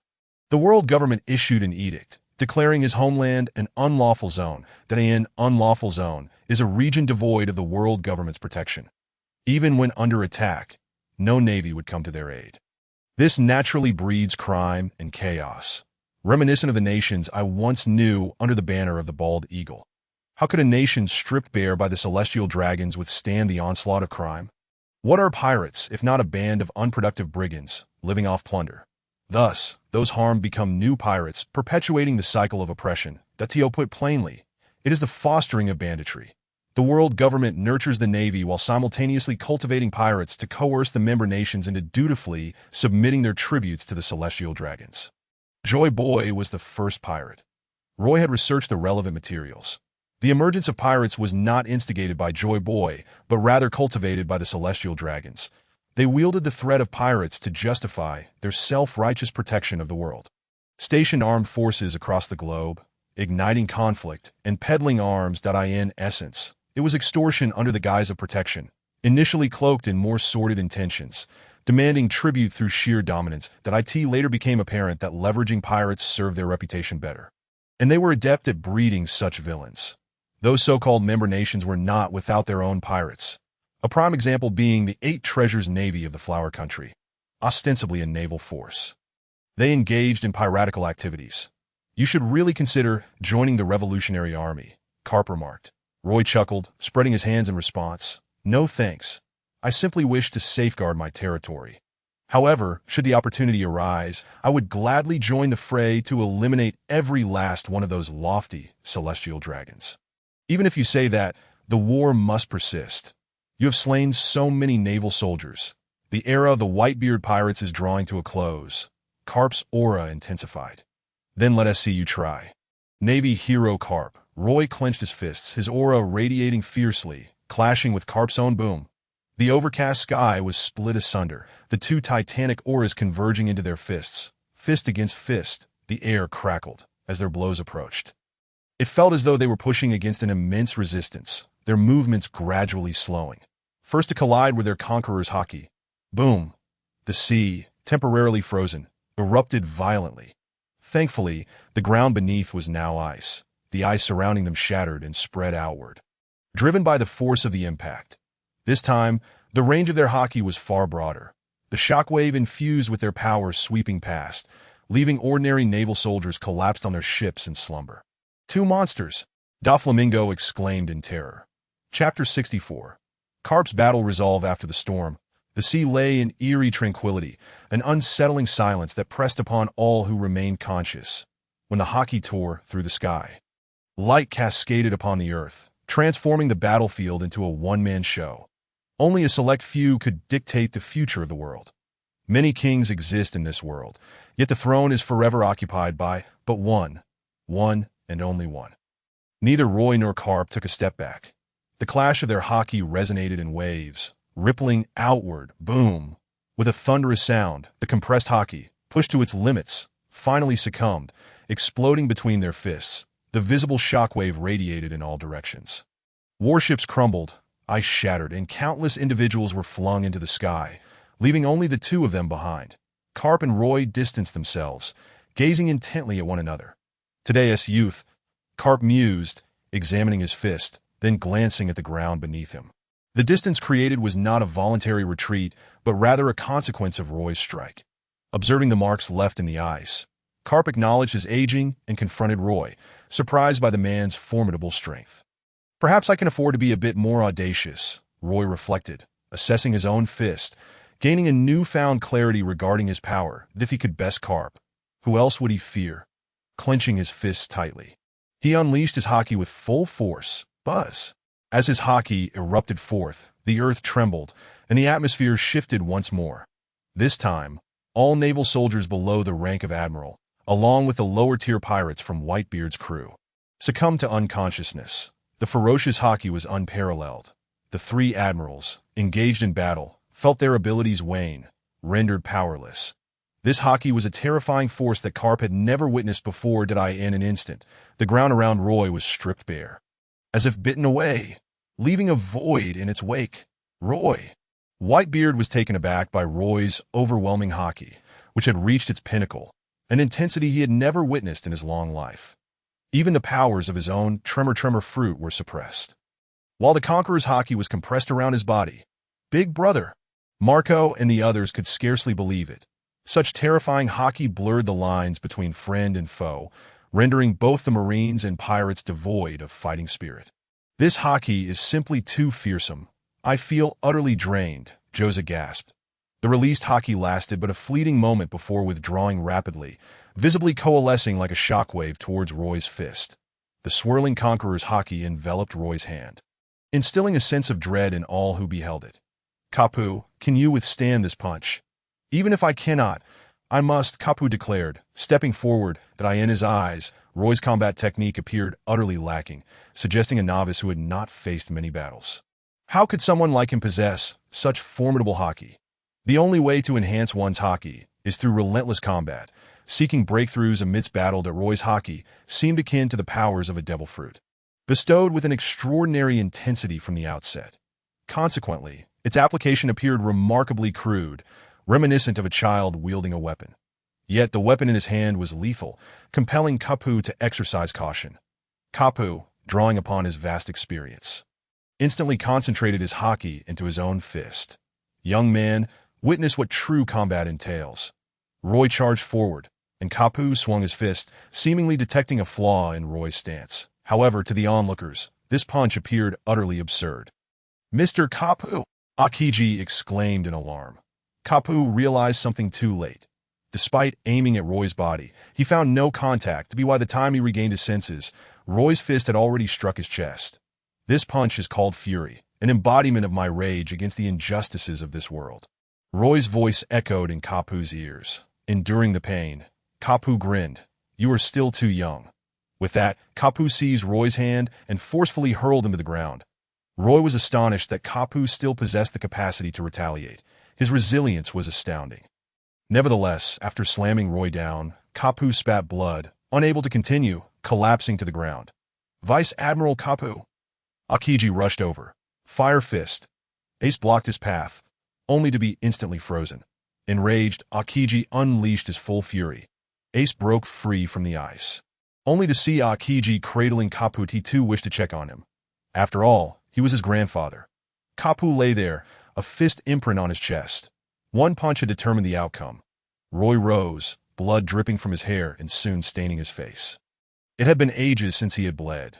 The last time was nearly 30 years ago. He touched the viscous blood, contemplating how, despite his preparations, Kapu had managed to land a hit, leaving him slightly dizzy. His lack of combat experience had led him to mistakenly believe he could incapacitate Kapu with a single blow, only for Kapu to seize the opportunity. Next time, he must be more cautious. A single misstep could lead to failure like Kapu's. Kapu had been distracted by Roy's Conqueror's hockey, causing his punch to veer off course, allowing Roy to strike, that if it hadn't been for that, defeating Kapu would not have been so easy. His hockey was indeed extraordinary, but true combat hinged on willpower, and Roy still had a journey ahead of him. Shall the battle continue? Roy inquired, glancing at Akiji. He still had fighting spirit left, enough to potentially take down another Marine admiral.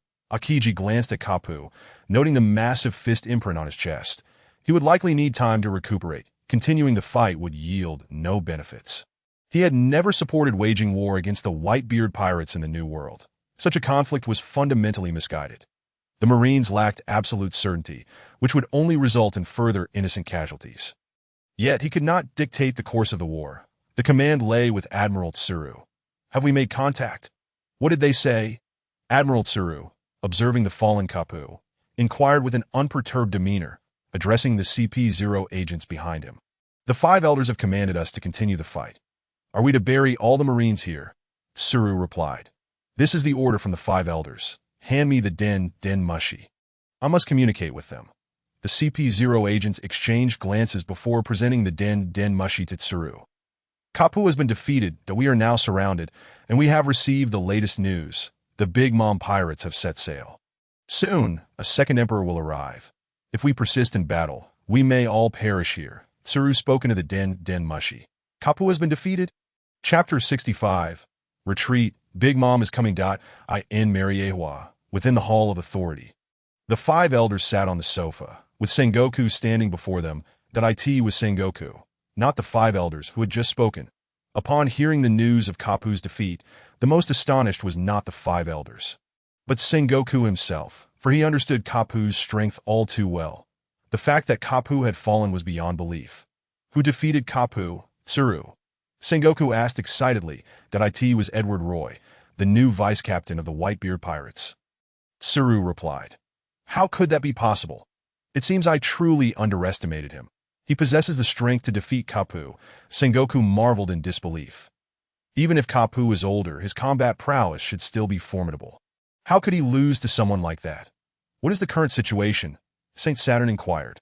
Aside from the vice-admirals, all Marine forces have lost their fighting spirit. The peripheral Marine soldiers are attempting to break through. The subordinate pirate crews of the Whitebeard Pirates are not aligned with them, but are instead on the outskirts, currently restraining our external forces. The soldiers who were captured during the ambush have suffered heavy casualties due to the hidden explosives, losing nearly 80% of their fighting capability. The battlefield is now left with fewer than 100 still engaged in combat. Tsuru explained. One person altered the battlefield. St. Nasuger asked. Indeed, 2 members of the Shichibukai have been defeated, and 2 have withdrawn from the fight, Tsuru confirmed. You must be joking? St. Peter questioned incredulously. That is the current situation, Tsuru reiterated. Initially, there was a live broadcast by Morgan's, but it was disrupted by Roy's hockey wave, which fell into the sea. Its whereabouts are now unknown. The 5 elders exchanged glances, astonished by the turn of events. That if the losses are too great, we can retreat. We have received word that Big Mom is on her way to your location. It is best to end the battle early and withdraw our forces, St. Vacheli advised. There is no need to engage them in a deadly struggle. If it were just Whitebeard, we could manage. But the emergence of Roy has complicated matters. In that case, let us temporarily cease hostilities, St. Nasuger concluded. Very well, I shall issue the order, Tsuru nodded. Tsuru had overheard Roy's dialogue, as well as the discussions between him and the 5 elders. I cannot fathom why this battle is necessary. If not for you, would the Whitebeard Pirates even exist? Tsuru asked. Indeed, they would not, Roy affirmed, acknowledging that, according to the original narrative, the Whitebeard Pirates would have faded into the past. His presence had allowed them to sustain their existence. Kazan, Sakazuki, Pagliusolino received the highest command. The war is over. Tsuru's voice resonated softly across the battlefield. Even if Akainu was discontent, he had no choice but to retreat. The territory of Egghead belonged to the Marines. Yet the Whitebeard Pirates remained. It must be said that in this conflict, the Whitebeard Pirates had emerged victorious. Marco and the others were taken aback. The war had concluded rather unexpectedly, and it seemed the losses were not substantial. The greatest loss was simply that everyone had been stunned by Roy's hockey, which had inadvertently reduced casualties. That a closer examination of the battlefield revealed that while the Marines and the Whitebeard Pirates appeared to be engaged in fierce combat, aside from the initial fatalities among the captured, the Marines had not suffered significant losses. The same could be observed on the Whitebeard Pirate side, with 2 of the Shichibukai being forced back and 1 defeated. The conflict, which seemed grand in scale, had only resulted in around 20,000 casualties. With the war declared over, Whitebeard notified the surrounding pirate crews to cease their attacks and allow the Marines to withdraw. Both sides began to regroup. The Marine allies arrived en masse to rescue personnel and transport them back to the ships for treatment. The Whitebeard Pirates followed suit, cleaning up the battlefield with remarkable speed. Under Akainu's reluctant gaze, the Marine vessels began to depart. Gradually, the Whitebeard Pirates regained consciousness, erupting in cheers. Did we win? Many have yet to grasp the reality. Have we truly emerged victorious? They slumbered, only to awaken to the conclusion of war. Indeed, we must hasten our departure from this place. It remains the domain of the Navy, one that must be returned to them. Marco Dada, we must return it. Nonsense, this is the Navy's territory. What purpose do we have here other than to relinquish it? Surely you comprehend why the Navy has withdrawn their forces. They aren't retreating to their headquarters, but rather to the G-14 branch, ever poised to launch an assault. Marco, Captain, when shall we depart? We await the command from Pops. Whitebeard, in disbelief, had not anticipated the war to conclude so abruptly. Seated upon a stone with a blade in hand, he turned to Roy and inquired, "What shall we do next? What else can we do but rest and depart? There is no need to linger here. You have survived this ordeal. It appears I am not destined to die after all." Whitebeard chuckled. Roy had long since foretold him of his own mortality. Now, it seems, death eludes him, though the duration of his survival remains uncertain. How frustrating. I hardly had the chance to unleash my full potential, lamented Whitebeard. Enough of that. Under the circumstances we faced, did you truly believe we could withstand the Navy? Let alone the 7 warlords of the sea? If I were not present, consider the outcome. Roy remarked. It is not as grim as you envision, Whitebeard countered. And what if the battlefield had been Marineford? Roy's assertion rendered Whitebeard speechless. His initial intention was to advance to impel down, to rescue comrades from the Navy's clutches, never considering the prospect of abducting the Navy and forcing them into the New World.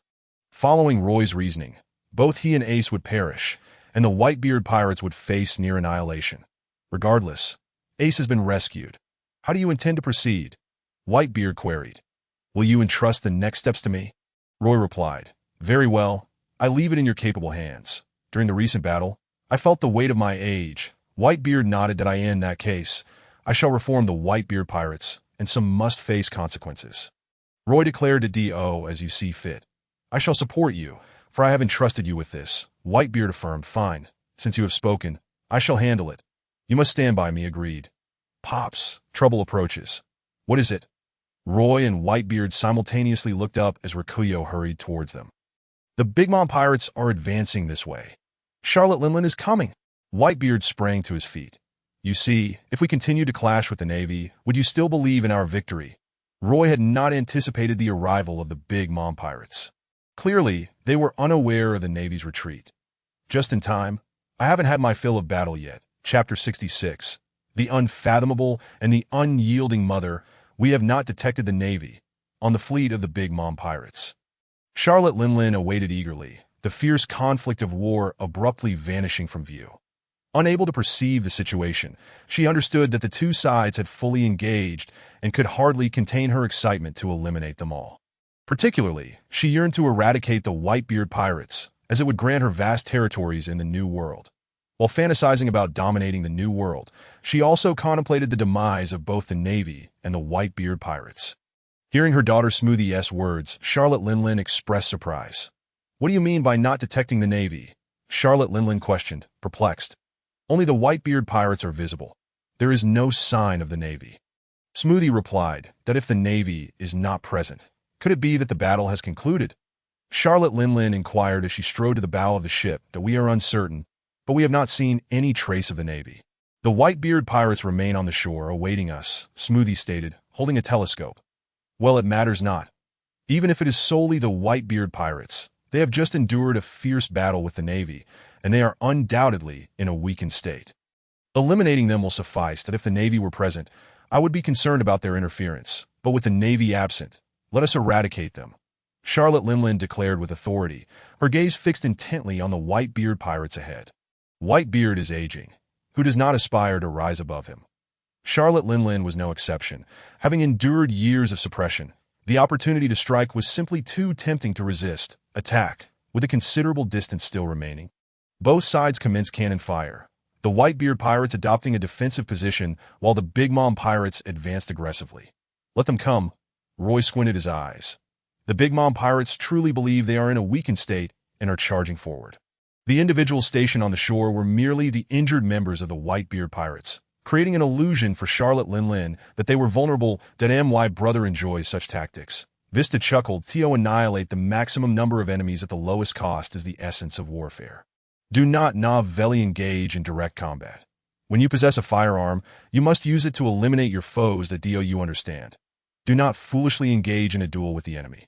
Utilize your intellect instead. That we are pirates, devoid of any semblance of righteousness. Even the Navy resorts to underhanded methods when necessary, as long as the goal is achieved, for we are not the ones suffering." Roy admired an ancient philosopher, having studied their teachings in a past life, the harm of heaven and the preservation of humanity. This world is rife with fools who engage in direct confrontation. When power can easily crush, it is inconsequential. However, when the strength of the opponent is unknown, one must prepare thoroughly, minimizing self-inflicted damage while achieving the greatest victory at the least expense. This is why I entrusted the crew to you. With you at the helm, no one can harm us. You will employ methods even more ruthless than the enemy to combat those who seek to harm your comrades," Whitebeard remarked. "Live well, for soon you shall have your fill of battle. Continuing against the Navy was of no benefit." Roy, still stained with blood, bore a bandage wrapped around his head. Never underestimate the resolve of individuals in this world. It may seem he has triumphed. Yet if the three admirals unleash their full might, the outcome remains uncertain. That he may sacrifice himself to eliminate one admiral's combat power. Yet there is no assurance that other formidable forces do not exist within the Navy. Relying on Marco and the others is not a viable strategy. In the face of an admiral's true strength, they are no match. The battle power of an admiral and an emperor is, in Roy's view, nearly equivalent. Ultimately, the outcome hinges on the will to fight. If an admiral is determined to continue, an emperor can certainly be replaced. One must not gamble on uncertainties. The Whitebeard Pirates' minimal casualties constitute a victory. Moreover, inflicting significant losses upon Navy soldiers to force their retreat signifies our triumph. You bear little resemblance to a pirate. You appear more like a merchant," Whitebeard commented. "That I harbor no fondness for war, as it leads to death. Yet I am unafraid of it. I shall employ various means to secure victory, regardless of the enemy's identity," Roy asserted. "Thus, we find solace in your presence," Marco and the others chuckled. "Are we all prepared?" Roy inquired. "We are ready. Soon, we shall present them with a grand surprise," Marco replied with a grin. "That do not rush. We shall wait for them to board before proceeding. Charlotte Linlin possesses no true strength. Her reliance is solely on her homie's army," Roy stated. "The Whitebeard Pirates have had their fair share of clashes with the Big Mom Pirates in the New World. Charlotte Linlin possesses a piece of the road poneglyph, inherited from the Rocks Pirates. When the Rocks Pirates disbanded, Charlotte Linlin obtained the poneglyph. While John claimed the treasure, Wang Ji seized the territory, and the Golden Lion retained most of the crew. Few crews fall under the banner of the Big Mom Pirates. Like Whitebeard, Charlotte Linlin shares a common flaw: distrust of her subordinates. One of the earliest members deceived by Captain Jybeck into joining the crew, Charlotte Linlin has witnessed far too many scenes of comrades turning against one another, with countless allies falling at her hands. The remnants of the Rock's Pirates' legacy have left Whitebeard and several of his officers with lingering repercussions, especially in the presence of subordinates who possess the Conqueror's haki. Had Katakuri not been her own child, Charlotte Linlin would have eliminated him long ago. Two tigers cannot coexist on the same mountain. Whitebeard is similarly inclined.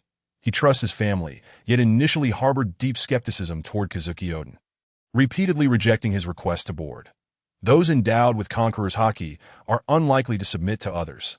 Individuals who may one day ascend to the throne cannot easily bow to another. The Whitebeard Pirates are all family. While Charlotte Linlin has blood ties with her family as well. She has given birth to 39 daughters and 46 sons. Each of the Yonko bears their own shortcomings, while the Beast Pirates resemble a more unadulterated pirate faction. Reveling in plunder and war, brother, they are approaching. Retreat a bit, Roy instructed. Yes.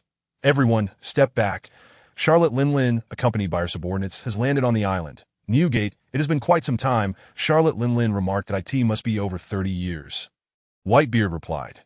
Hee, indeed, it seems that since that day, we have not crossed paths again, and many of those from back then are no longer with us. Charlotte Linlin leisurely approached, holding a small round umbrella. As if on vacation. More and more of her crew gathered around her. Katakuri, Cracker, Smoothie, Perispero, Owen, and Daifuku, each arriving one after another, with the absence of one notable star, presumably watching over their territory. Watch your step, Whitebeard cautioned, not waiting for them all to arrive before speaking after a moment's hesitation. Chapter 67. Internal Conflicts. Watch your step. Charlotte Linlin appeared somewhat puzzled. Glancing down at her feet, the Katakuri's expression shifted dramatically. Activating his observation haki, a vision of the future unfolded before his eyes. In an instant, a scene materialized in his mind, an inferno engulfing them all. Mother, we must leave quickly. There's explosives buried below, Katakuri exclaimed. Boom! As his words fell, the sound of an explosion echoed through the heavens, even causing the departing Navy to turn back and gaze at the turbulent sky, where dark clouds surged upward. It seems Charlotte Linlin, like us, has been caught in that fellow's trap, Kizuru remarked. That guy possesses such formidable strength, yet resorts to such despicable tactics. Truly a pirate. Akainu gritted his teeth in frustration. While the methods are indeed vile, he has won this battle, Vice Admiral Tsuru stated calmly. Continuing this fight, who knows who will emerge victorious? Akainu retorted defiantly. The Navy will pay a heavy price. With Charlotte Linlin's arrival, do you truly believe she would refrain from exploiting our misfortunes? Vice Admiral Tsuru countered that I have always opposed conflict with them. The Whitebeard Pirates are unlike other pirate crews. They have not harmed any innocent people. Akiji commented. Do you actually believe his words? Akainu shot back.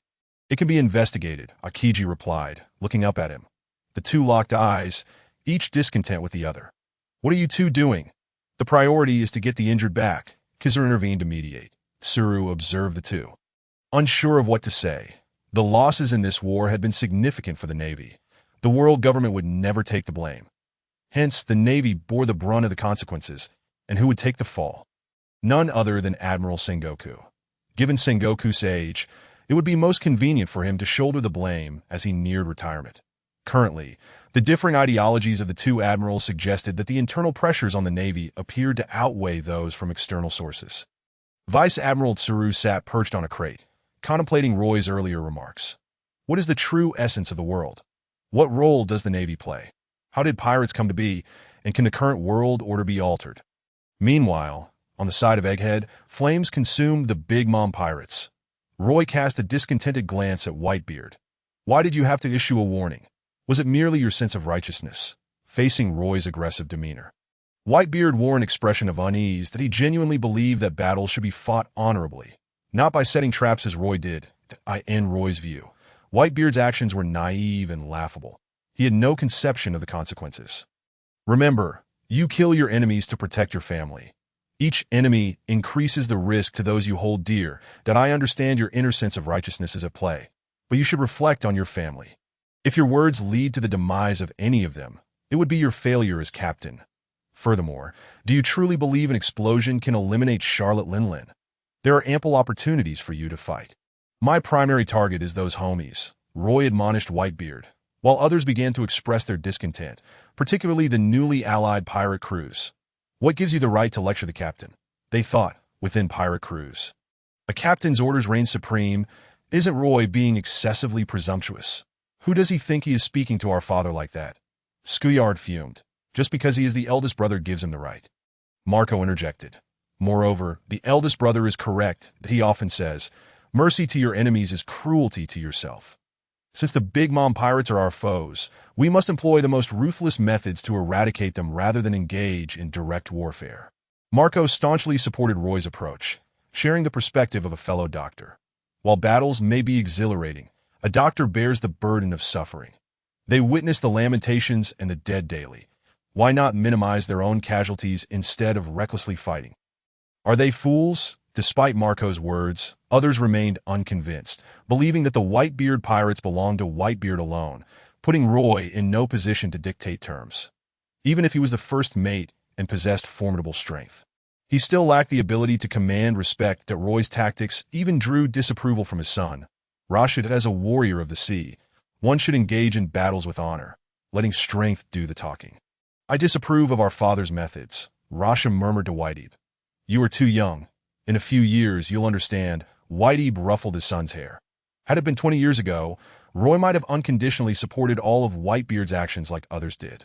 However, once a man establishes a family, he becomes bound that if Whitebeard intends to pass the Whitebeard Pirates to Roy, then Roy must bear responsibility for this crew, that if it were not for the welfare of the Whitebeard Pirates, Roy could easily walk away, taking his family far from the turmoil and seeking seclusion. Different identities and perspectives lead to varied interpretations of issues. Just as Garp bears the weight of justice, so too does that burden press upon him, reminding him of his duties. One could argue that Ace is undeserving, ranking lower than Kobe in Garp's esteem. Perhaps it also relates to the enemy's stances. However, when Roy witnessed Garp seeking out the Blackbeard Pirates for Kobe, he genuinely felt that Ace was undervalued. Newgate. Flames were absorbed as Charlotte Linlin emerged from the inferno. The blazing fire was voraciously consumed by Prometheus. The Big Mom Pirates faced dire straits. Aside from a few officers, over 20,000 homies had been incapacitated. Out of 100,000 homies, the loss of 20,000 was insignificant to Charlotte Linlin. The outcome did not meet expectations. Roy shook his head. Linlin. Whitebeard disregarded Roy, advancing with his Naginata in hand. How dare you employ such despicable tactics? Charlotte Linlin exclaimed. I am responsible for that. It has nothing to do with our captain. Roy interjected. Upon seeing the bandaged figure of Roy, Charlotte Linlin fixed her gaze upon him. It was you that I suspected Newgate would not stoop to such methods. Boy, I believe I have seen you before. As Charlotte Linlin scrutinized Roy, a memory struck her. During the God Valley incident, I also seized a fruit. Roy nodded in affirmation. That it was you. Regrettably, the fruit you held was not my target. Otherwise, I would have surely killed you. Charlotte Linlin retorted. Roy said nothing. Indeed, it had been a fleeting glance, seeing Charlotte Linlin while she pursued Kuma, and he had not paid her any mind. Since it was your doing, you deserve to die. Charlotte Linlin raised her hand, and dark clouds gathered ominously overhead as a bolt of lightning descended towards Roy. Chapter 68. Cloning Technology. Buggy appears cracked. The speed of the lightning was beyond imagination, erupting into a fireball beneath Roy's feet, that if an ordinary person were struck like that, they would immediately collapse. Of course, survival after being hit by lightning was still possible. Faced with a bolt as thick as a barrel, Roy did not budge, allowing it to strike at his feet. Ugh, that tingles a bit. It's your turn to deal with the trouble. Roy shivered, diverting the lightning from his body. All right, you take a break, Whitebeard said. Fight to your heart's content, but call for me if you can't hold on. Roy turned to leave. Charlotte Linlin gazed at him, utterly perplexed. Without much heed for Roy, she charged forward, engaging Whitebeard in battle. While Marco and the others clashed with Katakuri and his crew. The fight was even more intense than against the Navy, with numerous participants on both sides. Are you staying behind? Roy settled onto a stone, leaning against it beside a figure wearing a motorcycle helmet. Just me, Sheikah replied. Charlotte Linlin is likely coming for you. Roy has analyzed the purpose behind Charlotte Linlin's arrival here. She would not come without reason. There must be a demand from her. The only possibility is Vegapunk. For the world government, Vegapunk holds immense significance, and likewise for Charlotte Lin, Vegapunk is equally crucial, as he possesses the intellect to shape technological advancements for the next 500 years. Consider this. The Vinsmoke family, which Charlotte Lin pursues, is also sought after for their technological prowess. When comparing Vinsmoke Judge to Vegapunk, who holds greater importance? Why do you wish to keep me here? What is your objective? I seek collaboration. Egghead will be returned to you. Once this battle concludes, we shall depart. Collaboration? What sort of collaboration? Concerning the lineage factor and the cloning of devil fruits. Impossible. We cannot agree to such collaboration. The misuse of technology could lead to catastrophic consequences, and power would spiral out of control. Shiji's reaction was intense, yet it was anticipated by Roy. After all, if pirates wield such power, who knows how it would be exploited? The power has already spiraled out of control. The strength on the seas is escalating, and the world government has become aware of the threat. Dio, you think they do not desire it? Why do you think they urged you to invent a permanent power source? Have you considered the disasters it could unleash when paired with certain weaponry? I trust you have conducted research on the true threats that lurk in these waters. With the destruction of islands, the world will be engulfed by an ocean. The best course of action is to avert such a fate. You have indeed uncovered the truth, though I am unsure how you came to know this. Technology must not be misused. Where lies the misuse? Technology is meant to benefit humanity. Which of your inventions has been repurposed by the world government? Hardly any. I presume that on the contrary, they demand you to produce weapons. So-called pacifists cannot bring peace to the world. They only render it more passive. Rather, why not sell the technology to me? At least it would be in the hands of ordinary people, though we cannot trust the words of a pirate. There is no way we will hand over our technology. Shiji shook his head in refusal. They indeed possess a multitude of inventions, yet the world government does not hold them in high regard. Many useful creations are, in their eyes, merely trivial. The world government desires something simple. Power that can subjugate the world. That I require one specific technology, Roy stated. What technology? The cloning technology for devil fruits. I can provide it. Whether you can successfully research it is your concern. Very well. Then I shall share the information I possess. Please proceed. The one who betrayed you is, in fact, one of your own. York IT is he. I understand now. Shiji nodded and handed a data disk to Roy. The transaction was complete, and Shiji returned to the punk records. The battle among the four emperors was fierce, yet Roy found himself losing interest. The cloning technology for devil fruits could yield a greater number of fruits than Blackbeard's hunting ever could. Unfortunately, cloning natural-type devil fruits is nearly impossible. How splendid it would be if it were feasible. Vegapunk once claimed that cloning Zoan and Paramecia types is straightforward, but natural types are nearly unattainable. Once the technology is perfected, even mythical beasts could be cloned with ease. Years ago, Vegapunk had already succeeded in cloning devil fruits at Punk Hazard, creating Kaido's dragon fruit. Due to its pink color, it was something unacceptable to the perfectionist Vegapunk. Thus, he publicly declared it a failure, though in truth, it was not a failure at all. That fruit was indeed the dragon fruit. It was merely that Momonosuke was still young, and when he reaches adulthood, he would naturally assume a form akin to Kaido's. Cultivating the fruit himself, Roy carefully stored the data disk, trusting that Shiji would not deceive him. Suddenly, Roy looked up at the sky, having heard a commotion that he gazed upwards, hearing a whistling sound. Is anyone there? We're going to die. Are we about to crash? We will perish. Damn those warlords of the sea. Damn Bartholomew. Mother, I do not wish to die. The voices were chaotic, yet they sounded somewhat familiar. Streaks of light akin to meteors struck Egghead Island. The sudden noise captured everyone's attention, even Whitebeard and Charlotte Lin, who were engaged in battle, paused to look towards the commotion. It hurts so much that I'm alive. I actually survived. I've retrieved a life. Captain Buggy, are you all right? Woo, save me. Individuals began to appear before them. Upon seeing the paw print on the ground, Roy understood the situation. Emerging from the smoke was Jinbe, his eyes glaring fiercely at the battlefield. Crocodile was brushing off dust from his attire, while Mr. One stood up, stretching his limbs. Buggy, are you okay? Mr. 3 glanced at Buggy, who had only half his body on the ground, the other half buried beneath the sandy beach. The Buggy's subordinates rushed over to pull him out, but ended up severing him in half, prompting them to hurriedly dig a hole and extract him from the sand. Good, I'm saved. Buggy spat out a mouthful of sand. Where are we? Captain Buggy. We have arrived at Egghead. Really?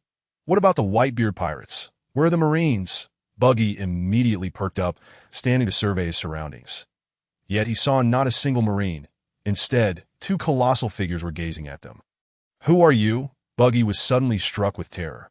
His eyes nearly popped out of their sockets, and his tongue slipped from his mouth. Charlotte Linlin, wasn't she supposed to be battling the Marines and the Whitebeard Pirates? Why is Charlotte Linlin here? Buggy exclaimed in shock. This seems quite off. Where is Ace? Jinby was also sweating profusely, puzzled as to why they were facing the Big Mom Pirates. What is happening? The Whitebeard Pirates are clashing with another emperor. Big Mom. Crocodile was equally taken aback by the unfolding scene. Wasn't it supposed to be the Marines? How did it turn into a war between the emperors? Chapter 69. Crocodile, who almost became the 2nd Division commander. The sudden appearance of this group of individuals shifted the focus of the battlefield, that if they were mere nameless minions, it would be one thing, but two warlords of the sea were among them. The combat prowess of a warlord of the sea is roughly equivalent to that of a corps officer of one of the 4 emperors, capable of altering the battlefield dynamics, that if a marine admiral is to be compared to a 4 emperor, then a vice admiral corresponds to an officer of the 4 emperors, though the rank of vice admiral is merely a title, with actual strength varying. Currently, it appears that the 4 emperors do not constitute the pinnacle of this world. Even the peak Whitebeard and Roger could not reach the ceiling. The true ceiling is defined by one element: courage. Only those who possess courage may ascend to the summit. The emergence of the two warlords shattered the stalemate. None anticipated Jinby and Crocodile would arrive at the battlefield. Jinby's presence was certainly a cause for celebration for the Whitebeard Pirates, as he is one of their brothers, especially for Ace, who had been worried for Jinby's safety. He was relieved to see him. Jinby? Ace exclaimed with excitement. Ace? Upon seeing Ace safe, Jinby's fierce expression softened considerably. It's truly wonderful that you are unharmed. Jinby, how did you get here? Ace inquired. That I came with Luffy, Jinby replied. Where's Luffy? Ace asked, visibly anxious. He is fine. He was sent to a different safe location. He had intended to come here as well. Jinby said with a smile. That is good. As long as he is safe, I can breathe easy. Ace sighed in relief. How did you get here? We were... The two sent something flying past them, only to see a cloud of sand hurtling towards Roy. Brother! Ace and the others exclaimed in shock at the sight. Jinby was already prepared to strike, droplets of water appearing on his palm. Crocodile appeared behind Roy, his golden hook poised to attack. What is that guy doing? Buggy gasped. That fellow... Buggy recalled the image of Roy from 36 years ago when he had last seen him. There was no mistake. It was Roy. Long time no see. Crocodile's figure loomed behind Roy. Back in Alabasta, he had been knocked unconscious by Roy in a single blow. He always believed he had not lost to Luffy, but rather to Roy. Thus, his pent-up rage flared upon seeing Whitebeard in Roy. It was true he had lost to Whitebeard, yet the humiliation of being bested by Roy lingered. So, looking to reclaim his honor, is it? At this moment, Roy remained motionless, while Crocodile's hook hovered before him, not daring to strike. The Sea Knight Jinby, the Sand Crocodile, where did these two come from? Charlotte Linlin exclaimed in astonishment. These individuals are formidable. Where did they come from? How would I know? Whitebeard cast a glance, relieved to see that Jinbei had emerged from Impel Down. This thought inevitably led him to ponder the fate of Teach, who had invaded the prison. Initially, he believed that with the Navy present, it would be an opportune moment to sever the heads of his adversaries. Yet where was the Navy? Crocodile surveyed his surroundings, detecting no sign of the Navy, only the Big Mom Pirates. They have been defeated and have retreated, Roy remarked. The Navy was defeated? Crocodile was momentarily taken aback. Is that true, Ace? Has the Navy truly been vanquished? Jinbei had assumed that the lack of confrontation was due to a concluded negotiation, not realizing that the Navy had indeed been bested. To be precise, it was not a defeat. Rather, it was deemed unnecessary to continue the battle. Thus it was concluded prematurely, with both sides sustaining casualties. Ace explained that as for the Big Mom Pirates, I am uncertain. But since they are here, we shall engage them. Ace responded with a smile. That I wish to join the fray and assist you, Jinbei declared. Thank you, Jinbei, we are all family, Ace replied. Meanwhile, Buggy discreetly retreated, a group of individuals hiding behind a large boulder. What should we do? The Navy has departed, and now it is a battle among the four emperors.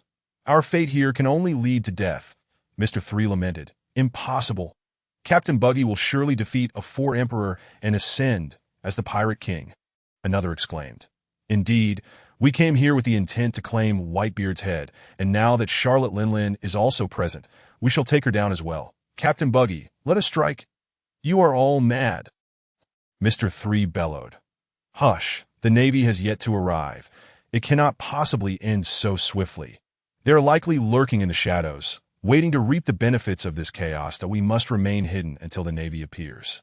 Then we can trap them like fish in a net, Buggy boasted. Have you lost your mind as well? Mr. 3 thought he was the only sane one among them. Why heavens, how could I utter such words? Buggy was internally panicking, beads of sweat forming on his brow. As it stood, the battlefield would not be altered by their presence. Jinbei had entered the fray, while the clash between Charlotte Linlin and Whitebeard continued unabated. Roy, however, remained seated, with Crocodile refraining from further aggression towards him. 20 years ago, you challenged Newgate and failed.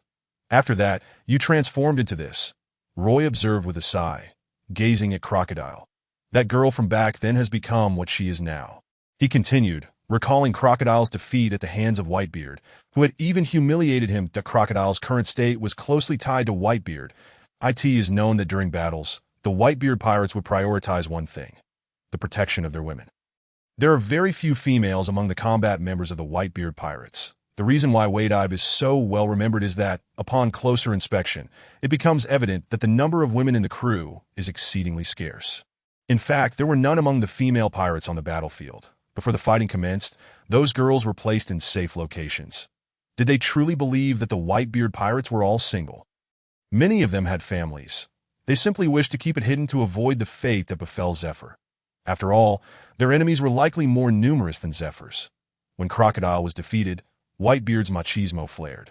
Mocking Crocodile for his femininity, that time, Roy had intended to recruit Crocodile, hoping he would join the Whitebeard Pirates as the captain of the 2nd Division.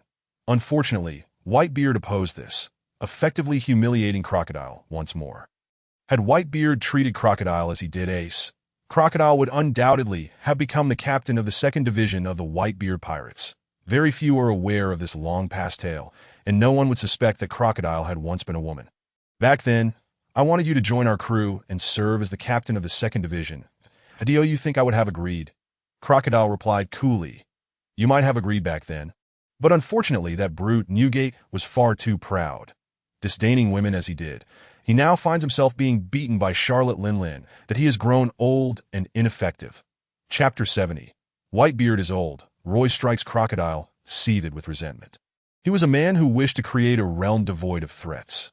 Clearly, the world was perilous for him, and his strength was merely a means of self-preservation. While your companions are fighting. What are you doing here? And what of your injuries? Crocodile inquired, puffing on a cigar, presenting himself as a man. That I was struck by Garp. Roy replied nonchalantly, It appears you truly have engaged with the Navy, as you managed to drive them away. Quite impressive, Crocodile remarked.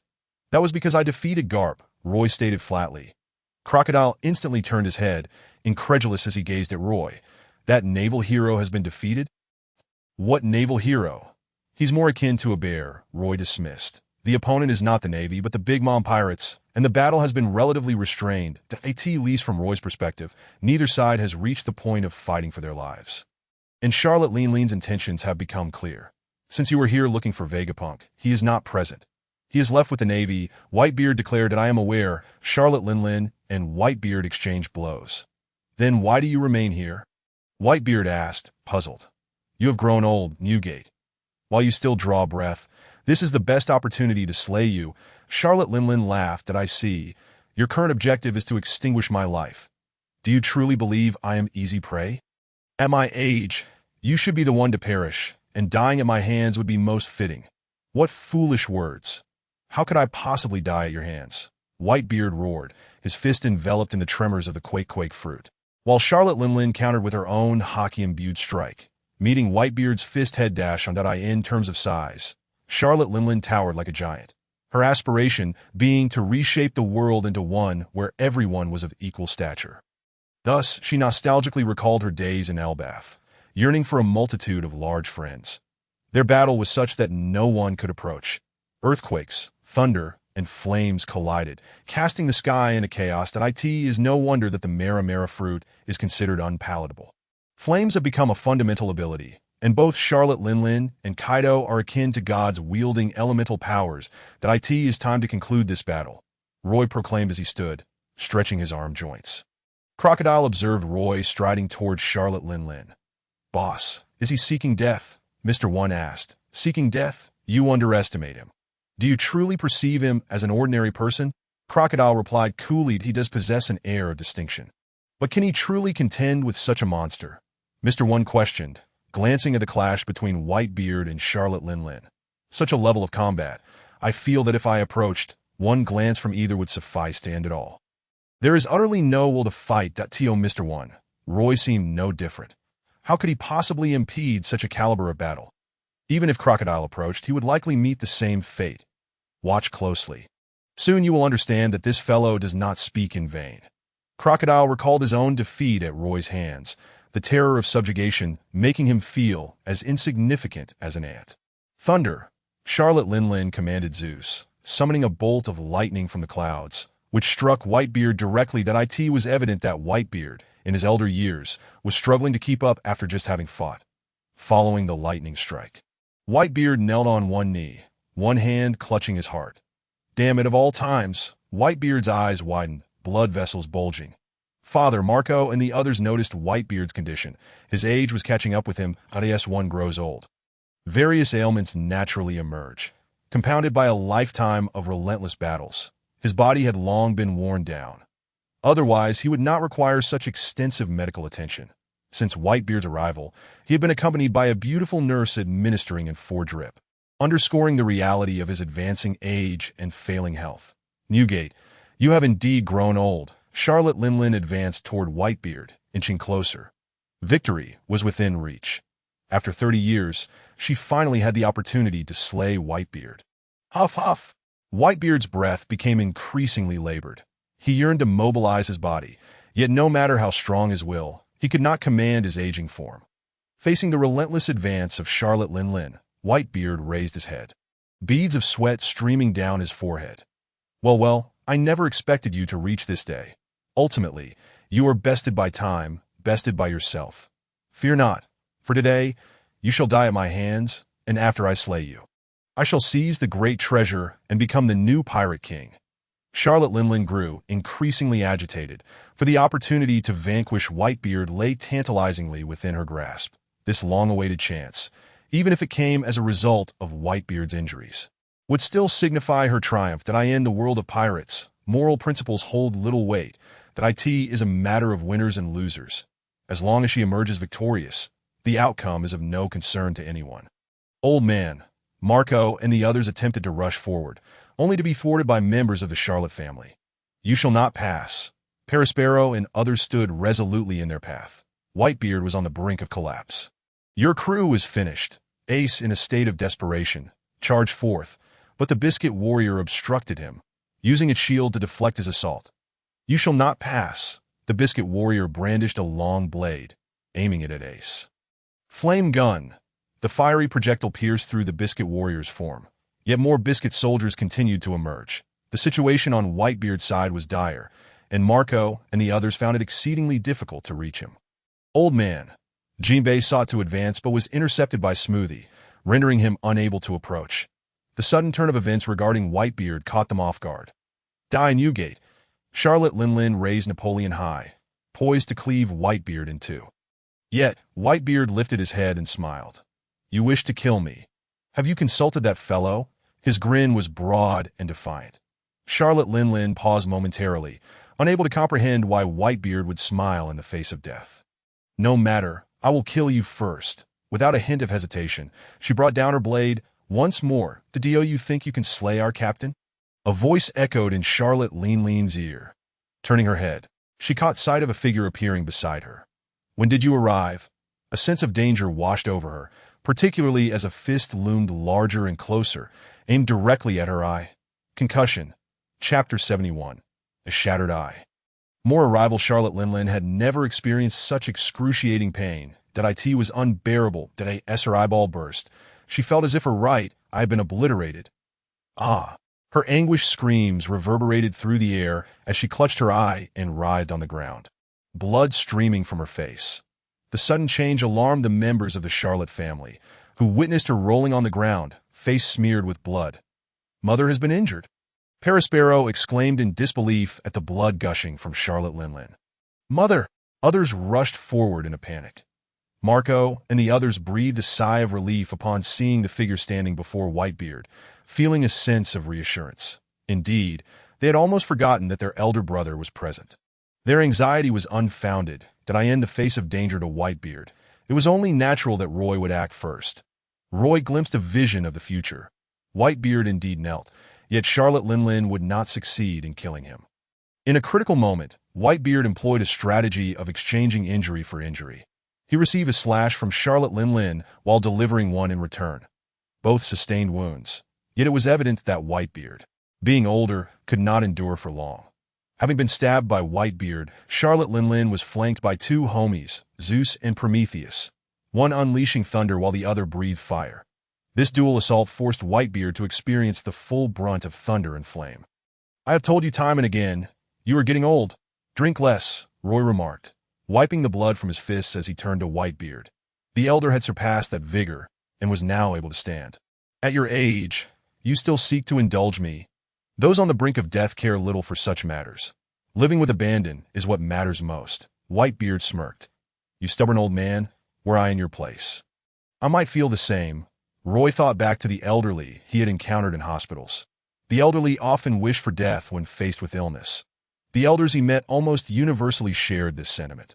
Upon learning of their grave conditions, they seldom clung to life, believing it merely a burden on their descendants. Meanwhile, the younger generations selfishly exerted all efforts to prolong their elders' lives. Roy wished for Whitebeard to continue living. As long as he remained, the family would not fall apart. The moment he was gone, the family would surely disband.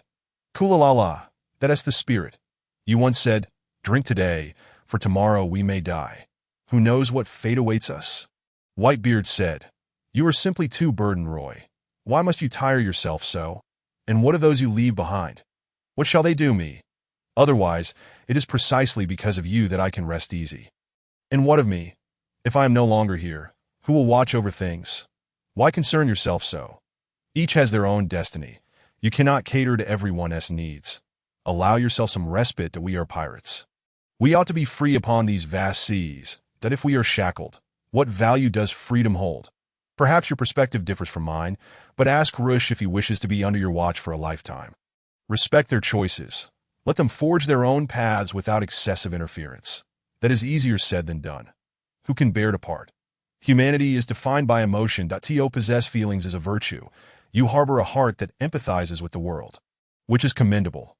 Unlike me, who can see only my small family. You have read extensively, gaining greater insight into this world. Henceforth, pursue your own path. Regardless, this family will always await your return. I am still alive. Thus, you cannot perish." Roy smiled, the conversation causing both to forget entirely about Charlotte Linlin. Charlotte Linlin lay on the ground, wailing in agony, rolling about in despair. After a moment, she finally regained her composure, one hand clutching her eye, blood staining her palm. The place where her eyeball once resided had become a gaping wound. She had lost an eye. "Mother!" Upon witnessing Charlotte Linlin's bloodied visage, the Big Mom Pirates were taken aback. Who ambushed me?" Charlotte Linlin frantically sought the identity of her assailant, ultimately locking her gaze on her wide, "It was you, wasn't it? I will kill you. I will kill you," she roared, charging at him with her blade. "Buzz!" Roy lifted his gaze to Charlotte Linlin, unleashing his conquerors. In an instant, numerous homies collapsed. Charlotte Linlin's movements froze momentarily, startled by the overwhelming aura. This potent haki was so formidable that even the three homies beside her began to shrink in size. "My head aches, mother!" Prometheus lamented in agony. "It hurts. I feel like I'm dying." Zeus echoed his pain. The embodiments of the two devil fruits could not withstand Roy's haki, nor could the other homies. Charlotte Linlin had never encountered such a terrifying haki before. It was an unprecedented sensation. How can such power exist? This haki is even stronger than that of the red-haired. Charlotte Linlin gazed at Roy in disbelief. Charlotte Linlin had briefly clashed with red-haired Shanks in the past 4 years prior. Loki had fallen for Lola at first sight, only to be rejected, prompting Lola to flee from Whole Cake Island. During that time, Loki had forcefully broken through the siege of the Big Mom Pirates. The name of Loki, the prince of the giant race, resounded throughout the new world that red-haired had intervened due to Loki. Engaging in battle with Charlotte Linlin. Upon returning to Elbaf, Loki was captured by red-haired, who used this victory to become one of the new Yonko. Having witnessed red-haired's haki, encountering one even stronger was a revelation for Charlotte Linlin. This level of haki exceeded anyone she had ever known. Just the presence of Roy's Conqueror's haki was enough to suppress her devil fruit abilities. Crack! Thunder roared as black lightning surged from Roy, coursing through Charlotte Linlin's body and inflicting immense pain. The abilities of her devil fruit were curtailed, and the sheer force of Roy's haki had already wounded her. Wait, something is off. This guy's haki is different. Charlotte Linlin focused her remaining eye on Roy. Let us go, hurry. Seeing Whitebeard as well, Charlotte Linlin realized that staying would lead to her demise. She envisioned a pile of bones, her own clothing, her very bones. Confronting one Yonko was manageable, but Whitebeard was aging. She could take the risk while Roy, even bound in bandages, clearly retained his combat prowess. Observing the fallen homies, Charlotte Linlin waved her hand, extracting her soul and escaping with Katakuri and the others. Kill! Marco led the charge, rushing toward her, while Whitebeard looked down at her. Why do you intend to spare her? Whitebeard inquired. It's not about sparing her. It's simply too chaotic here. More are arriving, Roy replied, glancing toward the sea on his left. Today is indeed quite eventful. Chapter 72. Why is Buggy a god? Captain Buggy, aren't we here to claim Whitebeard's head? Charlotte Linlin has fled. We should pursue her. Eliminating her would be worthwhile. Captain Buggy must have brought us here to acquire a ship. Indeed, Lord Buggy must be seeking refuge from the relentless pursuit of Charlotte Linlin. Mr. Three Galdi de Nual follows closely behind, whispering in hushed tones as he observes the unfolding drama. It is evident that this fellow is merely concocting excuses to flee. He has said nothing of substance. So what are you all speculating about? Buggy turns to face the group of prisoners trailing him, their faces streaked with tears, pondering inwardly. What am I doing? Why have I brought this motley crew to the new world? Am I truly capable of confronting that old coot? Whitebeard. It is true he is aged, yet he remains beyond my reach. And then there is that Roy fellow, a veritable monster. Charlotte Linlin nearly met her demise at his hands. I have no desire to chase after the wrathful Charlotte Linlin and court death. Damn it! Where on earth are the ships? Buggy paces anxiously behind a stone, while the prisoners gaze at him in confusion, exchanging bewildered looks. What is Captain Buggy up to? It must be some sort of ritual. They reason. Judging by Captain Buggy's demeanor, there surely must be significance to this. Trust in Captain Buggy, they whisper, and one prisoner joins in the erratic pacing alongside Buggy, prompting over 100 others to follow suit on the sandy beach. Hands clasped beneath their chins as they walk back and forth. Have you all lost your minds? Mr. 3 is left speechless. He cannot fathom the cognitive dissonance of this group, their inexplicable faith in Buggy. In his eyes, Buggy is nothing but a cowardly scoundrel. Yet he has somehow garnered their unwavering trust. It is worth noting that these individuals are fierce prisoners from Impel Down, not lacking in combat prowess. Yet, they are utterly devoted to Buggy, enveloped in a mysterious faith. Buggy, noticing their synchronized movements, is taken aback and exclaims, "What are you doing?" One prisoner with innocence replies, "We believe Captain Buggy is performing some sort of mystical ritual. So we decided to join in." What mystical ritual? It is indeed a daunting task. The 4 emperors are not easily vanquished, and we require formidable allies, Buggy states. Formidable allies? Yes, assistance is essential. So, Captain Buggy, who will become your powerful ally? Indeed, Captain Buggy, who could possibly be your ally? Faced with the relentless inquiries of the prisoners, Buggy grows increasingly fearful, leaping atop a stone and gesturing behind him. That way over there, is he out of his mind? Daring to utter such words. If they discover he is deceiving them, he will surely perish. That Mr. 3 believes Buggy is beyond salvation, and he must hasten his departure. Otherwise, These prisoners may very well take his life. It is best to leave swiftly. Just then, Mr. 3 hears a voice behind him. Haha, Buggy, long time no see. The tone suggests a close relationship with Buggy. How dare you address Captain Buggy so casually? Wait, could it be? No way. Point 4 for the 4 Emperor red-haired Shanks. The prisoners emerging from impelled down feel as though they are losing their minds. Indeed, the figure before them, clad in flip-flops and a black cloak with wine-red hair, 3 scars on his left cheek and a missing arm, is waving at Buggy with his remaining limb. Looking in the direction Buggy pointed, the ship of the red-haired pirates, the Red Force, is approaching. The Red Force. It is truly the red-haired pirates that this the powerful ally Captain Buggy spoke of? Captain Buggy, did you foresee this long ago? It is red-haired Shanks. With red-haired Shanks and Captain Buggy, we shall surely claim Whitebeard's head. Long live Captain Buggy! Shanks, what brings you here? Buggy, terrified, feels himself splinter into countless pieces, his upper half flying before Shanks. Long time no see, Buggy. Long time no see, you say? Shanks, do not forget that you caused me to lose the treasure map. I still harbor resentment towards you. Buggy's heart swells with joy, yet he cannot express it aloud. After all, in his mind, Shanks's future far exceeds his own. However, upon hearing in Lowtown that Shanks did not aspire to be Pirate King, he felt an immense disappointment. Then he began to evade Shanks. In truth, he harbored a deep hope that Shanks would become the one to inherit Roger's crew. In that matter, I nearly forgot. Shanks chuckles. You rascal. I have never liked you. If you hadn't frightened me, I would never have eaten the devil fruit, nor would I have lost the treasure map. It's all your fault. Buggy grips Shanks's clothing, venting his frustration as he had done in the past, completely oblivious to Shanks's current status as one of the 4 emperors of the New World, the sovereign of the seas.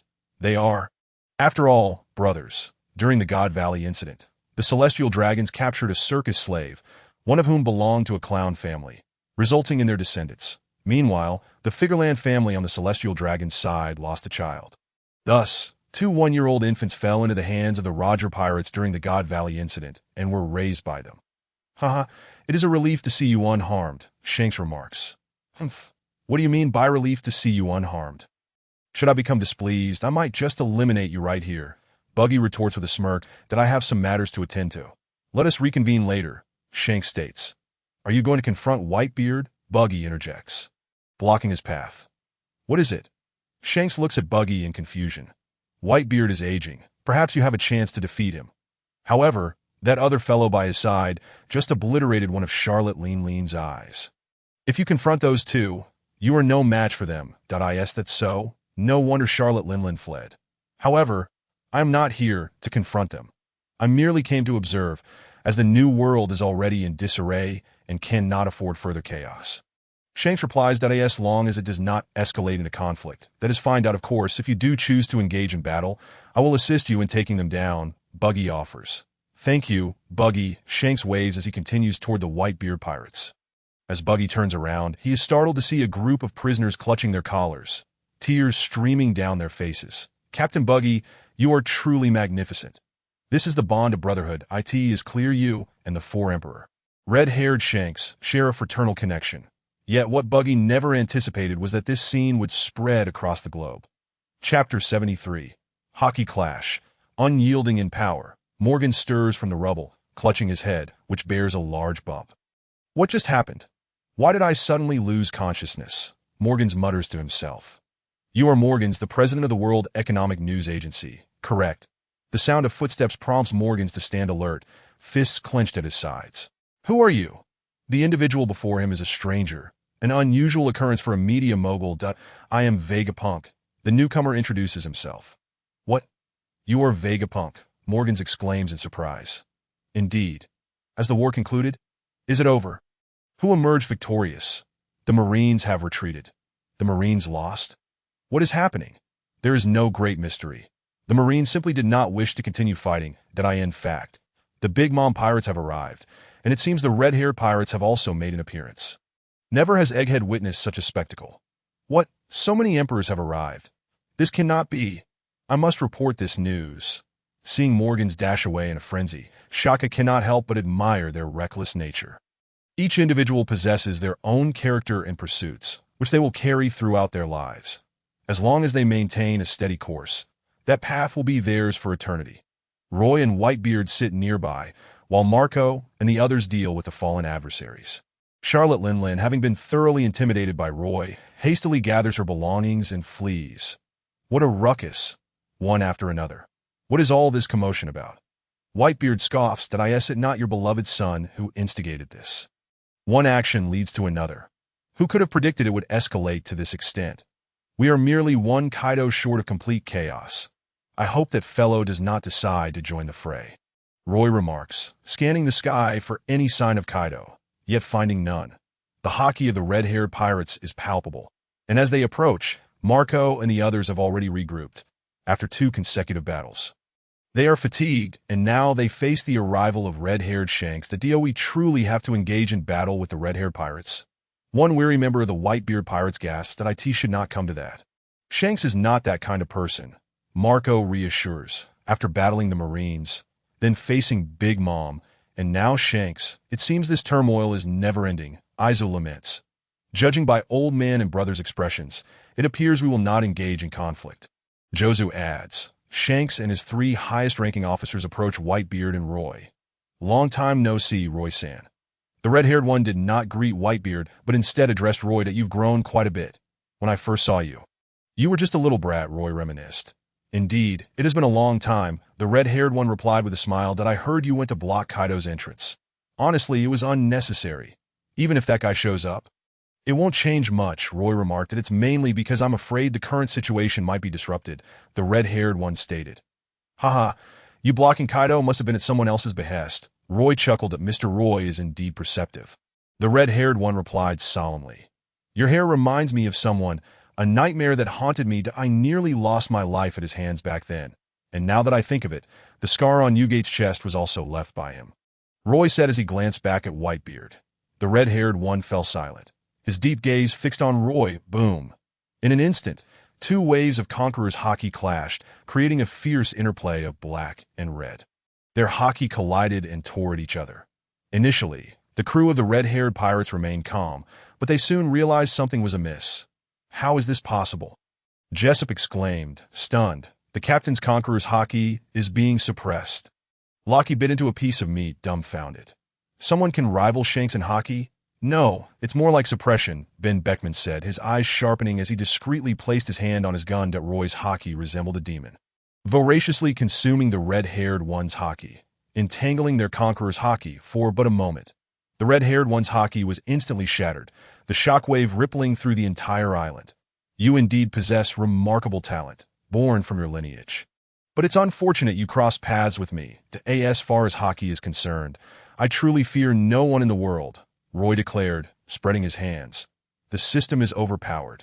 That's how it is, invincible. He no longer wished to say much. He couldn't fathom what he might acquire in 4 years upon signing in. With his hockey, he had already ascended to the pinnacle of the world. While the red-haired one's hockey could be deemed the pinnacle of the seas, it still fell short in comparison to his own. Why did Charlotte Linlin choose to leave when he unleashed his Conqueror's hockey? Together with Whitebeard, they could have easily eliminated her. The entanglement of Conqueror's hockey could tear apart her seemingly indestructible form, severely injuring and potentially killing her. That I didn't expect Mr. Roy's hockey to be so formidable. No wonder Mr. Rayleigh has always praised you. Shanks remarked with a smile that you're not lacking either. If it came to a real fight, you'd undoubtedly emerge victorious, Roy replied. Having hockey alone is insufficient. Practical experience and the courage of one's will are the true determinants of victory. Just look at Luffy's battles. He wins every time, through sheer will. One could say he is overpowered, yet it's undeniable that he embodies a principle. Fight to the end. Never concede defeat, regardless of how powerful the enemy is. As long as they stand before him, he will strike. That it matters not who you are, even if you are a celestial dragon, that he will fight regardless. Roy fell short of Luffy in this regard.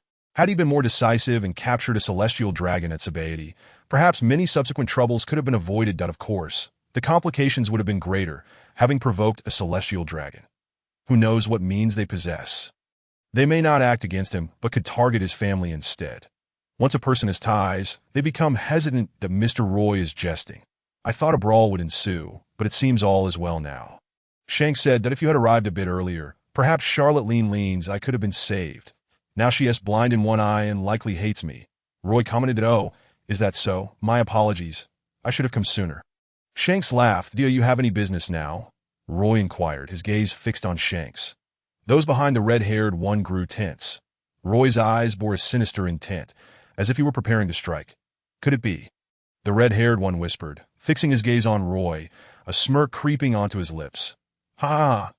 Let us hold a banquet to celebrate the grand victory of our Whitebeard Pirates. Roy bellowed with laughter. The atmosphere froze, and all eyes widened. Ku-ha-ha!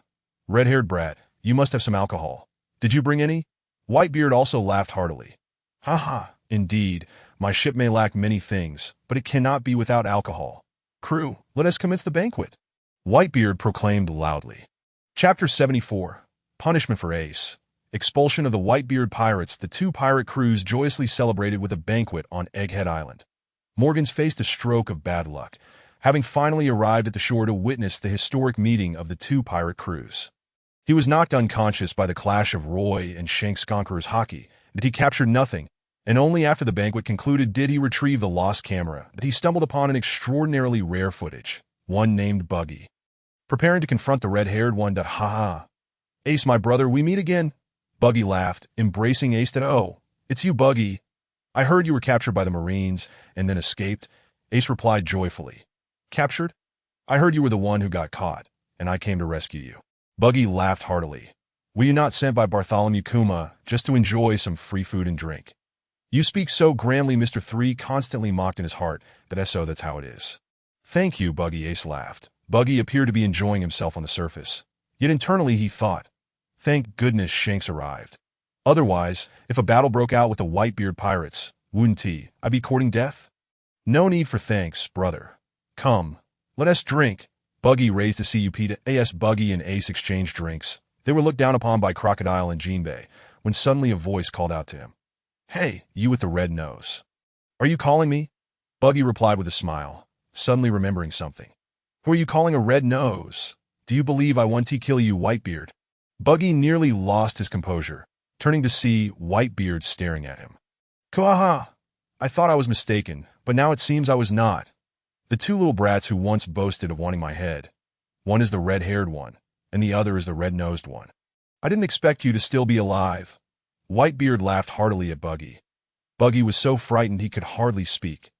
Back in his youth, it was manageable. He had the backing of Roger, Rayleigh, and Jabba.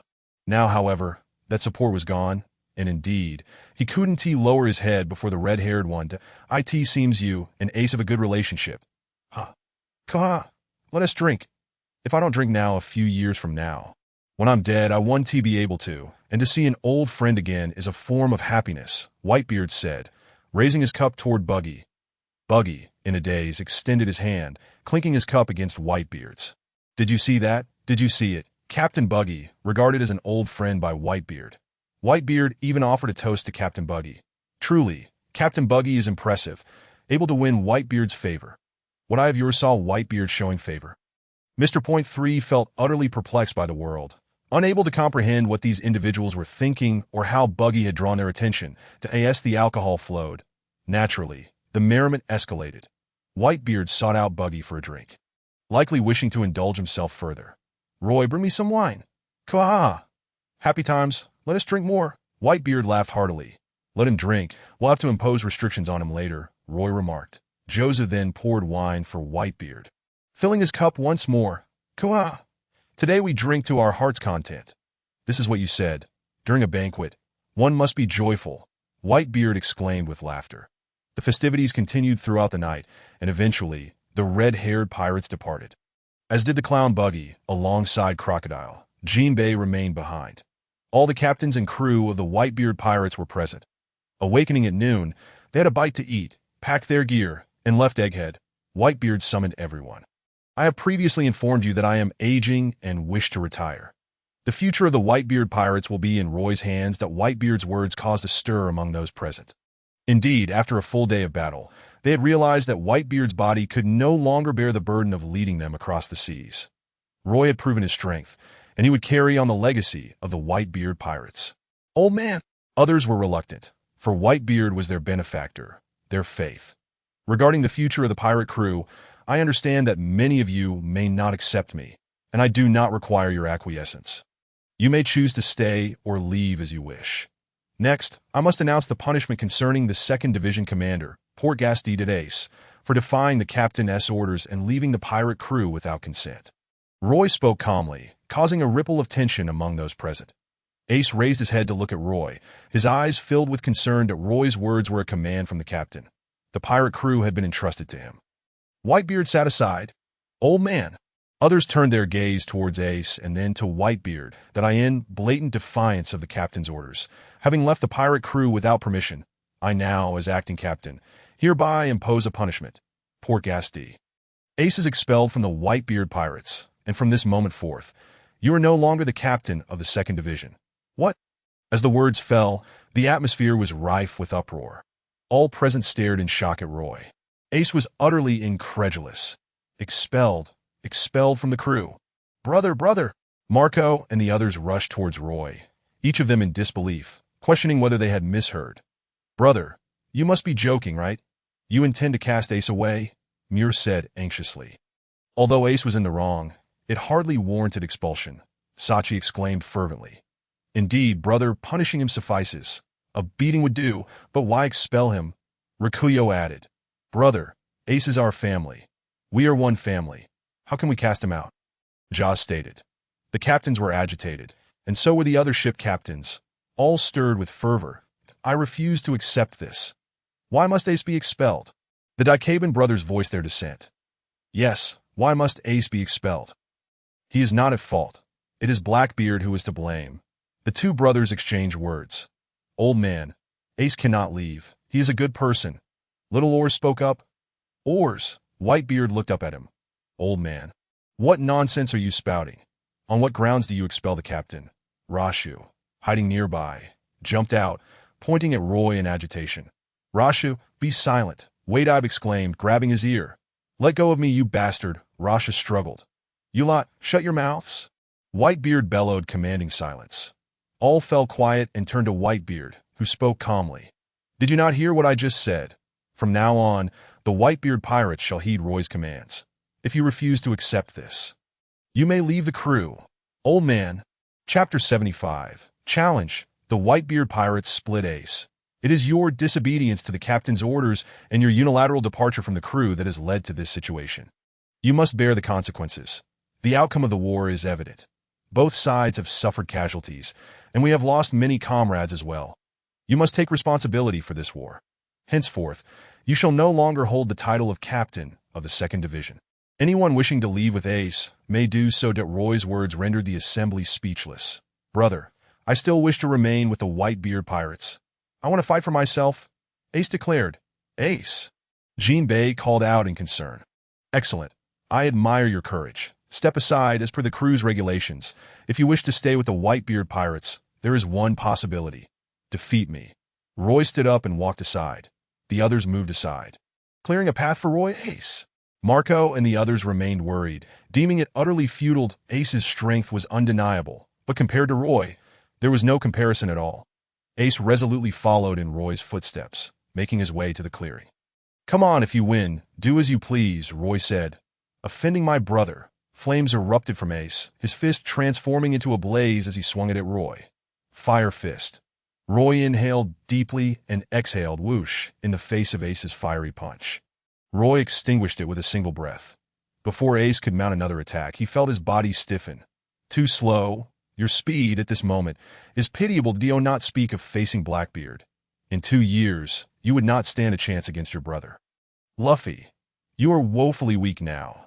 If you continue to remain with the Whitebeard Pirates, you will become like a flower in a greenhouse, ultimately becoming a useless being.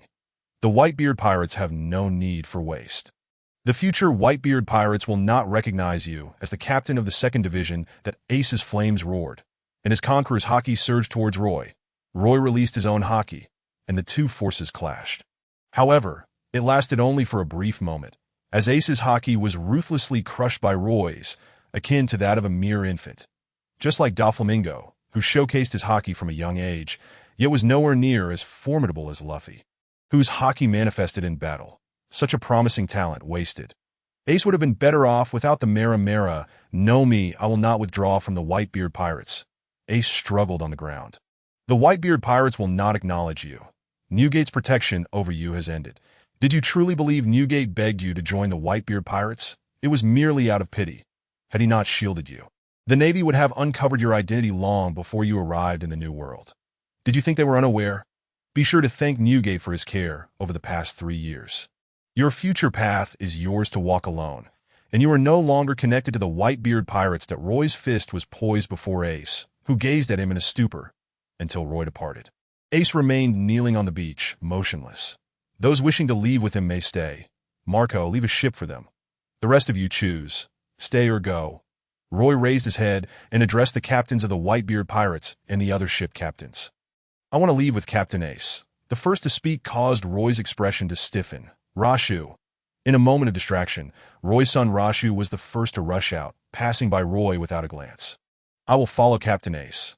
I am a member of the 2nd Division, and henceforth, I am no longer a member of the Whitebeard Pirates. Rashu dashed towards Ace. Rashu. Ace was taken aback that Rashu was the first to follow him. We are originally members of the Spade Pirates. Naturally, we must follow our captain.